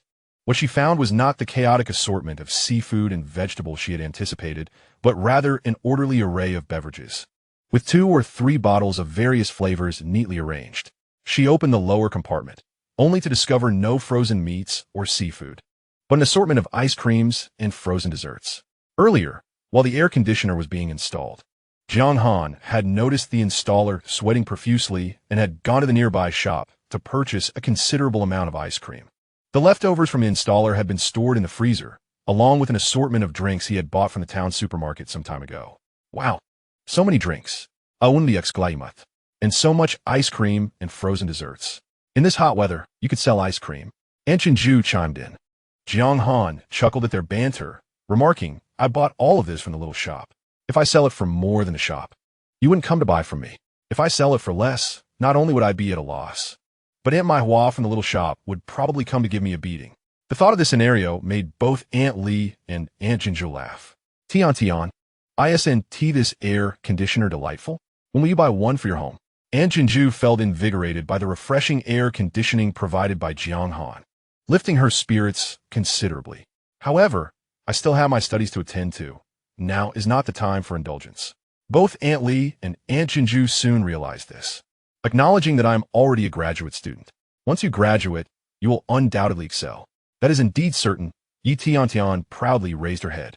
What of Jiang Han's current enjoyment? He is merely an undergraduate who cannot even secure employment in the bustling metropolis. A failure. From the moment she gained admission to graduate school, Jiang Han and she had ascended to different social strata. Upon visiting the restroom, Tiantian was surprised to find a washing machine and a water heater inside. The water heater was continuously powered, unlike some villagers who purchased appliances merely for show. When she beheld the faucet in Jiang Han's bathroom, a smile crossed her face. Even the school did not employ such a rudimentary faucet. What does it matter if he possesses a handful of appliances? They are but a few. The concrete floor was bare, lacking even a single tile. The ceiling was merely coated in white paint, devoid of any embellishments. The other areas were even more austere. In a buoyant mood, Tiantian exited.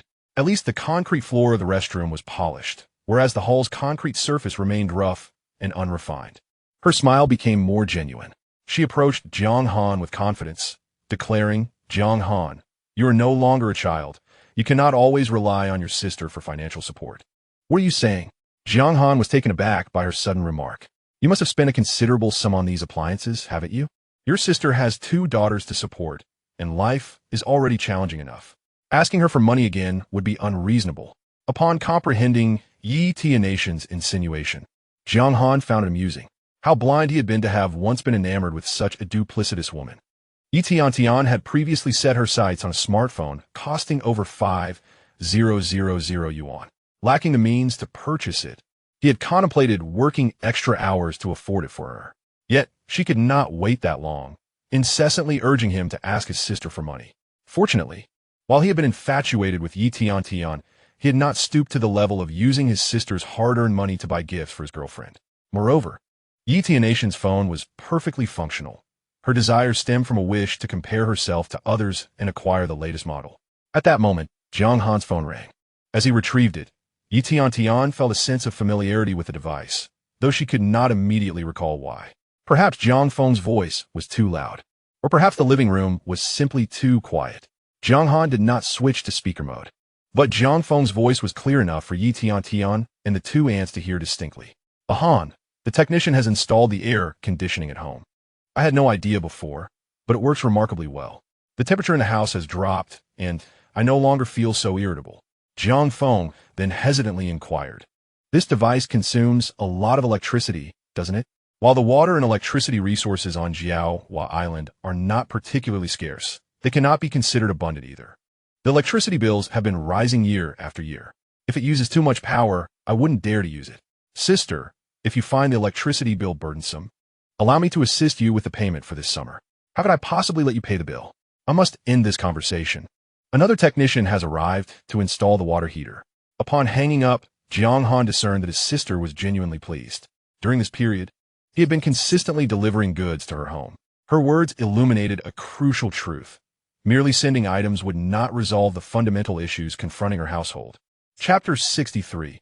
How can one acquire so many items? While these appliances may enhance his sister's quality of life, they also escalate her expenses. The family's income solely relied on her husband working in a factory. It was indeed a challenge to stretch that income to sustain a household. If possible, he ought to facilitate a gradual increase in his sister's earnings. Aunt Li and Jean Zhu looked at Jiang Han in astonishment. "What? Has your sister's family begun purchasing appliances as well?" "Indeed," Jiang Han replied succinctly, without elaborating further. He merely wished to live his own life without feeling the need to prove anything to others. Zhang Heide entered. "Hangge, the atmosphere at home seems quite lively." His gaze fell upon Tiantian, surprised to see her at Han Ji's residence. Noticing Jiang Han's lack of enthusiasm towards her presence, he wisely refrained from pursuing her affections. "Hangge, shall we go to the beach?" Zhang Heide had initially assumed Jiang Han would need a few more days to recuperate. To his surprise, just an hour ago, Jiang Han had messaged him, indicating that he had fully recovered and was ready to go today. "Very well, let us prepare our supplies." All the necessary items for the beach were stored in the warehouse. They quickly organized everything. Aunt Li and Jean Zhu felt somewhat awkward. "You two are heading to the beach? Then please, do not mind us. We shall take our leave." They wanted to caution Jiang Han that today was a small tide with little catch. Yet, recalling Jiang Han's repeated successes during small tides, they chose to remain silent. Once the 2 ants departed, Tiantian lingered in the living room. Jiang Han frowned. He had turned off the air conditioning and shouldered his belongings. Yet she showed no intention of leaving. Tiantian regarded Jiang Han. "Have you resorted to unscrupulous means for the sake of profit?" Tiantian, if you have something to say, please express it directly. What is the purpose of your circumlocution?"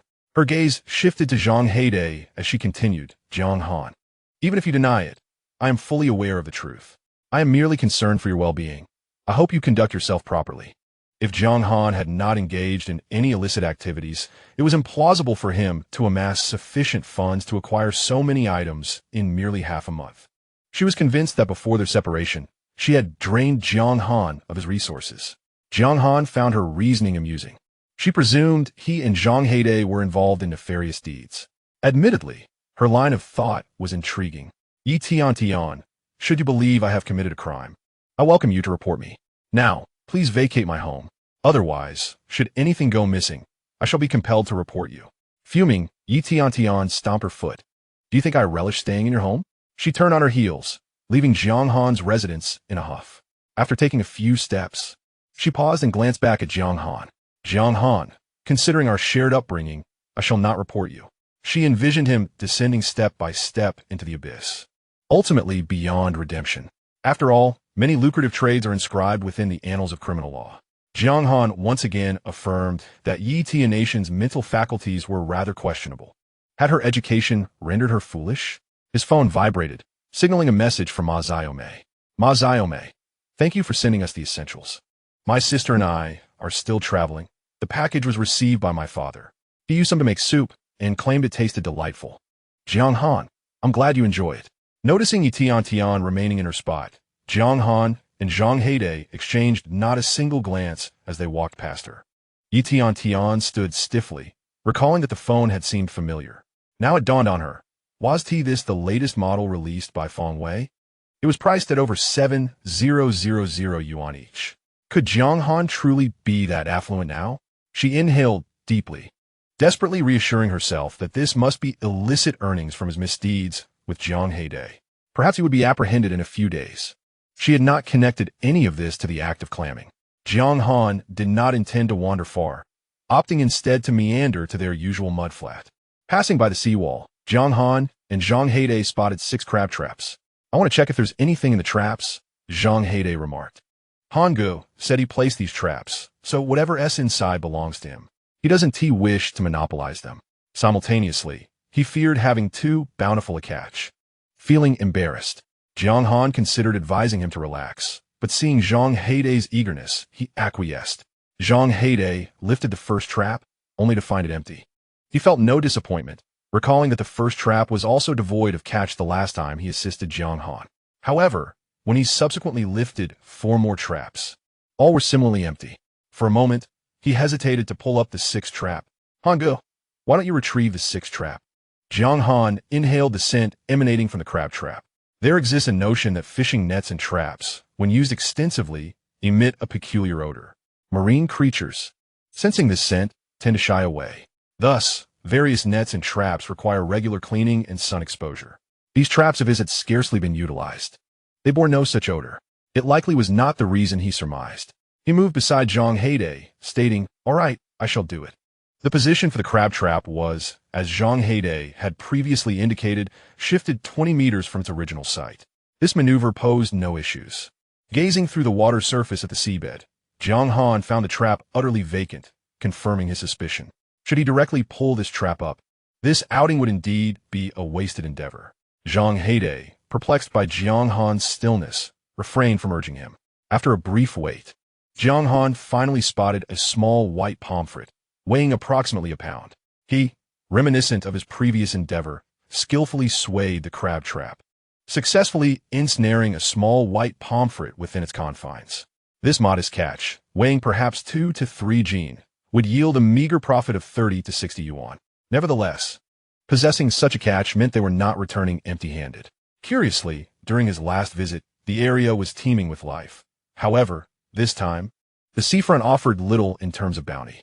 Jiang Han's scanning radius extended to 210 meters, and as he gazed into the distance, he noted that beyond 50 meters from the seawall, the abundance began to re-emerge. It was not that there was a scarcity of life.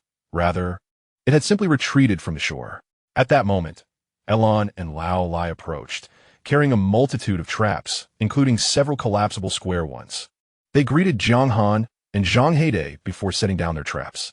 Subsequently, Gihua also arrived, pulling along her young grandson to place traps as well. Jiang Han is here to collect the traps. What do we have today? He inquired. Today, there are no goods, he reminded them. If this situation persisted, it appeared all their traps would yield nothing.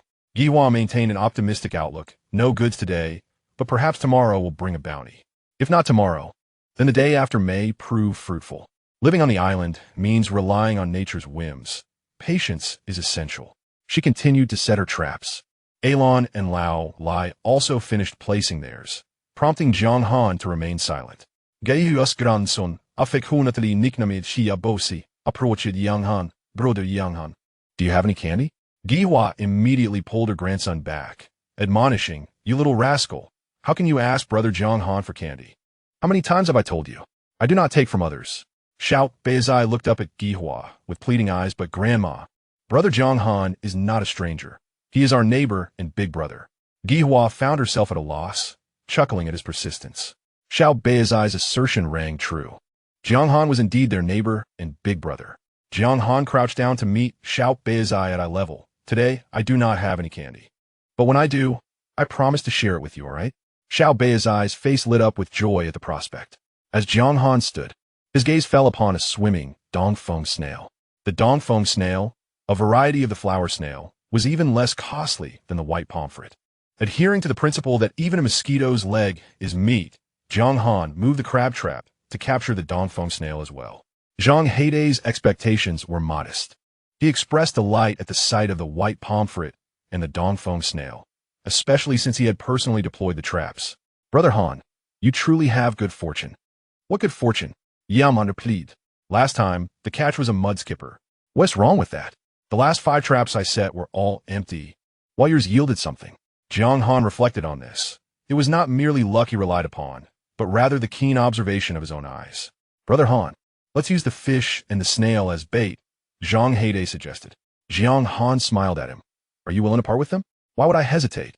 Without this white pomfret and the flower snail, we would have no bait at all. No ruse. Let's explore other areas. The resources here are dwindling.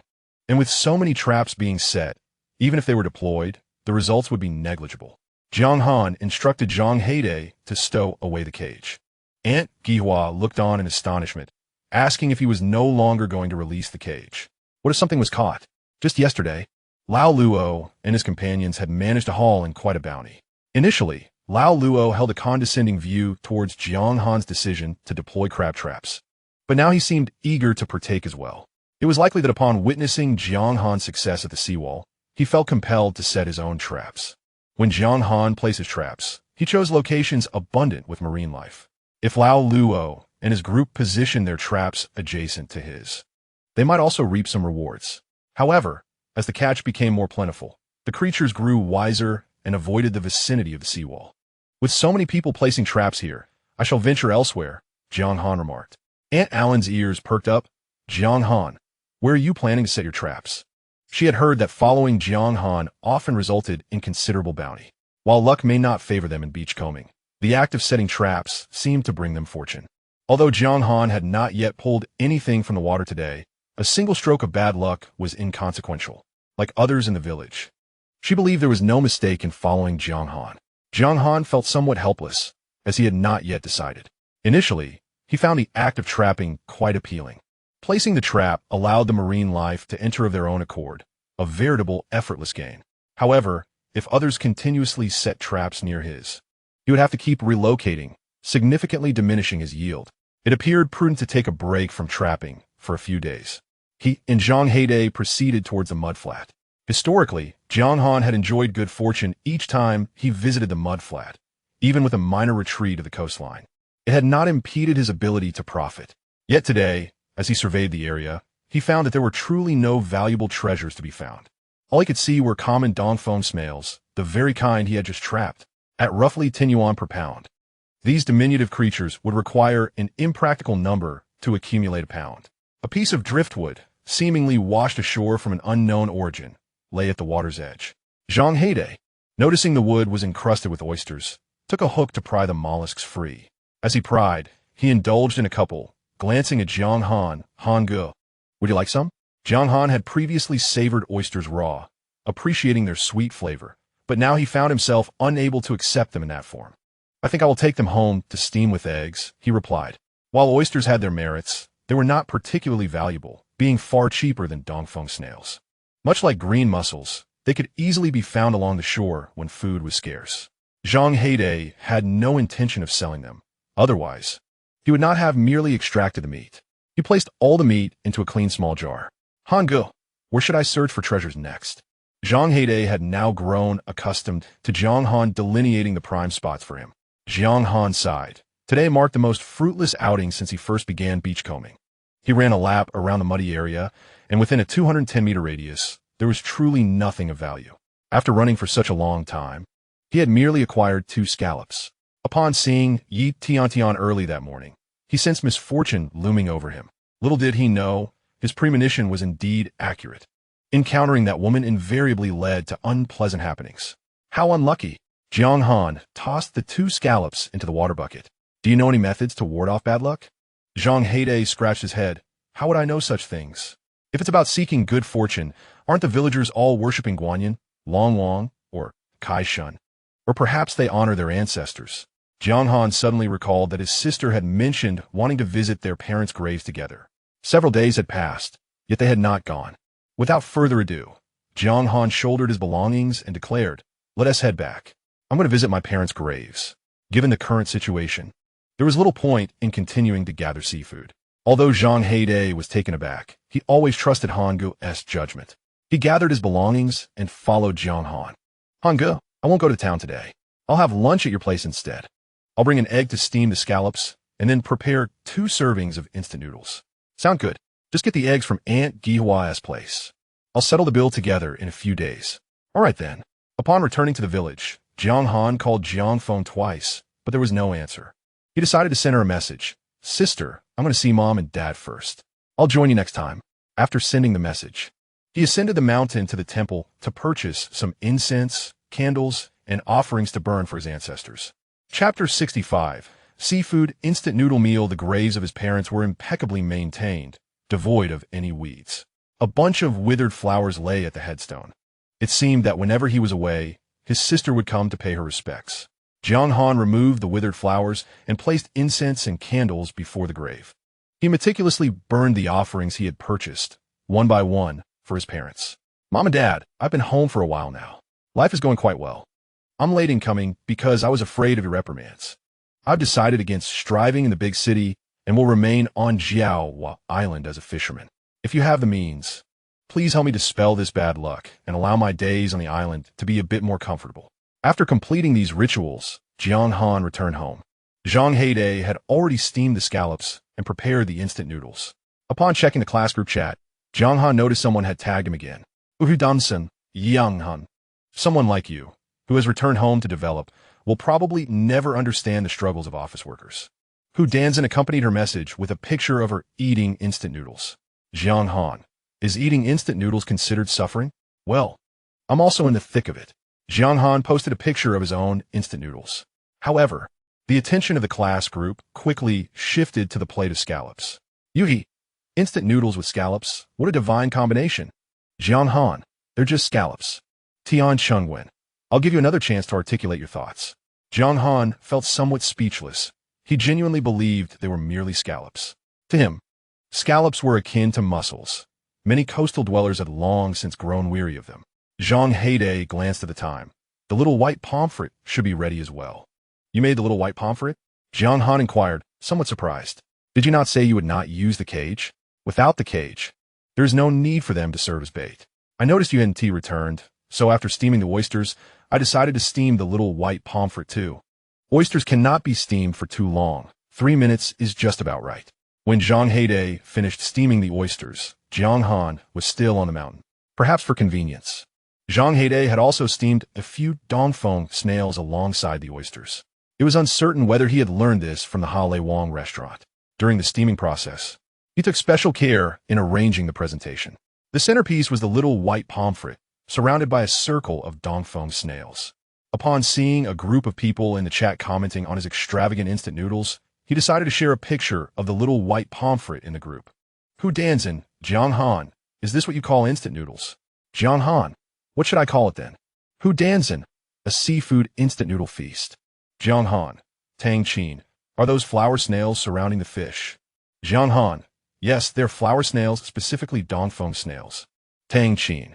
This dish alone must cost over 200 yuan, right? Lu Boang.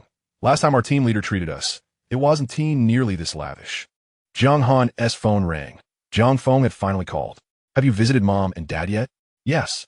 I was particularly eager to see them today. So I didn't wait for you. Of course. They will surely be delighted to see you. By the way, there is something I wish to ask you. Jiang Feng had initially hesitated to mention it, but now that the call had been made, she could not help but reveal it. Late last night, your brother-in-law returned. He mentioned that his comrade has an old boat that is nearly ready for disposal and asked if you would like it. I scolded your brother-in-law, saying we are not in the business of collecting junk. Why would we take a boat that is about to be discarded? Jiang Han detected a different nuance in her tone. Sister, did you really scold him? Of course. Jiang Feng's voice sounded somewhat faint. I scolded him quite loudly. Jiang Han couldn't help but chuckle. His sister was always so stubborn. In all the years, he had yet to witness her reprimand her husband. What kind of boat is it? It's just an old boat on the verge of being discarded. Jiang Han remained silent, and Jiang Feng sensed his hesitation. All right, I'll let your brother-in-law speak with you. Jiang Wenshin's grave voice came through the phone. It's an ancestral wooden boat from my comrade's family. They intend to keep it for space, but wish to dispose of it. Your sister mentioned you have been going to the sea since returning, so I want to take a look. It is indeed quite old. If it doesn't encounter any severe storms, it could still be usable for another 6 months to a year. With proper maintenance, it could last 2 to 3 years without issue. The engine was installed later and is also somewhat aged. If you find it unsuitable, you may replace it. I would recommend taking it too far. Staying within 100 meters of the island should pose no problem. My comrade agrees. It's not suitable for long distances, but nearby areas are not an issue. Jiang Han understood that shallow waters would undoubtedly be safer than deeper ones. Within 100 meters of the island, if any problems arose with the boat, swimming back would not be a strenuous task. Jiang Han firmly believed that visiting the graves had its merits. His parents had truly opened their eyes, delivering him such splendid news. However, he did not inquire about the price. He merely returned to seek your opinion. Should you desire it, I could ask about the cost. If not, I shall refrain. After a moment of contemplation, Jiang Han addressed his brother-in-law. Would you accompany me to inspect the boat? If it piques my interest, I shall discuss the price in person. Certainly. When would you like to see the boat? Jiang Wenshin replied. If it is convenient for you, I can go now. Jiang Wenshin glanced at his 2 daughters, who were diligently completing their homework.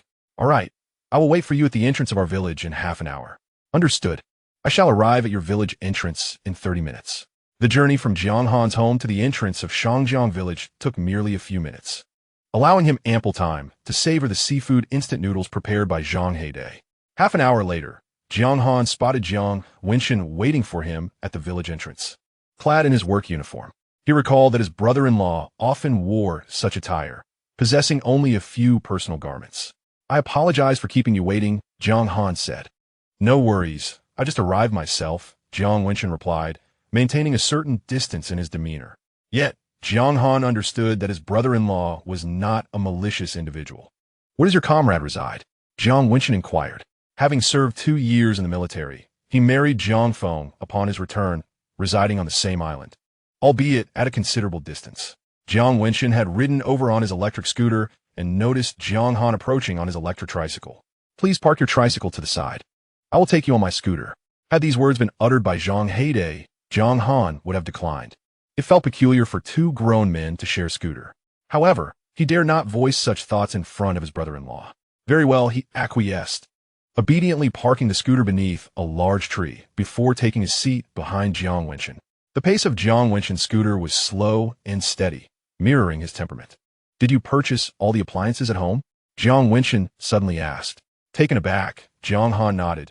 It was merely a few household items, far less than the care they had extended to him. Chapter 66.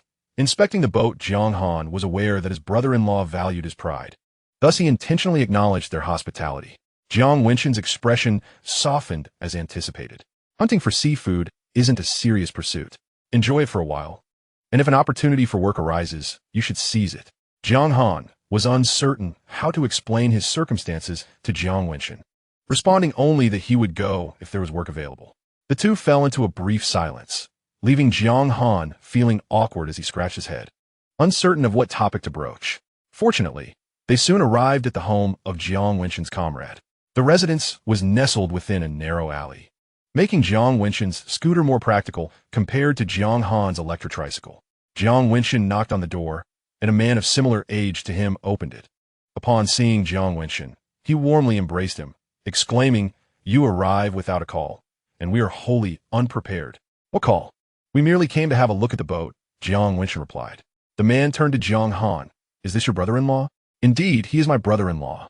Eager to see the boat, Jiang Han promptly stepped forward to shake hands with Zhang Qi, greeting him with, "Hello, my name is Jiang Han." Zhang Qi scrutinized Jiang Han from head to toe, pondering how someone so youthful could be inclined towards a life at sea. In this island, the young who had the opportunity to leave had already departed. Even he had ventured out for work, only returning for a few days of vacation. "I have just graduated from university and find myself ill-suited for the bustling life of the metropolis. I am more inclined towards the life of a fisherman." Zhang Qi understood that everyone has their own choices, and it was rare to encounter young individuals with such thoughts nowadays. In truth, this was quite commendable. Jiaowa Island was in need of fresh blood. Presently, the island was predominantly inhabited by the elderly and left-behind children. If there were no young people remaining, once the elders passed on, those children would eventually leave the island as well, rendering Jiaowa Island a desolate wasteland. "It's sweltering outside. Come in for a moment and have some tea." Jiang Wenxin declined, stating, "No, thank you. I have matters to attend to at home." With Jiang Wenxin opting not to enter, Jiang Han felt even less inclined to do so. "Very well, then I shall take you to see the boat." The vessel was moored at the village dock, and as Zhang Qi walked, he candidly remarked, "I wouldn't hide anything from you. This boat has not been used by our family for many years. We never considered selling it, but upon my return, the village committee approached me, expressing their concern that my boat was taking up space. If I continue to leave it unused, they would assist in disposing of it. Rather than that, I might as well sell it myself." By sharing such sentiments, Zhang Qi had laid bare his thoughts, which would undoubtedly diminish the potential selling price. This openness stemmed from the camaraderie shared between Zhang Qi and Jiang Wenxin as comrades in arms. Had it been anyone else, Zhang Qi would not have spoken so candidly. They soon arrived at the village dock, where various boats of all sizes were moored. As it was still low tide, these vessels were all grounded. Zhang Qi led them along the dock until they came upon a rather antiquated wooden boat. Perhaps due to years of neglect, spider webs had formed within the cabin, and barnacles had begun to grow on the exterior. The boat measured 12.2 meters in length and approximately 3.5 meters in width. Zhang Qi tossed a tape measure to Jiang Han, encouraging him to measure for himself. Jiang Han was taken aback by Zhang Qi's straightforwardness. He took the tape measure and confirmed that the boat indeed measured 12.2 meters long and 3.5 meters wide. Zhang Qi then jumped into the boat's cabin, lifting a wooden panel to reveal a substantial storage compartment beneath. He proceeded to the opposite end, where another panel opened to reveal an equally large storage space. These two compartments can be filled with seawater for storing seafood, allowing you to categorize your catch, as crabs and fish should not be stored together. Jiang Han was quite pleased with this aspect. Ample storage space was essential for holding a sufficient quantity of fish.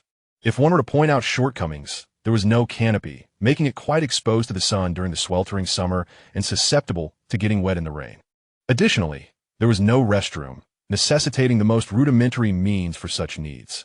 However, if one remained within 100 meters of the island, there is always the option to go ashore if discomfort arose, unlike when venturing into the vast, unbounded sea where one might find themselves in dire straits. "How much wind can this boat withstand?" Jiang Han inquired. "My father mentioned that this vessel used to withstand waves as high as 1.2 meters without any difficulty, and could manage winds up to level 5. However, now," Zhang Qi paused momentarily, expressing uncertainty about its current condition.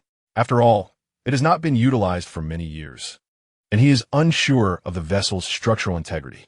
He involuntarily sighed, contemplating that such a boat is ideally suited for families with fish farms, as they engage in nearshore aquaculture, which is not too far from their bases.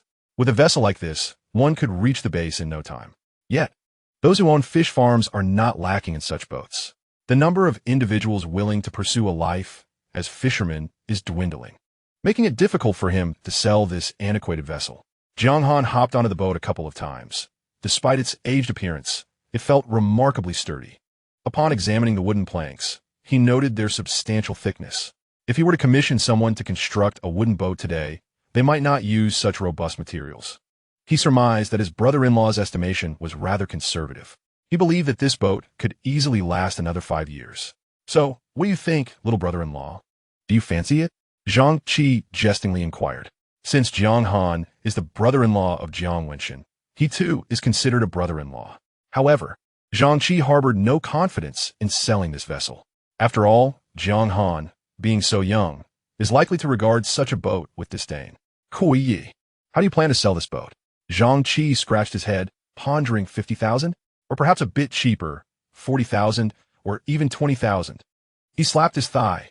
If you are genuinely interested in purchasing, why don't you propose a price? How much are you willing to offer? Jiang Han was taken aback by the manner of pricing. He hadn't even countered before the price was slashed to 20,000. The way Zhang Qi presented it suggested that even a bid of 17 or 18,000 might secure the boat. Jiang Han refrained from providing an immediate answer. The tide is rising. May I take a trial run of the boat? He regarded the vessel, which appeared acceptable, albeit somewhat weathered on the surface. The true condition could only be ascertained through an actual trial. If it turned out to be unworthy, he wouldn't find value in purchasing it even for 10,000. All right, go ahead and try it, Zhang Qi replied, eyeing the barnacles. If you do decide to buy it, remember to clear off these barnacles. That way, the weight of the boat will be reduced and its draft will lessen. Jiang Han nodded. If I buy it, I will certainly clean it. Please wait a moment. Zhang Qi called out to the service station, and shortly after, a man in his 50s emerged. What is the current price of fuel per liter? Zhang Qi inquired. The man gestured the number 8. Zhang Qi was taken aback by the high fuel prices. His desire for the boat diminished further. I'll take 100 liters. My friend needs to test the boat. Chapter 67. The boat trial. Perhaps sensing that the fuel request was too modest, the older man appeared somewhat reluctant. Nevertheless, he brought out a hose. Originally, this boat had no engine. My father modified it later. It can hold up to 1,000 liters of fuel when filled, Zhang Qi explained. Jiang Han calculated that filling this boat completely would cost around 8,000 yuan. This is for a relatively small vessel. Some long-distance boats require fuel costing tens of millions for a single fill-up. If the returns are poor, they might not even recoup the fuel expenses. As Jiang Han disembarked to refuel, he settled the fuel expenses. Zhang Qi felt a tinge of embarrassment. At this moment, the tide had already begun to rise. Jiang Han reboarded the vessel. Zhang Qi waved goodbye, expressing his intention not to accompany them. He contemplated that when Jiang Han and Jiang Wenshin tested the boat, they would likely deliberate on whether to purchase it. His presence would have made their discussions more candid. Jiang Wenshin, being his comrade, he hoped that his brother-in-law was genuinely enamored with the boat before making the purchase. Jiang Wenshin was adept at operating boats and possessed the necessary certification. He piloted the vessel away from the dock, remarking on the commendable qualities of his comrade. Indeed, all my comrades are commendable. He had already spent several years working in his factory, yet the bond forged over years of camaraderie surpassed that of years spent among colleagues. Jiang Wenshin had previously been employed on boats, but the instability of such work, coupled with the absence of insurance and fixed holidays, led him to choose factory work for the sake of his 2 children. However, in terms of experience, he was far more seasoned than Jiang Han.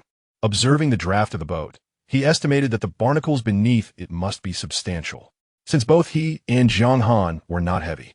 Their combined weight should not have caused the vessel to sink that much. Over the years, the accumulation of barnacles likely weighed as much as Jiang Han himself. If you desire this boat, you must remove those barnacles for me. Brother-in-law, what do you need them for? They are not edible. I notice that the boat is painted. The paint is toxic, and those barnacles have absorbed all the toxins. Jiang Wenshin felt compelled to admonish Jiang Han for his youthful disregard for value. With newfound wealth, he seemed only to squander it, leaving his wife to bear the burden when funds ran dry. Yet, despite his intentions, he refrained from voicing these thoughts. Jiang Han was not incorrect. Those barnacles indeed posed a problem for the boat's paint. Brother-in-law, is the engine powerful enough? It suffices. Achi mentioned that the engine is quite old. Judging by the model, it is indeed aged. However, it appears to have been used sparingly. The quality of the equipment is commendable. Despite its years of neglect, it now operates as if it were new. Jiang Han also found the power to be quite adequate. This was with only 100 liters of fuel. If they filled the tank and removed the barnacles, its performance would undoubtedly improve. According to Chi, his father had left the island long ago to engage in business, suggesting that the boat had seen little use. Its prolonged disuse had rendered it somewhat dated. The sensation of operating the vessel exceeded his expectations. Jiang Wenchen inspected the hull once more. His previous visit had been at night, and the daylight revealed different nuances. He assisted Jiang Han in analyzing the boat's condition, noting that despite years of storage, there were no signs of corrosion. This was likely due to the anti-corrosive paint applied during its construction and the exceptional quality of the wood. It seemed that a considerable sum had been invested in the boat's construction. Jiang Han's perspective aligned closely with Jiang Wenchen's, though he found himself lacking sufficient funds at present. He made a call to Shun Ren to inquire whether the lightning struck would have arrived. That old rascal, not realizing that the parcel containing Jiang Han's lightning struck would have been mixed in with a stack of other deliveries. Shunren carefully unwrapped the package and confirmed that it was indeed genuine thunderwood, which elicited a wave of surprise. He promptly transferred the remaining 260,000 to Jiang Han, whose mood instantly brightened. "Brother-in-law, shall we head back?" he asked. "So soon? Do you not wish to deliberate a bit longer?" "No need. I am quite satisfied with this vessel." He had previously visited the shipyard and observed the comfortable 12-meter fishing boats adorned with canopies and restrooms, which were valued at approximately $2 million. This particular boat, being second-hand and lacking both a canopy and restroom, was considerably older, and he estimated it would not fetch more than 700,000 to 800,000, a sale around 400,000 to 500,000 seemed plausible. Zhang Qi's initial offer was relatively aligned with market standards. However, given his urgency to sell and the pressure from the village committee, even if he were to sell it to someone else, he would be hard-pressed to receive 500,000. It was akin to the real estate market. When one is eager to sell, a property worth $1 million can easily be offloaded for half that amount. Upon arriving at Zhang Qi's residence, Jiang Han and Jiang Wenchen were greeted with tea brewed from leaves cultivated by Zhang's mother. "Brother-in-law, what price are you willing to offer?" Zhang Qi pondered a low figure from Jiang Han. After a moment's thought, Jiang Han replied, "Brother Qi, would 180,000 be acceptable for the boat?" He refrained from pressing too hard on the price, recognizing Zhang Qi as a comrade of his brother-in-law, and someone with whom he shared a close relationship. Zhang Qi was taken aback by Jiang Han's willingness to offer such a sum, questioning if he had misheard. "Yes, certainly," he affirmed. If the village committee were to take charge of the boat, he might not see a single penny. "Brother Qi, do you have all the necessary certificates for the boat?" Yaman inquired. "Yes, indeed," Zhang Qi replied, producing the various documents. The value of a certified vessel differs significantly from that of one without documentation. In their era, obtaining such certificates was relatively straightforward. After Zhang Qi's father had refurbished the boat, he had ensured that all certificates were duly processed. Even with modifications, there were no arduous procedures involved. Such ease of documentation was not the case in the present day. Once the contract was finalized, Jiang Han promptly transferred the 180,000 to Zhang Qi. Zhang Qi was taken aback, exclaiming, "Wenchen, is your brother-in-law truly this capable? 180,000 just like that?" Jiang Wenchen was equally surprised, unaware that Jiang Han possessed such a sum. He had heard whispers that Jiang Han's class was comprised of affluent second-generation individuals. Earlier on the boat, he had caught fragments of conversation that seemed to be with a classmate over the phone. Perhaps this money was borrowed from his peers. Jiang Han and Zhang Qi completed the remaining paperwork, and the boat was entirely his. Filled with excitement, Jiang Han reveled in the fact that he was now a boat owner. Upon reaching the dock, he immediately paid $7,950 to fill the vessel's fuel tank. Jiang Wenchen, noticing Jiang Han's exuberance, refrained from dousing his enthusiasm with cold water. Fuel prices were exorbitant these days, while gathering shellfish bore no cost. Venturing out to sea certainly did. He hoped that Jiang Han would not find himself in a position where he could not even recoup his fuel expenses. As Jiang Wenchen piloted the boat to the dock in Shijiang village, dusk had begun to settle, and some villagers were already partaking in their evening meals. Meanwhile, Jiang Feng had called to inquire about their situation. After Jiang Wenchen hung up the phone, he turned to Jiang Han and suggested, "It's rather late. Let's dine at our place." "No, thank you. Zhang Heide has already prepared a meal for me." Jiang Han replied. In truth, Zhang Heide had returned to town, feeling too embarrassed to trouble his sister. Brother-in-law, this boat needs some attention tomorrow. Please come lend a hand. I shall compensate you for your labor. Chapter 68. Purchasing a boat, no need for compensation. I shall come by tomorrow, Jiang Han assured.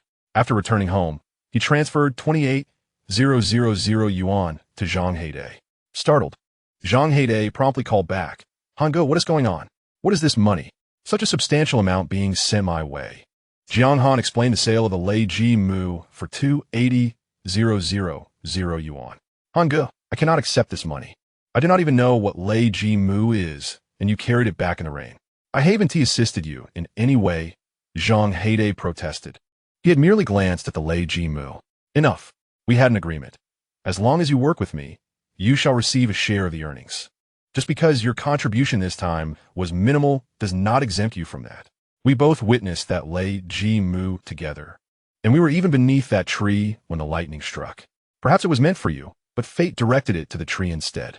Zhang Heide was taken aback by Jiang Han's playful jest, momentarily believing that the lightning was indeed meant for him.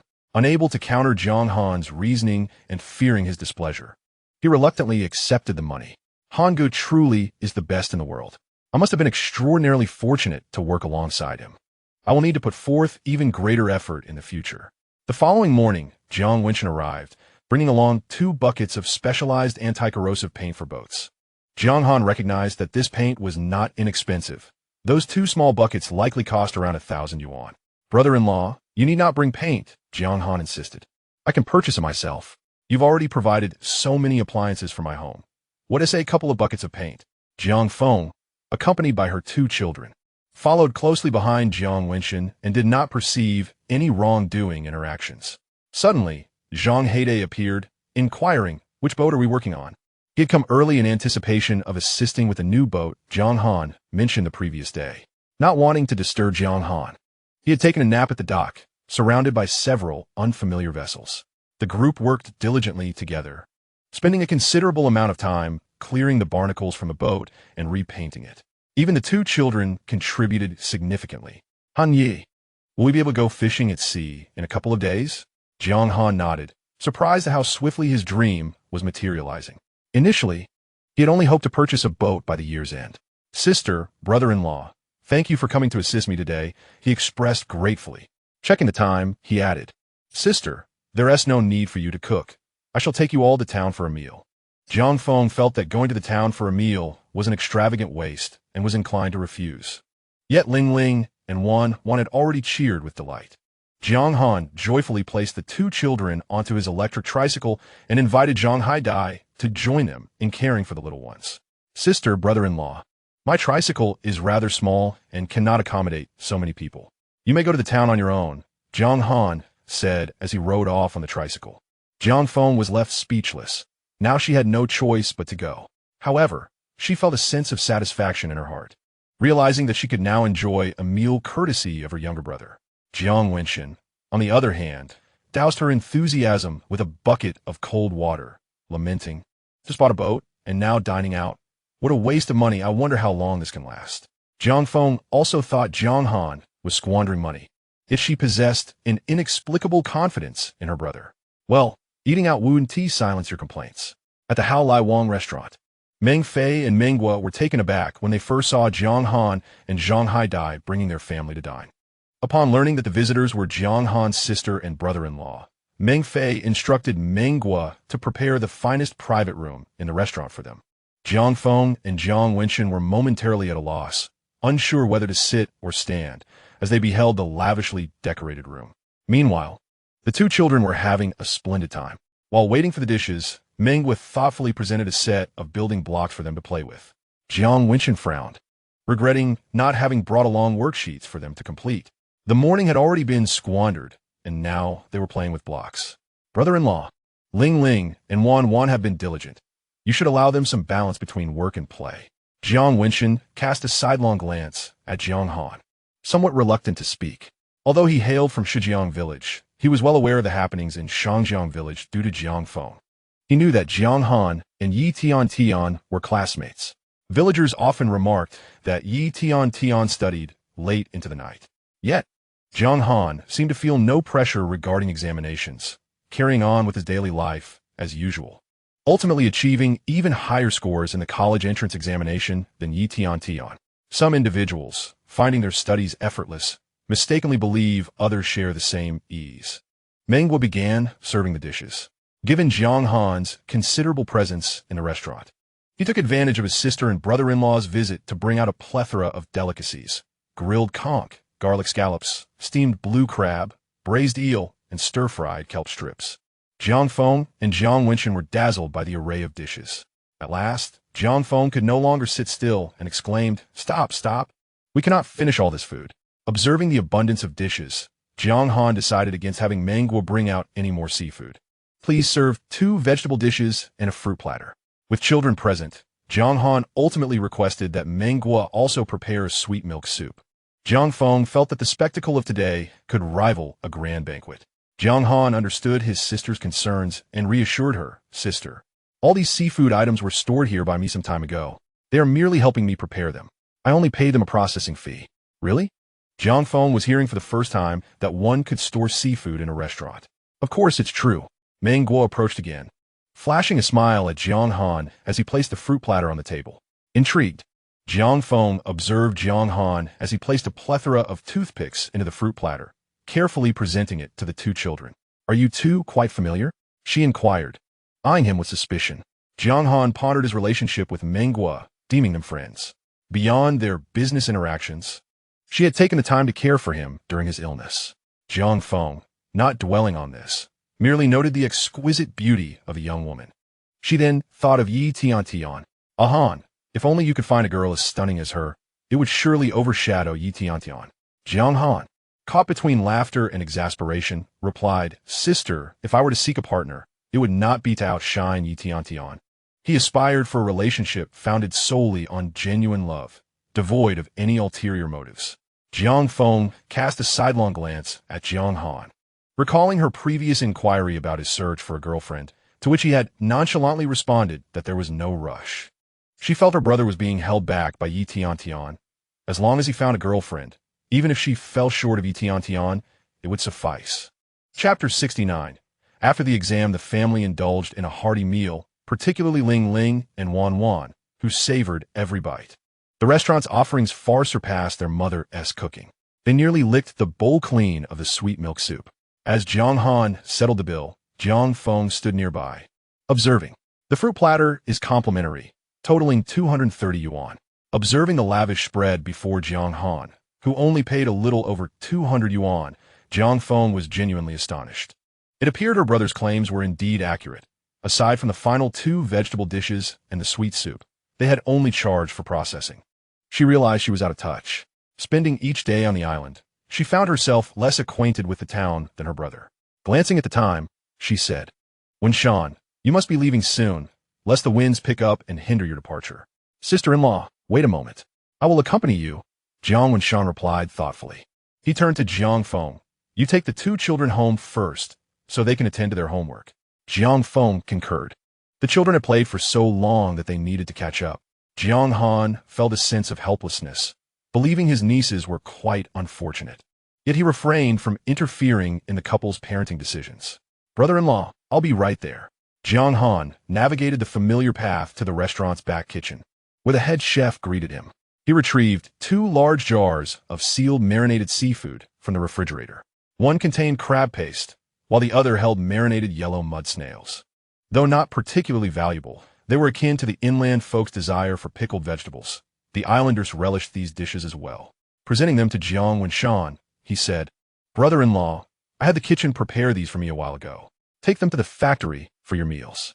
During his school years, his sister had worried he might not adapt to outside food, thus insisting he take plenty of marinated seafood back to the island whenever he returned. Now, it was his turn to prepare something for others. Jiang Wenshan appeared momentarily bewildered. The words of Jiang Feng drifted through his mind. The younger brother has truly grown up. Jiang Wenshan regained his focus, accepted the items, and expressed his gratitude. He never perceived Jiang Han as a malevolent individual. However, he had clearly observed his wife's silent financial support to her brother over the years. Being a fisherman is no easy task, and once Jiang Han incurs losses, both he and Afon would undoubtedly face hardships. After escorting Jiang Han to the dock, as Jiang Han was about to bid farewell, he noticed Jiang Han boarding the same vessel. "Are you also heading to the district?" Jiang Han inquired, astonished. "I need to take an examination. Otherwise, I want to be able to operate this boat I've purchased." Jiang Han harbored no concerns regarding Jiang Han's ability to pass the exam, as Jiang Han had always been an academic prodigy. "Then I wish you success. That's assured."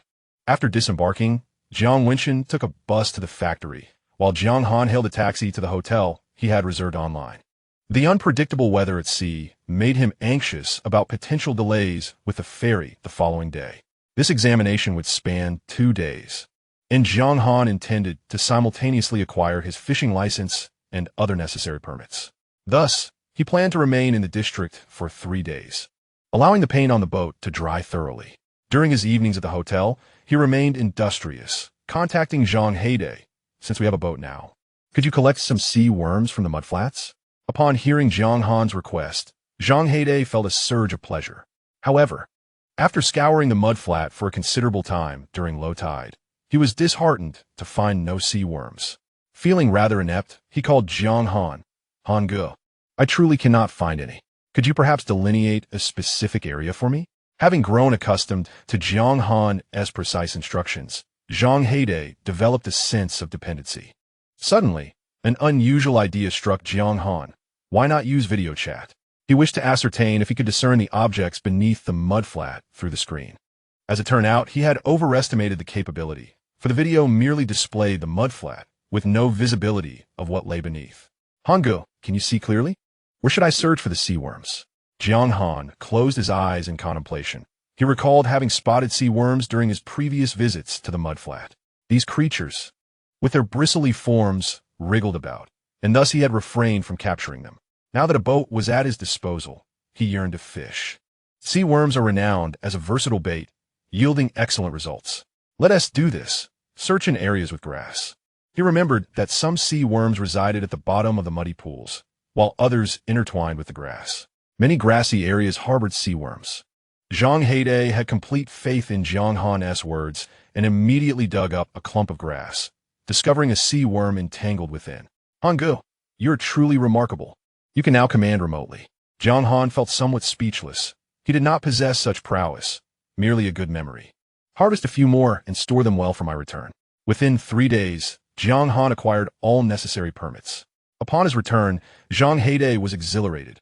"Hange, in accordance with your guidance, I have procured a substantial quantity of sea earthworms, filling 2 large jars, which contain approximately 100 to 200 specimens." Jiang Han mused that there exists a considerable difference between 100 and 200, yet he acknowledged that possessing 100 is quite sufficient. Now that they possess a vessel, they need no longer rely on tidal software. "Jiang Han, is that boat you have for drying paint yours?" Aunt Bea, spotting him from a distance, hurried over to inquire. "Indeed, I just purchased it," he replied. Aunt Bea's eyes widened in astonishment. "You've done well, young man. You can even afford a boat now. Your parents would have been overjoyed if they were still alive." Jiang Han smiled softly, attributing his fortune to the blessings of his late parents. Though they had departed early from this world, he felt their spirits continued to watch over him and his sister. Aunt Lee approached. "Jiang Han, how much did you pay for this boat?" "A friend needed to dispose of it quickly, so I acquired it at a bargain," he replied, choosing not to divulge too many details. Old Jiang expressed a hint of envy, reminiscing about his youth. 30 years ago, I too had the opportunity to purchase a boat."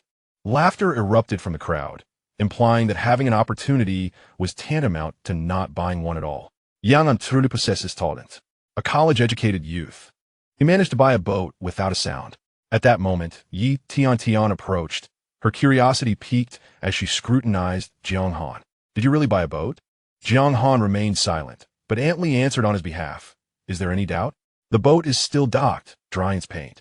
It has been several days. The paint should be dry by now." Tiantian bit her lip. "What size is the boat? May I come to see it?" Chapter 70. Setting sail, Aunt Lee pulled Tiantian aside. "Silly girl, does Jiang Han need to take you to see the boat? Aren't you familiar with the village dock? You can simply walk there." Aunt Bea added, "Indeed, his is the only boat drying paint." Tiantian bit her lip again, indicating her understanding. A group of villagers, with nothing else to occupy their time, set off en masse towards the village dock. Zhang Heide sidled up to Jiang Han. "Brother Han, why are there so many people?" Aside from a few engrossed in mahjong, nearly all the villagers had gathered. Jiang Han found it unsurprising, as it had been many years since anyone in the village had purchased a boat. The village chief owned a boat, as did the village secretary, Jiang Ermao, and Lao Luo, who each possessed a small vessel. As for new acquisitions, there had been no recent news.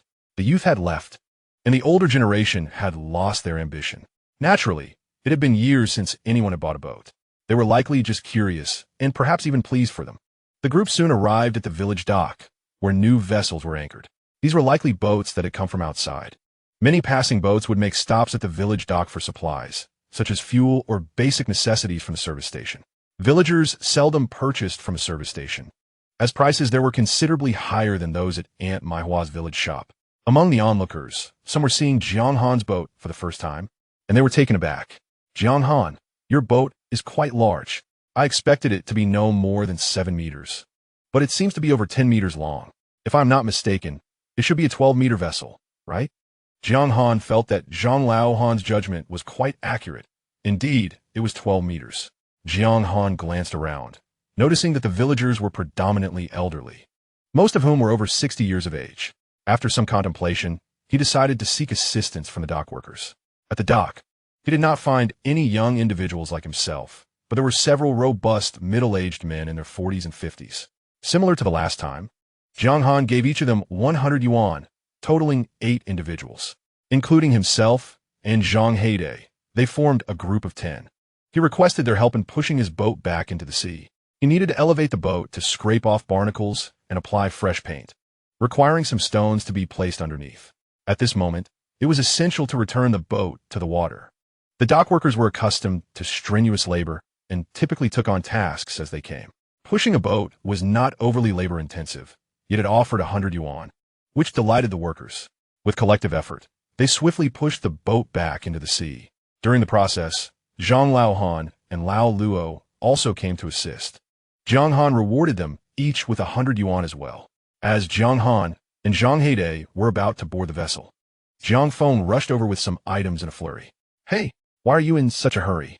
You haven't even paid respects to the ship god yet." Jiang Feng shot an annoyed glare at the onlooking villagers. "My younger brother and Zhang Heide are still young and inexperienced. You, being of age, should know better." The bystanders were momentarily taken aback by her reprimand. "I thought the young ones didn't care for this sort of thing," Aunt Bayer remarked, somewhat aggrieved. "Who says they don't care? They simply lack understanding," Jiang Feng replied, arranging the items she brought on the boat. This ceremony could be intricate if one desired. However, due to time constraints today, she could only keep it simple. In the past, they would have invited the ship god aboard for worship. Jiang Feng lit incense and candles, praying, "Ship god, please ensure the safety of my brother Jiang Han and his friend Zhang Heide while they are at sea." After paying her respects to the boat, she also bowed to other deities, including Guanyin, the Dragon King, and the God of Wealth. "My brother is inexperienced. When he returns from his voyage, he will come to pay his respects to you. According to local customs, each newly acquired boat must be worshipped at various temples before boarding, and those venturing far out to sea must also pay homage before each journey." Jiang Feng pulled Jiang Han over, urging him to pay his respects as well. Jiang Han found himself helpless against his elder sister. In reality, he would merely be meandering around the nearby island, where no danger awaited. However, the island's inhabitants had long held these beliefs, and to ease his sister's worries, he complied. Jiang Feng did not forget to remind him that certain matters should not be taken lightly. "Remember to pay your respects to Guanyin, the Dragon King, and the God of Wealth when you return. I have already spoken to them on your behalf." Jiang Han could only smile and nod, assuring her, "Rest assured, I will visit all the temples to pay my respects as soon as I return." Finally, Jiang Han and Zhang Heide boarded the boat. Jiang Feng had also packed some fruits and snacks for them to enjoy on their journey. Jiang Han waved farewell to the dock workers, declaring, "We are off." Zhang Heide imitated Jiang Han's manner, waving to everyone. Amidst the crowd, the young and beautiful Yi Tiantian appeared particularly out of place. "Han Yi, why does Yi Tiantian look so unwell? Who knows? Perhaps her studies have taken a toll on her spirit." He had no time to concern himself with Yi Tianatian's situation. Jiang Han was diligently steering the boat. Initially, he was somewhat inexperienced, but after a while, he became adept. He was inherently cautious. Jiang Wenxin and Zhang Qi both advised him not to stray more than 100 meters from the island. Upon realizing the boat had drifted too far, he promptly navigated it back. "Hangu, where shall we fish? Currently, it is the closed fishing season, so catching fish is prohibited. However, we can engage in single-rod fishing. Let's not rush. I want to practice a bit more." Jiang Han circled around Jiaowa Island, and after clearing the barnacles from boat, he noticed a significant reduction in fruit consumption. While steering, he observed the underwater conditions.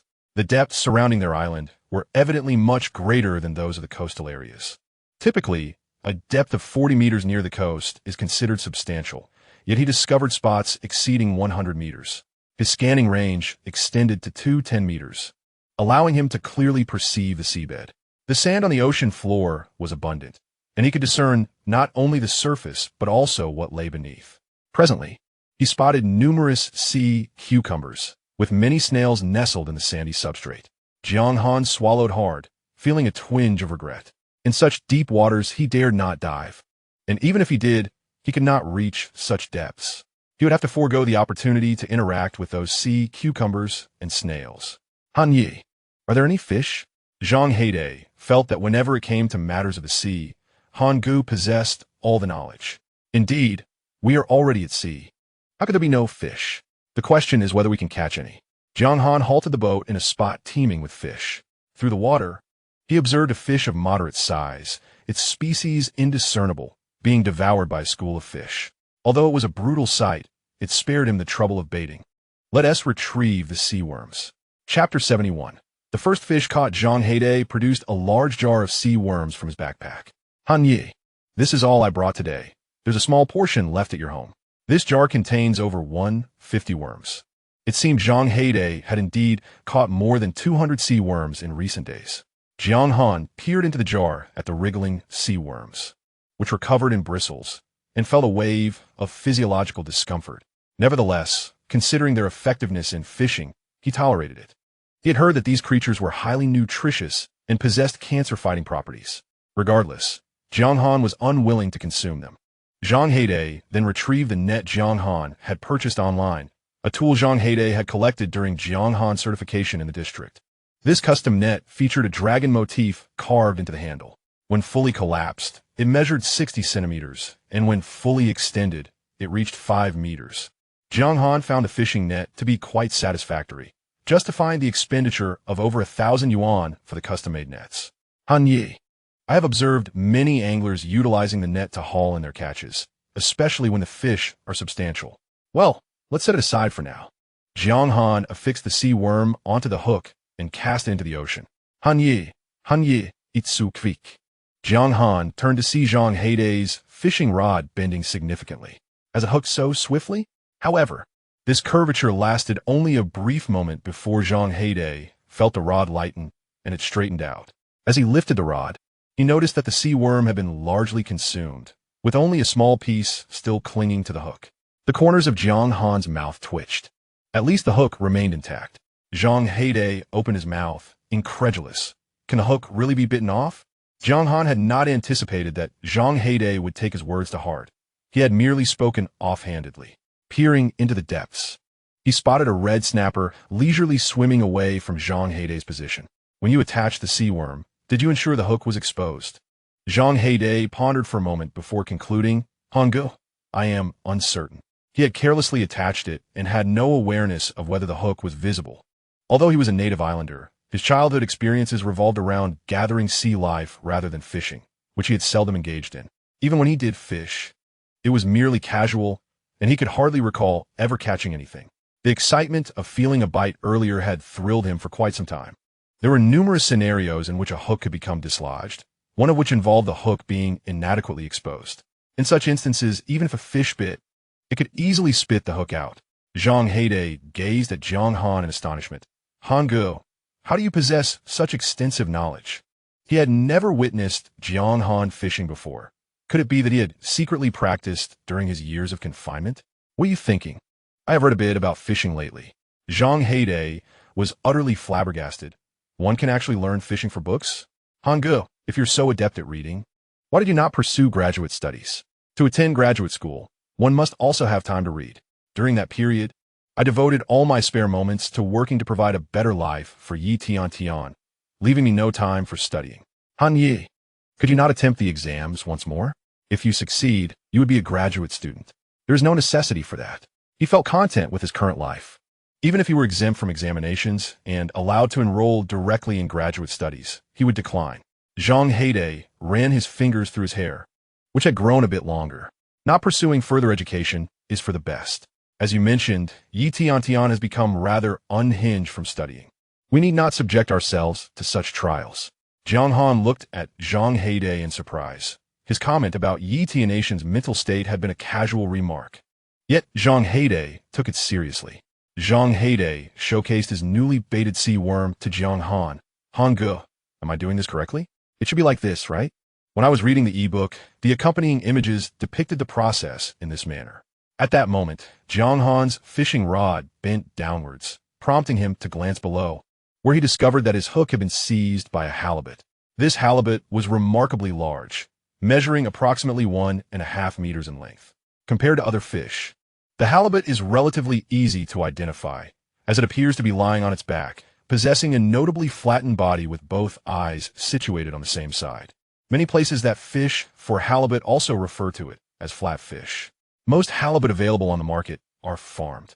Although there was once a variety known as the golden halibut, which commanded a high price at the time. However, it was later revealed that this golden halibut was entirely cultivated using chemical solutions. Its feed included not only the substance that turned its flesh yellow, but also a steady supply of antibiotics. Consequently, this golden halibut gradually disappeared from the market. Nevertheless, ordinary halibut, to enhance their survival rates, are also consistently fed with such solutions. Wild halibut, if available, tends to be significantly more expensive than farmed ones. A halibut of this size, once placed in a market, could almost instantly be recognized as wild, for such a large specimen cannot be produced in a farming facility. If Jiang Han managed to catch this fish, it could be worth over 2,000 yuan. Feeling invigorated, Jiang Han applied the techniques he had learned from books, vigorously reeling in and letting out the line. Zhang Heide, anxiously watching from the side, exclaimed, "Brother Han, is there anything I can do to assist you? Start the boat." "Yeah, mon pleat." When faced with a large fish, one fears that their strength may be insufficient against the fish's power. If the boat could be maneuvered, it would aid in exhausting the fish's energy. "But I don't know how to operate it," Zhang Heide admitted. "It's unnecessary." Jiang Han continued to strain against the line.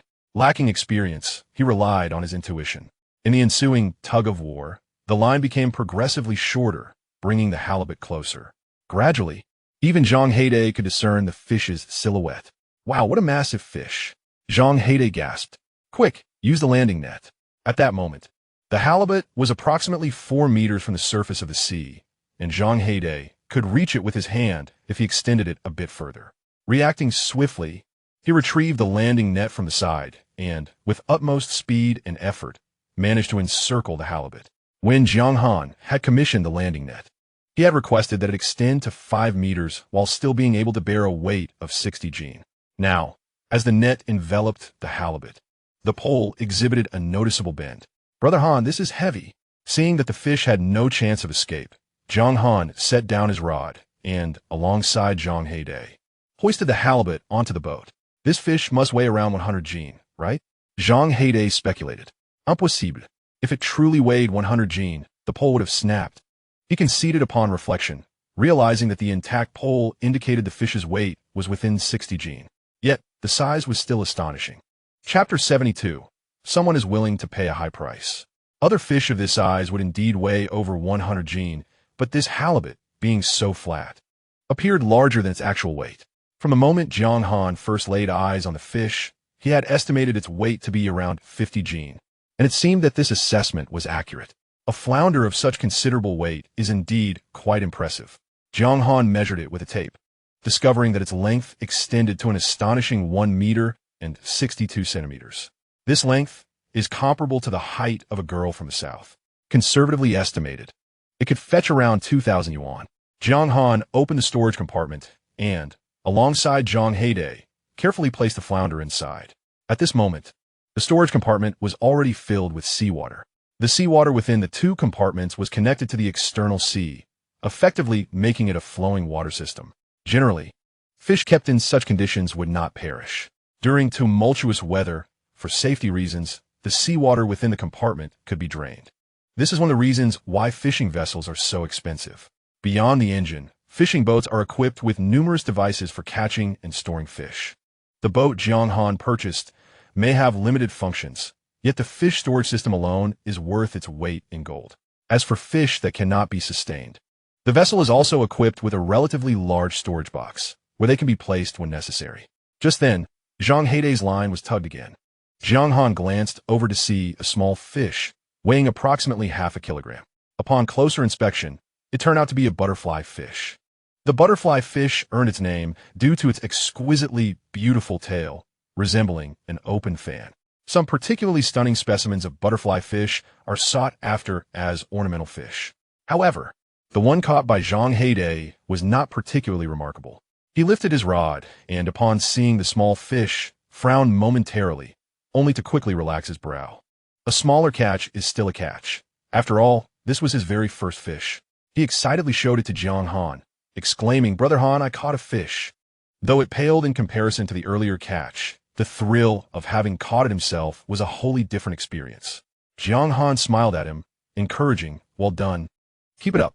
It was then that Zhang Heidei noticed Jiang Han's fishing rod was still bent, nearly at a 90-degree angle, just like with the previous fish.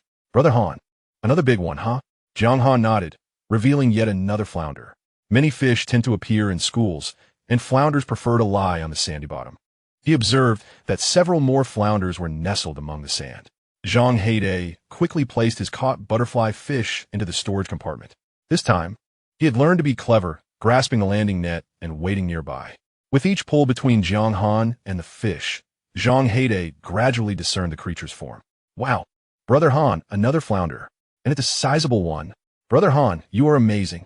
Flounders can be found both inshore and offshore. Typically, when villagers go fishing, they encounter only smaller flounders, roughly the size of a few palms. Yet today, they were catching ones of such considerable size. "Brother Han, it seems the waters here are quite deep. Generally speaking, the deeper the water, the larger the fish." Zhang Heidei was once again filled with admiration for Jiang Han. His choice of location was always optimal. As the distance closed, Zhang Heidei lowered the landing net. Together, they exerted their efforts once more to bring the flounder aboard. Jiang Han removed the hook and measured once more with a tape measure. 1 meter and 63 centimeters. Remarkably, it was slightly larger than the previous flounder he had caught. Jiang Han felt a surge of joy within him. He had never been much of a fisherman, yet here he was, catching such a sizable fish on his very first attempt. The sensation was incredibly enchanting, even addictive. It was no wonder that those who cherished fishing would rise before dawn to cast their lines, only returning when darkness fell, undeterred by the treacherous fishing spots. Clearly, fishing possessed an undeniable allure. Jiang Han asked Zhang Heidei to take a photograph of him with his catch. After safely placing the fish, he promptly shared the photo on his social media. Catching such a magnificent fish was certainly worthy of commemoration.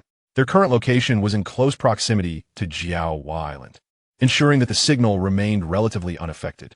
Soon after, he felt his phone vibrating incessantly in his pocket. Upon checking, he discovered that within just 5 minutes, his post had garnered over 50 likes. Some of the names were unrecognizable to him. The class group chat had also come alive. This time, it was Li Fiyu who had shared his photograph in the group. "Li Fiyu, Jiang Han, is that fish really that big?" "Hu Danzin, no way, no way. That fish is bigger than me." "Yuhi, in all my years, I have never seen such a large fish." "Tiantian, who hasn't T?" "Lu Boang, Jiang Han, that fish must be quite valuable, right?" With so many inquiries directed at him, Jiang Han lacked the energy to respond individually and opted for a collective reply. "Jiang Han, the fish is definitely real. As for the price, it depends on the buyer's offer." "Shunren, would you sell the fish for 2,000 yuan?" Shunren felt somewhat embarrassed for suggesting such a low price, especially after purchasing the Lei Ji Mu, which had left him with little money. Unsurprisingly, his offer was met with laughter from his classmates. "Yuhi, I'm serious. I'll offer 5,000. Jiang Han, will you sell it?" Jiang Han's brow furrowed in surprise. He had not anticipated that his affluent classmates would take an interest in his fish. He had initially estimated its value at around 2,000 yuan. Yet here was a classmate willing to bid 5,000. He had another fish nearly the same size. If he sold both to Yu, could he potentially earn 10,000 yuan? Jiang Han, Yu, it's not that I'm unwilling to sell to you, but transporting it is quite inconvenient. The fish is still alive, and if I send it to you and it dies, it will be spoiled by the time it arrives. Yu considered this and realized that having the fish alive would endear him to potential customers. If it's spoiled, not only would he be unable to sell it, but he wouldn't even want to eat it himself. He glanced once more at the image. It truly was a magnificent fish. For them, in the inland region, such a large flounder was indeed a rarity. It was a pity that he could not acquire it. Lu Boang, consumed by jealousy, exclaimed, "Lu Boang, what is this? I can't believe the price of a single fish exceeds my monthly income." Jiang Han, I haven't sold it yet, you know. Despite Jiang Han's response, Lu Boang still felt a pang of discomfort. Initially, the two individuals commenced their journey from the same starting point. However, ever since Jiang Han returned to the fishing village while he remained in the bustling metropolis, he suddenly perceived his own position as superior to Jiang Han's. Yet, how could it be that Jiang Han could earn more from selling a single fish than his own income? Even with the addition of that 500 yuan, he was left with a mere 4,500 yuan per month. Unperturbed, Jiang Han continued his fishing endeavor. He spotted a flounder, albeit in somewhat deeper waters, and gradually lowered his fishing line, intending to present the sea worm enticingly before the flounder's mouth. Chapter 73. The Big Catch Unexpectedly. A sand goby darted forth and seized his hook with remarkable swiftness, catching him completely off guard. This sand goby was even smaller than the previous phoenix-tail fish, weighing perhaps only 3 tails. Typically, sand gobies are abundant near muddy shores, yet he did not anticipate finding one here. The price of such fish is low, and they do not grow significantly. He felt that the sea worm he had offered was far more valuable than this sand goby. Reluctantly, Jiang Han brought the sand goby to the surface. He removed it from the hook, dismissing its small size, and cast it back into the sea. "Han Yi, what kind of fish is this? Why did you throw it back? It's a sand goby, and I wasted a sea worm on it. You could just collect sea worms from the mudflats. Although the sand goby isn't worth much, it does have a delightful taste. We can take it to the Ha Lei Wang restaurant and have Sister Fei prepare us a bowl of soup." Zhang Heidei's comment resonated with Jiang Han. Fishermen often, for various reasons, release small catches back into the sea to allow them to grow. This is indeed a form of ecological preservation. However, sand gobies do not grow significantly. A 3-tailed sand goby is already considered an adult. Moreover, given their poor adaptability to environmental changes, particularly in the current heat, even if returned to the sea, it would not survive for long. He had already squandered a sea worm. Why not salvage the sand goby? Nevertheless, pondering this was futile, as the sand goby had already swum away. Jiang Han could only reattach a sea worm and lower his hook once more. The villagers had often claimed that sand gobies are gluttonous, yet he had never witnessed this firsthand. Just as he lowered the bait, the previously distant sand goby astonishingly returned, its wide mouth eager to bite. Frustrated yet reluctant to part with his sea worm, Jiang Han swiftly released some line. The act of having hooked a fish was one thing. The act of securing it was another. Fortunately, sand gobies are not particularly clever. When his bait sank deeper, it lost track of it. At last, Jiang Han managed to position his bait tantalizingly before the flounder's mouth, to ensure the flounder could see it. He even waved the bait in front of its eyes. The flounder indeed latched onto the hook. Reacting swiftly, Jiang Han strained to reel it in. As the flounder pulled forcefully, he had to let out a little line. Thus commenced a tug-of-war between man and fish. At that moment, Zhang Heidei had successfully caught a butterfly fish weighing around 1 pound. Although it would only fetch about 10 yuan, he was still quite pleased. Turning my head, I caught sight of Jiang Han laboriously pulling on the fishing line. "Hanga, how are you so skilled? This is already the 3rd catch." While other anglers would consider it a success to reel in a single large fish, Han Ge had managed to pull in 3 substantial ones in succession. The sand fish did not count. Jiang Han had reeled in 2 large fish, and his arms were already fatigued. He handed the rod to Zhang Heidei, saying, "Please help me pull this one in." Zhang Heidei, feeling a bit anxious, spat into his palms. He had never caught such a large fish before. What if it got away? The psychological pressure was immense. It's all right, just fish. If it slips off the hook, it won't matter, Jiang Han reassured him. He felt a camaraderie with Zhang Heide, knowing he could not shoulder everything alone. He needed to place absolute trust in his teammate. Zhang Heide was touched once again. Working alongside Han Ge brought him immense joy. Nodding, he accepted the fishing rod, feeling a noticeable weight in his arms. The sensation of a large fish on the hook was indeed different. Fortunately, he had been working out in prison every day, so he possessed considerable strength in his arms. Following Jiang Han's guidance, he began to reel in and let out the line. After several vigorous pulls, he sensed the fish drawing nearer. The fish gradually revealed its silhouette. Han Ge, it's another flounder. Zhang Heide exclaimed again. Jiang Han, already aware that it was a flounder, understood that within their fishing range, these were the largest fish available.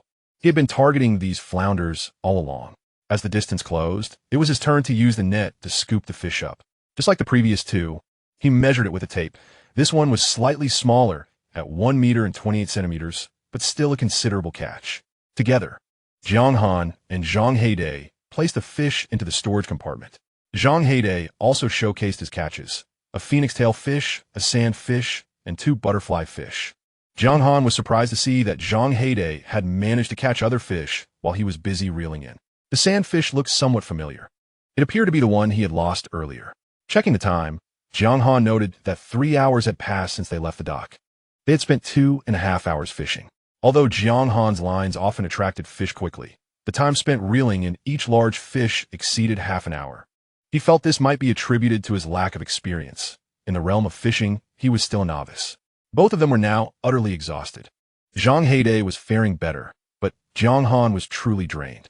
Operating the boat, fishing, and enduring the fierce sun all took a toll. Jiang Han shared some water with Zhang Heide and distributed the offerings provided by Jiang Feng. As Zhang Heide savored a juicy pear, he recognized the effort Jiang Han was putting in. Han Ge, I also want to obtain a boat driver's license. Right now, I cannot do anything, but if I could drive the boat, at least I could take turns with you when you grow weary. Sounds good, Jiang Han replied. Jiang Han did not expect Zhang Heide to exhibit such ambition.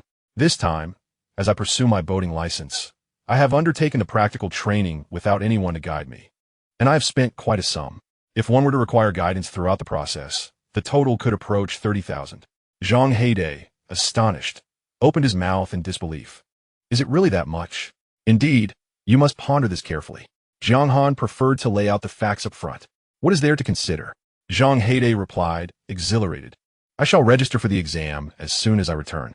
I am currently troubled by an excess of money that I cannot spend. Jiang Han thought to himself that some words were better left unspoken. Brother Han, shall we return? Zhang Heide inquired.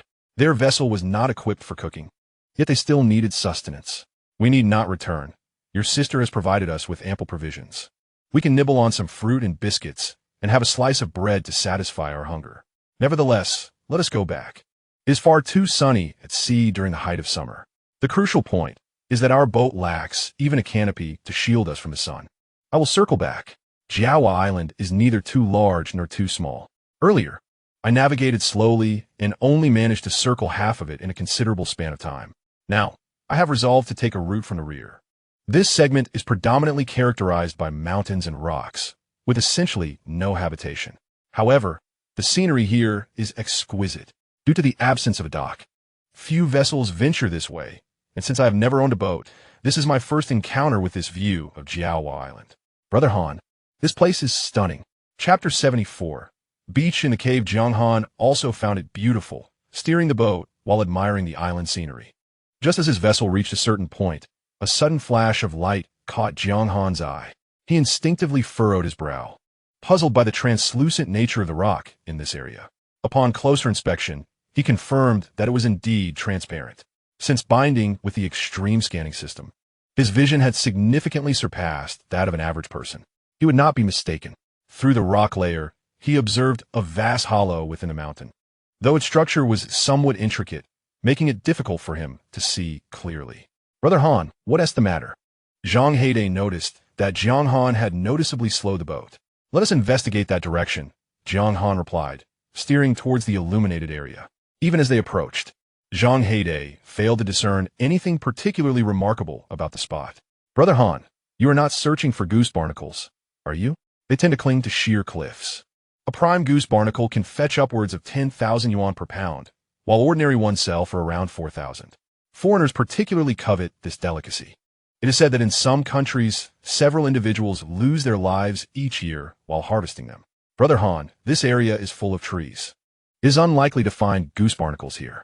The rocky mountain had a smattering of soil, and due to the island's temperate climate, this small amount of earth had fostered lush greenery. I do not consider myself fortunate enough to stumble upon such treasures. I am merely observing the trees. Zhang Heide was even more perplexed. What is there to see in trees? Standing at the bow of the boat, Jiang Han pushed aside the interwoven branches. Oh my, there is actually a cave here. Zhang Heide could not help but exclaim, Hangge, how did you discover this place? With so many trees obstructing the view, I never imagined there was a cave here.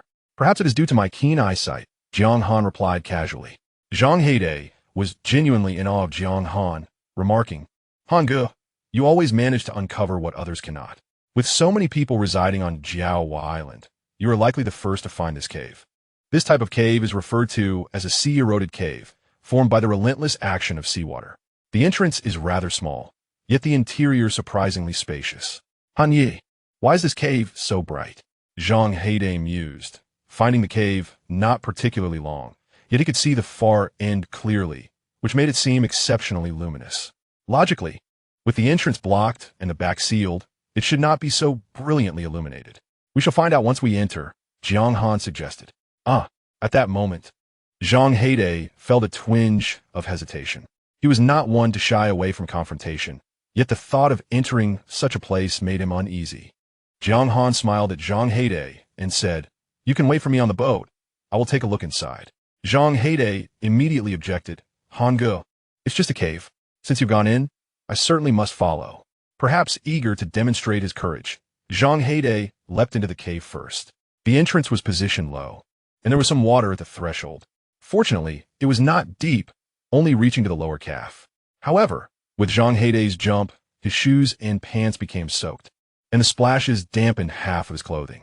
Jiang Han looked at Zhang Heide in exasperation. It would have been fine for him to remain on the boat. You could have taken off your shoes before going in, he pointed out. Zhang Heide had not anticipated entering the cave in such a disheveled manner. After securing the boat, Jiang Han, having learned from Zhang Heide's experience, was much more cautious. He removed his shoes on the boat to protect himself from the sun. He and Zhang Heide were both dressed in long sleeves and trousers. He rolled up the cuffs of his pants to his thighs and gracefully stepped into the cave without splashing water or dampening his clothes. Zhang Heide felt a pang of sympathy as he realized how uncomfortable it was to be clad in wet clothing. On the boat, he had hesitated to remove his clothes, but here, he decided to take them off, as there was no sunlight within the cave to cause sunburn. As Jiang Han and Zhang Heide ventured deeper, the terrain gradually elevated, allowing them to walk without stepping in seawater. With the expanding space, their field of vision broadened. What had initially been a passage for one person now allowed for two to walk side by side. Upon reaching the end of the cave, Zhang Heide thought they had come to a dead end, yet Jiang Han turned to the side. It was then that Zhang Heide noticed another opening nearby, wider than the previous one. Hangge, is it possible for the erosion from seawater to take a turn? Just then, a vast expanse unfolded before them. They were greeted by a hidden beach, nestled beneath the rocky terrain. Jiang Han looked up, noticing sunlight streaming through the crevices in the rocks above. Though limited in number, the cave was now sufficiently illuminated. In this vast expanse, only a small patch of golden sand beneath their feet was visible, while the remainder lay concealed beneath the sea. Jiang Han conducted a scan with his system, revealing a treasure trove beneath the waves. When will the tide recede today? He inquired. Zhang Heide glanced at his waterproof phone, unaffected by the recent splashes of water. Brother Han, the tide will recede in half an hour. We shall wait. The stretch of beach on which they stood was kissed by gentle sunlight, yet retreating a few steps plunged them into shadow. Jiang Han collected several twigs from the shore and instructed Zhang Heide to drape his damp clothing over them to bask in the sun. They both settled in a shaded area to rest. The cave's breeze was remarkably strong, despite the sweltering summer heat, they found it surprisingly cool. Jiang Han marveled at the wonders of nature. If his intuition served him correctly, it was not merely the erosion of the seawater that curved the cave, but rather that this cavern had been connected to the previous one under some peculiar circumstances. As for why that cave was so brightly lit or how a beach had formed within this one, he could not ascertain. In this delightful setting, an idea struck Jiang Han. He turned to Zhang Heide. "Did you bring a lighter?" Zhang Heide rummaged through the pocket of his sun-drying pants and produced a lighter. "Brother Han, it still works." "Then, shall we barbecue here while we wait for the tide?" he suggested. The dry twigs, possibly fallen from the crevice above, were plentiful enough for their grilling needs. Zhang Heide perked up. "Indeed, it would be a shame to waste such a splendid environment without a barbecue. I caught 2 butterfly fish earlier. They won't fetch a good price, so I'll bring them over to roast." Jiang Han nodded. "Go ahead and fetch them." Shortly after, Zhang Heide returned, cradling 2 butterfly fish. Jiang Han had gathered a small pile of twigs. Using his Swiss Army knife, he sharpened 2 small branches, skewered the fish, and placed them over the fire. The aroma of the grilling fish soon wafted through the air, while the seawater gradually receded before them. "Brother Han, this is truly marvelous," Zhang Heide exclaimed. "Yes, after we finish eating, we shall gather sea treasures here," Jiang Han replied. The butterfly fish were flat, swimming upright, unlike flounders that lay on the seafloor. This species had little fishy odor and was best suited for steaming, yet given their circumstances, having grilled fish was already a delightful treat. "Brother Han, I think it would be splendid to add a bit of salt next time we barbecue fish," Zhang Heide suggested. Jiang Han concurred, recalling an old, deformed pot at home that, though unsightly, was still usable. He had purchased a new one, and he planned to leave the old pot in the cave along with some seasonings for future outings. The number of branches here is limited. Perhaps next time we should bring more carbon. Zhang Heide was the first to finish eating. After wiping his mouth, he went to the boat to retrieve the tools for gathering seafood. At first, he thought it unnecessary to bring them, considering they had come to fish today. Little did he expect they would prove useful. He spotted a jellyfish desperately swimming away from the receding tide. Zhang Heide dashed over and swiftly captured the jellyfish in his net. "Han, go hurry. I can hardly hold it." This jellyfish was quite large and appeared heavy. Zhang Heide could only cover it with the net and could not lift it. Jiang Han approached, carrying the largest bucket, and together they managed to place the jellyfish inside. Once the jellyfish was in, the bucket was full. "Han, go. This is incredibly heavy, heavier than the fish we caught today." Jiang Han lifted the bucket slightly, estimating it to weigh around 70 jin. "Fortunately, you didn't try to scoop it with the net, or the rod would have snapped. It's so heavy," Zhang Heide exclaimed. Jellyfish are indeed heavy. Those from the deep sea can weigh hundreds of jin. "Hango, how much are jellyfish selling for now? With such a hefty one, are we about to strike it rich?" Zhang Heide was not very knowledgeable about seafood prices. In his mind, the heavier, the better, and thus, the costlier. Jiang Han recalled the seafood market. "I saw them selling for 8 yuan per jin. This is wild, so we could likely double that." Zhang Heide struggled to calculate, but could not arrive at a conclusion. Jiang Han set the bucket aside, relieved that there was no one else around to take it. "This one should fetch around 1,000 yuan. Upon hearing Jiang Han's words, Zhang Heide felt reassured. Indeed, heavier items are worth more. To catch something worth 1,000 yuan in one net was exhilarating. "Han ye, see cucumbers." Zhang Heide almost burst into laughter as the tide continued to recede, revealing more of the sandy beach. So many sea cucumbers lay on the sand, waiting to be collected. In other places, the elderly would rush to seize such opportunities, leaving no chance for the younger ones. However, at this moment, Zhang Heide, with a bucket in hand, strolled along the beach, collecting them with a broad grin. This was the easiest time he had ever had gathering seafood. In this expansive area, Jiang Han's system could not survey the farthest reaches. As the seawater gradually receded, Jiang Han noticed another opening revealed on the beach. This opening was at the end of the sandy stretch. Originally, he had only hoped for a stroke of luck. If this patch of seawater was not connected to the outer sea, then the beach would not be exposed even at low tide. It appeared that, although surrounded by rocks, one section was indeed connected to the outside. This gap could only be seen when the tide fell. The appearance of this gap allowed much light to enter the cave. As the tide receded further, even Zhang Heide noticed the objects clinging to the rocks nearby. "Hango, why are there so many barnacles on this rock?" he exclaimed.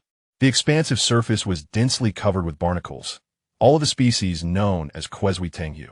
Many barnacles are inedible, much like those scraped from his boat the other day, where only a small portion was fit for consumption. Unfortunately, that small portion had been contaminated by paint and subsequently disposed of by Jiang Han. However, these Quezui were entirely edible. At that moment, Jiang Han spotted a large sea turtle crawling by. Without hesitation, he picked up the creature. Han Yi, you can't eat that. Quickly put it down, Zhang Heide urged. Jiang Han chuckled. Even you know that this creature is not for consumption? Do you remember a Mao from the neighboring village? He was reported for capturing a sea turtle. Thankfully, he wasn't penalized with a meal, but merely fined 3,000 yuan. Otherwise, he would have spent more time in jail than I did. Zhang Heide watched nervously as Jiang Han held the large turtle, his heart racing at the thought of Han Ge getting into trouble. Jiang Han, however, was unfazed as he produced his Swiss Army knife, aiming it at the turtle's head. Just as Zhang Heide was about to rush forward to intervene, he saw Jiang Han pry off a barnacle from the side of the turtle's head. Upon stepping closer, Zhang Heide realized that the turtle was infested with barnacles, which were causing it significant harm. Particularly, the barnacle near its head could potentially rupture the turtle's shell over time. Unlike the Quezui on the rocks, these barnacles bore a resemblance to the turtle itself. Is this a Gui Tenghu? Zhang Heide recalled hearing that barnacles resembling turtles were referred to as Gui Tenghu. I'm not sure. This type is quite rare, but certainly not a good sign. Jiang Han made several incisions on the flesh of the pried barnacle to ensure it was dead. He then proceeded to remove the barnacles from the turtle's back, mashing the flesh of each one as he went along, until all barnacles on the turtle's back and belly were cleared away. He washed the turtle clean with seawater and returned it to the ocean. It was uncertain whether the turtle understood that Jiang Han had helped it, but it turned and gazed at him for a while. Jiang Han waved his hand. Off you go. The tide is out. Hurry back home. The turtle seemed to comprehend. Swimming deeper into the sea, Zhang Heide resumed collecting sea cucumbers and soon filled a bucket to the brim. He picked up another empty bucket and asked Han Ge, should we pry off all the barnacles from the rocks? After all, they're not good for anything. If they were inedible, I wouldn't bother prying them off. Since they are edible, I want to pry them off. It's profitable and also a good deed. Han Ge, I've heard these barnacles are incredibly resilient. They can survive for days without water. Jiang Han's eyelids twitched slightly. What did you say? He had been lost in thought and hadn't caught the earlier part of the conversation, sensing he had missed something important. Zhang Heide, somewhat perplexed, replied, I said these barnacles are not good for anything. No, the other sentence. These barnacles can survive for several days out of water. Suddenly, a thought flashed through Jiang Han's mind. The species known as Quezui commonly sells for over 20 yuan per gene in this region. However, if he could sell them elsewhere, Jiang Han opened his phone and initiated a group video call. The members of the class group were momentarily taken aback upon seeing Jiang Han utilize this feature. Hu Danzin, Jiang Han, what are you doing? The corporate slaves are still at work. Lu Boang, working. Yu He, working. Shen Ren, working. Tiantian, working. Tang Qin, working. Jiang Han found himself at a loss for words. Aside from Lu Boang, the others all worked at their family businesses. These second-generation wealthy individuals had grown accustomed to a laid-back lifestyle. Even when starting from the bottom, they never regarded their superiors with any respect, claiming to be busy while they spent their days chatting in the group. Jiang Han, I have something wonderful to show you. Upon sending this message, He was the first to join the group call. He was greeted by the breathtaking scenery displayed in Jiang Han's video. Soon after, Hu Danzin, Tiantian, Tang Qin, and Shunren all entered the group video call, with even Lu Boang joining in. Hu Danzin, Jiang Han, where are you? It's so beautiful. Jiang Han only revealed a portion of the landscape, leaving them unaware that this beach was nestled within a cave. He harbored a hint of selfishness, wishing to keep this location undiscovered by others for as long as possible. With a smile directed at the screen, he replied, Of course, I am in my hometown. He then pointed the camera towards the barnacles clinging to the rocky wall. Tang Qin let out a sudden scream. Oh my goodness, what is that? It's so frightening. Li Fu scrutinized the screen intently. That should be a barnacle, right? Jiang Han nodded. To be precise, this is one of the varieties called Quezui, which is edible and boasts a delightful flavor. While I cannot send you the flounder, I can certainly arrange for these barnacles to be delivered to you. Understanding Jiang Han's intentions, the second-generation wealthy individuals, whose families were engaged in business, quickly grasped what he was proposing. Yuhi, just tell us directly, how do you plan to sell these barnacles? Their family runs an advertising company, which, though small, caters to a diverse clientele, including several customers who are particularly fond of pure, wild seafood. Tiantian, I just checked online. Such barnacles do exist. They're being sold for 30 to 40 yuan per jean. Jiang Han's lips twitched slightly. Indeed, everyone was quick-wit. Recognizing that these barnacles possess strong vitality and are easy to transport, it was no surprise that some are being sold online. Jiang Han, do you know where those barnacles come from? Were they scraped off a ship or taken from polluted areas? The group fell silent, as they truly had no idea about the origins of those barnacles. Jiang Han, you have seen my barnacles. They are fresh and unpolluted, and furthermore, they are quite large. Without further ado, let us ponder whether the barnacles found online surpass those in my possession. Jiang Han harbored considerable confidence in this regard. Indeed, the barnacles here were the largest he had ever encountered in his life. The group fell into a contemplative silence once more. Eventually, Yui broke the stillness by inquiring about the price of the barnacles. He was simply curious about the cost. Jiang Han replied, the barnacles here are priced at a flat rate of 60 yuan per jean, excluding shipping fees. Although the price of 60 yuan per jean was somewhat higher than that found online, it was merely a trifle for this group of affluent youths. Yuhi responded, then I shall take 50 jeans, please. Tiantian interjected, what on earth do you need so many for? Yuhi retorted, that is none of your concern. I could gift them, or if they go unsold, I could consume them myself. At a mere 3,000 yuan for 50 jeans, plus shipping. It was quite reasonable in Yuhi's estimation. With Yuhi leading the charge, the others began to express their desired quantities. Jiang Han initially anticipated few would be interested. But to his surprise, out of 42 students in the class, 25 placed orders for barnacles. Even Lu Boong requested 2 jeans, expressing a desire to sample them. Jiang Han calculated that the total order amounted to 235 jeans. Tiantian and Shen Ren each requested 20 jeans, while many others opted for 10. Tiantian cautioned, Jiang Han, if your product is subpar, I shall not pay. Jiang Han assured, no problem, all items can be paid for upon delivery. If you find them delectable, then you may settle the payment. Once again, silence enveloped the group. In their eyes, Jiang Han was merely a fisherman. They cannot truly deceive a fisherman out of his earnings. Tiantian remarked, Jiang Han, I was only jesting. After ending the group call, she promptly transferred 300 yuan to Jiang Han.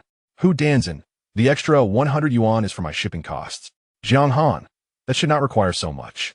I will inform you of the exact amount after dispatch. Tiantian, no need. Just keep the surplus for yourself. Shortly thereafter, others followed suit, transferring their payments to Jiang Han. In less than 10 minutes, he had received a total of 100 yuan. Jiang Han refrained from confirming receipt. Instead, he rummaged through his collection of seaside tools for something suitable. With such a substantial quantity of barnacles, they needed to pry them loose before the tide rose. Otherwise, they would have to wait until the following day. Jiang Han picked up a sand shovel, but after a few attempts, his hands grew sore. He then switched to a spade, which proved far more effective. They had 4 buckets in total. 1 contained jellyfish, 2 held sea cucumbers, and the last was quickly filled with barnacles. Zhang Heide organized the contents of the buckets onto the boat before returning the empty buckets to the cave. Come join me in prying off the barnacles, Jiang Han urged Zhang Heide. He was determined to fulfill his promises first. All right, Zhang Heide replied, mimicking Jiang Han's actions as he sought out a spade to begin extracting barnacles from the rocks. These barnacles were indeed heavy with their shells intact. Brother Han, with so many barnacles, not only could they fulfill their request for hundreds of jeans, but we could easily gather several tons. There are simply too many barnacles here. Let's collect even more. They did not bring a scale, so they could only estimate the weight themselves. It would be unfortunate if they gathered too little. Zhang Heide contemplated something and said, Hangu, there are so many barnacles here. May I take some to my uncle? Normally, Zhang Heide would not make such requests to Jiang Han, but the abundance of barnacles truly caught his attention. Jiang Han paused for a moment, realizing that although Zhang Heide had been accompanying him on this coastal endeavor for quite some time, he had never brought anything to his uncle's home. Chapter 77. Roasting barnacles in comparison to his parents, his uncle was almost celestial. For Zhang Heide, His uncle was his only remaining family member. This seemed rather inappropriate. Jiang Han looked at Zhang Heide and remarked, "That may not be quite right." Zhang Heide immediately lowered his head and replied, "Hangu, I was merely suggesting. You mustn't misunderstand. These barnacles are certainly intended for sale." Jiang Han was at a loss for words. How could his companion, who had been with him for so long, lack such common sense? What I mean to say is that merely taking these barnacles is insufficient. Sea cucumbers are nutritious, especially beneficial for the elderly. You should gather some sea cucumbers for them as well. Zhang Heide was taken aback for a while and asked, "Hangu, are you saying I can indeed gift barnacles?" "Yes, a bit of both barnacles and sea cucumbers would be appropriate. Let's forego the sea cucumbers. Just the barnacles will suffice.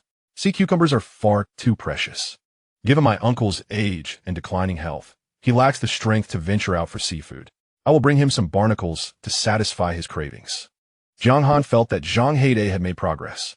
Previously, he would ask his uncle for money despite knowing his poor health. But now he at least intended to offer something in return. "I often share the treasures from our coastal gatherings with my sister. Since you regard your uncle as family, you should treat him with kindness. Furthermore, the sea cucumbers today were all collected by you. It is only fitting that you present your own harvest to your uncle." Zhang Heide found it difficult to counter Jiang Han's reasoning. He was convinced by every word he said.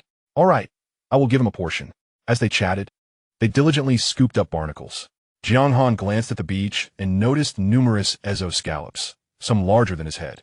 Initially, he intended to dig up these scallops, but now he felt it was more urgent to focus on the barnacles. After filling 4 buckets, they transported their catch to the boat before retrieving empty buckets for more. They made several trips back and forth, losing track of how many barnacles they had collected until their arms began to ache and the tide began to rise. Only then did Jiang Han and Zhang Heide retreat to the small stretch of sand where they had enjoyed grilled fish earlier. They had eaten a butterfly fish for lunch, and now they felt both exhausted and hungry, their arms feeling foreign and sore. "Hangu, should we head back now? Let us rest a bit longer. The scenery here is lovely and tranquil. Resting here feels no different from resting at home." He also did not wish to operate the boat at the moment. Thus, the two sprawled out in a shaded spot, basking in the gentle sea breeze, which was more refreshing than air conditioning. Once they regained some strength, Jiang Han noticed several dry branches scattered across the beach. "Let us eat something before we return." Jiang Han spoke as he rekindled the fire. "Han Yi, what shall we eat? Let us feast upon the gooseneck barnacles." With an abundance of barnacles at hand, he yearned to savor their flavor. Zhang Heide immediately sprang into action. "Hangu, there is a piece of wire mesh aboard the ship. I shall retrieve it." The wire, approximately 50 centimeters in length, had been left on the vessel from the outset. Because it was nestled against the storage compartment, they had overlooked it during their initial cleaning of the ship, only to discover it today while preparing to store fish. Jiang Han admonished against casually discarding refuse into the ocean, so Zhang Heide refrained from tossing the wire mesh into the sea. He contemplated addressing it upon their return, but unexpectedly found it useful at this moment. Zhang Heide arranged some large stones beside the fire and positioned the wire mesh atop them. The barnacles they had pried off were placed, opening side up, on the wire mesh to roast. Soon, the barnacles began to sizzle, releasing a tantalizing aroma. Jiang Han set aside the roasted barnacles to cool while placing another batch on the fire. "Hangu, how do we consume these barnacles?" The opening of the barnacle was too small, revealing a sharp object that resembled a bird's beak within. It was impossible to extract the meat with bare hands. Had they been at home, they could have used tweezers to retrieve the flesh. However, lacking tools here, were they to resort to smashing the shell with a stone? Such an approach would result in the loss of the precious broth contained within. The broth of the gooseneck barnacles was indeed a delicacy. Jiang Han offered his Swiss Army knife. First, pare away a bit of the top shell, then use the knife to pry out the meat. Following Jiang Han's guidance, Zhang Heide successfully extracted the meat. At this point, the shell was no longer hot, yet the flesh still emitted wisps of steam. After taking a bite, he was overwhelmed by the freshness, exclaiming, "Hangu, this is truly delectable." He drank the broth as if it were water. This soup, imbued with the essence of the ocean, encapsulated the quintessence of the gooseneck barnacle, yielding an indescribable freshness. "Hangu, they say that gooseneck barnacles are expensive, considered a delicacy from hell. Yet, I believe that culinary delights are subjective. I find the gooseneck barnacles less palatable than the bird-beak variety. Jiang Han's interest was piqued. Have you ever tasted gooseneck barnacles? Such a rarity was seldom found in the market, and when available, the price was exorbitant. Even he had only heard of them, never had the opportunity to taste. In my past, I often drifted through life. Among those I used to associate with, someone managed to obtain gooseneck barnacles. They had no intention of profiting, so a few brothers shared them together. I must say, while they were fresh, the aftertaste was quite bitter. Jiang Han was astonished. Is there something amiss with your palate? Such an expensive delicacy tasted bitter? I cannot say. It was bitter when I consumed it. Jiang Han was at a loss for words. Having never tasted the delicacy himself, he could not ascertain its nature.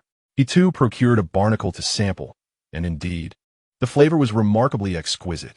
The bird-beak barnacles here surpassed any he had ever tasted before. In this moment, he felt a renewed confidence in his catch.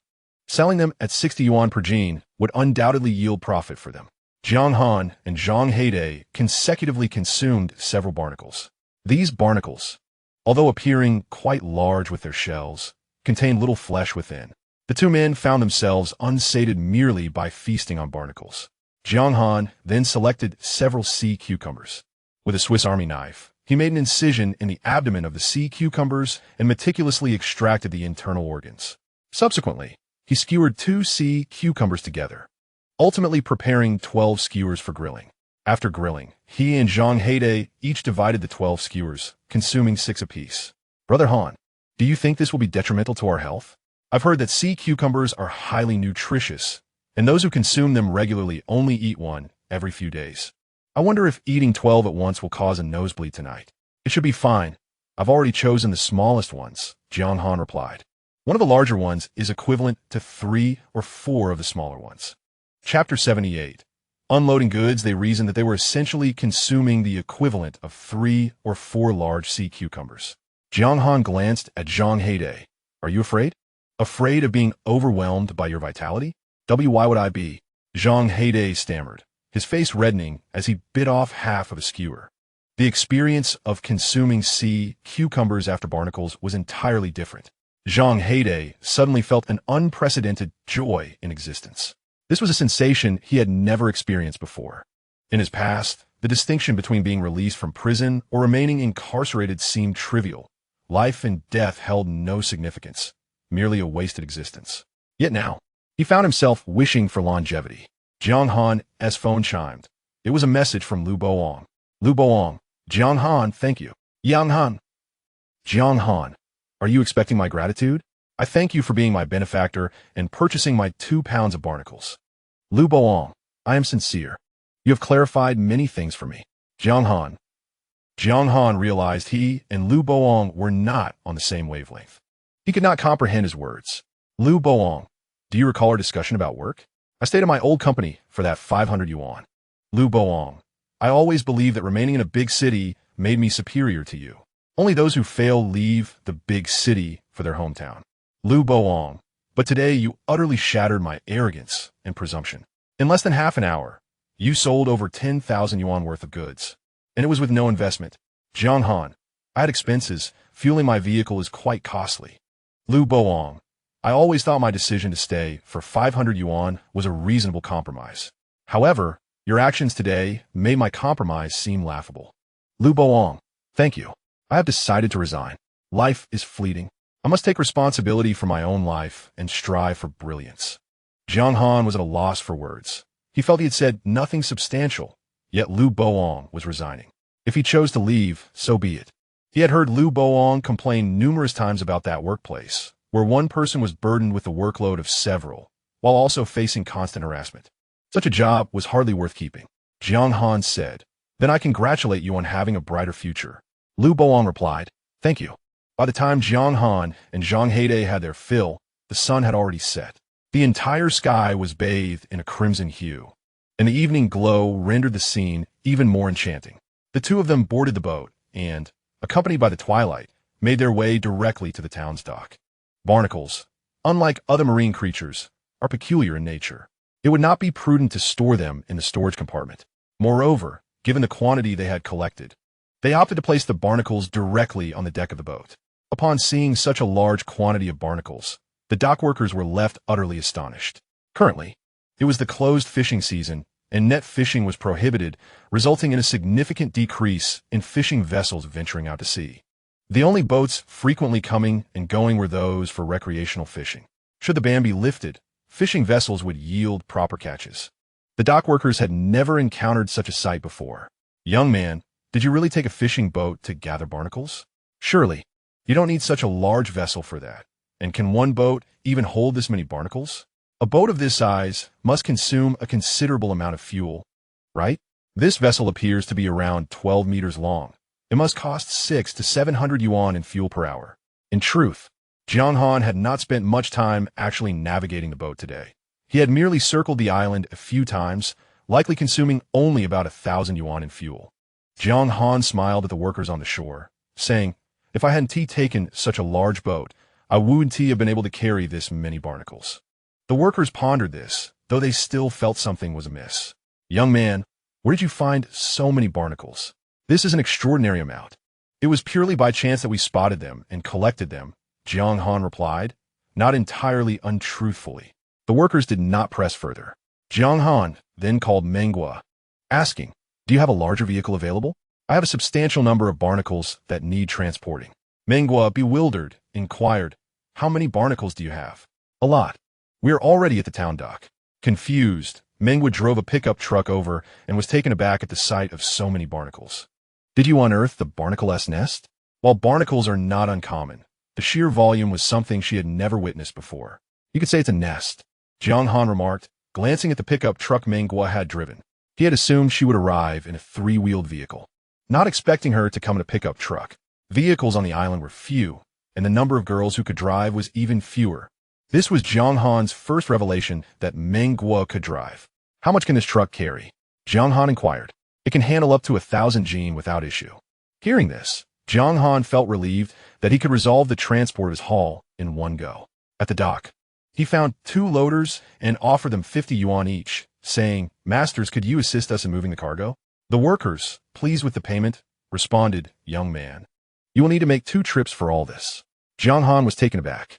"My friend mentioned that her vehicle could carry a weight of 1,000 jin. The unloading master estimated the load, appearing uncertain. It dawned on Jiang Han that something was amiss. In their minds, a cargo of over 200 jin was already substantial. Furthermore, they intended to set aside some for others. They needed at least around 300 jin, and if it exceeded that, even reaching 400 jin would not be an issue. They tirelessly shoveled in that cave, fervently working away. Once they filled 4 barrels, they would haul them to the boat, empty the contents, and return for more. This cycle continued repeatedly. They were oblivious to the exact amount of barnacles they had collected.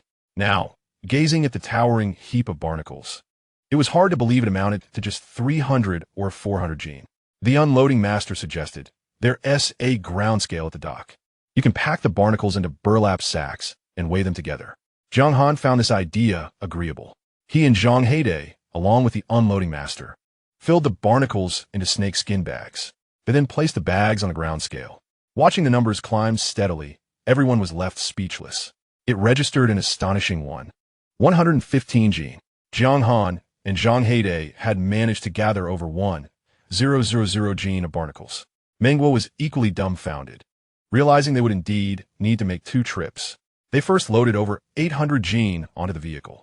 Jiang Han instructed Zhang Heide to remain behind to watch over the remaining cargo while he and Menghua got into the car. "Let me make it clear. Our restaurant cannot accommodate such a large quantity. My relatives probably wouldn't accept that many barnacles either." Menghua was genuinely surprised by Jiang Han's substantial catch. Chapter 79. A sudden kiss. Jiang Han noticed a pack of wet wipes on the vehicle and pulled one out to wipe his face, also absorbing some sweat. The sheer quantity startled him. Fortunately, barnacles are considered harmful marine organisms, and there are no restrictions regarding their harvesting. Otherwise, with such a volume, the relevant authorities would surely come after him. "How much can you accept?"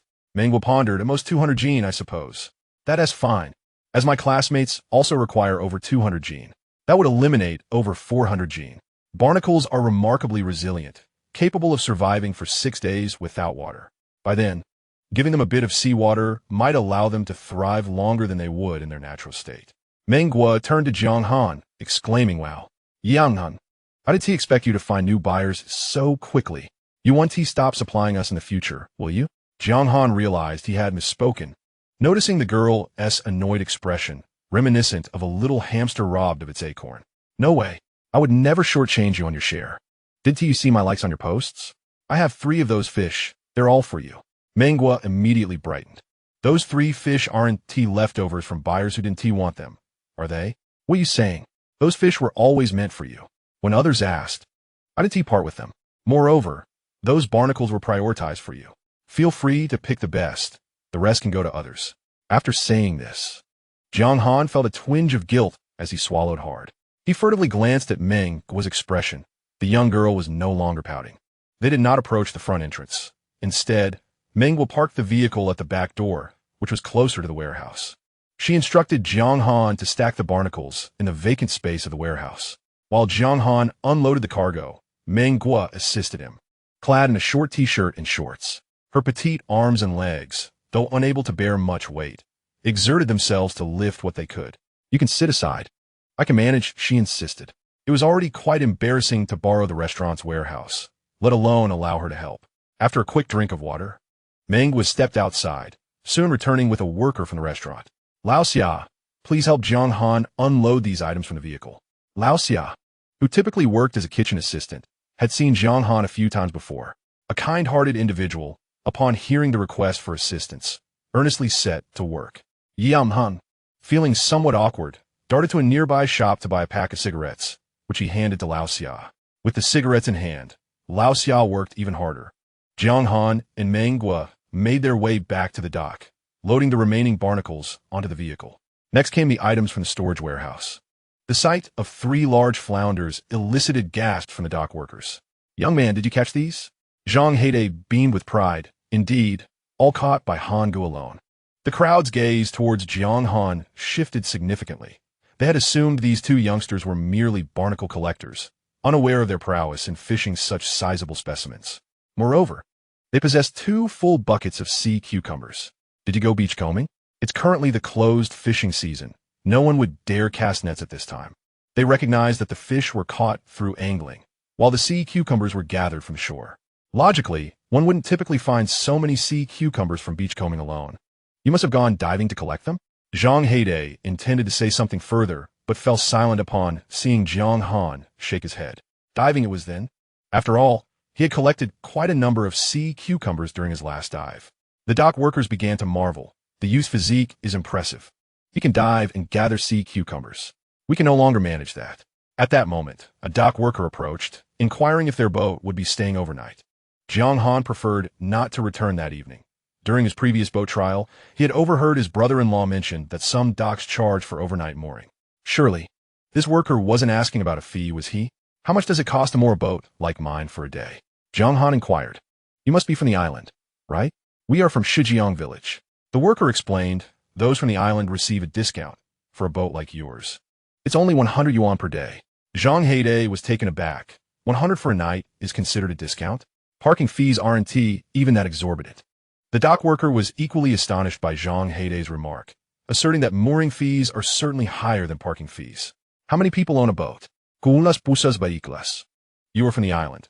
If you were outsiders for a boat of over 10 meters, it would cost at least 500 yuan per day." Jiang Han chose not to dispute. He too had not anticipated this. Upon deeper reflection, one can discern the rationale behind their actions. They docked their vessel at the village's wharf without incurring any fees, while other boats must pay for the privilege.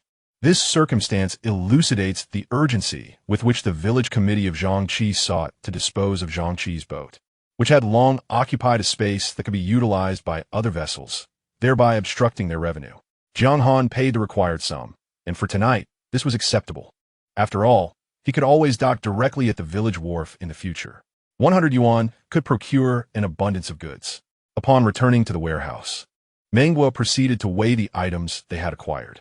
To her astonishment, she discovered a remarkably large jellyfish within the bucket. She instructed Jiang Han to extract the jellyfish for weighing, and it turned out to weigh an astonishing 75 jin. Meng Guo was momentarily taken aback. How could it be so heavy? No wonder Jiang Han had struggled during the retrieval. An additional 20 Jin would render it nearly equal to her own weight. Jiang Han, do tell the truth. Did you truly catch this while tide pooling? Is it possible to encounter such a large jellyfish during tide pooling? Did you perhaps employ a net in secret? How could I possibly use a net? Jiang Han recognized the validity of Meng Guo's suspicion. Typically, tide pooling occurs in shallow waters, where one is unlikely to encounter such a sizable jellyfish. Observing Meng Guo's continued disbelief, Jiang Han raised his hand and swore to the heavens that if he were lying, then let him. Before Jiang Han could finish his declaration, Meng Guo swiftly covered his mouth with her hand. Jiang Han was taken aback by the fragrance of her hand and, without restraint, planted a kiss upon it. Startled, Meng Guo quickly withdrew her hand, her face flushed as she dashed outside. Jiang Han stood there, bewildered. What had he just done? While it was delightful to inhale her scent, how could he have acted so impulsively? Zhang Haidai, who had just finished arranging the barnacles, approached with a look of confusion. Why had Meng Guo run out? Was she unwell? Suddenly, he exclaimed, Han Guo, why are you bleeding from your nose? Jiang Han calmly dabbed at his nose with a tissue, bemused by Zhang Haidai's alarm. Was it really such a cause for concern? Perhaps it was merely a reaction to consuming sea cucumbers. Zhang Haidai regarded him with skepticism. He had also consumed plenty of sea cucumbers and had not experienced any such issue. Before long, Meng Fei entered the room. Jiang Han felt a twinge of anxiety. Was Meng Fei here to confront him on Meng Guo's behalf? Chapter 80. The goods have been shipped. Meng Fei cast åremålsfull glans av Jiang Han, expressing I apologize. Xiao was suddenly has an upset stomach. I'll take care of weighing these items. Is she all right? Jiang Han inquired, concern etched upon his face. She's fine, Meng Fei replied, though she was uncertain of Meng Guo's true condition. Upon seeing her, Meng Guo had hastily covered her face and retreated to the restroom, calling for her to assist Jiang Han with weighing the items. Meng Fei was taken aback by the numerous bags of barnacles spread across the floor. She opened one bag for inspection and found the quality to be quite commendable. But why were there so many? For these barnacles, I will offer you 28 yuan per gene, and I can accept 200 gene on my end. There is no distinction between farmed and wild barnacles, as all barnacles are indeed wild. On their island, the price for a single pound of Kwezwi Tenghu barnacles typically hovers around 20 yuan. Thus, Min Fei's offer is indeed generous. Thank you, Sister Fei. No need for such formality, Min Fei replied. Aware of her inadequacy in calculations, she pressed a few keys on her computer. 28 multiplied by 200 amounts to 5,600 yuan. Her gaze inadvertently drifted towards Zhang Haidai, who, despite uttering not a single word, flushed crimson. Min Fei found herself somewhat speechless. She then glanced at the jellyfish that had been weighed. The market for cultivated jellyfish in this region is rather modest. However, given that yours is wild and substantial, I can offer you 18 yuan per pound, totaling 1,350 yuan. Zhang Haidai's mouth gaped open. After all, this jellyfish was his discovery. This time, Min Fei regarded him with approval. It seems you possess quite a knack. Zhang Haidai's face turned an even deeper shade of red. Min Fei then shifted her attention to a pair of fish, a fengwei fish and a shagwang fish. Zhang Haidai quickly interjected, I caught those too, but they are rather small. We'll keep them for ourselves. Very well. Min Fei continued her examination, now fixating on 3 sizable flatfish. Whose catch are these? Observing that Jiang Han had opted for silence and stepped aside, Zhang Haidai spoke on his behalf. They were caught by Brother Han, though I assisted by netting them. Indeed, Jiang Han added, without Haidai's help, I could hardly have managed such large fish alone. The bigger the fishing vessel, the more hands are required. Many tasks cannot be accomplished by one person alone. Min Fei's eyes twinkled with amusement, understanding that the bond between the two brothers is inseparable. She then turned to Jiang Han. The heaviest of these 3 fish weighs 55 pounds, while the lightest is 43 pounds. I will offer you the highest price for wild catches, which is only 40 yuan per pound. On average, each fish will yield around 2,000 yuan. Min Fei felt this offer was somewhat low, considering the current moratorium on fishing. Such large wild flatfish are indeed rare. Some buyers are willing to pay a premium. How about this? I will attempt to sell them for you. And if a higher offer arises, I will facilitate the sale. Jiang Han promptly expressed his gratitude, knowing that Min Fei and her sister Meng Guo had truly assisted him. You need not be so formal with me, Min Fei smiled. If you find a better buyer, feel free to reach out directly. Her business approach is marked by transparency. Even if Jiang Han were to discover superior channels in future dealings, she would still regard him favorably. Min Fei then inspected the sea cucumbers. And Jiang Han instructed Zhang Heide to present the full bucket of sea cucumbers to Min Fei, retaining the less full one for himself. The bucket contained a total of 48 pounds of sea cucumbers. Today's market price stands at 195 yuan per pound, amounting to 9,360 yuan, excluding the flatfish. I will offer you a total of 16,310 yuan. Min Fei consistently provides a little extra. This time, she added an additional 40 yuan. When Min Fei summoned someone to select the barnacles, Jiang Han also contributed an extra 20 pounds. Ding! The host has sold seafood for 16,350 yuan, earning 16350 system points. Cumulative last points, total system points, 18,287. Currently, 17,500 system points can be consumed to exchange for a scanning range of 35 meters. Would you like to proceed with the exchange? Exchange successful. The host now possesses a scanning range of 245 meters. Exchange successful. Remaining system points, 787. The host should continue to strive diligently. Fei Jia, do you have any phone boxes here? Meng Fei pointed to a pile of phone boxes in the corner for Jiang Han to see. These are all the phone boxes we have in the store. The rest have been discarded. Jiang Han glanced at the assortment of phone boxes, estimating there to be around 30 or 40 in total. This is sufficient. Can we be busy here for a while? As the restaurant is about to close, Meng Fei considered for a moment and replied, I will close the front door. After you finish, just exit through the back door and help shut it properly. All right, thank you. Jiang Han organized the chat records from the group and compiled them into a document. Together with Zhang Haidai, they weighed the items according to the document and placed them into the phone boxes, labeling each with the recipient's name. He retrieved the business card that Manager Fong had given him and made a call. Manager Fong, I need to ship over 200 pounds of goods. Can this be expedited? We do offer expedited service. Are your goods ready? They are all prepared. Then tonight, before midnight, we have a large truck scheduled to depart. Fortunately, someone is working overtime. Have them prepare your order, and it can be shipped off the island by midnight. Jiang Han was pleasantly surprised at the promptness. He had thought it would not be ready until tomorrow morning at the earliest. It seems that having a manager's contact is indeed advantageous. They borrowed the restaurant's tricycle to transport the more than 200 pounds of sea urchins to the courier point. After generating the order, Jiang Han took photos of each receipt and personally witnessed the goods being loaded onto the truck. He then sent the photos of the receipts to the respective classmates, at which point he collected their payments. Ding! The host sold seafood for 14,100 yuan, earning system points of 14,100. Cumulative last points, total system points, 14,887. Currently, 12,500 system points can be consumed to exchange for a scanning range of 25 meters. Would you like to proceed with the exchange? Exchange successful. The host now possesses a scanning range of 270 meters. Exchange successful. Remaining system points, 2,387. The host should continue to strive diligently. Jiang Han thought of the numerous goods still piled in the restaurant's warehouse. Allowing them to accumulate there was not a viable solution, especially since Meng Fei and Meng Guan needed to conduct their business. Tomorrow morning, let us move the remaining sea urchins to your rental property. If we cannot sell them for an extended period, we will have no choice but to transport them back to the village. Zhang Haidai had no objections. He also did not want their matters to interfere with Meng Fei's business. Jiang Han spent the night in Zhang Haidai's rental property. Upon checking his phone, he discovered that Ma Xiaomei had sent him a message 2 hours earlier.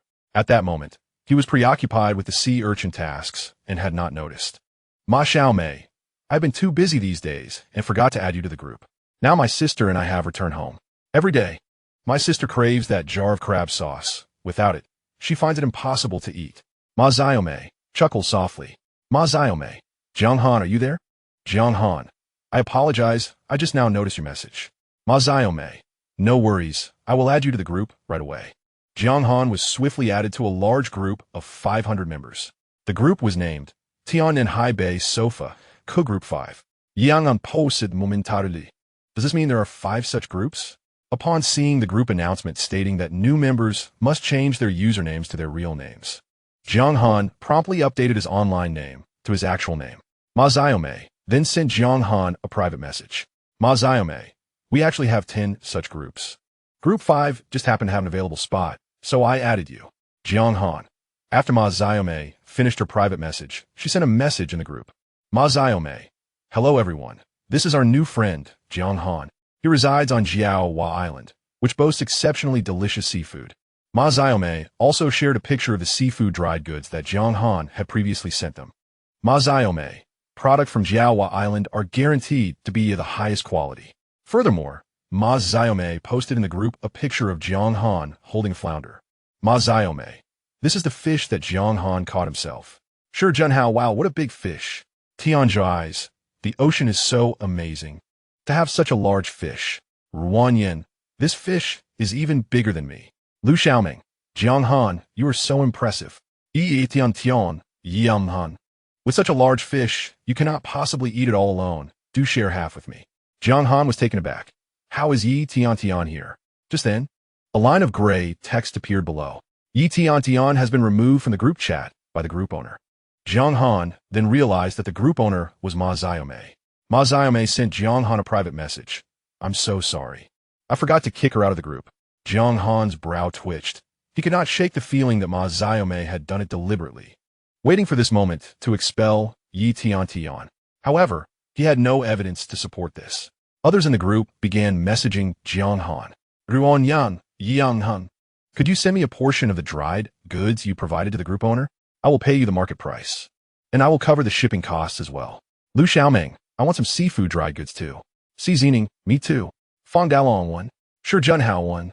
Tianjai's one. Jiang Han was surprised to discover such a channel. Jiang Han, I currently do not have dried goods in stock. However, I do have some gooseneck barnacles. Does anyone want them? Jiang Han shared a photo of the gooseneck barnacles.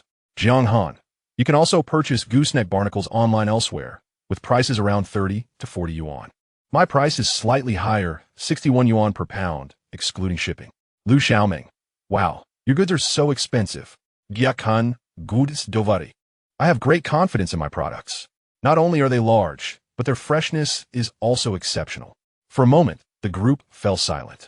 After all, Jiang Han's price was double that of others, and it did not include shipping. Generally, sofa surfers are young individuals from modest backgrounds. Except for a few individuals who relish excitement and seek to experience life, those from families with favorable circumstances would undoubtedly opt for hotels while traveling. It is inconceivable that they would choose to sleep on someone else's sofa. Just as Jiang Han began to hesitate, Ma Xiaomei arrived to support him. Ma Xiaomei exclaimed, "You possess such a delightful treasure, yet you did not mention it to me. I desire everything from your island." She promptly transferred 200 yuan to him, stating, "Please send me 20 jin. You may charge the shipping fee to the recipient." She added playfully, "Hee, I can indulge in exquisite seafood again. My sister will be overjoyed." Ma Xiaomei's order was akin to a faucet being turned on. Si Xiling timidly inquired, "May I purchase 1 jin?" Jiang Han replied, "Of course. Any amount above 1 jin is acceptable, including 1 jin." He found half a jin to be too tedious, as, despite the customer being paramount, he truly did not wish to package such small quantities. Si Xiling then requested, "In that case, please send me 1 jin. I am in Nan province. How much will the shipping cost?" Jiang Han replied, "I'm not certain yet. I will inform you once I prepare the order." Si Xiling thanked him and transferred 60 yuan. Tianjai's announced, "I will take 2 jin," and transferred 120 yuan. Fong Dalong stated, "I want 4 jin," transferring 240 yuan. Lu Xiaoming added, "I will also have 1 jin," sending 60 yuan. Jiang Han stared blankly at the incessant flow of transfer notifications. Though the quantity requested by each individual was modest, the sheer number of requests was overwhelming. The class group consisted of only 42 individuals, while this group comprised 500 members. Ma Xiaomei sent him a private message. "Would you like me to help promote it in other groups?" Jiang Han wiped the sweat from his forehead. "Let us hold off for now. I only have a little over 600 jin in stock." Suddenly, he grew anxious about running out. As he took notes and calculated the required quantities, a new individual emerged. Gao Yangzhou remarked, "No wonder the group is so lively. It turns out you are selling sea urchins." He continued, "I adore these. My parents, uncles, aunts, and siblings all love them as well." He then requested, "Jiang Han, give me 100 jin, transferring 6,000 yuan." At that moment, Jiang Han found himself left with only 55 Jin of stock. He had promised Zhang Heidei to send some to his uncle and intended to reserve some for his sister. As another order was about to be placed, Jiang Han hastily intervened. "Dear friends, I am sincerely grateful for your support, but I currently have no stock left. I will prioritize informing you when I have new inventory." Zoli expressed her surprise. "How could it be gone so quickly? I was busy and just now saw that you're selling sea urchins." Hu Han Yuan added, "I just noticed as well. I also enjoy sea urchins." Jiang Han replied, "I truly apologize, everyone. If you still wish to order, please let me know, and I will keep a record for you. When I have new stock, you will be the first to be informed." The group has once again ignited a wave of reservations. A few individuals have already successfully placed their orders, and witnessing the increasing number of reservations, they too decided to secure their own share. Jiang Han was taken aback. The volume of reservations had already surpassed 800 Jin. If the cave continually yielded barnacles, could he possibly amass wealth solely from them? Jiang Han peacefully slumbered, untroubled by thoughts of the goods. Chapter 82. A bit excessive. Upon awakening the following day, Yuhi sent him a message early in the morning. "Yuhi, has your shipment been dispatched?" "Jiang Han, it was sent out last night. I've even sent you a photo of the tracking slip." Above his message was the snapshot of the shipping label. "Yuhi, could you send me another copy? My father actually praised me, saying that customers prefer such pure, wild, and authentic fresh goods. He has asked me to purchase another 100 Jin." Jiang Han, there are none left." "Yuhi, how can there be none?" Jiang Han, there simply aren't any.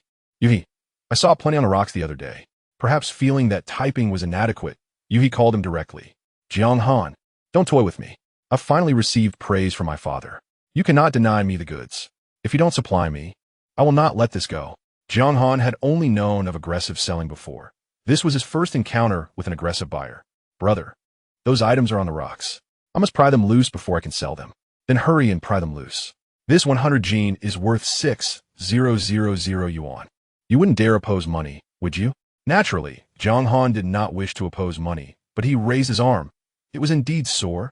Yesterday, he felt fine, but today the soreness surged to his head. "Can I do it in a couple of days?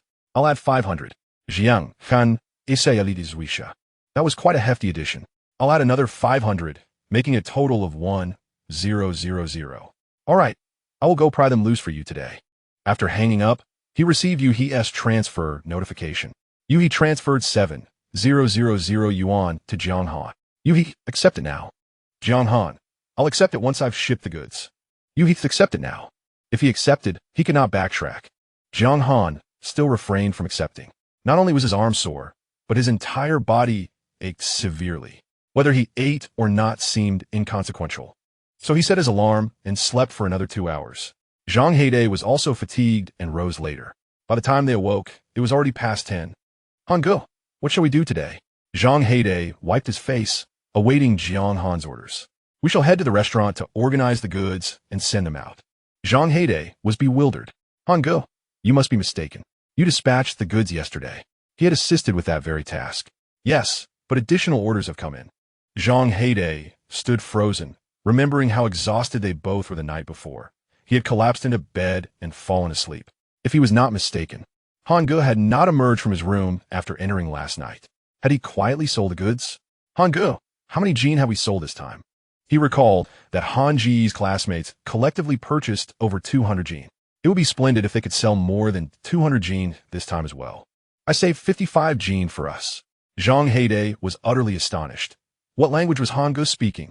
A total of 115 Jin of barnacles remained. And now only 55 Jin were left.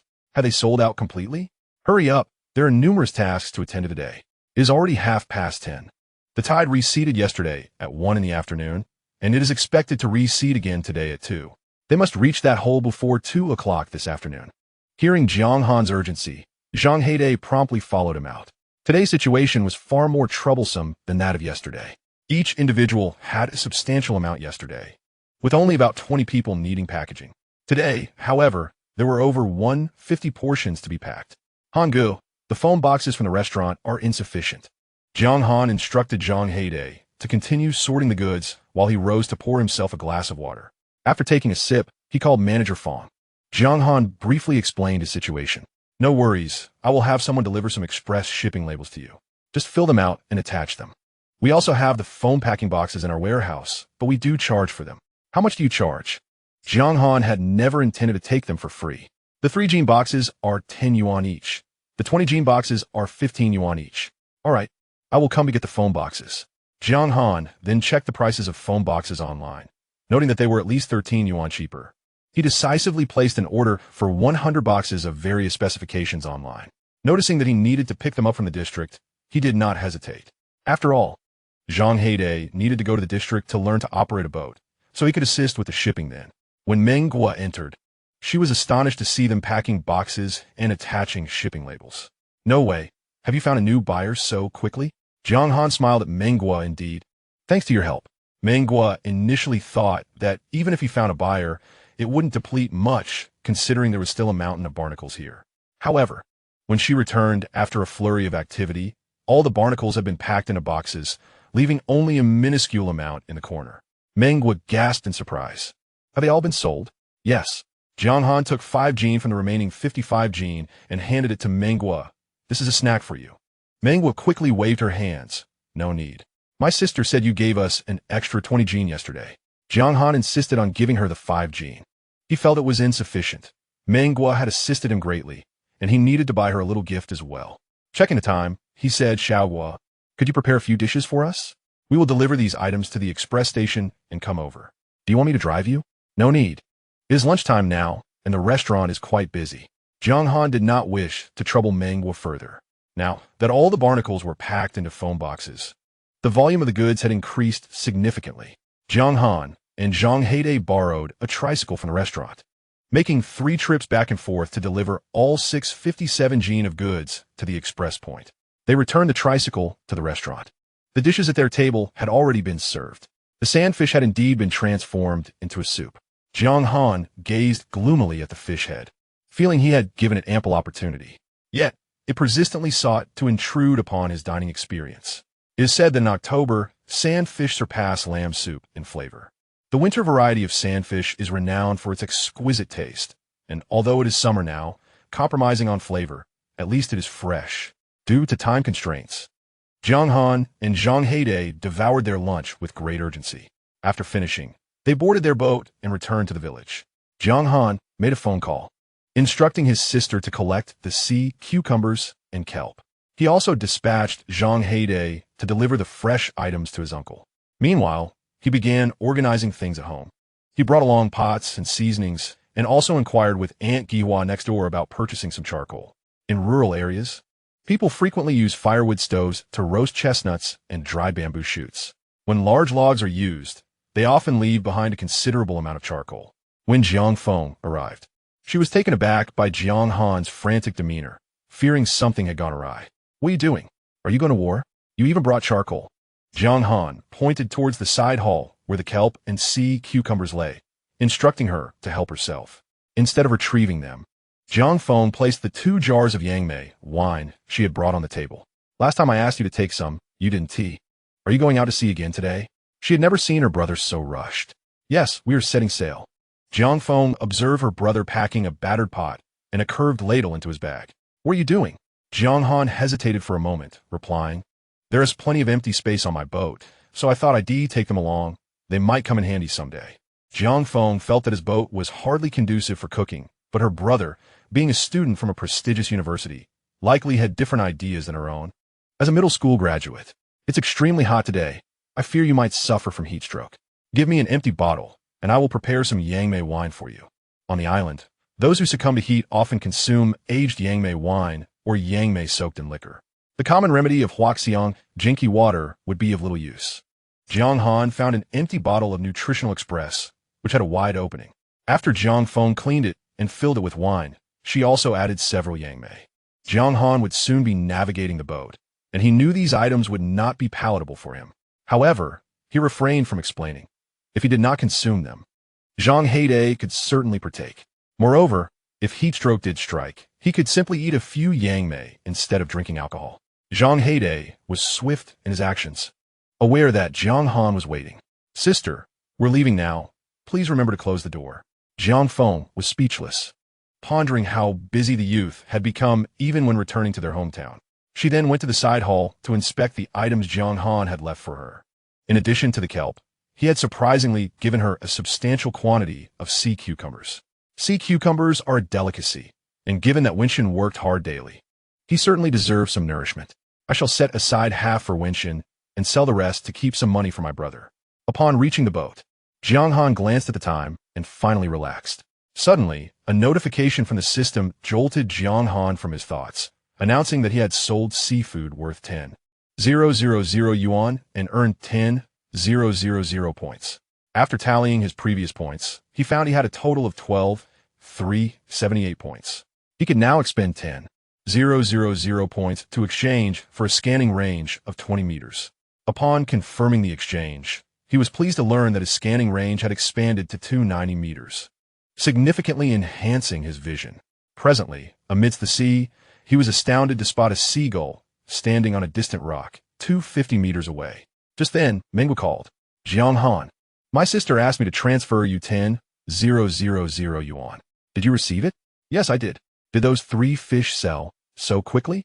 A buyer instantly took a liking to them and bought all 3 at once. "It seems you have quite the luck," Jiang Han replied with a smile. "Thanks to you all, I wouldn't have been able to fetch such a high price otherwise." "You are just flattering us without any real action," Mengwu teased. Raising an eyebrow, Jiang Han inquired, "What kind of action do you want?" "That's for you to figure out. I must go. My sister is calling me." Mengwu concluded before hanging up. Jiang Han then turned to Zhang Heide and asked, "What do you think would be a good gift for a girl?" Zhang Heide was taken aback. "Brother Han, why the sudden question? Meng Fei and Mengwu have helped us so much. We should show our appreciation somehow." After a moment's thought, Zhang Heide realized he had accumulated quite a bit of money and had long wanted to buy a gift for Meng Fei. But he was uncertain about what to choose. Initially, he considered purchasing her clothing and searched online, typing, "Is it good to give clothes to a girl?" He was met with a plethora of varied opinions. "One Valentine's Day, I bought clothes for my girlfriend, but she ended up dressing the dog in them, claiming they were too small for her. She said I was mocking her for being overweight. My girlfriend turned the clothes I bought into a rag, saying they were ugly and tacky. There was a girl I was getting along with well, but after I gifted her a set of clothes, she broke up with me." Clearing his throat, Zhang Heide pondered aloud. Aside from clothing, other gifts should be acceptable, right? Yaman considered, deeming clothing a poor choice due to the subjective nature of taste and the overwhelming variety available. He resolved to do more research online later. Noticing Zhang Heide's distracted demeanor, Jiang Han inquired, "What is bothering you?" After some contemplation, Zhang Heide replied, "I find my uncle rather peculiar. Initially, when I brought him something, he assumed I was up to no good and threatened to hit me. I assured him it was something I had gathered from the sea, and he sighed. However, he seemed quite happy when I left." Jiang Han chose not to comment further. Zhang Heide's family circumstances were indeed quite lamentable. Observing Zhang Heide's bewildered expression, one might conclude that living without burdens can sometimes be quite pleasant. When the two reached the cave, there was still a bit of time before the tide receded. Jiang Han, seizing the moment, decided to address the unfinished tasks at hand. Earlier that morning, fearing a lack of time, he had merely taken pictures of the delivery slips on his phone without sending them out. Now, he meticulously corresponded each one, simultaneously confirming their transfers. Ding! The host sold seafood for 39 for 120 yuan and earned 39 for 20 system points. Accumulating from the last points, the total system points are 41,807 points. You can now consume 40,000 system points to exchange for an 80-meter scanning range. Do you wish to proceed with the exchange? Exchange successful. The host now possesses a 370-meter scanning range. Exchange successful. Remaining system points, 1,807 points. Please continue to strive, host. At this moment, he no longer needed to calculate the total himself. The system had already done it for him. To his astonishment, he had sold nearly 40,000 yuan worth of barnacles. He could now clearly see, beneath the distant beach, not only large Ezo scallops the size of his face, but also vibrantly colored Hiri scallops. Jiang Han calculated that yesterday's barnacle harvest had fetched a total of 59,120 yuan. This revelation truly took him aback. He felt he could indeed prosper from selling barnacles. Upon tallying the total income from yesterday's batch, he found it amounted to 79,870 yuan. Jiang Han promptly transferred 8,000 yuan to Zhang Heide. Brother Han, how did you manage to acquire so much? Zhang Heide was increasingly convinced that the money was inexhaustible. It simply is what it is. A single boat trip incurs significant expenses, right? Have you deducted those costs? And let us not forget the docking fee. Just for last night's stay, they charged us 100 yuan. Zhang Heide wished to help Jiang Han save some money. Chapter 84. How could there be so much? Jiang Han had, in fact, not deducted any costs. Take it. Consider it yours. The commission I give you is already modest. Jiang Han then informed everyone of their respective delivery fees. Soon, he had collected all the delivery charges. He felt that engaging in such tedious tasks was quite a waste of time. He wondered if his sister would be willing to handle such matters. If she were, he would be more than willing to compensate her. He just feared she would refuse the money. At this point, the seawater had begun to recede gradually. Having experimented with several tools yesterday, he ultimately found that using a shovel was the most efficient means. A particular section of the rock walls remained shaded from the sun. Given that there were no other onlookers, Jiang Han and Zhang Heide decided to remove their shirts and labor bare-chested. After yesterday's exertions, their arms were already sore. At this moment, they were truly gritting their teeth to persevere. They worked for about an hour, took a sip of water, rested briefly, and then resumed their tasks. Yu Heshin, afraid that Jiang Han would neglect to pry barnacles for him, even called to hasten him. Jiang Han's temper flared. Be quiet. If you keep bothering me, I will dispatch goods to others and leave you out. Yui promptly ended the call, no longer daring to disturb Jiang Han. After finishing their tasks, Jiang Han and Zhang Heide, utterly exhausted, lay on the beach. Han Gu, the tide is beginning to rise, Zhang remarked. And même, Jiang Han replied, remaining motionless. As they gazed at the rock face, still densely covered with barnacles, both felt a sense of bewilderment. They believed they had pried loose enough. Yet in comparison to the overall quantity, it felt like merely scratching the surface. How many barnacles were there, truly? Previously, he had estimated several tons, yet it seemed insufficient. Perhaps there were over a dozen tons, or even more. Han Gu, if this place remains undiscovered, could we not continually profit from these barnacles? Thus, it appeared their immediate future would not be too bleak. They rested for over an hour. During the recent retreat of the tide, Jiang Han had not found the ezo scallops hidden beneath the sand. Fortunately, Zhang Heide had hurriedly collected 6 sea urchins. Jiang Han had packed instant noodles, and now both were famished, so they decided to use their batter pot to boil the 2 packets. While the noodles cooked, they donned gloves and sliced open the sea urchins. Of the 6, 2 were purple sea urchins and 4 were horse manure sea urchins. Jiang Han had brought salt and vinegar, but had forgotten mustard. He simply poured the bright yellow roe of the purple sea urchin into the cooked noodles. Zhang Heide imitated Jiang Han, adding the roe to his own noodles. Though the flavor of the purple sea urchin resembled crab roe, it carried a certain fishiness. The sea urchins they had collected at Xiamen were predominantly of this variety. The strong flavor of the instant noodles adeptly countered the sea urchin's fishiness. The horse manure sea urchin, on the other hand, was quite delectable and considerably more expensive than the purple variety. It could be enjoyed raw. Jiang Han had forgotten to bring chopsticks and spoons. However, there were still a few dry twigs nearby, sufficient to fashion 2 pairs of chopsticks. Jiang Han and Zhang Heide each took 2 twigs as chopsticks, relishing their instant noodles and sea urchins. The retail price of such sizable horse manure sea urchins was estimated to be around 100 yuan each. Thus, they were enjoying a seafood instant noodle meal worth over 200 yuan per person. Although the flavor of the purple sea urchin was not as exquisite as that of the horse manure sea urchin, when mixed into the noodles, it provided a unique taste. Alternating between bites of noodles and horse manure sea urchin was a delightful experience. Han Gu, I heard that in Shaorizi, there are many horse manure sea urchins, and they're even more expensive than here. I wonder how they taste. Jiang Han leisurely savored the roe, contemplating that the high prices in Shaorizi were due to imports. Some people simply preferred everything to be imported. In reality, the taste was often inferior to domestic products. Take fruit, for instance. Imported fruits are exorbitantly priced, yet their flavor is not significantly better than that of domestically grown, inexpensive varieties. Zhang Heide reflected on this, realizing that not everything imported is necessarily superior. He took another bite of the horse manure sea urchin. convinced that the flavors from Shaorizhi could not surpass what they were currently enjoying. As they returned, the vessel was laden with a plethora of whelk shells. Jiang Han contemplated for a moment before discussing the matter of the shells with Jiang Feng. Sister, would it be convenient for you to head to the town? I am truly overwhelmed with tasks. Would you be able to assist me with registrations, payments, and inventory management? I can offer you a commission of 10%. Are you that busy? Then wait for me. I shall go to the town now. You need not worry about the payment. Upon recalling her younger brother's urgent demeanor earlier that day, she genuinely believed he was swamped with work. If you refuse to accept payment, then I shall not require your assistance. I can pay someone else 100 yuan an hour to help me instead. Jiang Feng was taken aback by this proposition. How could one squander money in such a manner?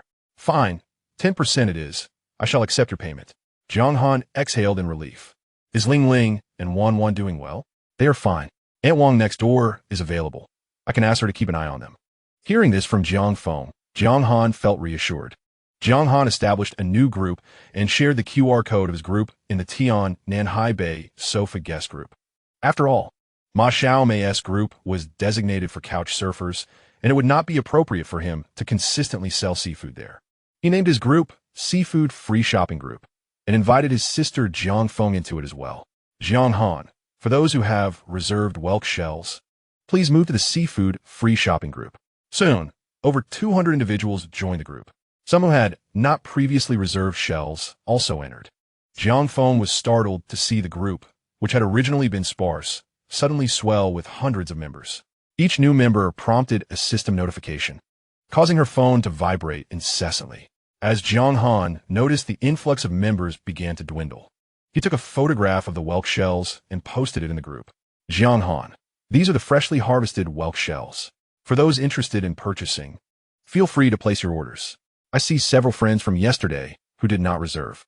The quantity is still limited today, so I kindly request that those who have already reserved place their orders first, and any surplus will be allocated to others. The group buzzed with excitement once more. Jiang Han's phone began to vibrate repetitively again as members reported their desired quantities, citing weights of 2, 4, and 5 jin. Some discrepancies arose compared to their reservations, but the current quantities would be deemed accurate. Jiang Han instructed Jiang Feng to compile the statistics, and upon completion, Jiang Feng was taken aback. The total requested amount of whelk shells was a staggering 920 jin. Furthermore, after the members reported their weights, they promptly initiated their transfers within the group. Jiang Feng calculated that her brother was selling the whelk shells for 60 yuan per jin. They had consumed 10 jin just yesterday. Goodness, they had spent 600 yuan on a single meal. Moreover, the total price for 920 jin amounted to 200 yuan. Jiang Han had mentioned sharing 10% of the earnings with her, which would equate to 520 yuan.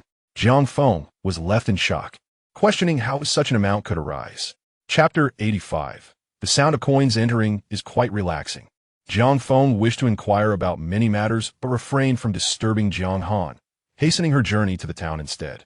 After waiting at the dock for a while, she spotted Jiang Han approaching in the boat. Upon seeing the mountain of whelk shells on board, Jiang Feng felt a portion of her anxiety dissipate. She had initially worried that her brother might struggle to manage such a considerable quantity. It has now become evident that every action taken by my younger brother was meticulously planned. Did you intentionally send me money? Jiang Feng's countenance was taut, revealing neither joy nor anger. Sister, I genuinely lack manpower. It is said that fertile waters should not flow to outsiders. If this bounty does not flow to you, where else could it possibly go? Jiang Feng's rigid expression finally faltered, unable to suppress the smile tugging at the corners of her mouth. You are well-read and articulate. This time, Jiang Han did not summon Menghua. He had already coordinated with Manager Feng. Upon Zhang Heidei's arrival at the dock, he would retrieve the phone boxes and the order forms. He enlisted 2 additional workers to pack the barnacles into burlap sacks and weighed them on the scale. This time, they exceeded the previous haul, totaling 220 pounds. Jiang Han discreetly handed a pack of cigarettes to the dock management and borrowed a small area of the dock. Once Zhang Heidei returned, Jiang Feng and Zhang Heidei commenced the packaging and labeling process. Now, Jiang Feng was also entrusted with the task of photographing the order and transmitting the delivery information to the clients. Jiang Han felt a significant relief.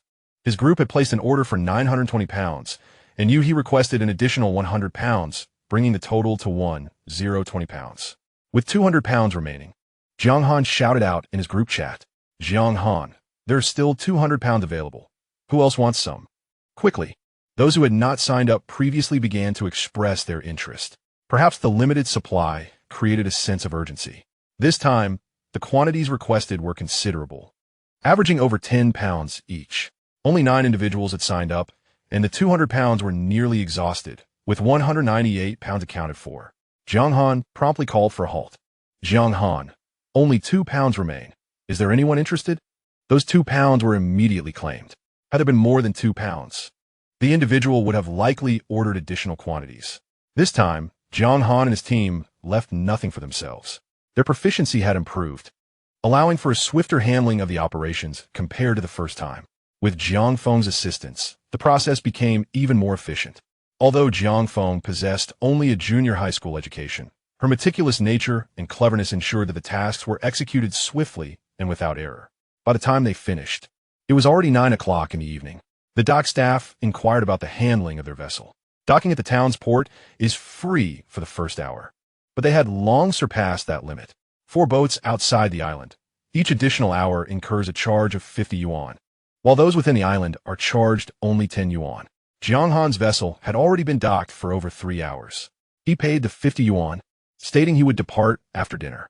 "Hangu, aren't you staying in the town?" "No, I prefer to sleep at home. A golden nest or silver nest cannot compare to one's own straw nest. I find my home much more comfortable." At this moment, the Hele Wang restaurant had yet to close. Jiang Han called Manager Feng at the delivery station, inviting him to join them for a late-night snack. Jiang Feng glanced at the time. Ling Ling and Wan Wan were still at home, so she decided to return first. When Jiang Feng had arrived earlier, it was still light outside, but now darkness had enveloped the sky. Worrying for her safety, Jiang Han called for a vehicle and offered an additional 10 yuan, instructing the driver to ensure she was delivered right to her doorstep. Such is the nature of transportation on the island, often leaving passengers at the village entrance before departing. The fare for a ride is merely 30 to 40 yuan, and when the driver charges an extra 10 yuan, it is only natural for him to deliver passengers right to their doorsteps. Jiang Feng waved good day told Jiang Han, advising her not to stay out too late and to rest early. Understood, sis, Jiang Fan Raplia. They dined at the Hao Lai Wang restaurant, indulging in the seafood that the establishment offered. Neither Jiang Han nor Zhang Haidai seemed to mind, yet Manager Feng savored his meal with great delight. Though he held the position of manager, his monthly salary was fixed, and his daily meals primarily consisted of modest seafood. Delicacies such as hairtail crabs and sea cucumbers were not typically within his purchasing reach. Yet on this occasion, he was surrounded by an abundance of exquisite seafood to enjoy. "Jiang Han, I have decided to befriend you. Feel free to reach out to me whenever you need assistance." Yang Han smiled subtly. "I wouldn't seek you out only when I have matters to discuss. We are simply making friends." Indeed, just friends." Menghua instructed the other staff to return home, while Meng Fei also went to rest. She prepared a fruit platter and delivered it to Jiang Han and the others, handing over the restaurant keys as well. "Jiang Han, after you finish eating, please leave the dishes on the table. I will come clean up early tomorrow. Remember to lock the door for me." Manager Feng was surprised to discover how familiar Jiang Han was with the staff at Hao Lai Wang restaurant. This establishment was renowned in the area, often hosting significant events for families, and during holidays, it frequently had no available tables. Manager Feng regarded Jiang Han with newfound respect. In Xiajiang village, Tiantian felt hungry and rummaged through her home before ultimately heading to the village store, waking Aunt Mei Hua to buy a pack of instant noodles. "Aunt Mei Hua, we are from the same village. You are being unreasonable. In big cities, a pack of instant noodles costs only 3 yuan and 50 cents. Yet you sell it for 5 yuan and 50 cents, a full 2 yuan more." Aunt Mei Hua, already displeased upon rising, retorted, "Sweet Tian, how am I being unreasonable? You know that the prices on the island are high. This is not news to you. These goods are transported from the mainland. Does shipping come free? If you don't want it, just return the noodles." As she spoke, Aunt Mei Hua reached for the pack of noodles. Tian quickly clutched it to her chest, insisting, "I will take this pack." After scanning the payment, she gazed at the pack of ham sausage for a moment before ultimately turning to leave. Aunt Mei Hua grumbled as she returned to her bed. It was said that Sweet Tian was a graduate student and that Jiang Han was not worthy of her. Observing sweet Tian's pettiness, she mused that Jiang Han was far more genuine. After finishing their late-night snacks, Jiang Han locked the restaurant door. He sent a message to Mengguo and, upon realizing she was still awake, ascended the stairs to return the keys.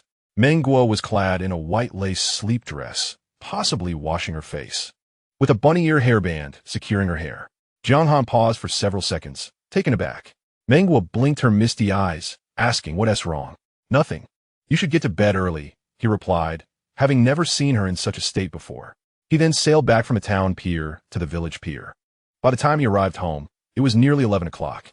Upon realizing that he had yet to receive his payment, Jiang Han picked up his phone and began to accept transactions one by one. To be honest, the soothing sound of coins continuously entering his account was quite relieving. The fatigue accumulated throughout the day seemed to dissipate significantly. Ding! Host has sold seafood for 74,200 yuan, earning 74,200 system points. Chapter 86. Placing the design order accumulated from previous points, total system points, 76,007 points. Currently, you may consume 75,000 system points to exchange for a scanning range of 150 meters. Would you like to proceed with the exchange? Exchange successful. Host now possesses a scanning range of 520 meters. Exchange successful. Remaining system points, 1,007 points. Please continue to strive, host. Jiang Han was taken aback. He now had a scanning range of 520 meters. While this figure sounded substantial, it was relatively insignificant when considering the vastness of the ocean. His vision was not constrained by day or night. He opened the window and discovered he could clearly see a school of black-headed fish swimming in the sea. The distance was approximately 500 meters. Beyond that, his sight became unclear. The ocean was vast and boundless. He needed to exert more effort. Only when his scanning range exceeded 1,000 or 2,000 meters could he better identify optimal resources. Glancing at his total earnings for the day, he noted that it amounted to 74,200 yuan. This included the 100 jin he ordered from He and an additional 1,000 yuan he had overpaid. He had provided his sister with the order from the shopping group, which totaled 67,200 yuan in revenue. Jiang Han transferred 6,800 yuan to his sister and another 7,500 yuan to Zhang Heidei. After some thought, he added all those in his class who had purchased barnacles from him to his shopping group. Jiang Han, from now on, I will post all seafood-related updates here. Please feel free to raise any questions. Lu Xiaoming, group leader. May I add my friends to the group? They also enjoy seafood. Jiang Han, of course. Before long, Lu Xiaoming had added 6 friends to the group. Others followed suit, and in no time, his group boasted over 300 members. Previously, Jiang Han had always felt that engaging in business was a distant concept. He never imagined that he would so effortlessly embark on this venture. Reclining on his bed, after deducting his recent expenditures, he estimated that he had around 300,000 yuan available. He was uncertain if this amount would suffice for renovating his old house. After all, rural homes typically have considerable space across 2 floors. Completing the renovations and sprucing up the yard would require a substantial investment. Jiang Han searched online and eventually located an interior design company. Jiang Han, could you assist me in creating a design plan? Minjiayu Design Company. Certainly. What kind of house design do you envision?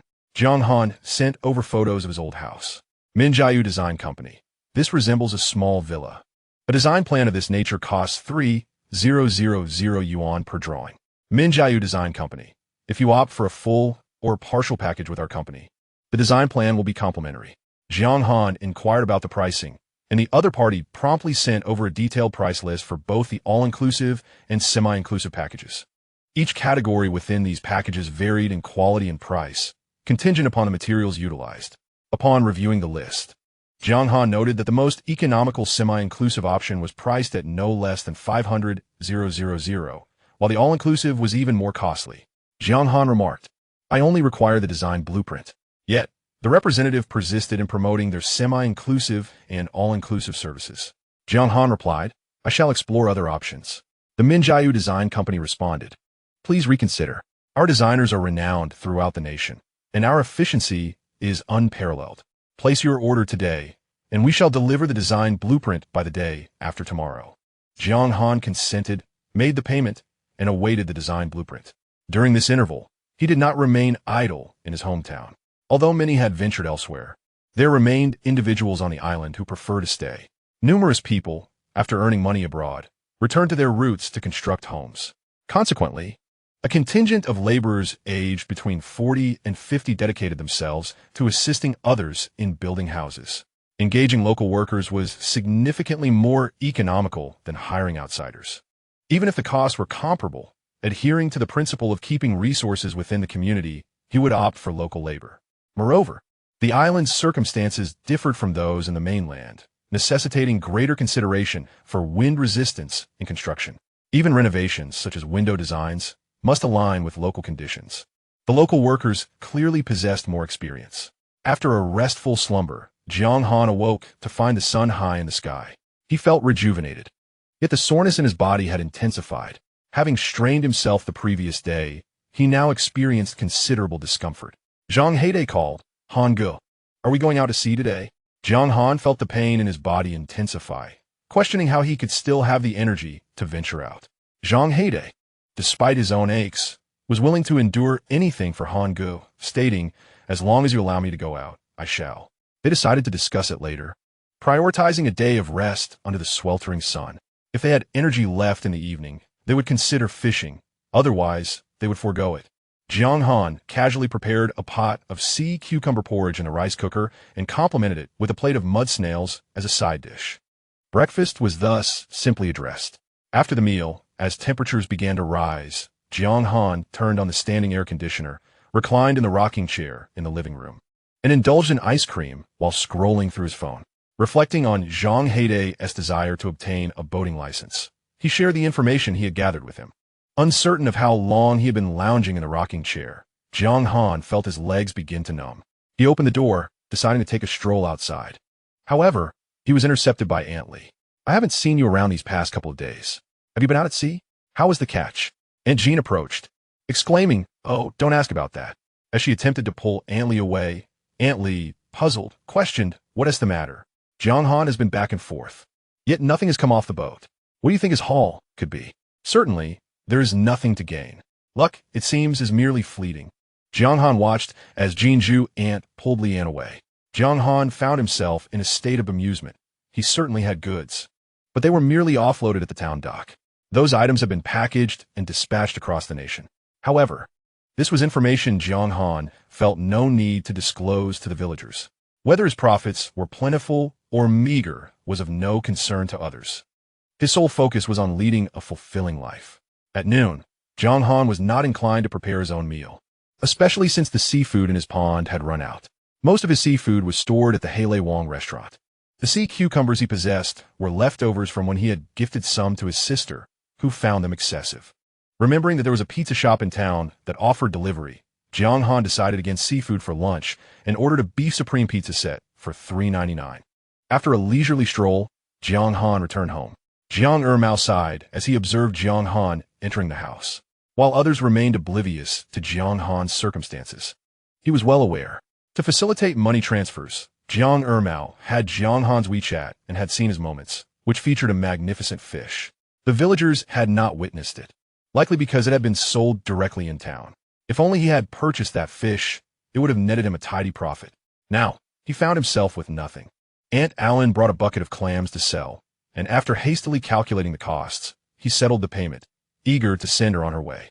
"I say, Jiang Ermao, your payments are decreasing," she remarked. "Last time, it was the same weight, yet you paid 5 more. Enough of this. It's infuriating. Here, an additional 5. Now be gone. How could you be so rude?" "We are from the same village," she retorted. "I apologize. Was that not sufficient?" After dismissing her, Jiang Ermao sighed again. As Jiang Han collected his takeout, he was fortuitously spotted by Yi Tiantian. She nearly slipped on a stone while rushing over in her stilettos. "Jiang Han, why did you order takeout?" Yi Tiantian inquired. She was familiar with the pizza shop, known for its not-so-affordable prices. The island's limited population lacked a systematic delivery service, but this shop had employees who handled deliveries themselves, albeit with an additional charge of 15 yuan. Jiang Han sensed that Yi Tiantian was being rather nosy. Why should he need a reason to order takeout? As he opened the door intending to retreat inside, Yi Tiantian blocked his path. Jiang Han, didn't you say you have a small appetite? Surely you can't finish such a large pizza.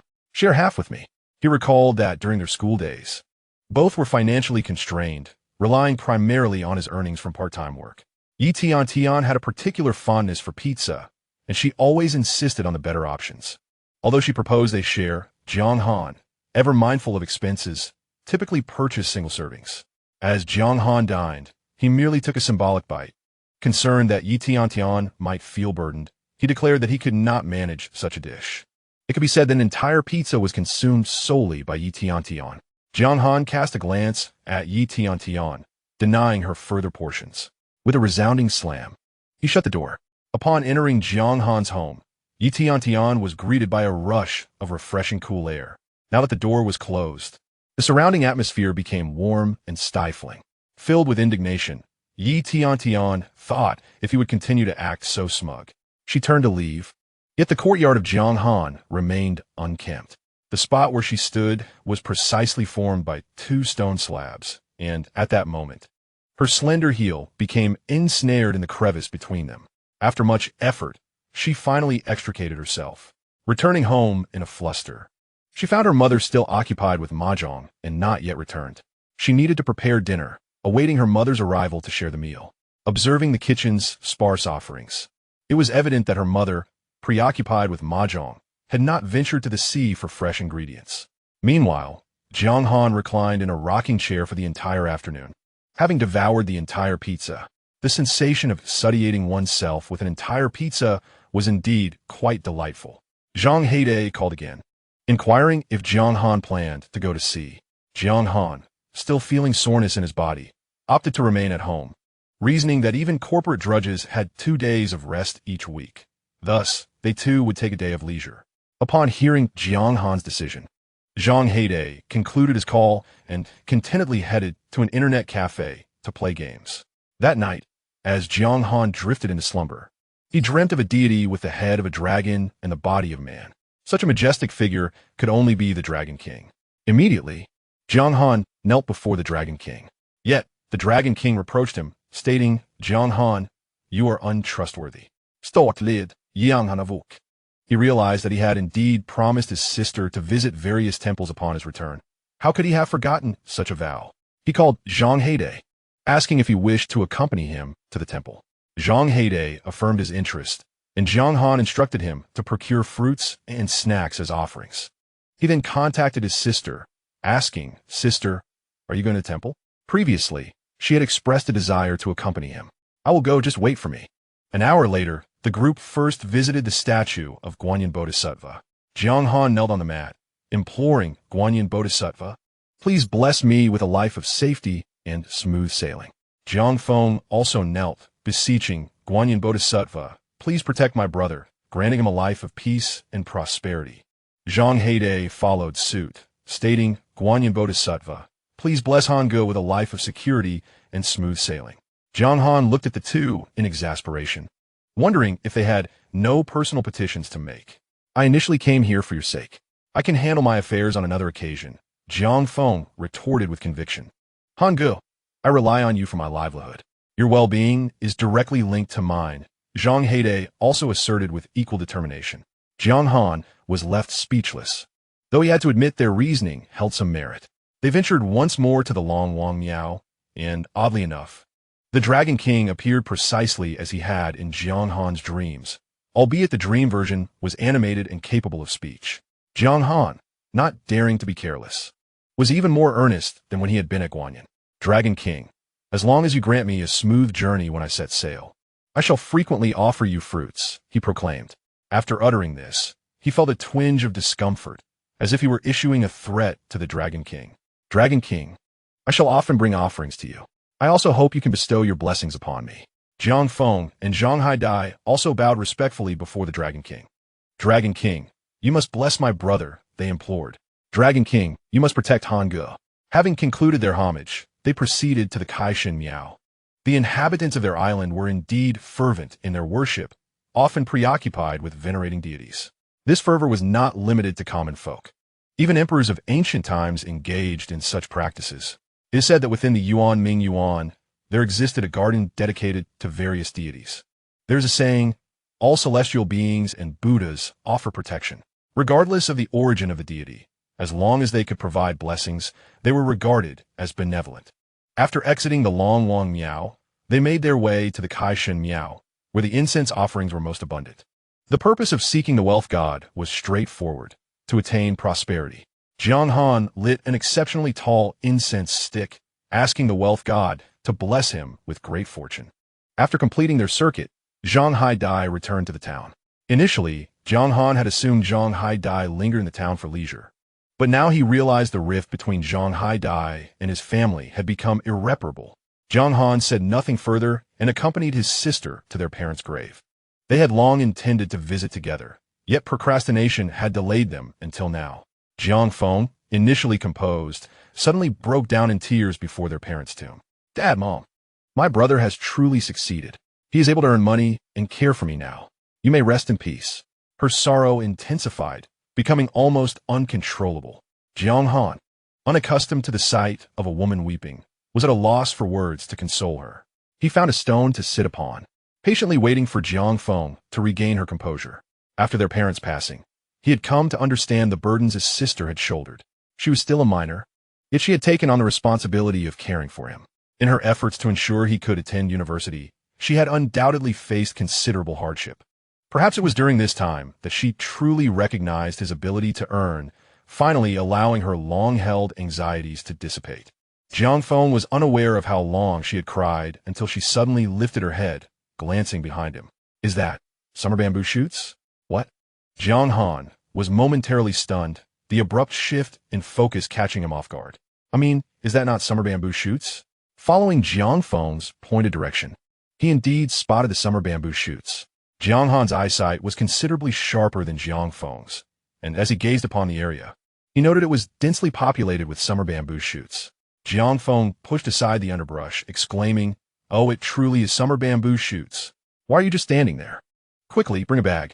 There are so many here. We can take them home to cook with meat and dry the surplus into bamboo shoot slices."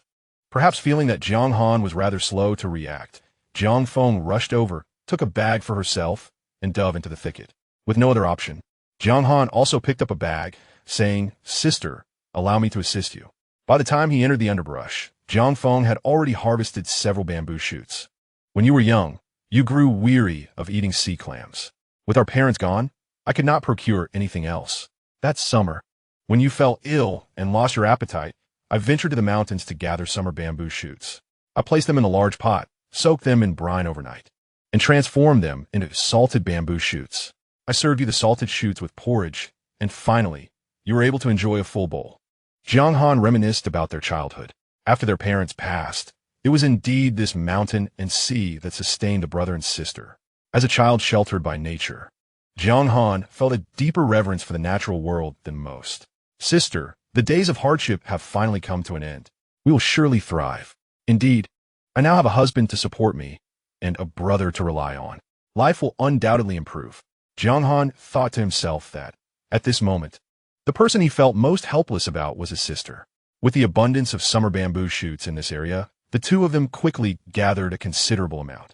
Bamboo shoots are quite heavy, and concerned that Jiang Feng might struggle with the load, he helped carry them home. Upon searching the house and finding no sign of Jiang Wenxin, Jiang Feng inquired of the two children, "Where is your father?" "Dad went fishing by the sea." Ling Ling replied, "Isn't Uncle working today? Just a few days ago was the weekend," she added. "He adjusted his schedule with someone else. He intended to return last night, but couldn't secure a boat ticket, so he came back early this morning." "Now I see," Jiang Feng mused. It was no wonder that when he had asked her for help the day before, she had asked Aunt Wang, their neighbor, to watch the children. "Mom, I've been working on my homework for quite a while now. I want to go see Dad fishing," Wan Wan said, clinging to Jiang Feng's leg. Observing the change in Jiang Feng's expression, Jiang Han quickly interjected, "I'll check on how my two nieces are progressing with their homework." He took the papers and had to admit that the difficulty level of first and third grade assignments had increased significantly compared to his own experience. The workload had also multiplied. In his day, he would finish his homework in half an hour and then play wildly. During summer vacation, he could complete all his assignments in the first couple of days, leaving the rest of the break for unrestrained fun. Seeing the numerous mistakes on Ling Ling and Wan Wan's tests, Jiang Han couldn't help but raise an eyebrow and his lips twitched several times. Stealing a glance at his sister, who was busy peeling bamboo shoots, he laughed. Ling Ling and Wan Wan are truly remarkable. They have indeed shown improvement this time. He swiftly marked the incorrect answers on their papers and gestured for them to correct their mistakes. The two little girls, quick-witted as they were, immediately understood Jiang Han's intent. Under his guidance, they corrected every question. Sister, Ling Ling, and Wan Wan did quite well on their homework. They only made 1 or 2 mistakes, and they have already corrected them all. May I take them to the seaside to find Uncle? Upon hearing that the children had only made a couple of errors, Jiang Feng's heart brimmed with joy. Go ahead, go ahead. Do not play for too long. Their father has been in the district these past few days and has purchased a set of exam papers for each of them. Upon hearing this, Ling Ling and Wan Wan began to tremble, as if they had just listened to a frightening horror story. Jiang Han felt fortunate that he was not an academic underachiever in the past. Otherwise, he could only imagine the torment his sister might inflict upon him. It seems that his earlier words about balancing work and leisure were in vain.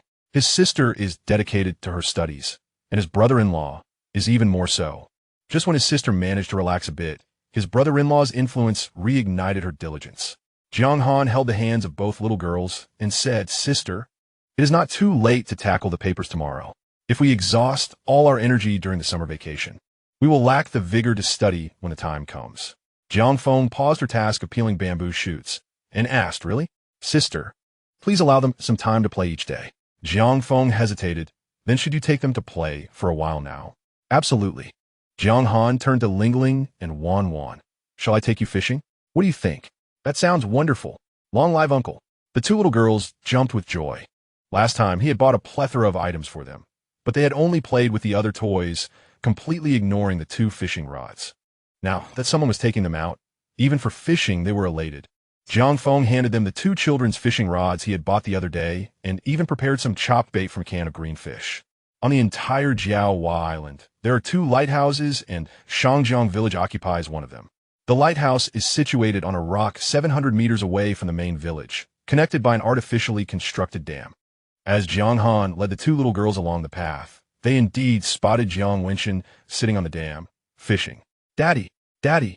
The 2 little girls shouted excitedly upon seeing their father. Jiang Wenchen noticed them too, and as he approached, his first question was, Have you completed your exam papers? The girls' previously high spirits immediately dampened.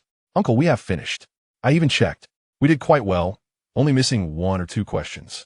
Upon hearing that they had only made a couple of mistakes, Jiang Wenchen's expression softened somewhat. Uncle, they have been tired from studying and keep rubbing their eyes. I brought them here to fish and enjoy the view, to help them relax. Chapter 89. A fish caught Jiang Wenchen, upon hearing Jiang Han's words, refrained from further comment. Indeed, the teacher mentioned that Ling Ling's eyes were on the verge of myopia. Exactly, Uncle. They should occasionally have the chance to play. It is not good for little girls to start wearing glasses at such a young age. Jiang Wenchen found this reasoning sound from now on. After completing a set of exam papers, you may take a break. Just as the children were about to rejoice, Jiang Wenchen quickly added, for 10 minutes. The girls' faces fell once more. Uncle, since they did well on today's papers, let us reward them with some extra playtime. Jiang Wenchen nodded in agreement and fell silent. Jiang Han glanced at the spot where Jiang Wenchen was fishing. Uncle, there are no fish in this area. Jiang Wenchen shot Jiang Han a sidelong glance. Fishing requires patience. You are too young to understand. He glanced at his 2 daughters and said, You must cultivate patience in your endeavors. Do you understand? With patience, you shall eventually attain what you desire. Understood. The 2 little girls chirped in response. Jiang Han felt somewhat speechless. While others awaited opportunities like a farmer waiting for a hare, he was waiting for fish with his rod, in a place devoid of fish. How could he possibly expect to catch any? Fish are not foolish enough to hook themselves on his line. Jiang Han's current scanning range extended to 520 meters. He settled down with the 2 girls over 200 meters away from Jiang Wenchen, cautioning them not to remove their hats to protect their fair skin from the sun. He distributed the fishing rods to the girls. Jiang Wenchen's voice of exasperation drifted over from 200 meters away. You indulge them too much. How can these 2 children possibly fish?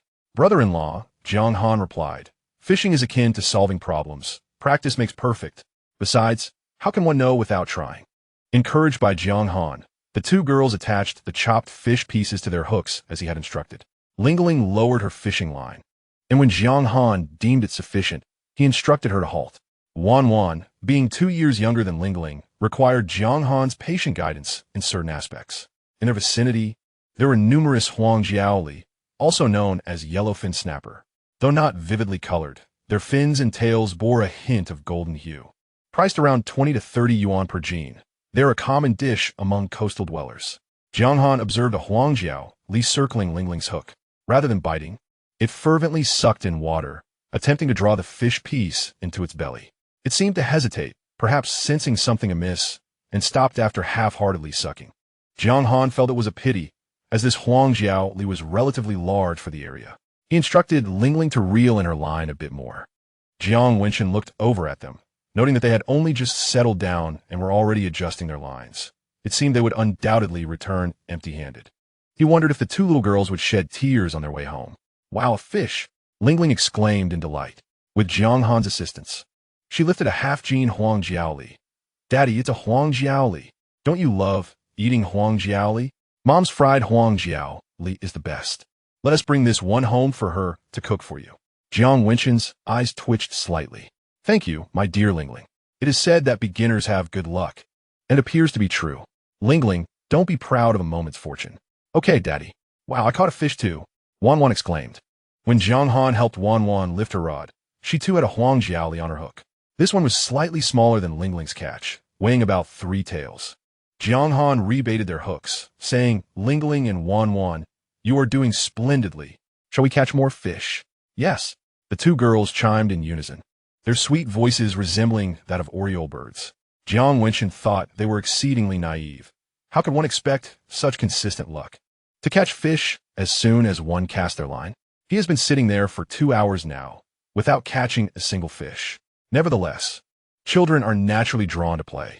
Since the two kids seldom have the chance to relax, let them enjoy themselves. With Jiang Han's assistance, the two children adeptly cast their lines once more.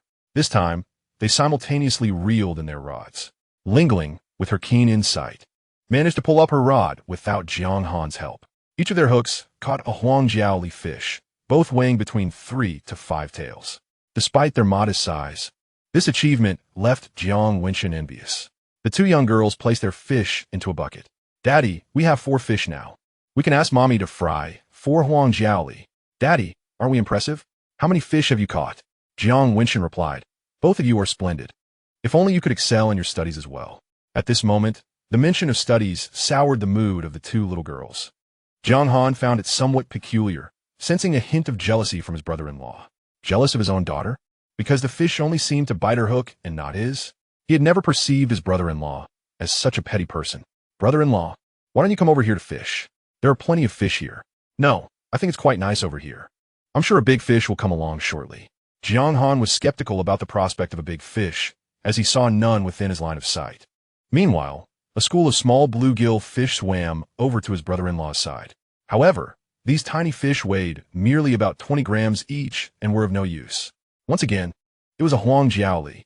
This time, Lingling pulled up a huangjiaoli weighing around 7 to 8 taels.